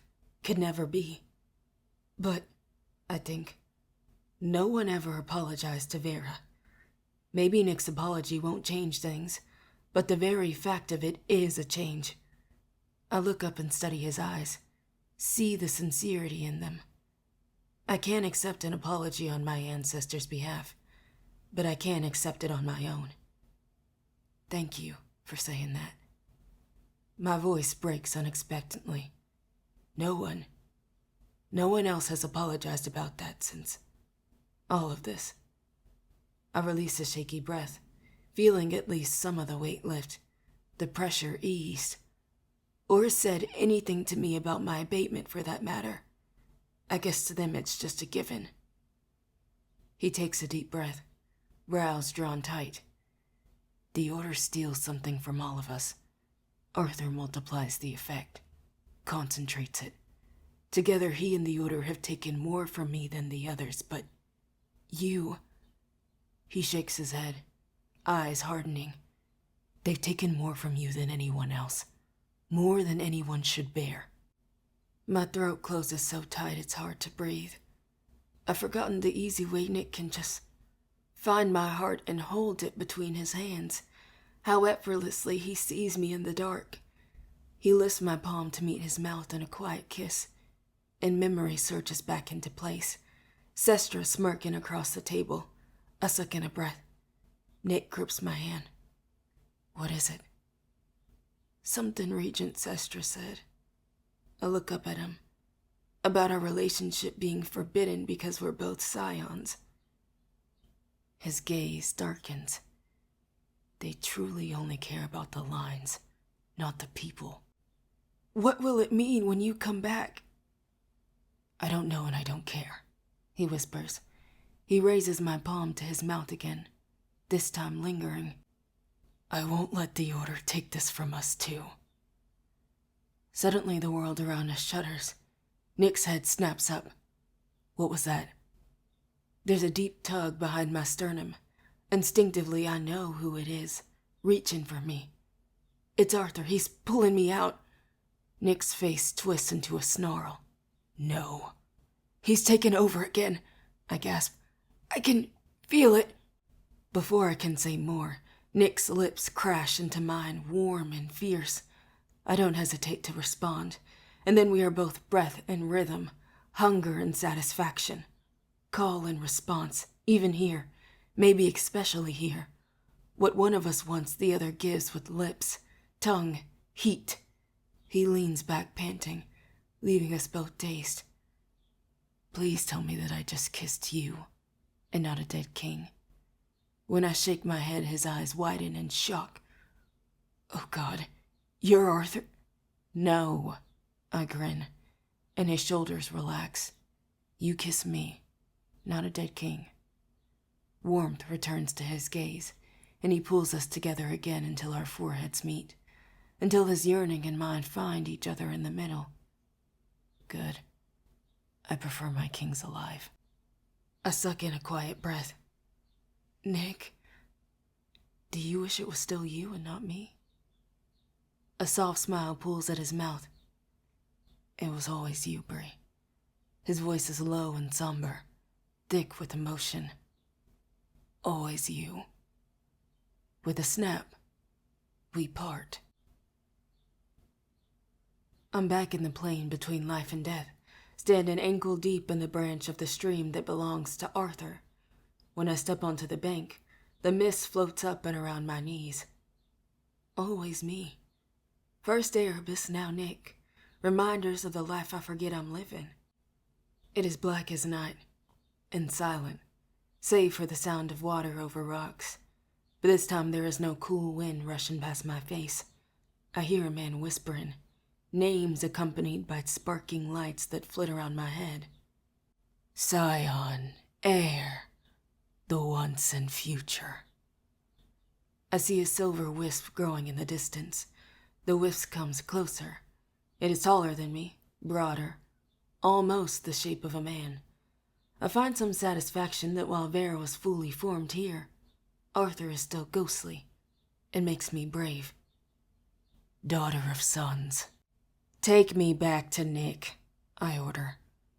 Who is Nick? He's Lancelot's heir. Silence that feels like confusion. Curiosity. And you saw him, in my memory at Caradon. I suppose it's a good thing Arthur can't see what I do and say when I pull Nick into his ancestor's body, that what I say and do there branches off from his memory somehow. Yes, I bought him into the memory. And yet his appearance is not a memory that I possess. Your powers are formidable, Brianna. A pause. In my time, there were women who claimed they could channel the dead, walk the plane between life and death, like a dirt path between one and the other. I did not believe them. I growl under my breath, impatient. Me back or not? Another pause. Let us make a bargain, my scion. I swallow. I don't like the sound of that. A low laugh. You are smart to be cautious. Silence then. The wisp hovers, waiting. It makes me wonder where he will go when I leave this plane again. Where were you before I was awakened? I rest in Camelot. Merlin sent you to Camelot? Merlin sent me to my dreams. I consider this. Sigh. Damn it. What is the bargain? Summon me, so that I may show you how to control my power. If you do this, I will bring you to the memories of Lancelot, so that you may visit his heir. I shouldn't be surprised. Arthur made clear that he wants me to willingly come to him, and I made clear that I'd never risk letting him in again. Now that he has something that I want, access to Nick, he's going to wield it. What choice do I have? I need to see Nick again if I'm going to get him to tell me where he is. But this offer is tempting for other reasons too. Arthur claims his power can help me stop death. Raw need pulses through me at the very thought, a desire so deep it feels shameful. I raise my chin. Fine, I will summon you, but on one condition. You will not possess me again unless I consent, got that? I understand, and I am glad of your decision. I'm not. I think back to the blood walk, to Arthur's supposed first lesson. What was I supposed to learn from that memory anyway? He chuckles. That dragons are fiercely loyal and never forget what was taken from us. That eventually we decide to protect what is ours and burn the rest. And then the old king is gone. But even as I fly back to myself, I still feel Nick, across memory, across time and space, across life and death. Chapter 23. My skin tingles, like sunlight mid-burn. I jerk awake. It's me. Sel's low voice reaches me from across the cabin, and the sensation disappears. He must have been looking at me. Oh. My voice is a rasp in the dark, rough enough from sleep that for a moment, it reminds me of Arthur's baritone. I shudder and cough to clear my throat. The safety lights are on, bathing the space in a muted yellow along the center aisle. The engine hums beneath us, vibrating gently against the soles of my feet. My body feels drained and weak, like I haven't slept at all. But one thought appears bright in my mind. I just saw Nick. I spoke to him. Kissed him. My fingertips graze my lips, remembering the feel and pressure of his. The small thrill is quickly smothered by the memory of the vision that followed. If I want to see Nick again, I have to summon Arthur. The way Arthur had spoken to me, it was like I'd come to him on my own volition. How did... I look down when something falls from my grasp.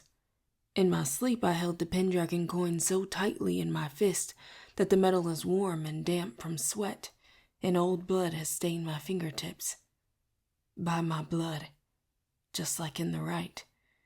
In Rootcraft, we bring offerings to our ancestors, a collection of items, organic or edible, things that used to be alive, or things that are fresh. Mariah says we offer the favorite pieces of our life to our dead, because they remind the ancestor of their time on our plane. But what kind of offering is blood? My skin burns again. Sel's eyes are two golden beacons in the darkness. The silence between us is the awkward kind that fills space when there's too much to say, and all the time in the world to say it. How long was I out? I wouldn't know. I only returned a few minutes ago from a long talking to in the galley from One Liege Gillian, Hanover. A frown. So you came back, sat down, and decided to watch me sleep? He snorts. Is that your immediate area of concern? Not really. He waits for me to continue. Something happened in my sleep. I saw Nick. Sel's voice turns mocking. Well, Brianna, there are these remarkable things called dreams. It wasn't a dream, I insist. It was a memory of Arthur's, but then it became something else. You have been drugged and mesmered repeatedly for days. Even as Sai's dismissive, you cannot trust your own mind, not until the serum leaves your system and you've gotten proper rest. My eyelids flutter and my mouth goes dry. He's right. But still, I told him we were coming for him.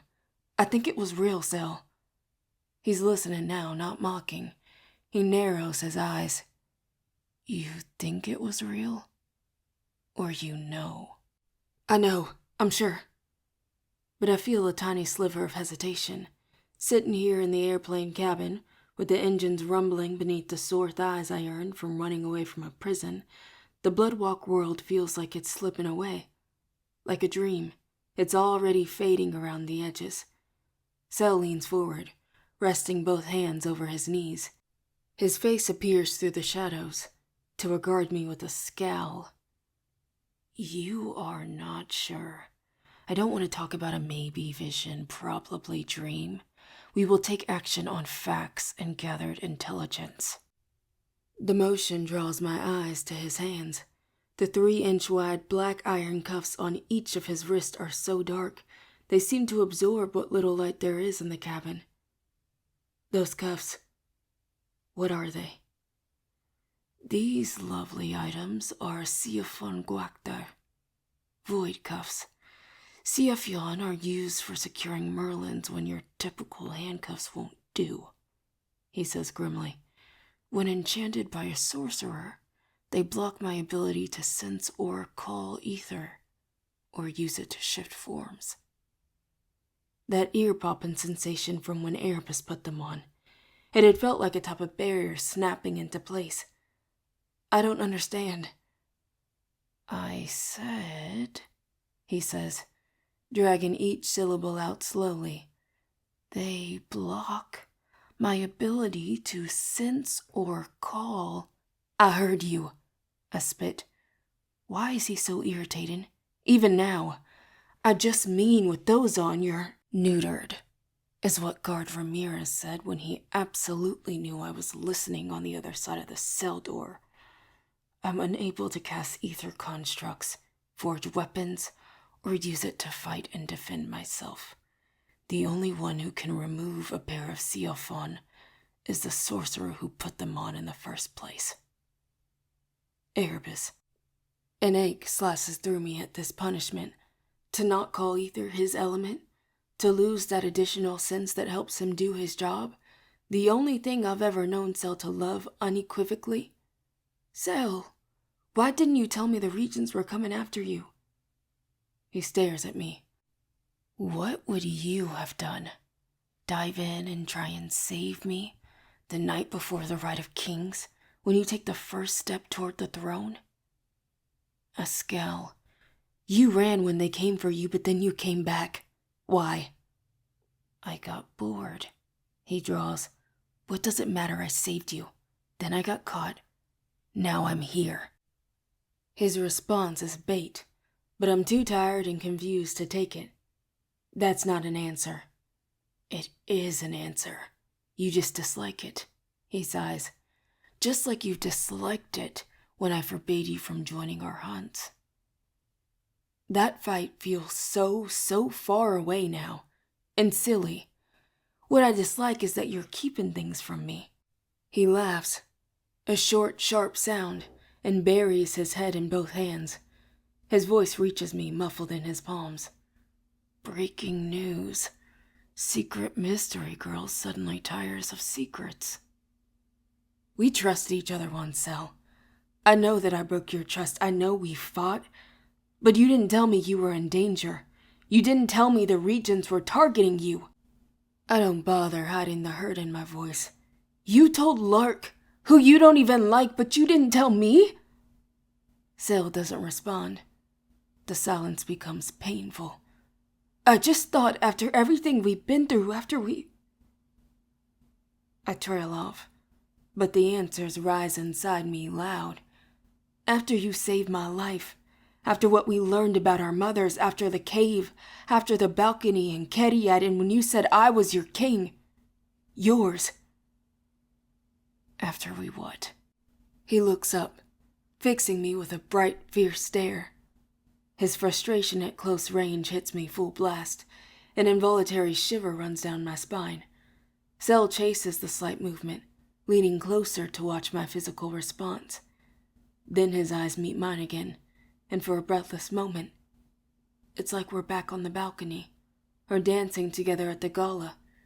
Molten gold floods my vision, and the something between us ignites, like electricity. After we what, Bree? This time he wields the shortened version of my name like an axe, slicing our connection. I squeeze my eyes shut. When I open them, he is leaned back. He's looking away from me and out the window, already moving on. Erebus has already leveled the charges. Every Merlin in the world will know what I've done by now. If I'm caught, they will bring me directly to trial. A trial that shouldn't even be happening because you're innocent. No one has ever called me innocent before, he smirks. You sure you want to be the first? I look away. He's mocking me now. Well, you are. At least in this case. He lifts a shoulder. I was going to plead guilty. My head snaps around. Why? Because I am guilty. He balls his fist. You never could just let truth sit and consequences come. His voice is a low, damning growl. I would plead guilty to every single charge, because I am guilty of every single charge. But Cell, he holds out a hand, counting, Negligence? Guilty. I took the oaths on my life to protect the chapter from any and all threats. I knew something was wrong for weeks before Raz and Davis showed their true faces. I knew it and reported nothing. Another finger raised. The Easel I killed at the quarry the first night we met entered through Raz's gate. D.E. Kill Lord Davis let in the night of the oath. Davis's gate. I should have captured and interrogated both demons about their origins. Instead, Stop, I plead. That's not fair. Why stop when I can keep going? 5 more lapses in judgment to go. He bares his teeth. How about letting Nicholas and you out of my sight at the gala, leaving you two in that room alone? He raises a brow, a knowing glint in his eye, undefended and unaware of anything around you save each other. Stop it. My cheeks flame at all he leaves unsaid, at the heady whoosh of remembrance, of the charged air in the anteroom after I accepted Nick's offer to become his squire. How he held me, kissed me. Is that kiss a bad memory for you? Oh my. Sel tilts his head, frowning for effect. That is unfortunate. Shut up. You're trying to make me angry and it won't work. I'm not trying to make you angry, he says, voice droll. I'm trying to make you understand. You weren't negligent. We were tricked, I snap. No one has seen a Gorakel like Ross in years, and he fooled everyone. Even the regents didn't see Davis's endgame because he put on a show for decades. If they missed their own viceroy's betrayal, then aren't they guilty too?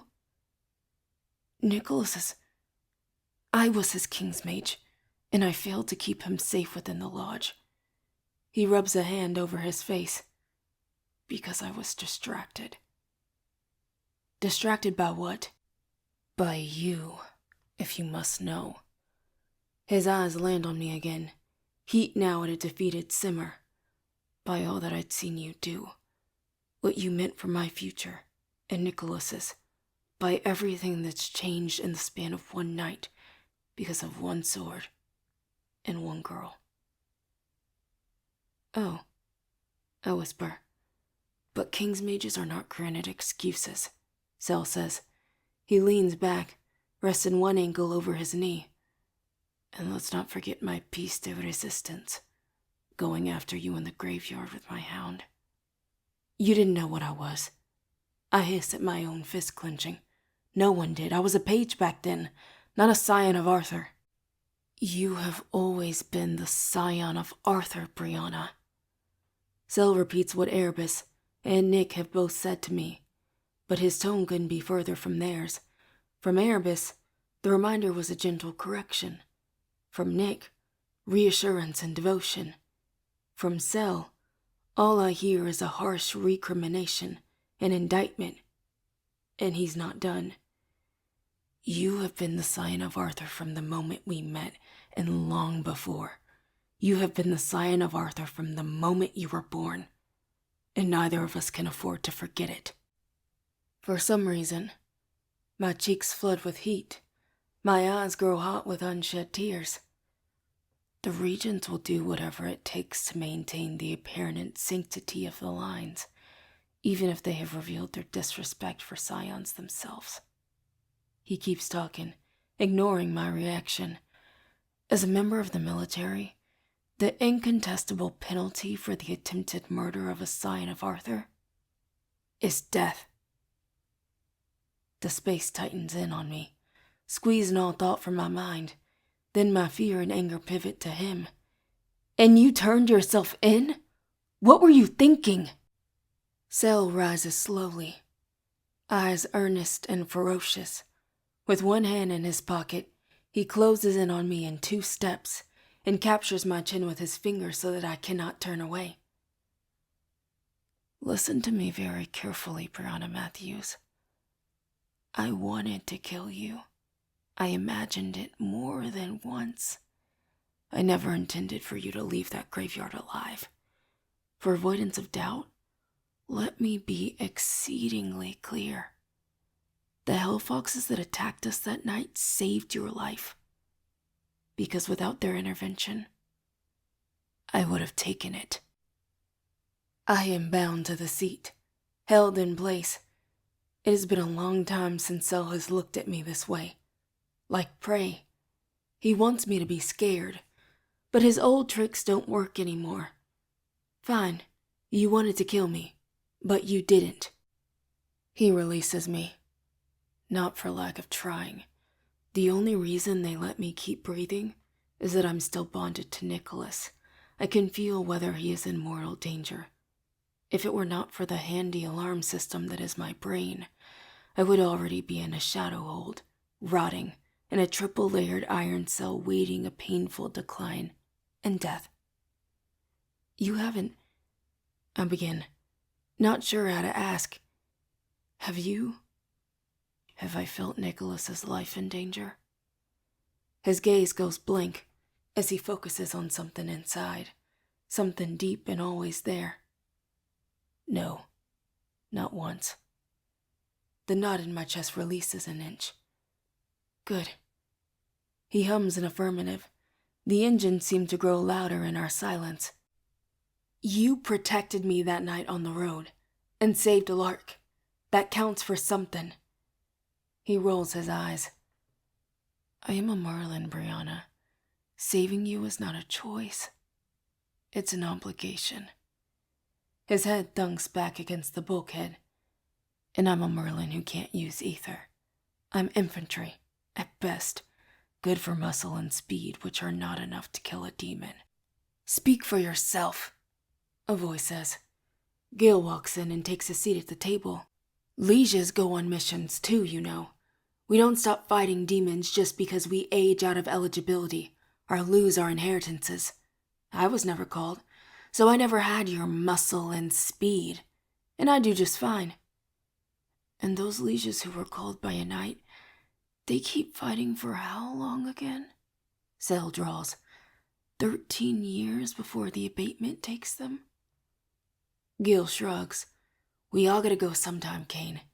She kicks his heel with her boot. Don't be an asshole.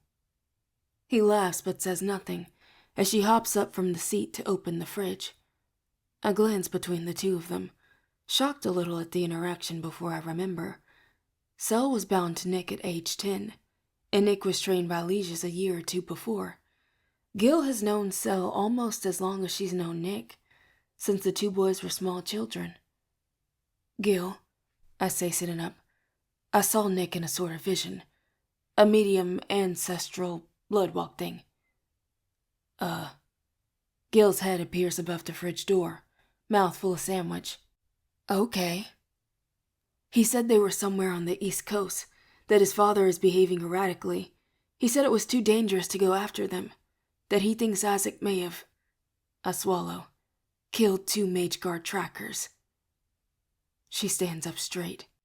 That is intel we did not receive. Erebus and the Council would have buried news like that immediately, Cell mutters, like everything else they want to hide.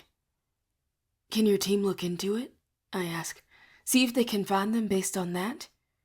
She nods slowly. Of course, but tactically they won't stay anywhere for long, and the Atlantic seaboard is a lot of ground to cover. I sit back. She's right. Not enough info to do much of anything. The whine of the engine shifts, and the pressure in the cabin changes. Gil glances out the window. Starting the landing cycle. May as well wake the others. Once we hit the ground, it's an hour drive. To the safe house in the middle of nowhere, Georgia? Cell asks, his tone bored. Yep, she says, winking at me. Off the order's grid.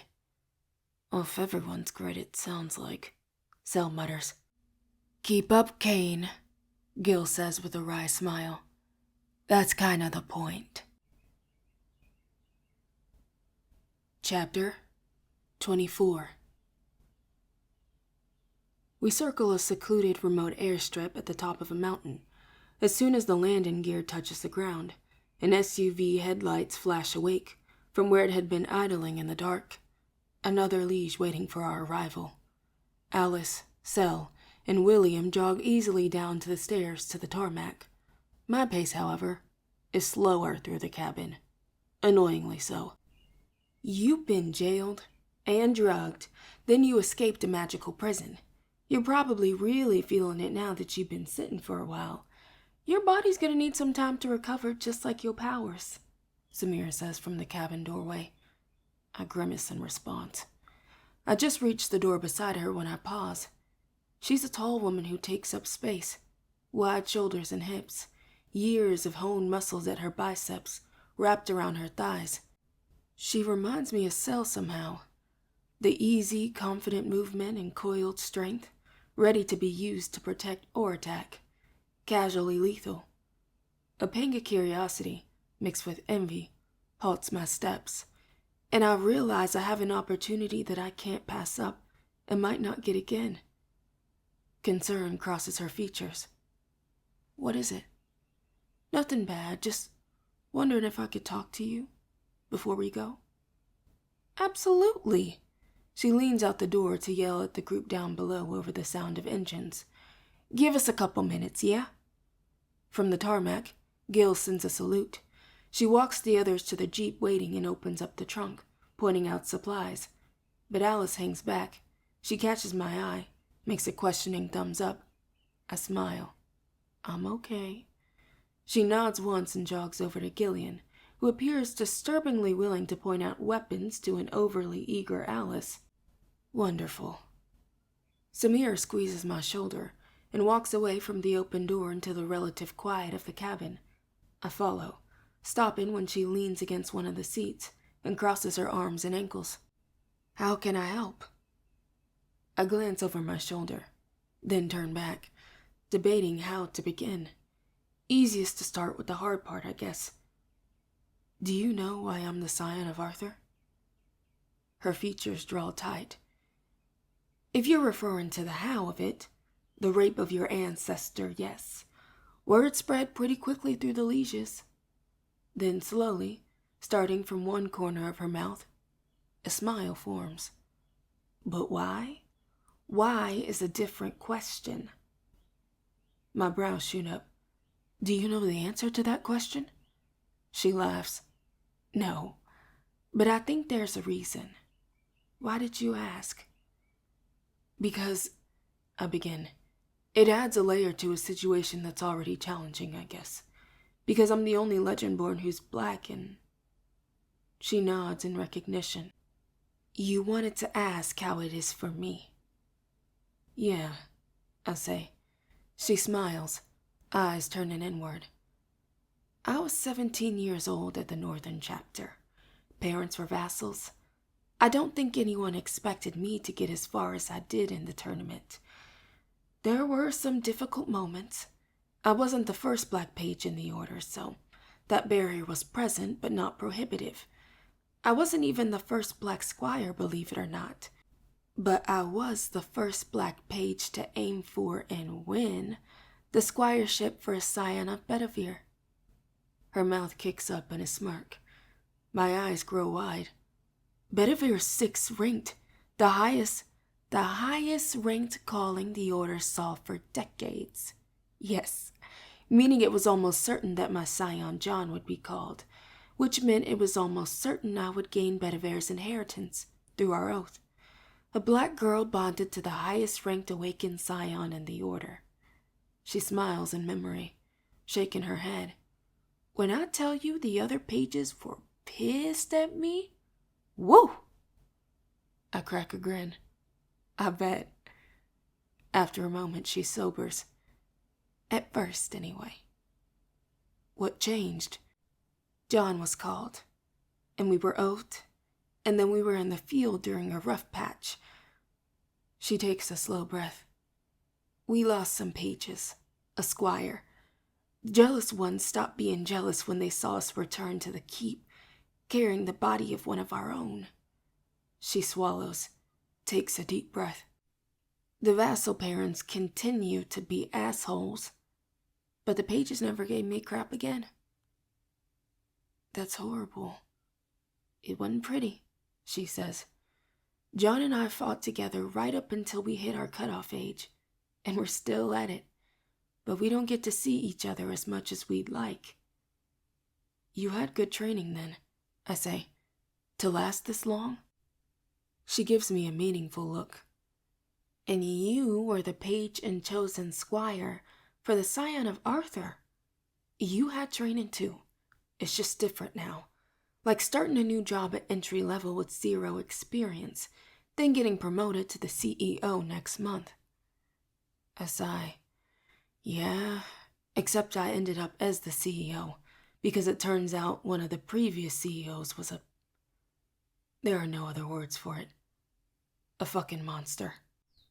She shakes her head. It's not right, how you're the crown scion. The how will never be right. But the why is still open-ended. I take a deep breath. Yeah? Bree.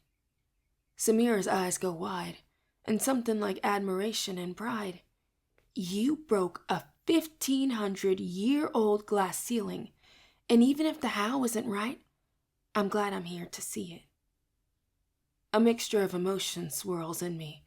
Worry at the abatement that I know is coming for her. And me. Shame that I never thought about what my role might mean to any other black pages and squires, if there are any still living, and if they ever find out about me. I felt so alone that I assumed I was. She jerks her chin toward the plane, and the voices, and the people beyond. They believe in you, not just because of what you've done, but what you're gonna do. What you could do when you figure out how to control those powers of yours. I flush, embarrassed. I'm not judging. I've heard that Arthur's casting isn't coming easy to you. Heard from Alice that your red flames don't show unless they want to show. But I meant it when I said I serve the true king. I trust that you're the crown scion for a reason. I'm the crown scion because I pulled Excalibur, I reply. The sword I'm supposed to wield that I don't even have with me.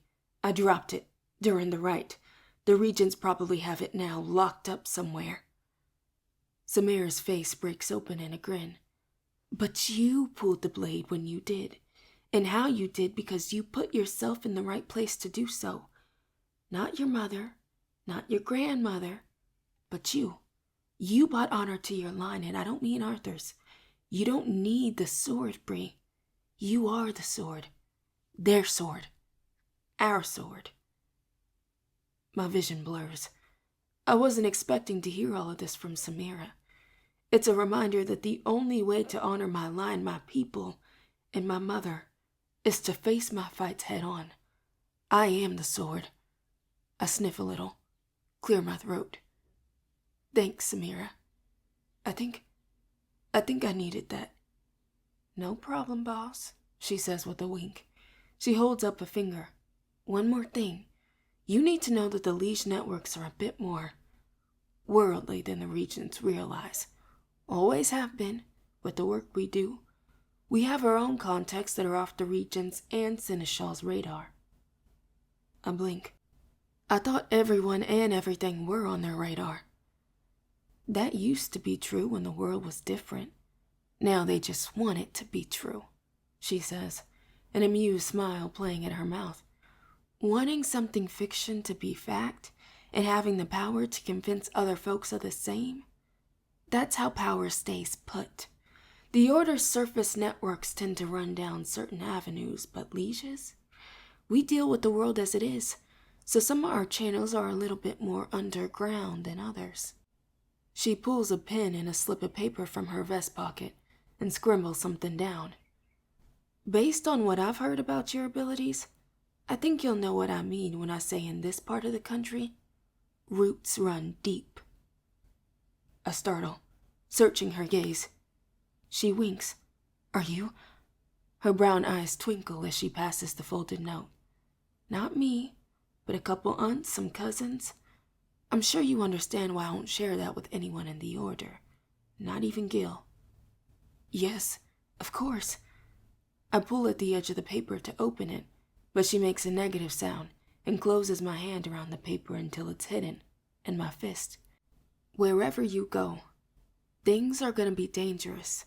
If you need resources or help outside the lines, I want you to use this info. Just be careful who you share it with. Understand? I nod. Completely. I clutch the paper. Thank you. Samira pulls me into a hug.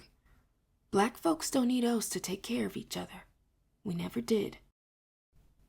Samira helps me down the ramp. Gillian watches us descend. The way her eyes roam over my careful movements is not unlike how she oversaw the training of pages for the combat trial. Jonas, the liege who'd been waiting for us on the small airfield, is a tall man with warm, tawny skin and broad shoulders. I can't see his full build, but I can see that he has a full head of thick, bright silver hair. It gleams in the darkness. He looks me over, his dark eyes assessing and shrewd. She gonna make it? Samira shakes her head, as if to say not to mention it, but the liege ignores her. Need to know if she can run on her own if we get attacked on the road. Bree'll be fine, Gil mutters, resentment sharp in her tired voice. She needs food and rest. Time to get this serum out of her system. Samira rolls her eyes. Jonas is one of the senior lieges, Bree. He manages the safe houses in this region, makes sure they have supplies and remain secure, in case we need them. He's off active duty and put out to pasture, you mean? Jonas scoffs, but his eyes are fond when he looks at Samira. Samira grins. That too, old man. Jonas isn't old at all, but by now I know that time works differently for lieges. I thought earlier tonight that they'd gone prematurely gray. But it's not premature at all, not with the abatement on every Legendborn's horizon. On mine. I shove the thought away. I can't think about the next 20 years. The next 24 hours is uncertain enough. Jonas taught me how to use a dagger, believe it or not, Gil says with a smile. And then I taught Nick. Can we reminisce another time? Sel asked dryly, knocking the hood of the car. Jonas nods. Turning to climb into the car without looking back. Agreed. Samira watches us load in. Lissa and Ophelia say their goodbyes and jog back to the plane. Their strides are so in sync, I wonder fleetingly, if they are bonded scion and squire, aged out of their inheritances but still oathed. Gil looks us over, me, William, Sel, and Alice, and then returns her gaze to mine. Rest overnight at the safe house. We'll send Jonas the details. With that, she and Samira stride back toward the plane, and we climb into the car and take off into the night. The safe house is a large home on a flat plot of land surrounded by a massive, dense forest. Sel was right. It's the middle of nowhere, Georgia. When we arrive, the moon is high overhead, a bright white crescent casting the world in silver and gray. The house is a little dusty, but there's power and running water. The entryway is chilly, and Jonas walks to a small gas fireplace in the corner of the main living room, calling over his shoulder. 2 rooms, one on the left, one on the right. Bunk where you want, I'll take the couch. By some unspoken agreement, Sel takes the first room down a hall to the left. Or at least it seems like Sel will settle there, eventually. He opens the door, takes a look, then closes it, before stalking out into the woods, mumbling something about the perimeter, leaving me in the hallway. Guess we're headed that way, Alice says, gazing down the dim hall on the right. William can take the left room with Sel, and we can take the other one together. Right, Bree? Our room is the owner's room, if I've guessed correctly. In it is a full-size bed and an ensuite bathroom. Before we head inside, William jerks a thumb over his shoulder. I'll be down the hall. Going to take a shower. Alice chucks her boots off immediately and falls into the bed. It takes me a minute to balance on still weakened legs, but I slip my sneakers off and join her on top of the comforter. She tries and fails to mask a yawn against the back of her hand. I can't believe you, I murmur, shaking my head. You helped stage a whole rescue operation. She grins at the ceiling. I did, didn't I? How? Pure adrenaline mostly. She chuckles, turning on one side to face me. If you ask me why I did it next, I'm going to punch you, like in the throat. I smile. I won't ask. I'm good on injuries for a while. Her face grows solemn. The suppressant.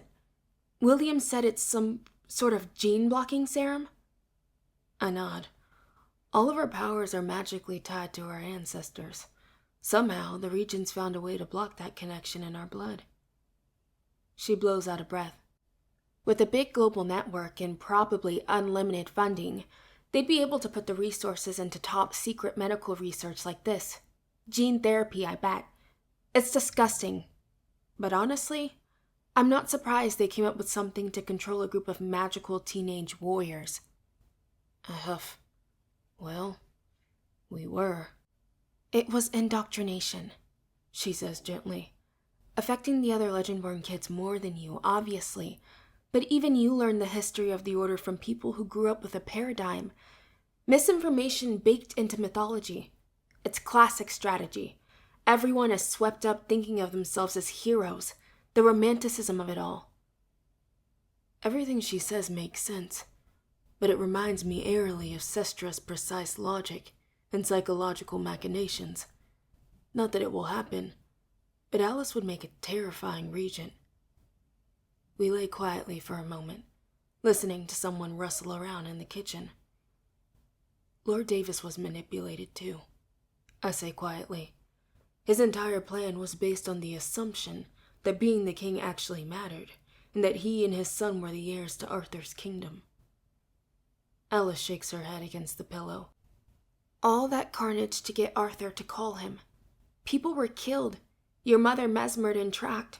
Sel's mom labeled a traitor. And Arthur was never going to call him anyway. Arthur was never going to call Nick either. But people believing he was the scion cost him his mother. His childhood. I sigh. No wonder he's so frustrated right now. Right now? Alice frowns.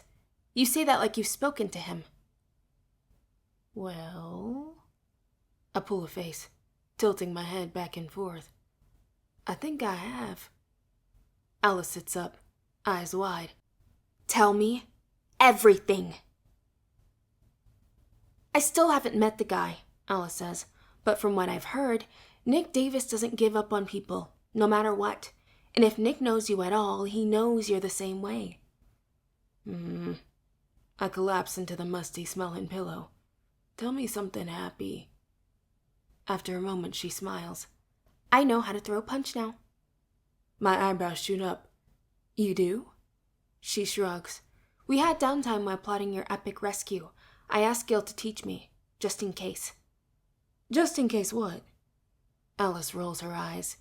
In case I end up fighting someone or something. She gave me this cool iron knuckles. I blink. What?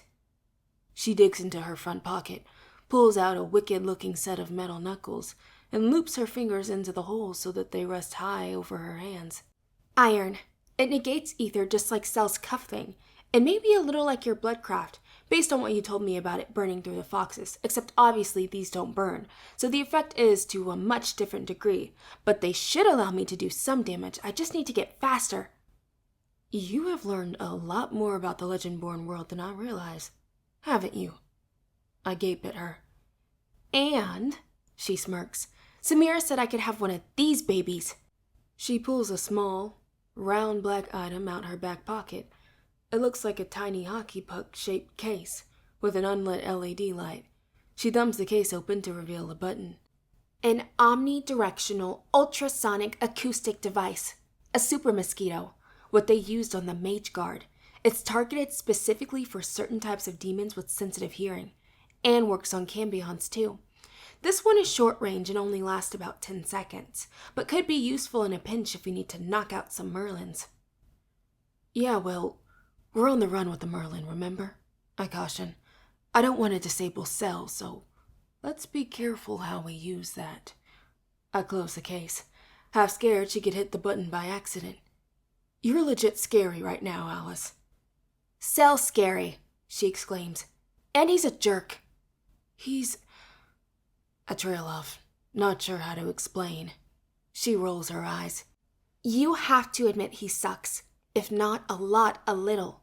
Small amounts of suckage, scattered generously. I groan. I mean, yeah, especially right now. Plus, he looks... Alice shudders. I bristle. He looks like what? I hate the idea of anyone mocking Sel's appearance. His Merlin eyes or his long canines, features that I forget stand out to outsiders. Cambion features that can compel or frighten. She raises her hand in defense. He can be kind of terrifying, Maddie. Not to, discriminate or whatever, but I don't trust him. He spent a lot of time trying to kill you for being a demon. I slump back. Not recently. Her side eye could cut through steel. Let's just say I don't feel a strong urge to go out of my way on his behalf. Ever. Again, I say, you are vicious right now, you know that? She smirks. I like excelling at new things. She puts the device in her pocket and glances toward the hallway, dropping her voice. Do you know why Tatis's mesmer didn't work on me? Not at all. I have a working theory. I throw up a hand. Why did you ask me then? Alice rolls her eyes. You know I like drama. I think it's because whatever you did to bring back my memories when you were possessed by that healing ancestor after... She pauses, frowning. After Isaac attacked me, whatever you did that night, it stuck. Stuck as in, you can't be mesmered again, ever? I think so, she nods. You were in mega medium mode, wide open to your ancestors, and you got possessed by... What was her name? Jessie, I murmur. Her name was Jessie. I mean, William told me no one can resist a mesmer, but you can. It's a passive component of your bloodcraft, just part of your makeup. But you're also a medium, so maybe if a healer ancestor used your already mesmer-resistant body as fuel to break my mesmer, she made it permanent. I guess it's possible. At least you have bloodcrafter ancestors to talk to about it, Alice says. You could always ask them, see if they ever did something like that. I sit up, mind whirling. Alice, you're a genius. She lifts a brow behind her glasses. I know, but why at this exact moment am I a genius? Because I need to learn to control my bloodcraft in a battle. Use it on purpose, use it to attack. And now I think I know how to do that. How? I grin. I'll ask the dead. Chapter 25. It takes a few minutes to catch Alice up on the ancestral stream conversation I had with Vera during the rite, and the way I defended myself against Arthur by burning him away from me. So you think one of the ancestors between Vera and you knows how to activate your root as an offensive weapon, not just defensive? Yes. It can't just be fight or flight. I shake my head. I need to be able to fight my own demons. Literally, she adds. Yes, literally. I pace the room. I'll work with Arthur to control his ether, and the line of Vera to control my root. I stop pacing. I think of what it feels like to call ether. The burns, the flare of power too big to control. I need to see it, be there, feel it.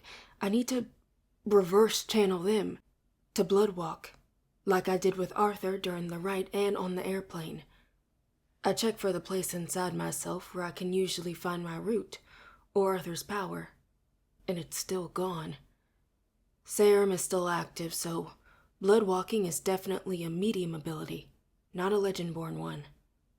Alice, ever logical, asks, how did you initiate it with Arthur? I scowl. By my blood on my heart. She frowns. That doesn't sound right at all. It's really not, I agree. I'll pull out the Pendragon necklace. But blood is how this works. How it all works, you said it yourself. My body became an offering of sorts to Jessie. Maybe my blood can be an offering too. It's literally life. Her entire face twists in disgust. Okay, that's cool, but also gross. I summoned Arthur during the rite with a fresh cut from Excalibur. I summoned him on the plane with dried blood on the Pendragon coin. Both items are deeply connected to him, and blood is the gateway for Bloodcraft, I bet. I shrug. It's not a regular medium thing, but I don't think I'm a regular medium. I just don't have anything of Vera's line. Oh, yes, you do, Alice says, eyes wide. Your mom's bracelet. My jaw drops. Genius levels maximum. She darts toward me, holding my wrist up in the light.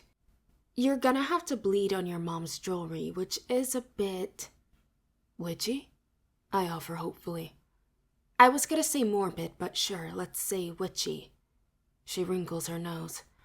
I also think you should wait to try this until you've gotten some rest, and we find, like, a safety pin or something we can disinfect. Abruptly, her hand raised, she sniffs under her arm. Ugh! I reek like plain exhaust and sweat. I should shower. Unless you want to first. Nah. So, she says, voice suspiciously mild as she pockets her iron knuckles and moves toward the duffel. You gonna talk to him? Who? I start to ask who she means, then realize who she means and glare at her. Oh. Sel. Yeah, Sel, she frowns. I didn't hear every word of your argument on the plane, but I heard enough. I sigh. He's just on an extreme self-loathing train, and I don't think he's going to get off anytime soon. He may need to be alone for a bit and then we can talk. Or not. It's hard to tell. Oh, I'm certain he's prowling around, furrowing those dark brows at every woodland creature and shadow, but he should know he can't go it alone.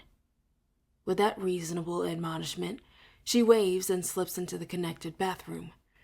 The metallic sounds of pots and pans being shuffled around in the kitchen reaches me through the cracked door, and my stomach growls in response. Even the idea of food is making my mouth water.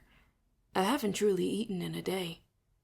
Outside the bedroom, the house is filled with small, homey sounds. Soft music plays on the stereo in the living room as I make my way through it, using one hand on the walls to keep balance. Somewhere in the house, another set of pipes protests before water flows through. William found his shower. Jonas is rifling through one of the cabinets with his back to me when I walk into the small galley kitchen that runs along the back of the house. The window over the sink looks out onto the wooded backyard. Must be pretty during the day. Now, with no lights around the exterior of the cabin, the glass is a black pane staring back at me. Jonas drops a large jar of pasta sauce on the counter without turning. Beside it are his other findings. A few cans of beans, 2 energy bars, a bag of rotini, and a jar of almond butter.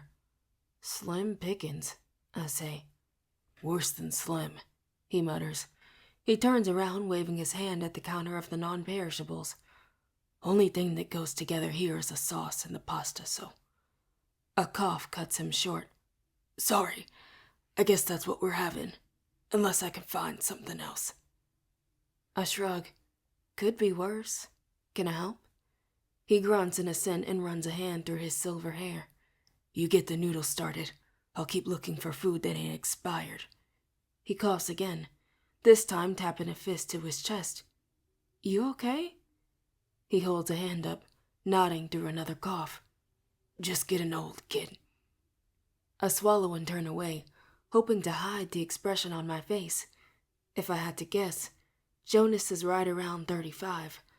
My heart sinks, but I don't think he wants my pity about abatement. Besides, who would I be pitying here? Him or me? We work in silence for a few minutes. He hunts for more food and I stand at the sink, filling one of the pots he found with water, then taking it back to the stove to heat. I appreciate that he doesn't feel the need to cover the silence between us with casual chit-chat. All the same, it feels strange not to at least acknowledge his support. Thanks, by the way, I mumble, for helping us. Nothing to thank me for, he grunts again, this time from the small pantry near the back door. I was a squire before you were even born, Crown Scion. As far as I'm concerned, this is what I signed up for. He leans back to catch my eye, watching me for a moment. He hesitates before adding, I know you didn't sign up for any of it.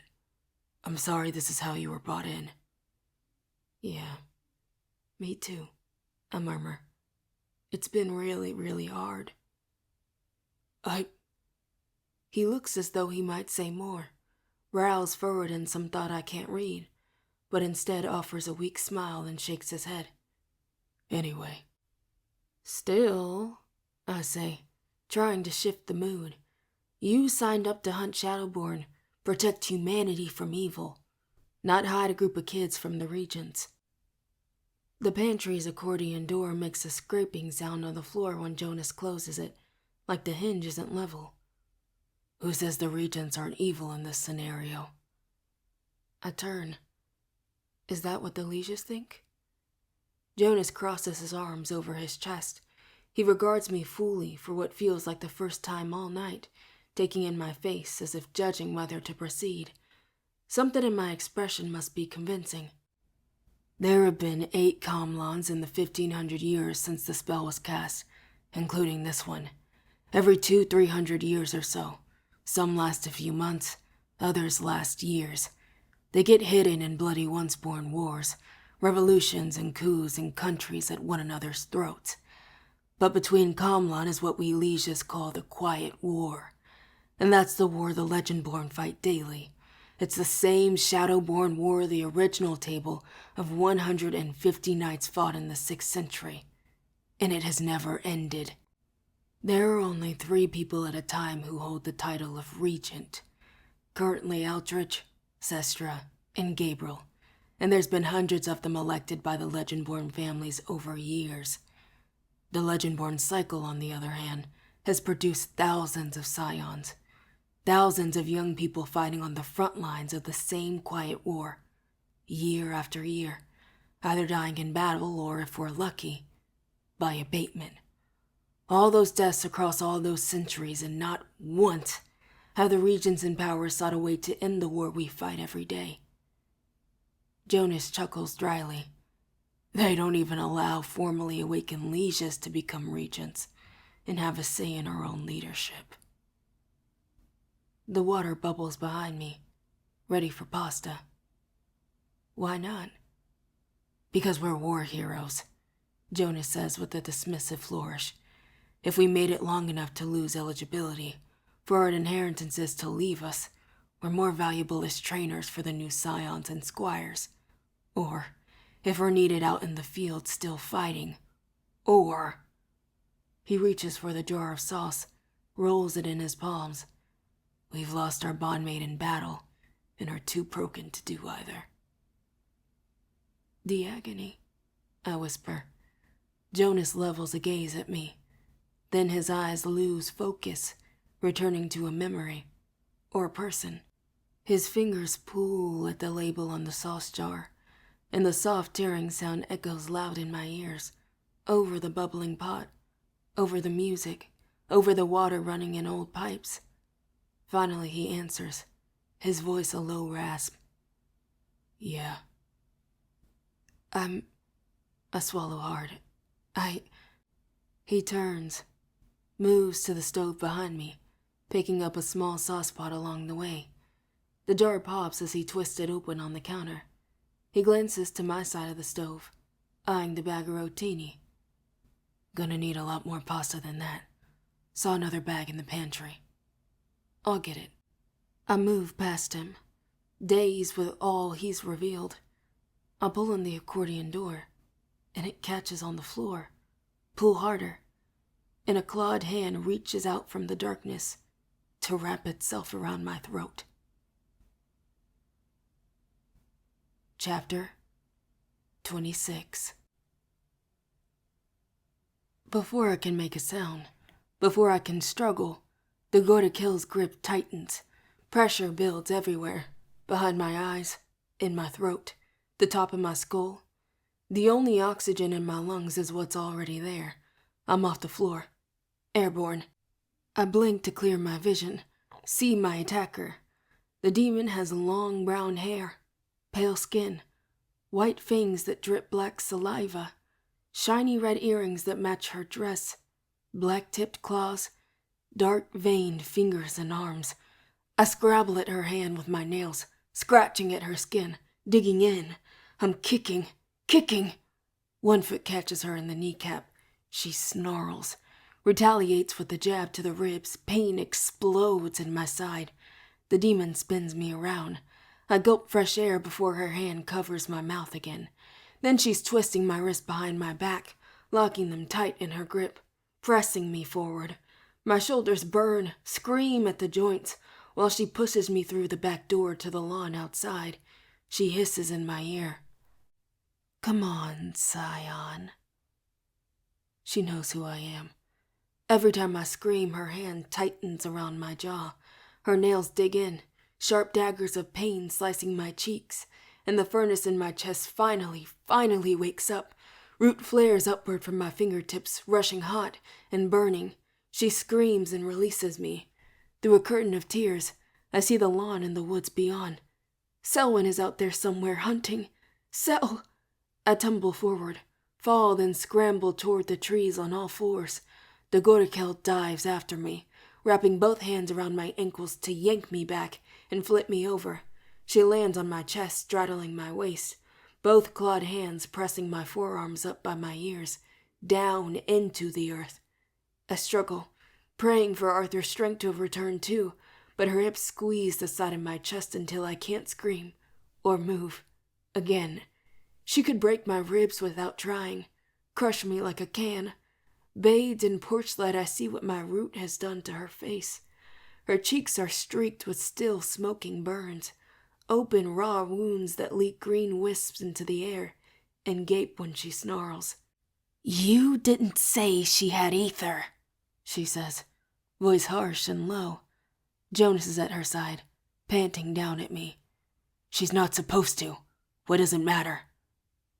Jonas is helping her. Oh God, no. The Gorakel eyes me hungrily. "Because with power like that, this girl is far more valuable alive than dead." "No," Jonas hisses. "Get her back inside. Finish it." The Gorakel smiles, fangs white and sharp against a ragged face. "I don't think so." "We had a deal, Keziah." Keziah grins down at me, drawing one hand up to my glowing palm. "Deal's off, Legendborn. This girl's got more where that came from, I can feel it. Enough ether to fuel an army." "No," I croak. "Stop." Jonas pulls at my arm and Keziah shoves his body away so fast he lands hard on his back 10 feet away, moaning. The Gorakel leans close, hovering over me. "Show me that power, little girl. How did it go again?"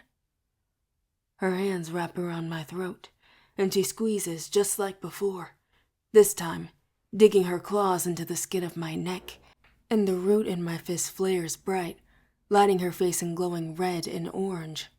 "Yes!" She grins triumphantly, pulls me up halfway, and brings my right hand directly to her mouth. But the second her lips touch my root, she throws my arm away like it has burned her all over again. "Fuck!" she yells, eyes wide. "No way! No! No!" I collapse to the ground, air whistling through my throat, eyes watering. This time, she's the one scrambling, a red streak across the lawn, cursing and yowling. I've never seen a Gorakel consume ether the way that hellfoxes do, never seen one try and take it in deliberately, and never expected one to attack me, then react like I'd somehow attacked her. "Damn it! No!" Keziah wipes the back of her hand across her lips, like she's trying to clean my root from her mouth. Nearby, Jonas pushes to his feet. The stunned look on his face says he doesn't know what's happening to Keziah either. "Selwyn!" William. I see William at the door, backlit by the yellow kitchen light. Ether armor ripples into place across his body as he bears down on the startled Keziah. Crashing sounds echo through the forest. Close. Closer. Here. Keziah speeds away from William toward the driveway, and Cell barrels into her, body a furious black blur overhead. They tumble end over end, all growls and fangs. I twist on my side, push up onto an elbow in the dirt. A searing arc of pain shoots across my shoulders from where Keziah had twisted them in her grip. William's ether armor is fully formed now, illuminating the yard in a glowing silver and blue. Helmet, shining pauldrons, gauntlets, leg armor, chainmail flowing under and between.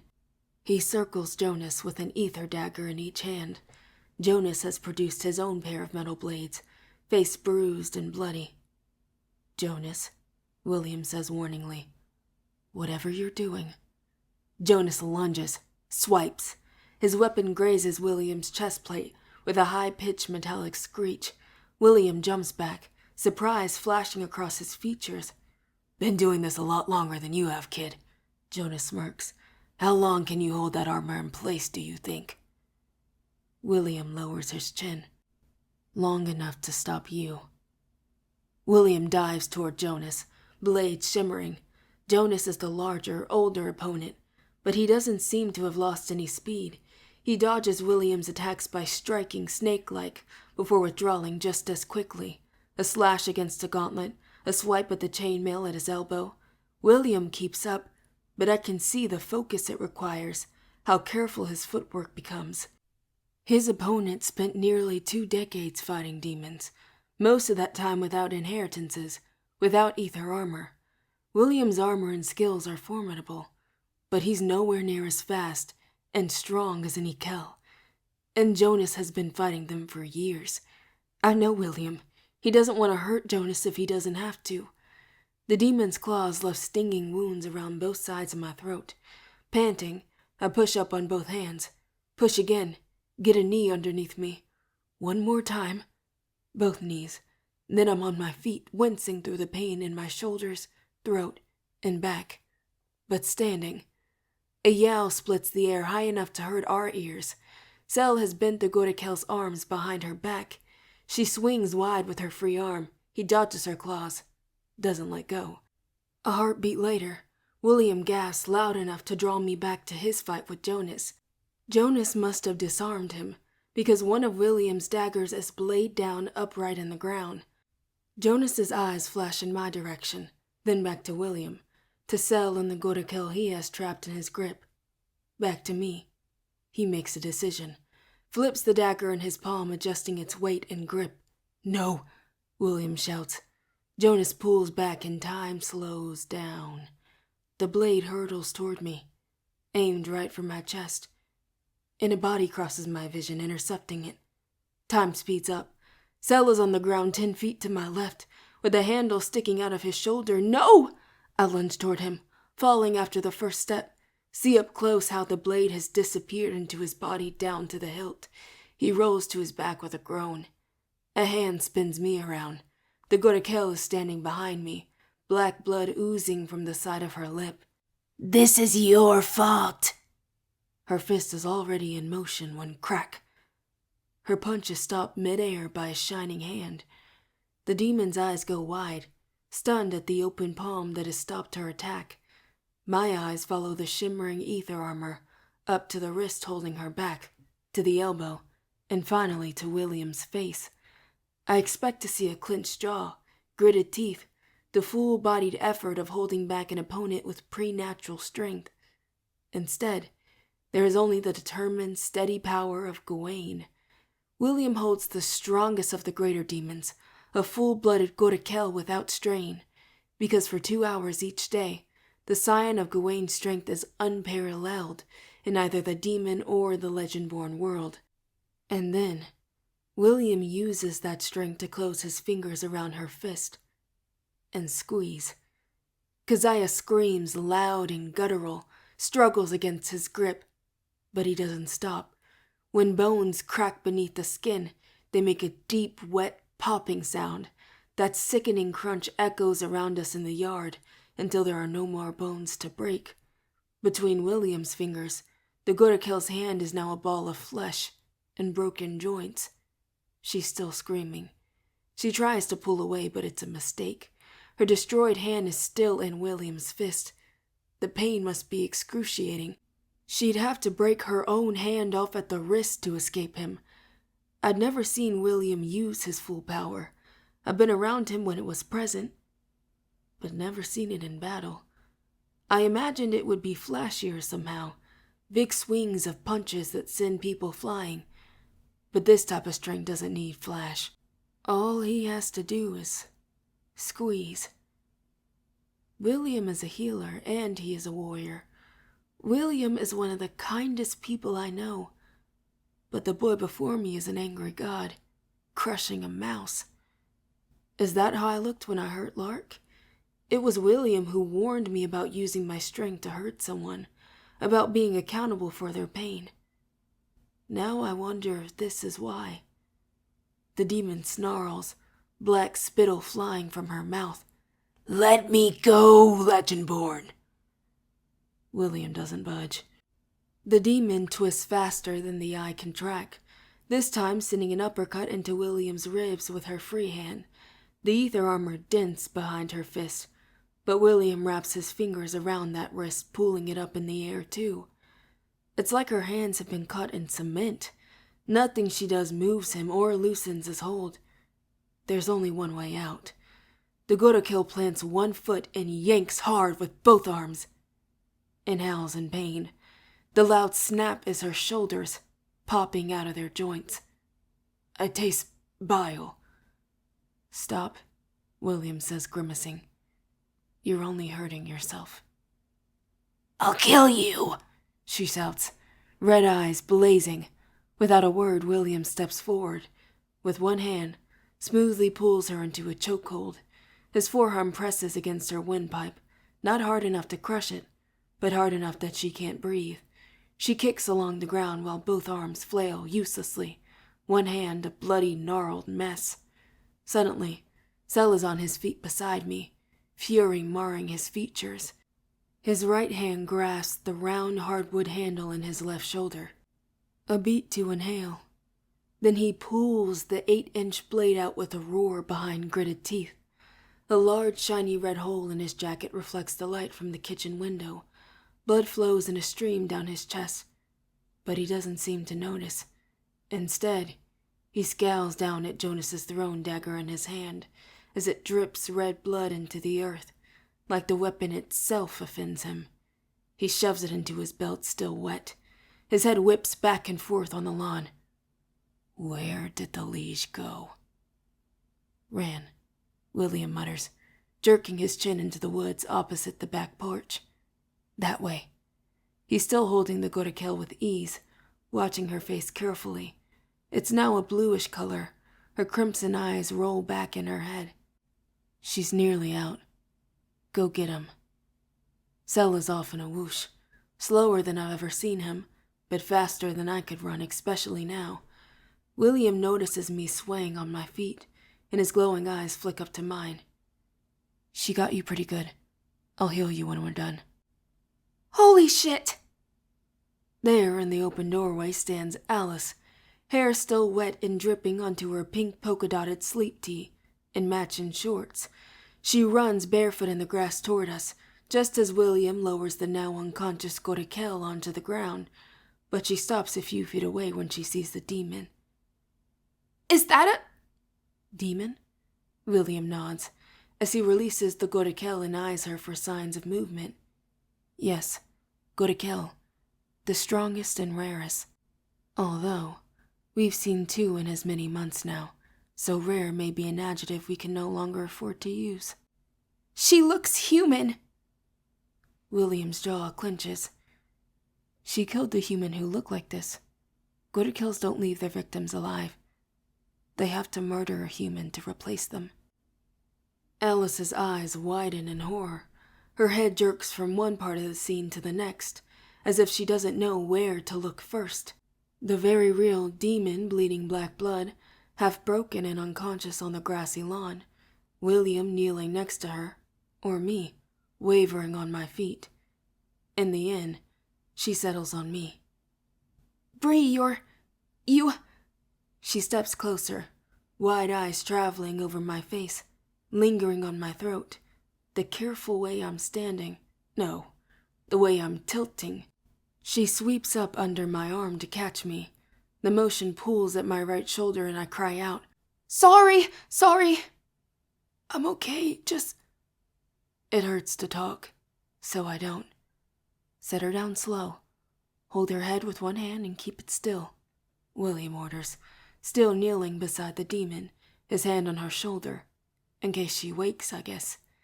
Alice complies without hesitation, lowering me to the ground. It feels safer immediately. The forest was starting to spin a little. "I'm okay," I insist. William shifts the Gorakel's body with one hand, hitching her upright so that he can wrap his other hand solidly around her waist. "Hold out your hand. I can't do it all, but I can start healing the worst of it. Close the lacerations at least." I'll hold my hand out until our fingertips touch. His eyebrows fold into each other, his eyes close, and his teeth grit with the effort. But he manages to pull ether from the air around his left hand while maintaining his armor. It looks like a lot of effort to do both. Then I feel the familiar cool sensation of William's healing ether slip into my palm and travel up my arm and elbow, flow into my shoulder and settle beneath my jaw, relieving my pain. The wounds from Keziah's claws begin to close. My entire body grows warm with healing, and William's fingers withdraw. He pulls back to better hold the demon in place, panting slightly, with fresh sweat beading at his brow. That was too much. My voice is still hoarse, but it's nowhere near as excruciating to speak. "You'll overextend yourself." "I am still a healer." His voice is hard and sure, like he needs to remind himself, not just me. I stare at my friend for a moment, fully processing what he's saying. William is a healer to his very core. It's who he is. The strength, the fighting. That's just what he does. What he must do. He doesn't enjoy battle the way Selwyn or Nick do, the way Greer does or even Tor. How must it feel to hold death in one hand and restoration in the other? There's crashing in the woods behind us, in a rate shouting. "Shut up!" Sel barks, in a voice made of steel and rage. He clears the tree line, dragging a struggling Jonas on the ground behind him by his shirt collar. As he approaches, I see a glint of metal in his belt. The other dagger. Sel stops about 10 feet away and swings Jonas loose onto the ground in front of us. The older man falls forward on his hands and knees, racked by a coughing fit. At first, I think it's because Sel has dragged him around by his shirt, tied around his throat. But that's not it, because when Jonas sits back, the cough keeps coming. They turn wet in his chest. His eyes are bloodshot, his face flushed. Sel crosses his arms. "Hoping Jonas here will stop hacking up a fucking lung long enough to tell us why he tried to kill Bree, and why there was a Gorakel mimic in his house." His amber eyes flick to the demon on the ground, and to William. "If she moves, we need to question her too," William says. Sel makes a displeased sound in his throat, but doesn't protest. He growls at Jonas where he sits. "Come on, liege. Speak up." Jonas gasps for air. When he inhales, his whole body shakes and his hands curl into the dirt. He glares up at Sel. "I won't talk." Sel rolls his eyes.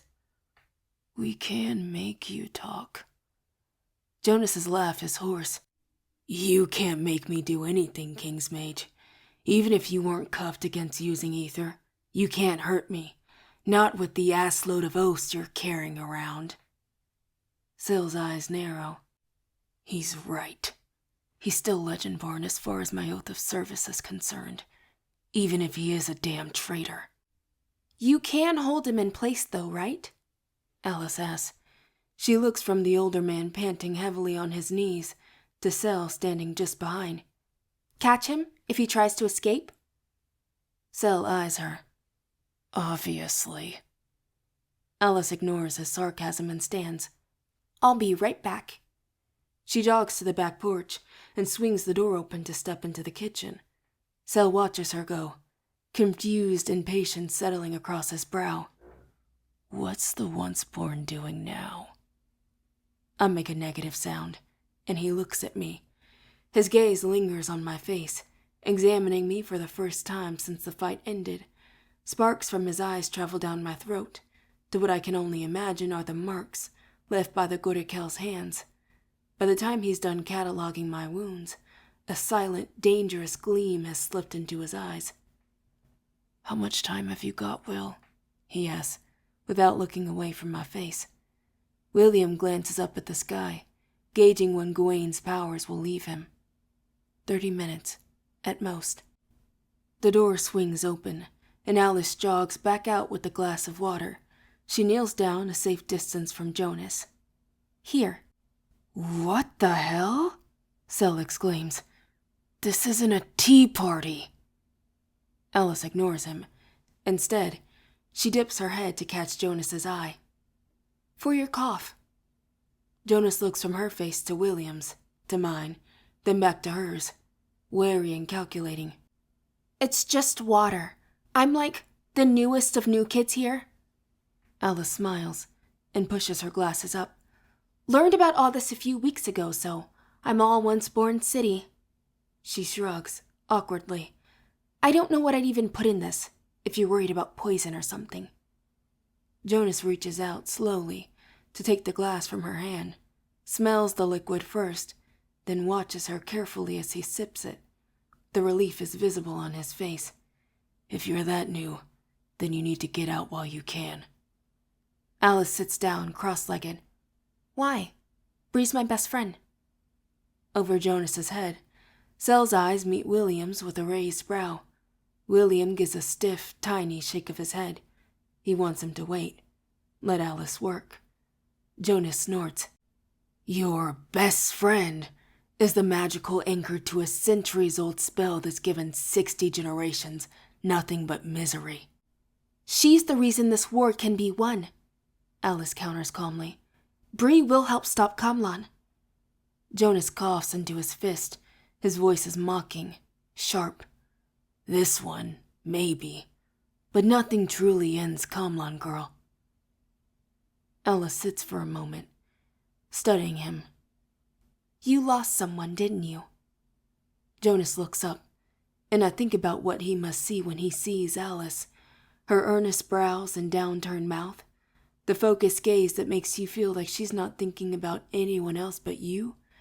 A 16-year-old girl who can go completely still with attention, and who listens to people with her whole body. The wind picks up behind us. William's armor flickers lightly, but holds. Clouds shift overhead as we wait for Jonas to respond. His first response is a silent one, tears filling his arms. My scion. Alice's face falls. What was their name? Jonas's shoulders slump with something heavier than fatigue.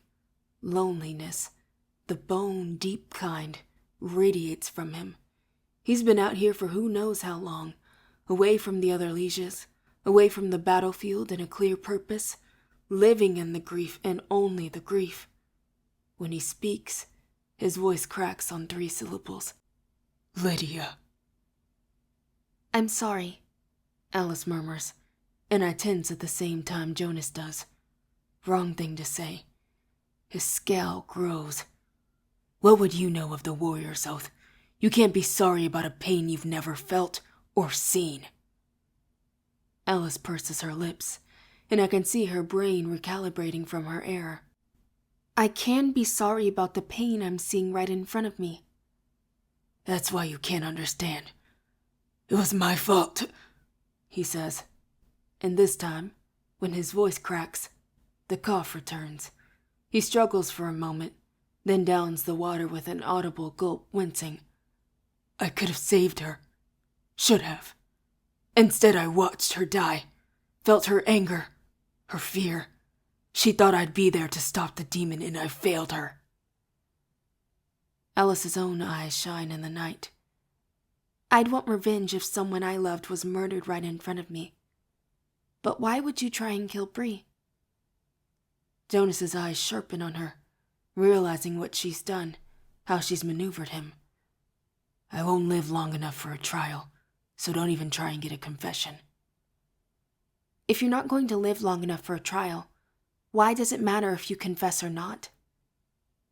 That stops him, and Alice keeps going, pressing her advantage. Why go through all this trouble if you aren't going to make your mission crystal clear in the end? I'm new here, so is Bree. Tell us something we wouldn't learn from anyone else. Jonas's eyes flutter. The Legendborn cycle saves human lives, while destroying them in the same breath.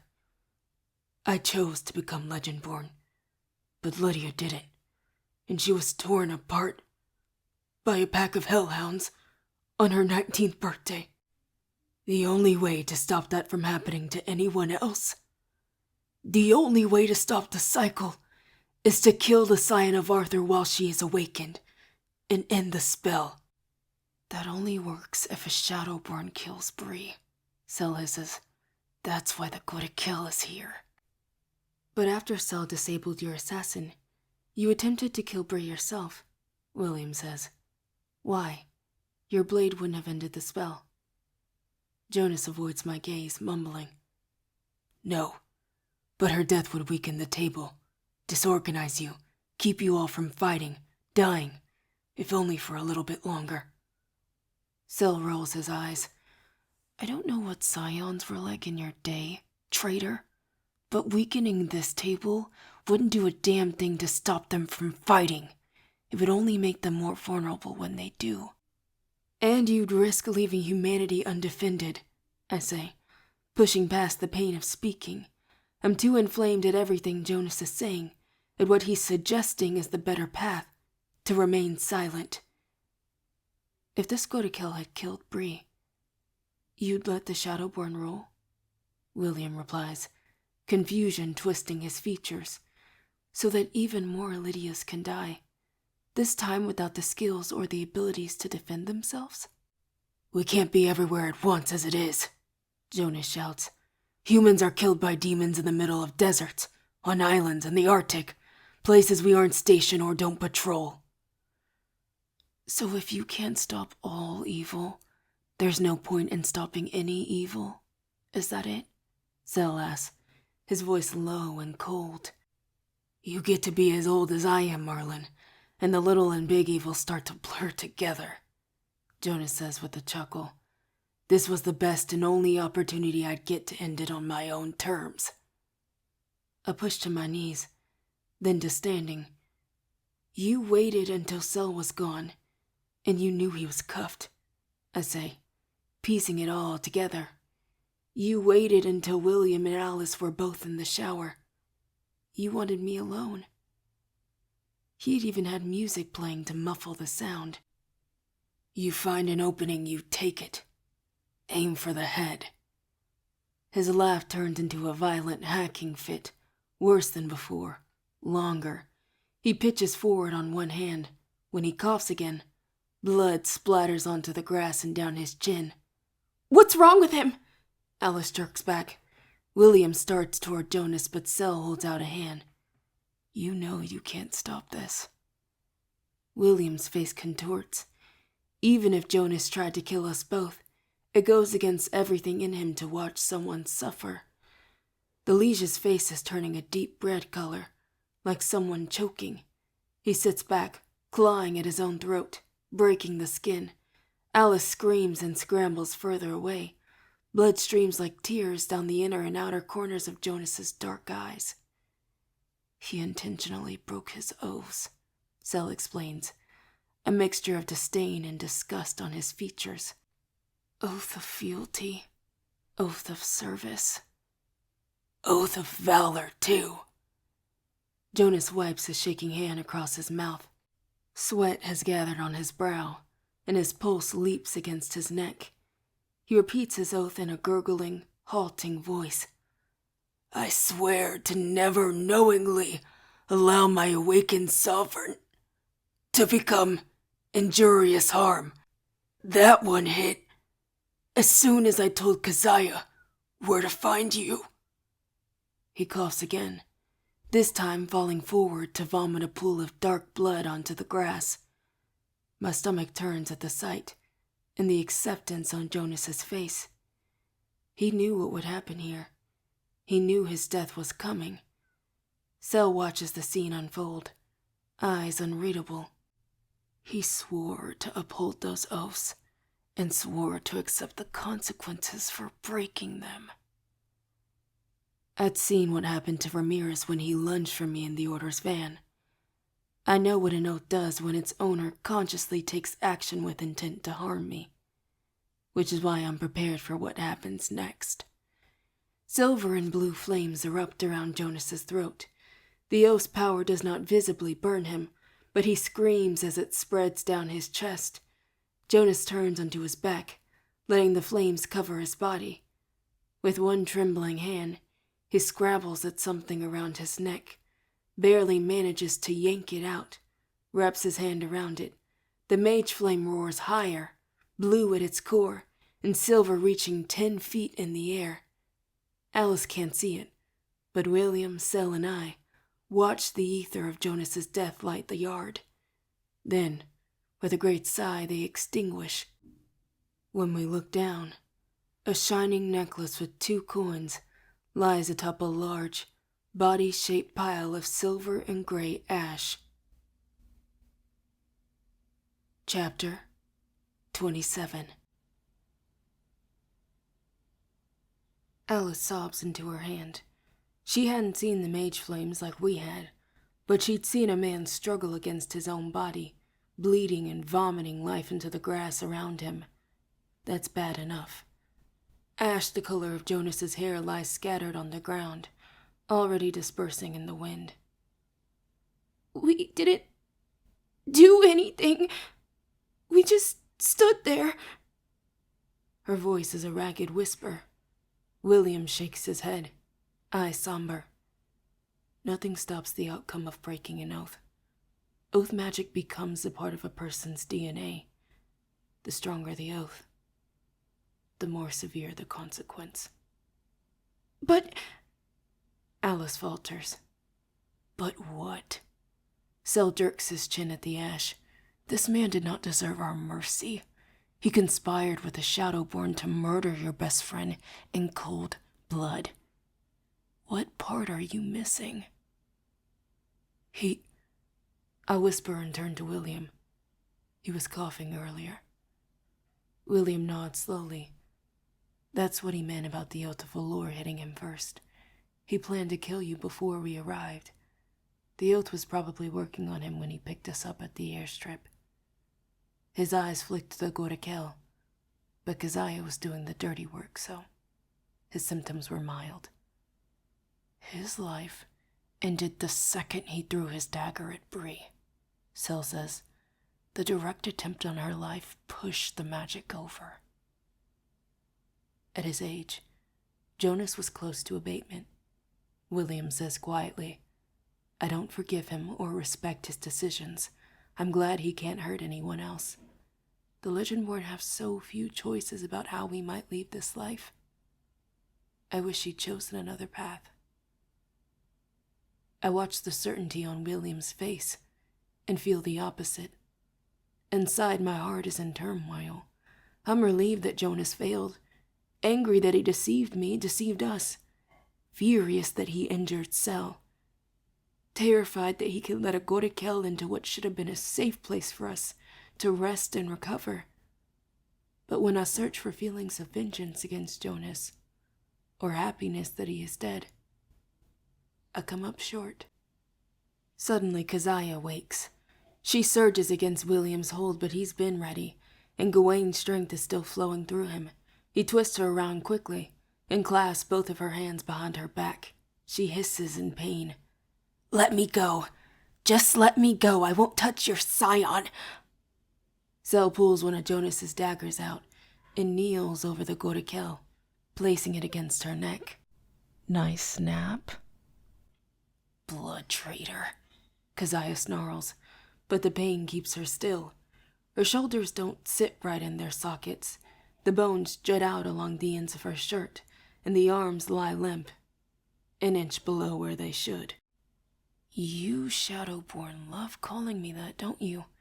You always say it right before I kill you.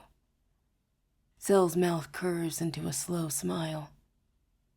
How did you meet Jonas? Not telling you a damn thing, Cambion. She spits into his face. Sel growls low in his throat and lifts his t-shirt to wipe it away. He presses the blade deeper, drawing black blood from her skin by a thin, inky line. Did you know the man behind you is studying to be a doctor? Keziah's expression turns uncertain at Sel's measured, easy tone, his smile and bright eyes. Currently, he's terrifyingly strong, stronger than you and me combined. You felt it, haven't you, Keziah? How he could, if he wanted, take you apart. He taps the flat of the blade against her neck. Bit by bit. Probably name each joint, ligament, and tendon as he goes. She shoots Sel a haughty sneer. You Legendborn don't have the stomach for it.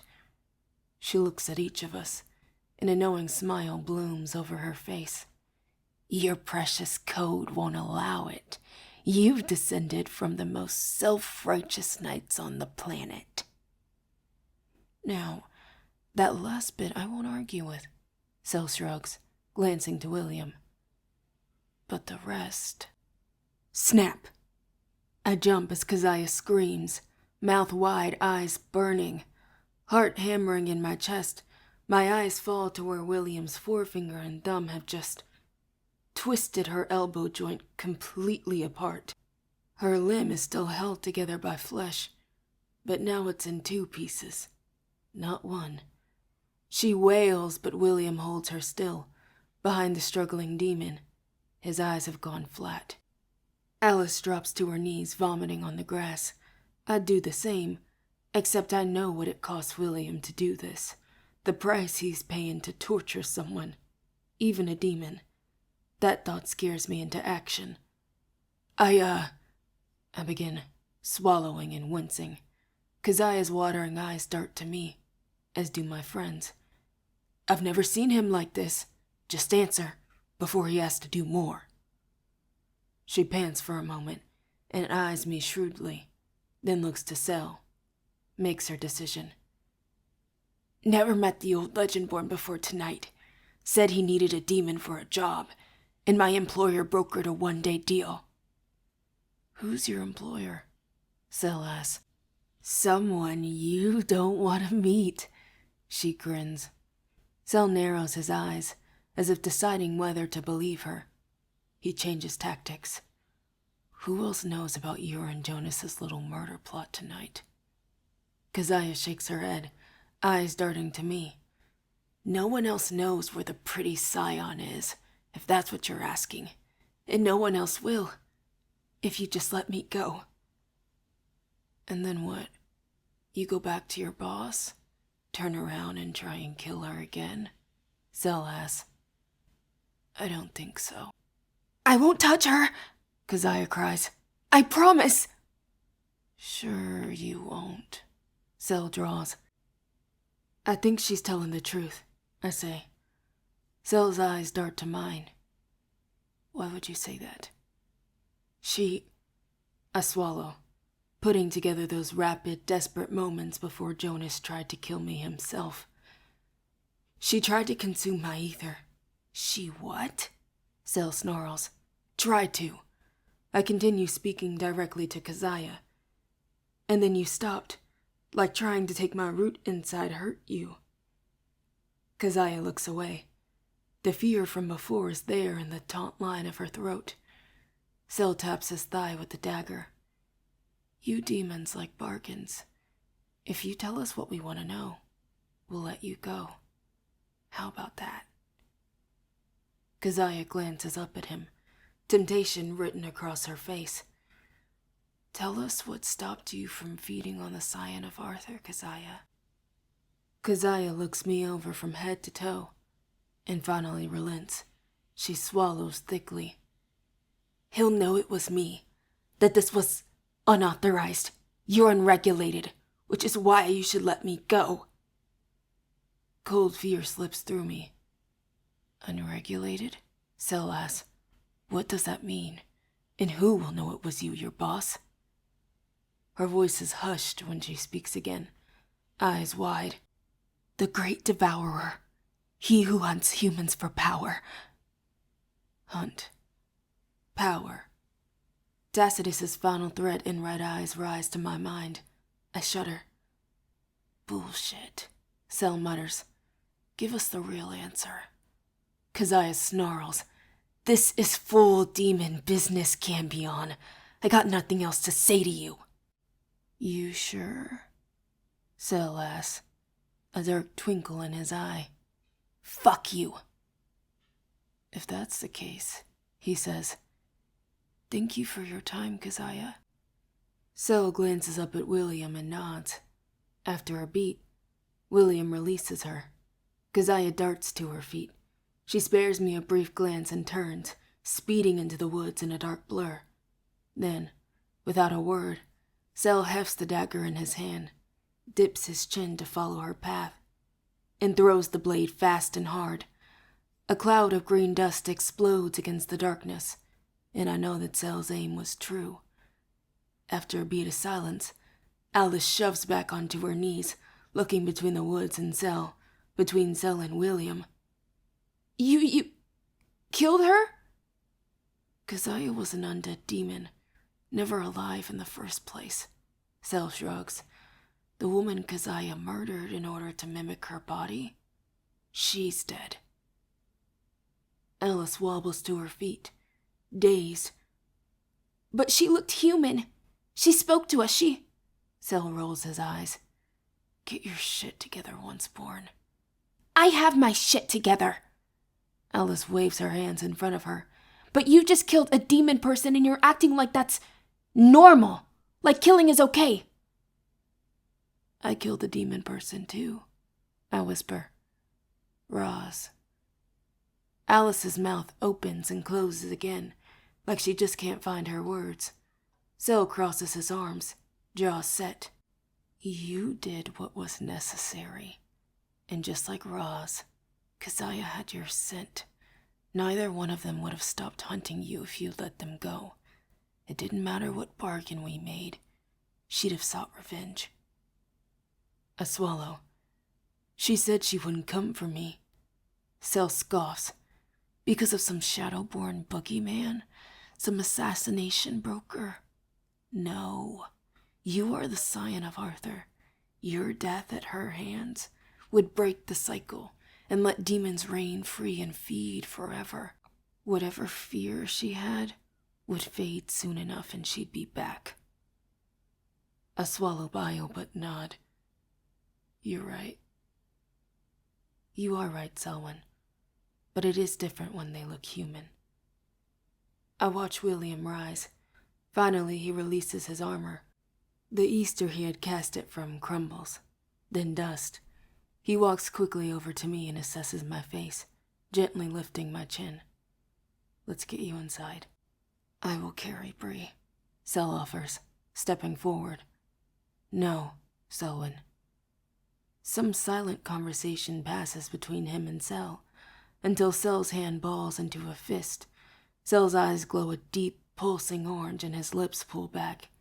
His gaze darkens, fingers twitching at his side. William says in a low voice, "Take a breather." Cell relents, looking away. Fine. I'll search the house. Make sure there are no more surprises. Find the keys to the SUV in case we need to leave quickly. I'll let you know when it's clear to go inside, then do another perimeter sweep. With that, he whooshes inside, doors bang open and close as he speeds through rooms and closets. Suddenly, the world moves and I'm in William's arms like I weigh nothing. He shifts me gently to better support my neck and spine. Is he okay? I ask. He's being stubborn. William turns. Alice, please find us a clear space while Cell finishes up. Couch is probably best. Alice looks at me with tears staining her cheeks, then nods at William's request and jogs inside. This is a lot for her, I murmur against William's chest. I inhale the familiar scent of his signature until it calms my racing pulse. She will need your support. He smiles down at me. When you first found us, you were attacked by a hellhound, and its saliva had burned through both of your arms, and you came back for more the next day. But all the death, I whisper, shutting my eyes, seeing it right in front of you. His hands tighten around me. We prevent the ones we can. I want to stop them from happening, I reply. He searches my face for a long moment. I know you do. I raise a hand to his chest. William? My mouth crumbles, tears springing to my eyes. I never asked you about Whitty. I should have. I'm sorry. He blinks, his eyes suddenly shiny as well.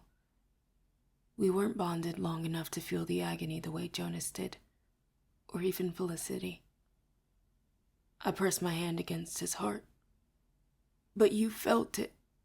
Felt him die? William's expression goes distant. Yes. I clutch his shirt in my hand, and you still feel it. And that matters. Thank you. He was a good man. He was. I give him a watery smile. And funny. William chuckles. Very funny. Always wearing that damn camo jacket. Clear. Zell calls from the driveway. William moves towards the steps. As he reaches for the door, he says, I'm sorry, Tubri. For what? For not finding a way to stop the Regents from hurting you sooner. You saved me. You're why I could resist Tacitus's mesmer. His chin dips as he continues into the mess of a kitchen, but I don't think he accepts my forgiveness. As he maneuvers us around the remnants of Jonas's meal and the pantry items strewn on the floor, something fractures inside my chest for William. William, who was forced to watch them torture me, who prioritizes consent, and who, against his every instinct, tortured a demon tonight for answers. There are many things that I will make the Regents pay for. But breaking William, making him question himself, will be chief among them. I swear it. Chapter 28. The couch is musty, and newly freed dust motes circle the air above my head. But the cushions are soft, and my body is warm. I'm laid out flat, feet on one end and head propped up on the other. Alice leans over the back of the couch on her elbows to watch William work. Or watch what she can, anyway. Zell is perched on the armrest. He sniffs the air. She's bleeding inside. Ew! Alice and I both mutter. He raises a brow. If I told you all the things I can smell and hear, you'd say a lot more than ew. Alice grimaces. Ew again. With feeling. Thank you for the announcement, Selwyn. William shakes his head with a smile. His ether-coated hands hover down to my ribcage, inside. You should talk. Alice wrinkles her face at Zell. You're sitting there still oozing blood out of your shoulder. He glances down at his shirt, where the blood has dried and stuck to his skin around the still open cut. More upset about the jacket, to be honest. Are you healing him next? I ask William. To my surprise, he shakes his head. Merlins can't be healed by my Suans. What? Alice and I both exclaim. Zell glances between us, looking like he's just tasted something sour. Is that what the two of you are like all the time? No, we say, and smirk. He rolls his eyes in exasperation, but I can tell his ire is mild. Since we've all gathered in the same room, and he's collected every knife and weapon-like item from the kitchen into his lap, he's been less on edge. Leave it to Selwyn Kane to be comforted by a pile of sharp objects. Why is that, though? I ask. William hits a particularly tender spot, and I do my best to stifle a quiet moan. Sel's head and ear turn slightly in my direction, and a light flush hits his cheeks. He definitely heard that moan. Merlin physiology is just different enough that my... William tilts his head back and forth while searching for the words. Variety of ether isn't useful to their healing process. What does that mean? Alice asks, eyes wide. It means mind your business, once born. Sel interjects as he picks at his shirt. I'll clean and bandage it myself once we figure out what to do next. I have a name, Alice says with a glare. 3, actually. First, middle, and last. You're welcome to use any of them. Well, Sel tilts his head. I'm honestly still deciding if I want to refer to you at all. I don't really know you that well, do I? Other than that you're Brianna's Unadig childhood friend. I don't speak Welsh, Alice says with a scowl. I am aware. Sel scans the room, looking it over for the 3rd time in the past 10 minutes, for more weapons, more hiding places, hidden threats, I'm sure. Is he always so damn rude? Alice asks me. Yes, William and I respond. Call her Alice, I command. Sel's eyes flash to mine, then away. Closest thing I'll get to an agreement from him, I think, at least in front of the others. To Alice, I say, Unadig is Welsh for once born. Your accent's getting better, William murmurs approvingly. Diolch, I reply, and he grins. Da yan, Brie. Da means good. That much I know. It didn't take long to pick up a few phrases. I look up, proud of myself and pleased with William's praise, and find Sel's penetrating gaze already on me. Heat climbs up my neck and my smile falters. He knows I've learned some Welsh now, but Cariad still hangs between us, a word in limbo. He looks away, pulling something out of his pocket. A cell phone. Found Jonas's phone in the car. Looked through it, but it's a burner. Nothing useful. Great. A rib shifts across a nerve and I stiffen. Pain shoots across my chest in a bright, sharp line. Sorry. William lifts his hands up, his face apologetic. Sel stands, both hands on the end of the couch. We need to proceed as if this broker at least already knows that they've arranged an assassination, and that they have an interest in ensuring that arrangement went as planned. If they find out that both parties ended up dead, we might have a serious problem. I'd say we have until the end of a 24-hour window before they come looking for Jonas, Keziah, or both. That's tomorrow night. We should leave in the afternoon, if not earlier. Terrific, I drawl. Sel eyes me. This information also means we have a new unknown entity to avoid. If this underground magic broker is aware of the Legendborn and the war, and they figure out who you are, Bree, they'll come after you too. His face darkens. That's the thing about kings. They're just as valuable dead as they are alive. The room grows silent. Well, I say with an exaggerated sigh, I'm a medium, so I'm a living king with a dead one in her head. Double points for assassinating me, I guess. Alice thumps my shoulder. Not funny, Maddie. Sel looks at me for a long time. I agree with Alice. Her jaw goes slack for a second before she recovers. See? Even the grumpy wizard agrees with me. Sorcerer if you must, Sel retorts.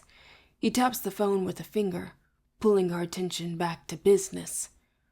We need to tell Gil about Jonas and Keziah, if nothing else, so that she knows to watch her back. A flutter of anxiety appears in my chest. You think there's a chance Jonas was working with other leashes? I'd say we need to seriously consider the possibility. After all, he's not the only liege who has lived the same story. We need to treat Jonas as a potential symptom of a greater problem. Any grieving, angry former scion with nothing to lose could wake up tomorrow and come to Jonas's same conclusion. If you ask me, there are leashes in the field more dangerous than any Merlin. Zell's lips curl back in anger. Remember, Jonas knew you'd be vulnerable tonight. He had time to plan. A sick feeling swims in my belly. The serum, I whisper. He thought I was still powerless. It wore off quicker than he anticipated, Alice says. Thank God. No. I shake my head. I figured out the regents were dosing me in the food at the Institute. Stopped eating yesterday morning. William sucks in a breath, eyes widening in understanding. You missed 3 doses in a row. If you hadn't, your root wouldn't have stopped Keziah. Zell finishes, voice deadly. And she would have killed you just like she was hired to do. Alice gnaws on her thumb. Jonas knew about the serum because Gil and Samira told him about it. Are we sure we can trust them? Zell taps his finger on the hilt of a dagger. I trust Gil. I nod, and I trust Samira. You're certain? Zell asks. I think of Samira giving me the slip of paper still in my back pocket. Her pride in me. Her hope. Yes. He nods once in acceptance. What about the lieges watching our parents? Alice asks apprehensively. My heart tightens at the thought of my dad, the worry from him freshly renewed after Jonas's betrayal. Can we ask Gil and Samira to watch our parents themselves? Or bring in Lissa and Ophelia? People who have already put themselves at risk to help us. Zell nods. Good idea. We'll ask. He pulls the phone out again. I think you both should contact your parents tomorrow. I'll make the call to Gil. He crosses one arm over his chest and holds the speaker end out with the other so we all can hear. A voice comes across the line that I don't recognize. Passcode? It's Selwyn. I need to talk to Gil. Passcode? Zell inhales through his nose. Kane Southpaw Horizon. Thank you. Connecting. Alice turns to me, whispering loudly. Do we get passcodes? Why does he get a passcode? When I look up, her eyes are strained at the edges and shiny with unshed tears and worry. But she's forcing a smile. She's doing her best with all this, trying to draw me back to the familiar. Our banter, our inside jokes, the way we were before demons and assassination attempts. I lean in with my own exaggerated whisper. I guess because Merlins get trained for the field missions? She smiles to herself. Chin, Mickey, snorkel. I grin weakly. Not something literary? You're right. She pauses. Chin, Faustus, nevermore. I like that. She presses her chin to my head and squeezes my shoulder. I hold her hand back in gratitude. A buzzing sound from Jonas's phone then. Hanover.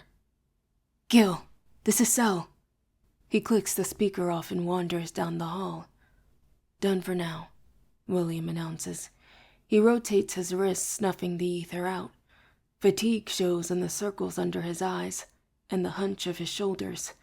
The only person here who looks remotely clean is Alice. I apologize. If I had more energy, I could get you to 100%, but it's fine, William. I put a hand over his. I'm good. Alice hovers over me, eyes traveling from my face to my stomach. Wish I could see whatever it is that just happened. Zell returns, tapping the phone against his palm. That went about as well as one might expect when one is informing someone that their mentor is a traitor who broke his oaths and aligned himself with a demon. So, horribly? I say. Yes. His jaw clenches. She needs to update Samira. We'll call us tomorrow. I say we all get some rest tonight. We're gonna need it. He looks at me. Rest. And eat. I agree with the angry sorcerer. You need rest. Alice stares at me hard and moves toward the kitchen. I'll go put something together. William follows. I feel Sel's eyes on my back as I retreat to my bedroom. The small dust-covered lamp on the nightstand is too bright, or it makes everything too real. I'm not sure. I swoop over and turn it off as soon as I return to the room, and that feels better. I fumble through the dark, by the light shining through the cracked door of the bathroom. When I go to the sink to wash my hands after using the restroom, I catch my reflection in the mirror and suck in a shocked breath. Whatever I looked like before William healed me must have been awful. The marks and scabs over wounds still ache and burn from Keziah's claws. There are 5 finger-length purple bruises and red scars pressed into my brown skin, like Keziah had dipped her open palms in red paint and held my face, making deadly art. My lips are chapped and split. My hair is beyond wild. It's been days since I've been awake long enough to wash or style it. The curls feel dry, parched, like they could break at my touch. At the Institute, they didn't even give me a hair tie, and I've definitely been sleeping on a plain cotton pillow. I look like a wreck, and feel worse. I lower myself to the closed seat of the toilet, then lean over to turn the light off in here too. I can't face all this in the light. Not right now. Don't want to see myself, my injuries, the evidence of all that has been done to me. By myself, in the quiet and darkness of the small old bathroom, my tears finally come, along with shivering that won't stop. The Shadowborn attack on the beast hadn't rattled me like this. Maybe because it felt almost like any other Shadowborn attack. Demons appear. We fight them. Lark was there. Then Sel. I wasn't alone, and the monsters hadn't even gotten close enough to touch me. It should probably be unsettling that the almost dying part of my life isn't new or jarring. But this? Jonas had looked me in the eye and known my name. He knew that I'd been raised once born, outside of this world and ignorant. He knew I'd only just become Crown Scion and that I was in over my head, playing catch-up with everyone else. And he invited a demon to murder me while he thought I was powerless and alone anyway. Jonas wanted me dead so badly that he'd been willing to let his oaths kill him in the process. I remembered that there's soap here, and some towels, shampoo, and conditioner Alice packed just for my hair. When I flip the lights on again, I see that behind a small door in the bathroom, there's a shelf with fresh underwear and a bra, clean jeans, a t-shirt, plus a zip-up sweatshirt in my size. Alice again. Bless her. I have to lean against the tall walls to shower, and go slowly so not as to lose my balance. Arthur's strength is probably back now that the serum has worn off, but I am bone tired. Even as I lather up, take down my cornrows, and get clean for what feels like the first time in days, my skin buzzes with anxiety. I press my hands against the white subway tiles, while my brain sprints me from one worry to the next, unstoppable. The Regents can't kill me, and they can't remove the power from my body. Just like Nick's father, they'll comb through my family tree looking for backup scions. My mother had no siblings, and neither did my grandma. Knowing what I know, I understand why. One child, a daughter who would live only to see you die young, is more than enough. I don't know what happened before my grandmother, but if for argument's sake, This one-daughter rule went all the way back to Vera. They'd have to find Vera's nearest blood relative's descendants, a sibling, a cousin. Some plantations kept records, I think. But how well? Was Vera born on Samuel Davis's plantation, or had she been sold to him from another? Ironic that the Order, with the blood of chattel slavery on the hands of their founding fathers, with a wall of ages and thick tombs of family records, has to face the all-too-common challenge of researching Black American family ancestry. Maybe they actually have the resources to track down my ancestors, but then again, maybe not. Enslavers never expected the descendants of the enslaved to be free enough to look back in time. I desperately want to know more about my family. Of course, maybe even warn them. But any knowledge I gain could put my own distant relatives in danger if I'm forced to reveal it. Not knowing enough about my past was dangerous before. Now knowing too much could be worse. I let the water sluice down my bruised back and decide I don't know which I prefer anymore. Knowledge or ignorance.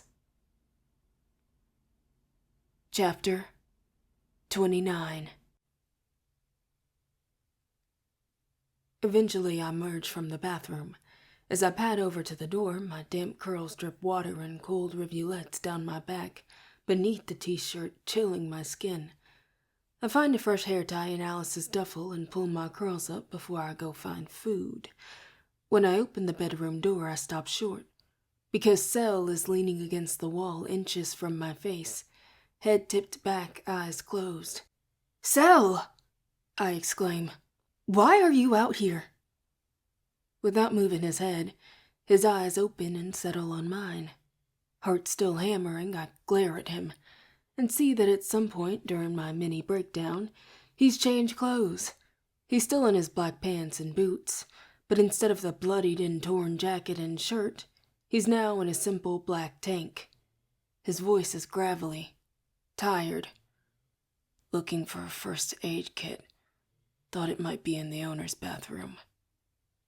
I see the makeshift bandage over his chest and collarbone, a square of folded up paper towels tucked in place by the strap of his tank top. I wince. That can't be sanitary. "I don't get infections," he says, turning slowly against the wall to face me. "But a clean wound will heal more quickly, and a covered one will stop ruining my clothing." A pause. "Are you all right?" I blink, processing the abrupt change in topic. "Yes, just needed a shower." His gaze holds steady. "And before that?" "Before that," I stiffen. "Were you listening to me cry in the bathroom?" "Yes," he says simply. I'm fine." I start to rub my face with a palm, and he holds out a full-size clean paper towel. I take it, and he watches me wipe my face with a coarse paper. "Thanks for saving me tonight." I move aside to let him into the room. Sel unsticks himself from the wall and walks inside. "Why are you thanking me for that?" "Right. It's not a choice. You're obligated to save my life." I don't mean to let the hint of bitterness leak into my voice, but there it is. Sel hears it just fine, of course. He pauses mid-stride, turns his head over his shoulder to inspect me for a moment, keeps walking, and I follow. His nose lifts and wrinkles as he nears the bathroom, catching the synthetic floral body wash scent still lingering in the air. I ball up the paper towel in a pocket and watch him kneel to open the cabinets under the sink. "Between me and Nick, you've done a lot of that, I guess." He pushes aside bottles of bleach and glass cleaner. "Yes, was my job." I lean against the door jamb and watch him search for a kit. In the light of the bedroom, his eyes look sunken. "You're Kingsmaid Oath," I say. "How are—" "I'm fine," he says blithely. "Protecting you and William fulfills my oath of service. and that's enough to keep me from succumbing to my blood. He stands to set a small white first aid kit on the counter, then opens the lid, lifting out supplies. Huh. He shakes his head with a rueful smile that shows the tips of his canines. Huh, she says, completely unaware of what it feels like to have a living promise in her veins that will kill her if she severs it, or drain her humanity if she leaves it unfulfilled. Hey, I protest, just because I haven't taken an oath doesn't mean I don't understand how they work. He stops. You still haven't taken an oath? What about the right of kings? Heat claws up my neck. It got interrupted when the regents attacked me. I don't know why I lie, but I know I don't want to tell the truth. I changed the subject instead. You told Lark that the regents were coming for you. Then you ran. Where did you go? I watched the urge to shoot back a sarcastic retort pass over his features in the mirror, then vanish. I was at my mother's cabin, near the Han River. I stand straight. You found her? He sighs. No, mystery girl. That first night after you were called, after I set the ward layers for the first time, I took a car out there to check. It was locked up, dusty as ever. A few rodents had moved in. The night I had been swept up in my ancestors' memories, tossed about like a loose stone in a river or stream. I wondered why he hadn't heard my desperate whimpering on the floor. Now I know he wasn't in the building at all. He was looking for his mother, because I told him about my vision. She had known that one day I would learn the truth and come looking for her.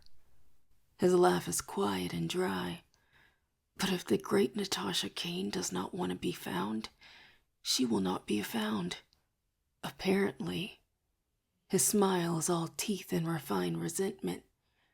She only makes special appearances for you and your mother. That stings. I'm sorry she was happy to let her only son believe she was dead. His eyes narrow. She made her choice. What did you find in the cabin? Her research, her books, same as they'd always been. I've read them all over again, looking for clues about how she kept the demon from taking over, and found none. The night the mage guard tried to arrest me, I went back to see if I missed anything before they... He lifts a shoulder but does not finish, pulls out a stack of disinfecting alcohol swabs, and rips one open. I've been told my whole life that stripping a king's mage of their title and separating them from their charge is a punishment so severe it isn't done. I thought I could use what she learned to save myself, but whatever knowledge she found or ability she gained to preserve her humanity, she must have acquired it after she was taken away, or she never wrote it down for fear of discovery, or... His mouth twists. Or... When he speaks, his voice is low, angry.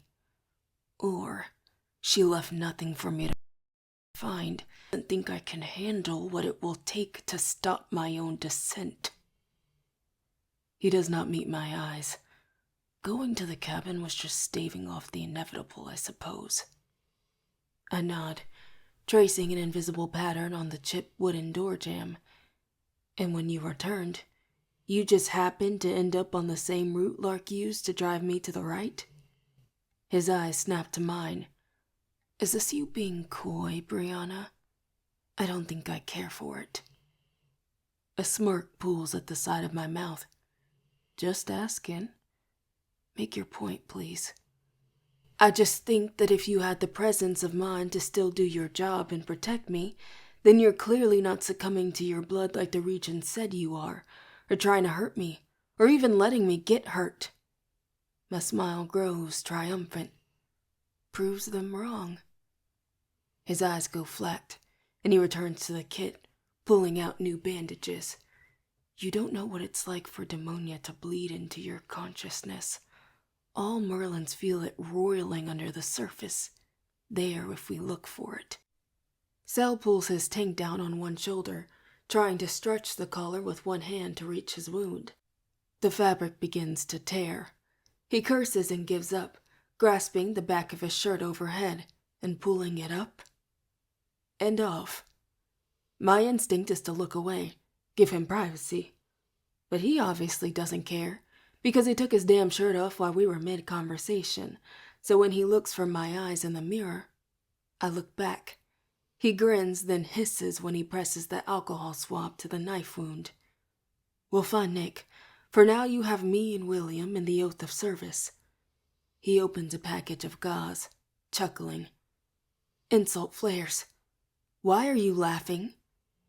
Again, because you've never dedicated your whole being to someone or some cause greater than yourself.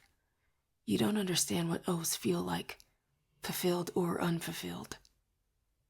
Maybe I don't, but a step closer, even though I don't think William or Alice are listening to us. I told you what I saw in my vision in the Ogulf, and the memories your mother didn't succumb to her blood, so you won't either. And even if you do, you'll still be you. His eyes find mine in the mirror. How do you know I haven't started to already? Because I do. I have faith. I pause for a moment, then add, and so does Nick. His eyes widen. What do you... He said so, I murmur. In the blood walk. He said you'd remove yourself from the situation before you hurt me. Some emotion I can't catch crosses his face. So you really did see him. He opens his mouth, closes it, looks away. How is he? Okay, considering. He asked about you too, I say. Sel's brows draw together, half surprise and half frown. And yes, it was really him. I could even touch him somehow. Sel turns back to study me, his brow softening. When he speaks again, his voice is quiet, almost hesitant. Even if we do depose the regents, what you two have, the order won't let us keep, I finish. I know. He holds my gaze for a moment, then turns back to his injury to examine the wound before covering it. From this close, I can see the shape of it. A deep incision about an inch wide, clean edges, but right below his collarbone and above the swell of muscle in his chest. He presses the bandage in place, then pulls out the medical tape. Watching Selwyn Kane tear off a piece and struggle valiantly to apply it with one hand so that it stays taut is one of the most awkward things I've ever seen. So awkward I can't watch it without secondhand embarrassment. I step forward between him and the sink without thinking. Let me do it. I take the roll from his hand and realize a second too late that we've both frozen in place. This close, I can feel the heat radiating off his skin, smell the hint of copper from his injury like fresh pennies, the fading, muted smell of shampoo, crisp fall air from the forest, and pine sap on his skin from his patrol through the trees. I've never really known what Sel smells like underneath his magic, or been close enough to see the detailing on the tattoo across his sternum. The Celtic knock is dark in the middle, with curled edges giving way to gray. Oh God. My gaze leaps to the top of his shoulder. I silently command my eyes to stay put, like my life depends on it, and I can't trust them not to wonder. If you're just going to steal the tape and not use it, he murmurs, voice a low, rich echo in the small room, then I think I'd like it back. I shudder. Sel's voice always feels enveloping, like a physical thing I could touch. Right now, standing this close, it settles around us like a blanket. I feel his gaze on the crown of my head, on my forehead. Neither one of us is moving.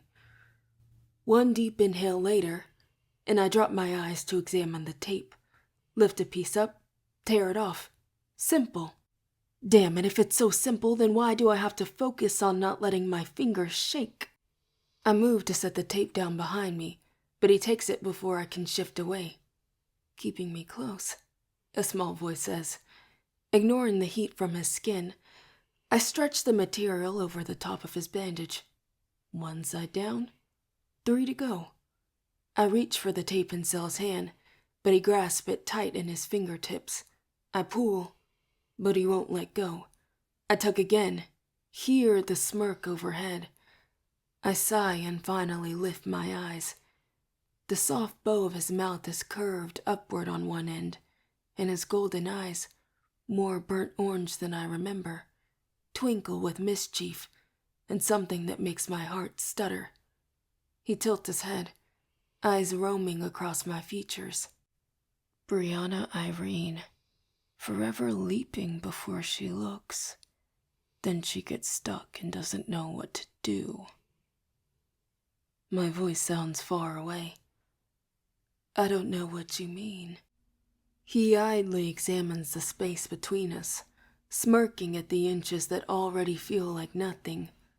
He leans forward, with both hands on the counter, crowding me into the sink until I'm caged between his arms, and his eyes are level with mine. Liar, your heart is pounding in your chest right now. Your breath just became shallow and fast. My face burns, and it has nothing to do with his gaze. I wish you couldn't hear all of that. Can I tell you a secret, Brianna? His face slips into the sliver of the air between us, silk and heat. I like hearing the way people respond to me. A pause. You, in particular. A shiver. It's involuntary. Oh, I know. His mouth quirks. This close, I can see the pointy tips of his fangs. I feel an inexplicable urge to touch one, see if it's sharp or dull against my finger. Cell's amusement skips across my cheeks. See something you like? He'd seen my gaze wander to his mouth, and let it stay there. Let me inspect him. Hot embarrassment wraps around my entire throat, nearly as tightly as Keziah's hands. Just curious. Your canines are... Words, Bree. Find them. Use them. Not as big as... His brows shoot up. I mean, not as long as... Bree. Not those words. Finally, I expel a sentence. Your teeth look differently today. His eyes are twin sunsets heating my face, and his voice flows between us in a honeyed growl. Do they? Yes, I murmur, my voice breathy. I mean, they've always been different from Erebus's, or the other Seneschals, or even Isaac's. For Merlin's, aging brings us closer to our demon nature, and more power. That is why their fangs appear more prominent than mine. Does that mean if a Merlin has succumbed to their blood, to demonia, they look different too? And they're also more powerful? Look different, yes. As for power, he tilts his head back and forth. Hard to tell, because we're also more mercurial. Oh. He huffs a laugh. Current close quarters and terrifically entertaining circumstances aside, when I say you leap before looking, I'm referring to the fact that the minute you decided we were going to hunt for Nicholas, you deprioritized yourself. And you did so without acknowledging that those of us around you cannot afford to do the same. This is the same choice you made when you forced Greer to take you on a hunt. The same position you put William in when you set off on your own to the arena. When you take risks for a mission, we all do. But our risks are fivefold, because your life must be protected at all cost. Tonight, we were lucky. But there will come a moment where William or I have to choose between your mission and your life.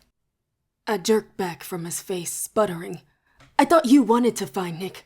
Wanted me to choose him. Don't you want to find him too? His lips pull back in a silent snarl. That very question is an insult. Of course I want to find Nicholas. I also need you to understand what you are asking of the people around you. You're not just Paige Matthews, hurtling into one dangerous, foolish situation after another anymore. You are the scion of Arthur, and a king. His chastisement stings, so the words leave my mouth before I can stop them, confrontational and biting. Your king? Sel's eyes bore into mine, dizzying. That feeling from the plane returns, a sweeping sense of falling into him, like I'm losing all of myself momentarily, willingly. He goes so still. I wonder if he stopped breathing. Then I wonder if I have. You are my king now, Caridad. His words hang between us, rush loud through my ears. When he speaks, his voice drips with warning. Do not attempt to bait me into repeating myself. When he leans back, the air around me drops several degrees immediately, but his tiny yellow eyes are bright with anger. And do not ask questions you do not truly wish me to answer. Alice is coming down the hall. Sel tilts his head, inhaling deeply. With food for you. He tosses the tape in the air, then catches it. I can take it from here. I dash out of the bedroom, face on fire, and shut the door behind me. Flip around to press my forehead and hands into the door. The cool surface a relief to my hot palms. I squeeze my eyes shut, grimacing into the wood paneling. Guilt and irritation and embarrassment crash around my insides, bouncing off one another so fast I can't keep up.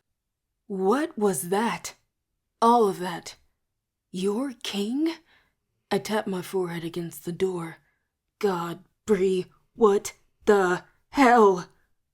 Sel had warned me about baiting him, and that's exactly what I did. I wanted to get a rise out of him. Why? Why did I have to push him? I haven't been that close to Sel in a long time. But it also hasn't felt like this in a long time. Like we're on the same team instead of opposite sides of a forever fight. The last time it felt like this was on the balcony at the lodge. His voice at my ear, low and insistent. Caridad. Earlier today, Nick had his arms around me, and his body pressed against mine. Sure, it was a memory plane body pressed against a memory plane body, but it was real. His lips were warm.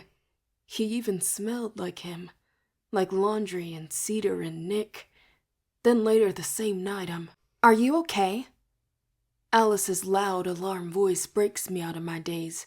She has a bowl in her hand and is at my side in a second. What's wrong? Why are you... Shh! I hiss. Why? She calls. Why are you plastered to the wall? I'm fine! I drag her to the window down the hall. When I let her go, she puts one hand on her hip. Explain. Merlins have really, really good hearing, I say, waving my hands. I needed to not be right outside that room. She sighs. Sel's in there. My head moves in a half nod, half shake. Yep. She rolls her eyes. Only you would have boy drama the night you almost get murdered by a bloodthirsty demon. Part demon boy drama, even. She groans and holds up the bowl. Want to tell me about it over 2 a.m. pasta? My stomach growls so loudly I think the whole house must hear it. Super senses or not. She snorts. So that's a yes. I wake up in a warm bed, heart pounding in my chest. I shove myself upright and search the room for a threat. But it's empty. A shaft of late morning light streams in through the old moth-eaten curtains. The sound of clinking dishes reaches me from down the hall. Alice's voice. William's. But my body doesn't believe that I'm safe. The same buzzing numbness builds in my hands. I shake them out, trying to relieve the sensation. My throat tightens. Panic is a heavy, invisible hand on my spine, telling me to run. I drop my head on my knees. This is just residual fear, setting my system off. I close my eyes and breathe like Patricia taught me to. A single deep breath in, a slow one out. It takes long minutes before my racing heart slows to a trot, then a walk, until feeling returns to my hands. Scion of Arthur, a medium, a daughter of Vera, and I can't even handle waking up in the morning. My left fist clenches over my mother's bracelet, seeking its comfort on my wrist, for grounding, for purpose.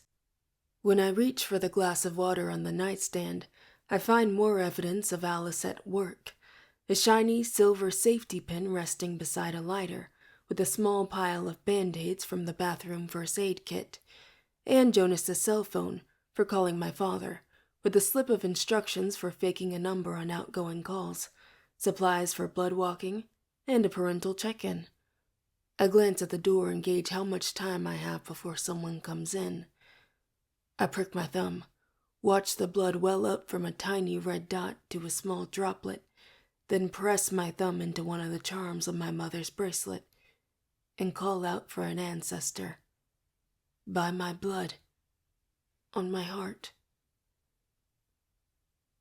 I stand on the moss-covered stone in the ancestral plane and pivot on my heel in a slow circle. Everywhere the earth is waiting for me to call out with intention. Our sword, my Bree, the sharpest and strongest. I whisper, show me how to use our root to strike first. A breaking, tearing sound, a stream splitting the earth and opening before me to my left.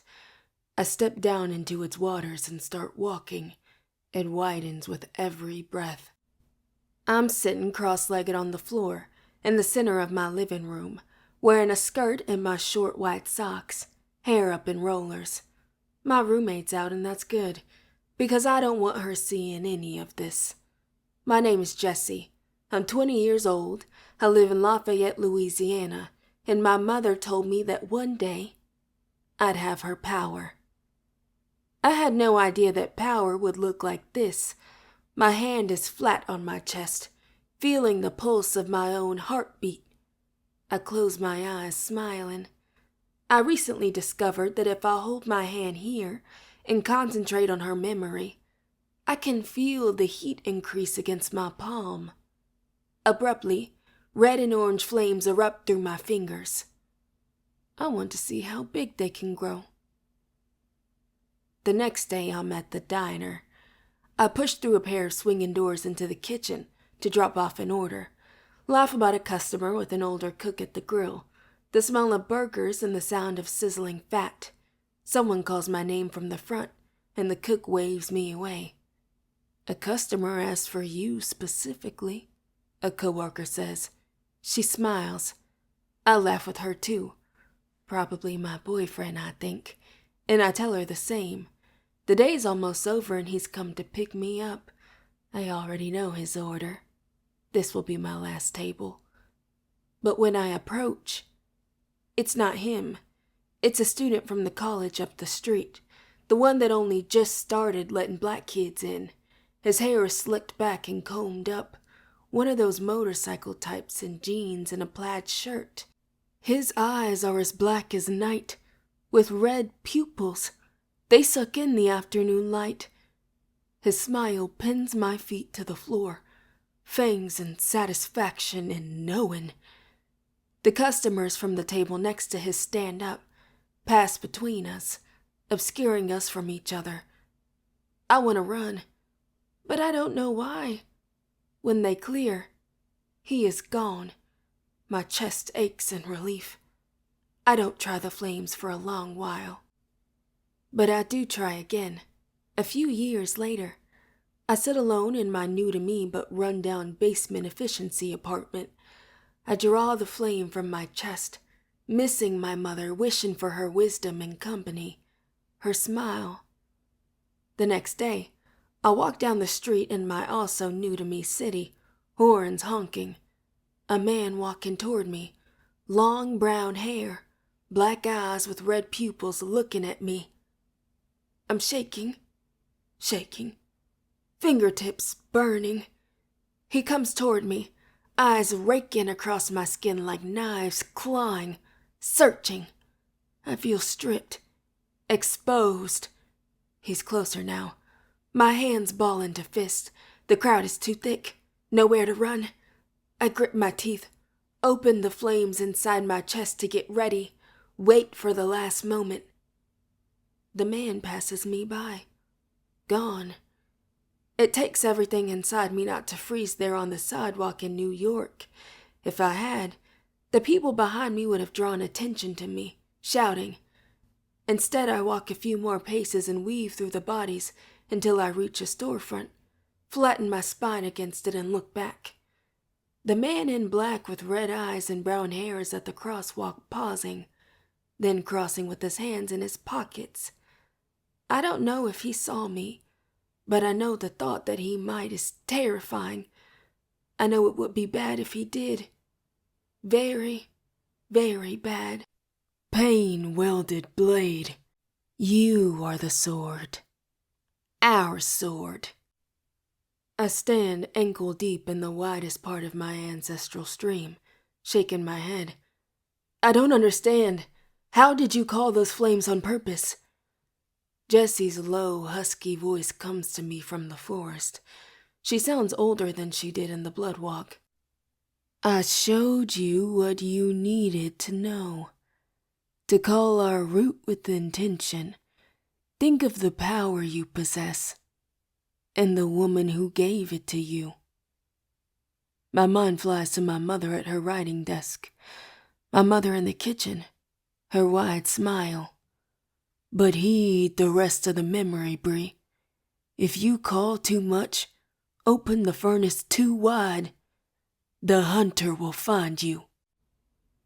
I gasp, awake, back in the bedroom. The hunter? Who is the hunter? The man I saw didn't look like any Merlin I've ever seen. Even Erebus's irises are a dark red, not black. Is that what a Merlin who succumbs to his blood looks like?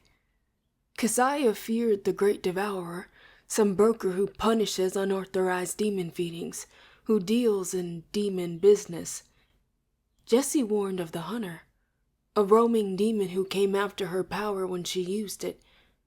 As much as I hate the Regents, at least I know who they are and what they want. Outside of the boundaries of the Legendborn world, all rules are up in the air.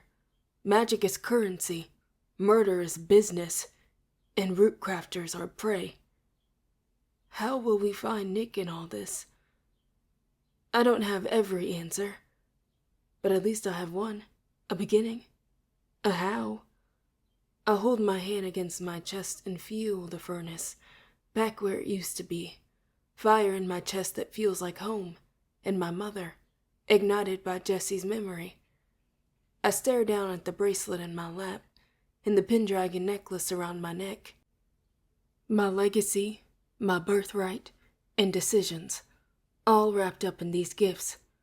My mother chose to fight even though she had no idea where her powers came from. She never knew about Vera. All she knew was that she had strength, that her mother had had that same strength, and her grandmother and back even further. And that had been enough. She had been so brave.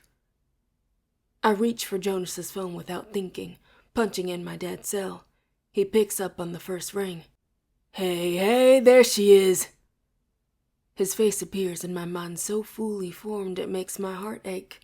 Graying, bushy brows, salt and pepper stubble, broad nose and a deep brown face, lines defining his smile.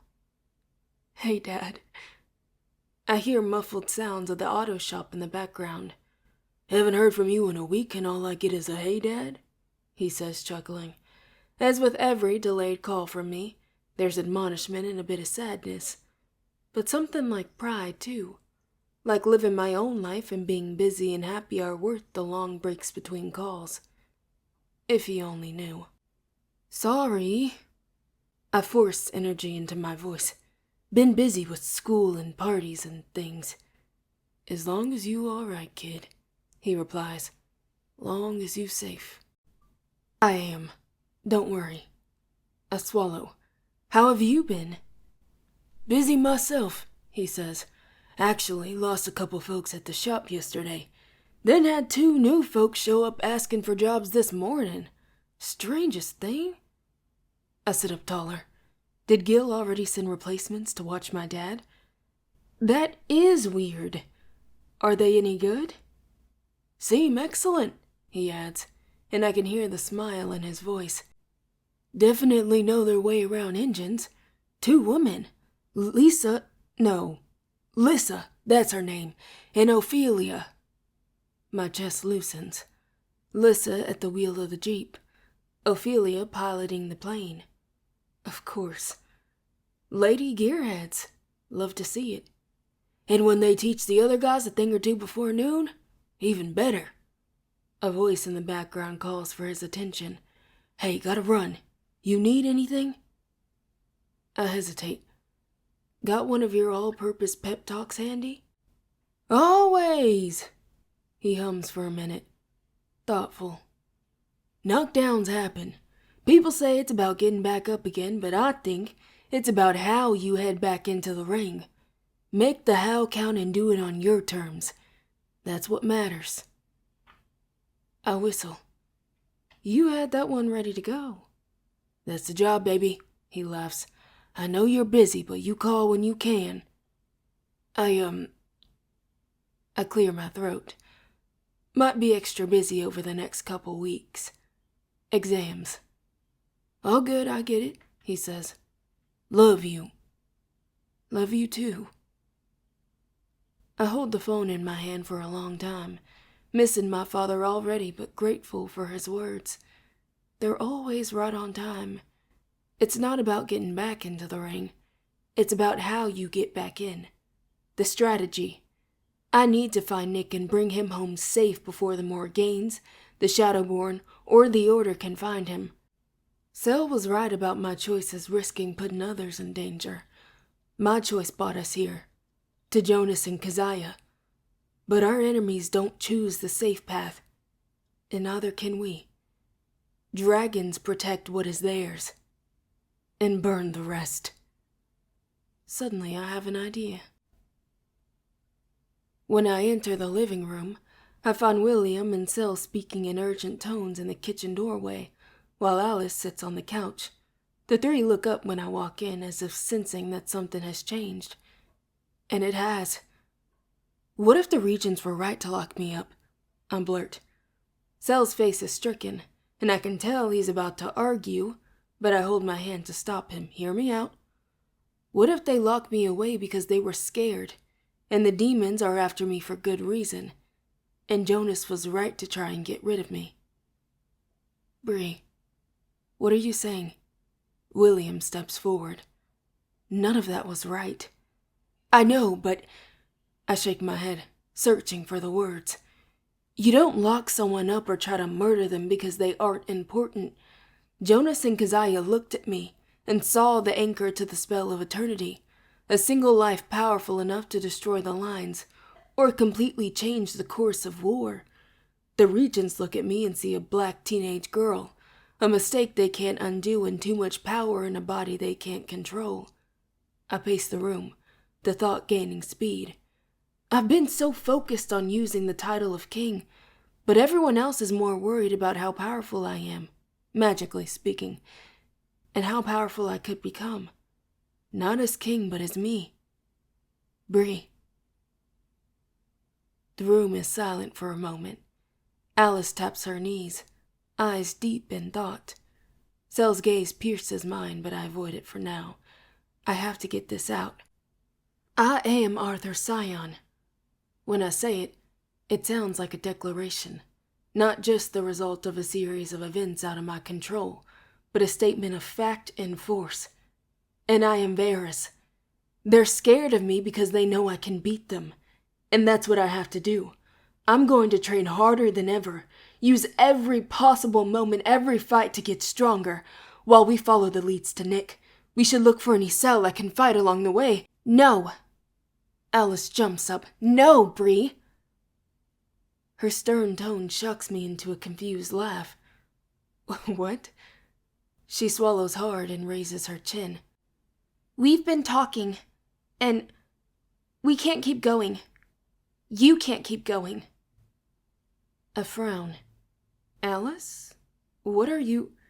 William paces forward. There is no overnight training that can keep you safe from hired demon assassins or allies who have turned against the Order. Your route is unpredictable in your Legendborn powers. My cheeks grow hot. I need time to train. You don't have that kind of time. William shakes his head. I'm sorry. What are you saying? I glance at William, then to Alice and to Cell. What we're saying is... Cell strides toward me, eyes boring into mine. You need to run, and you need to hide. You can't do either if you're off searching for Nick. The room feels as if it has tilted. The world feels as if it has tilted.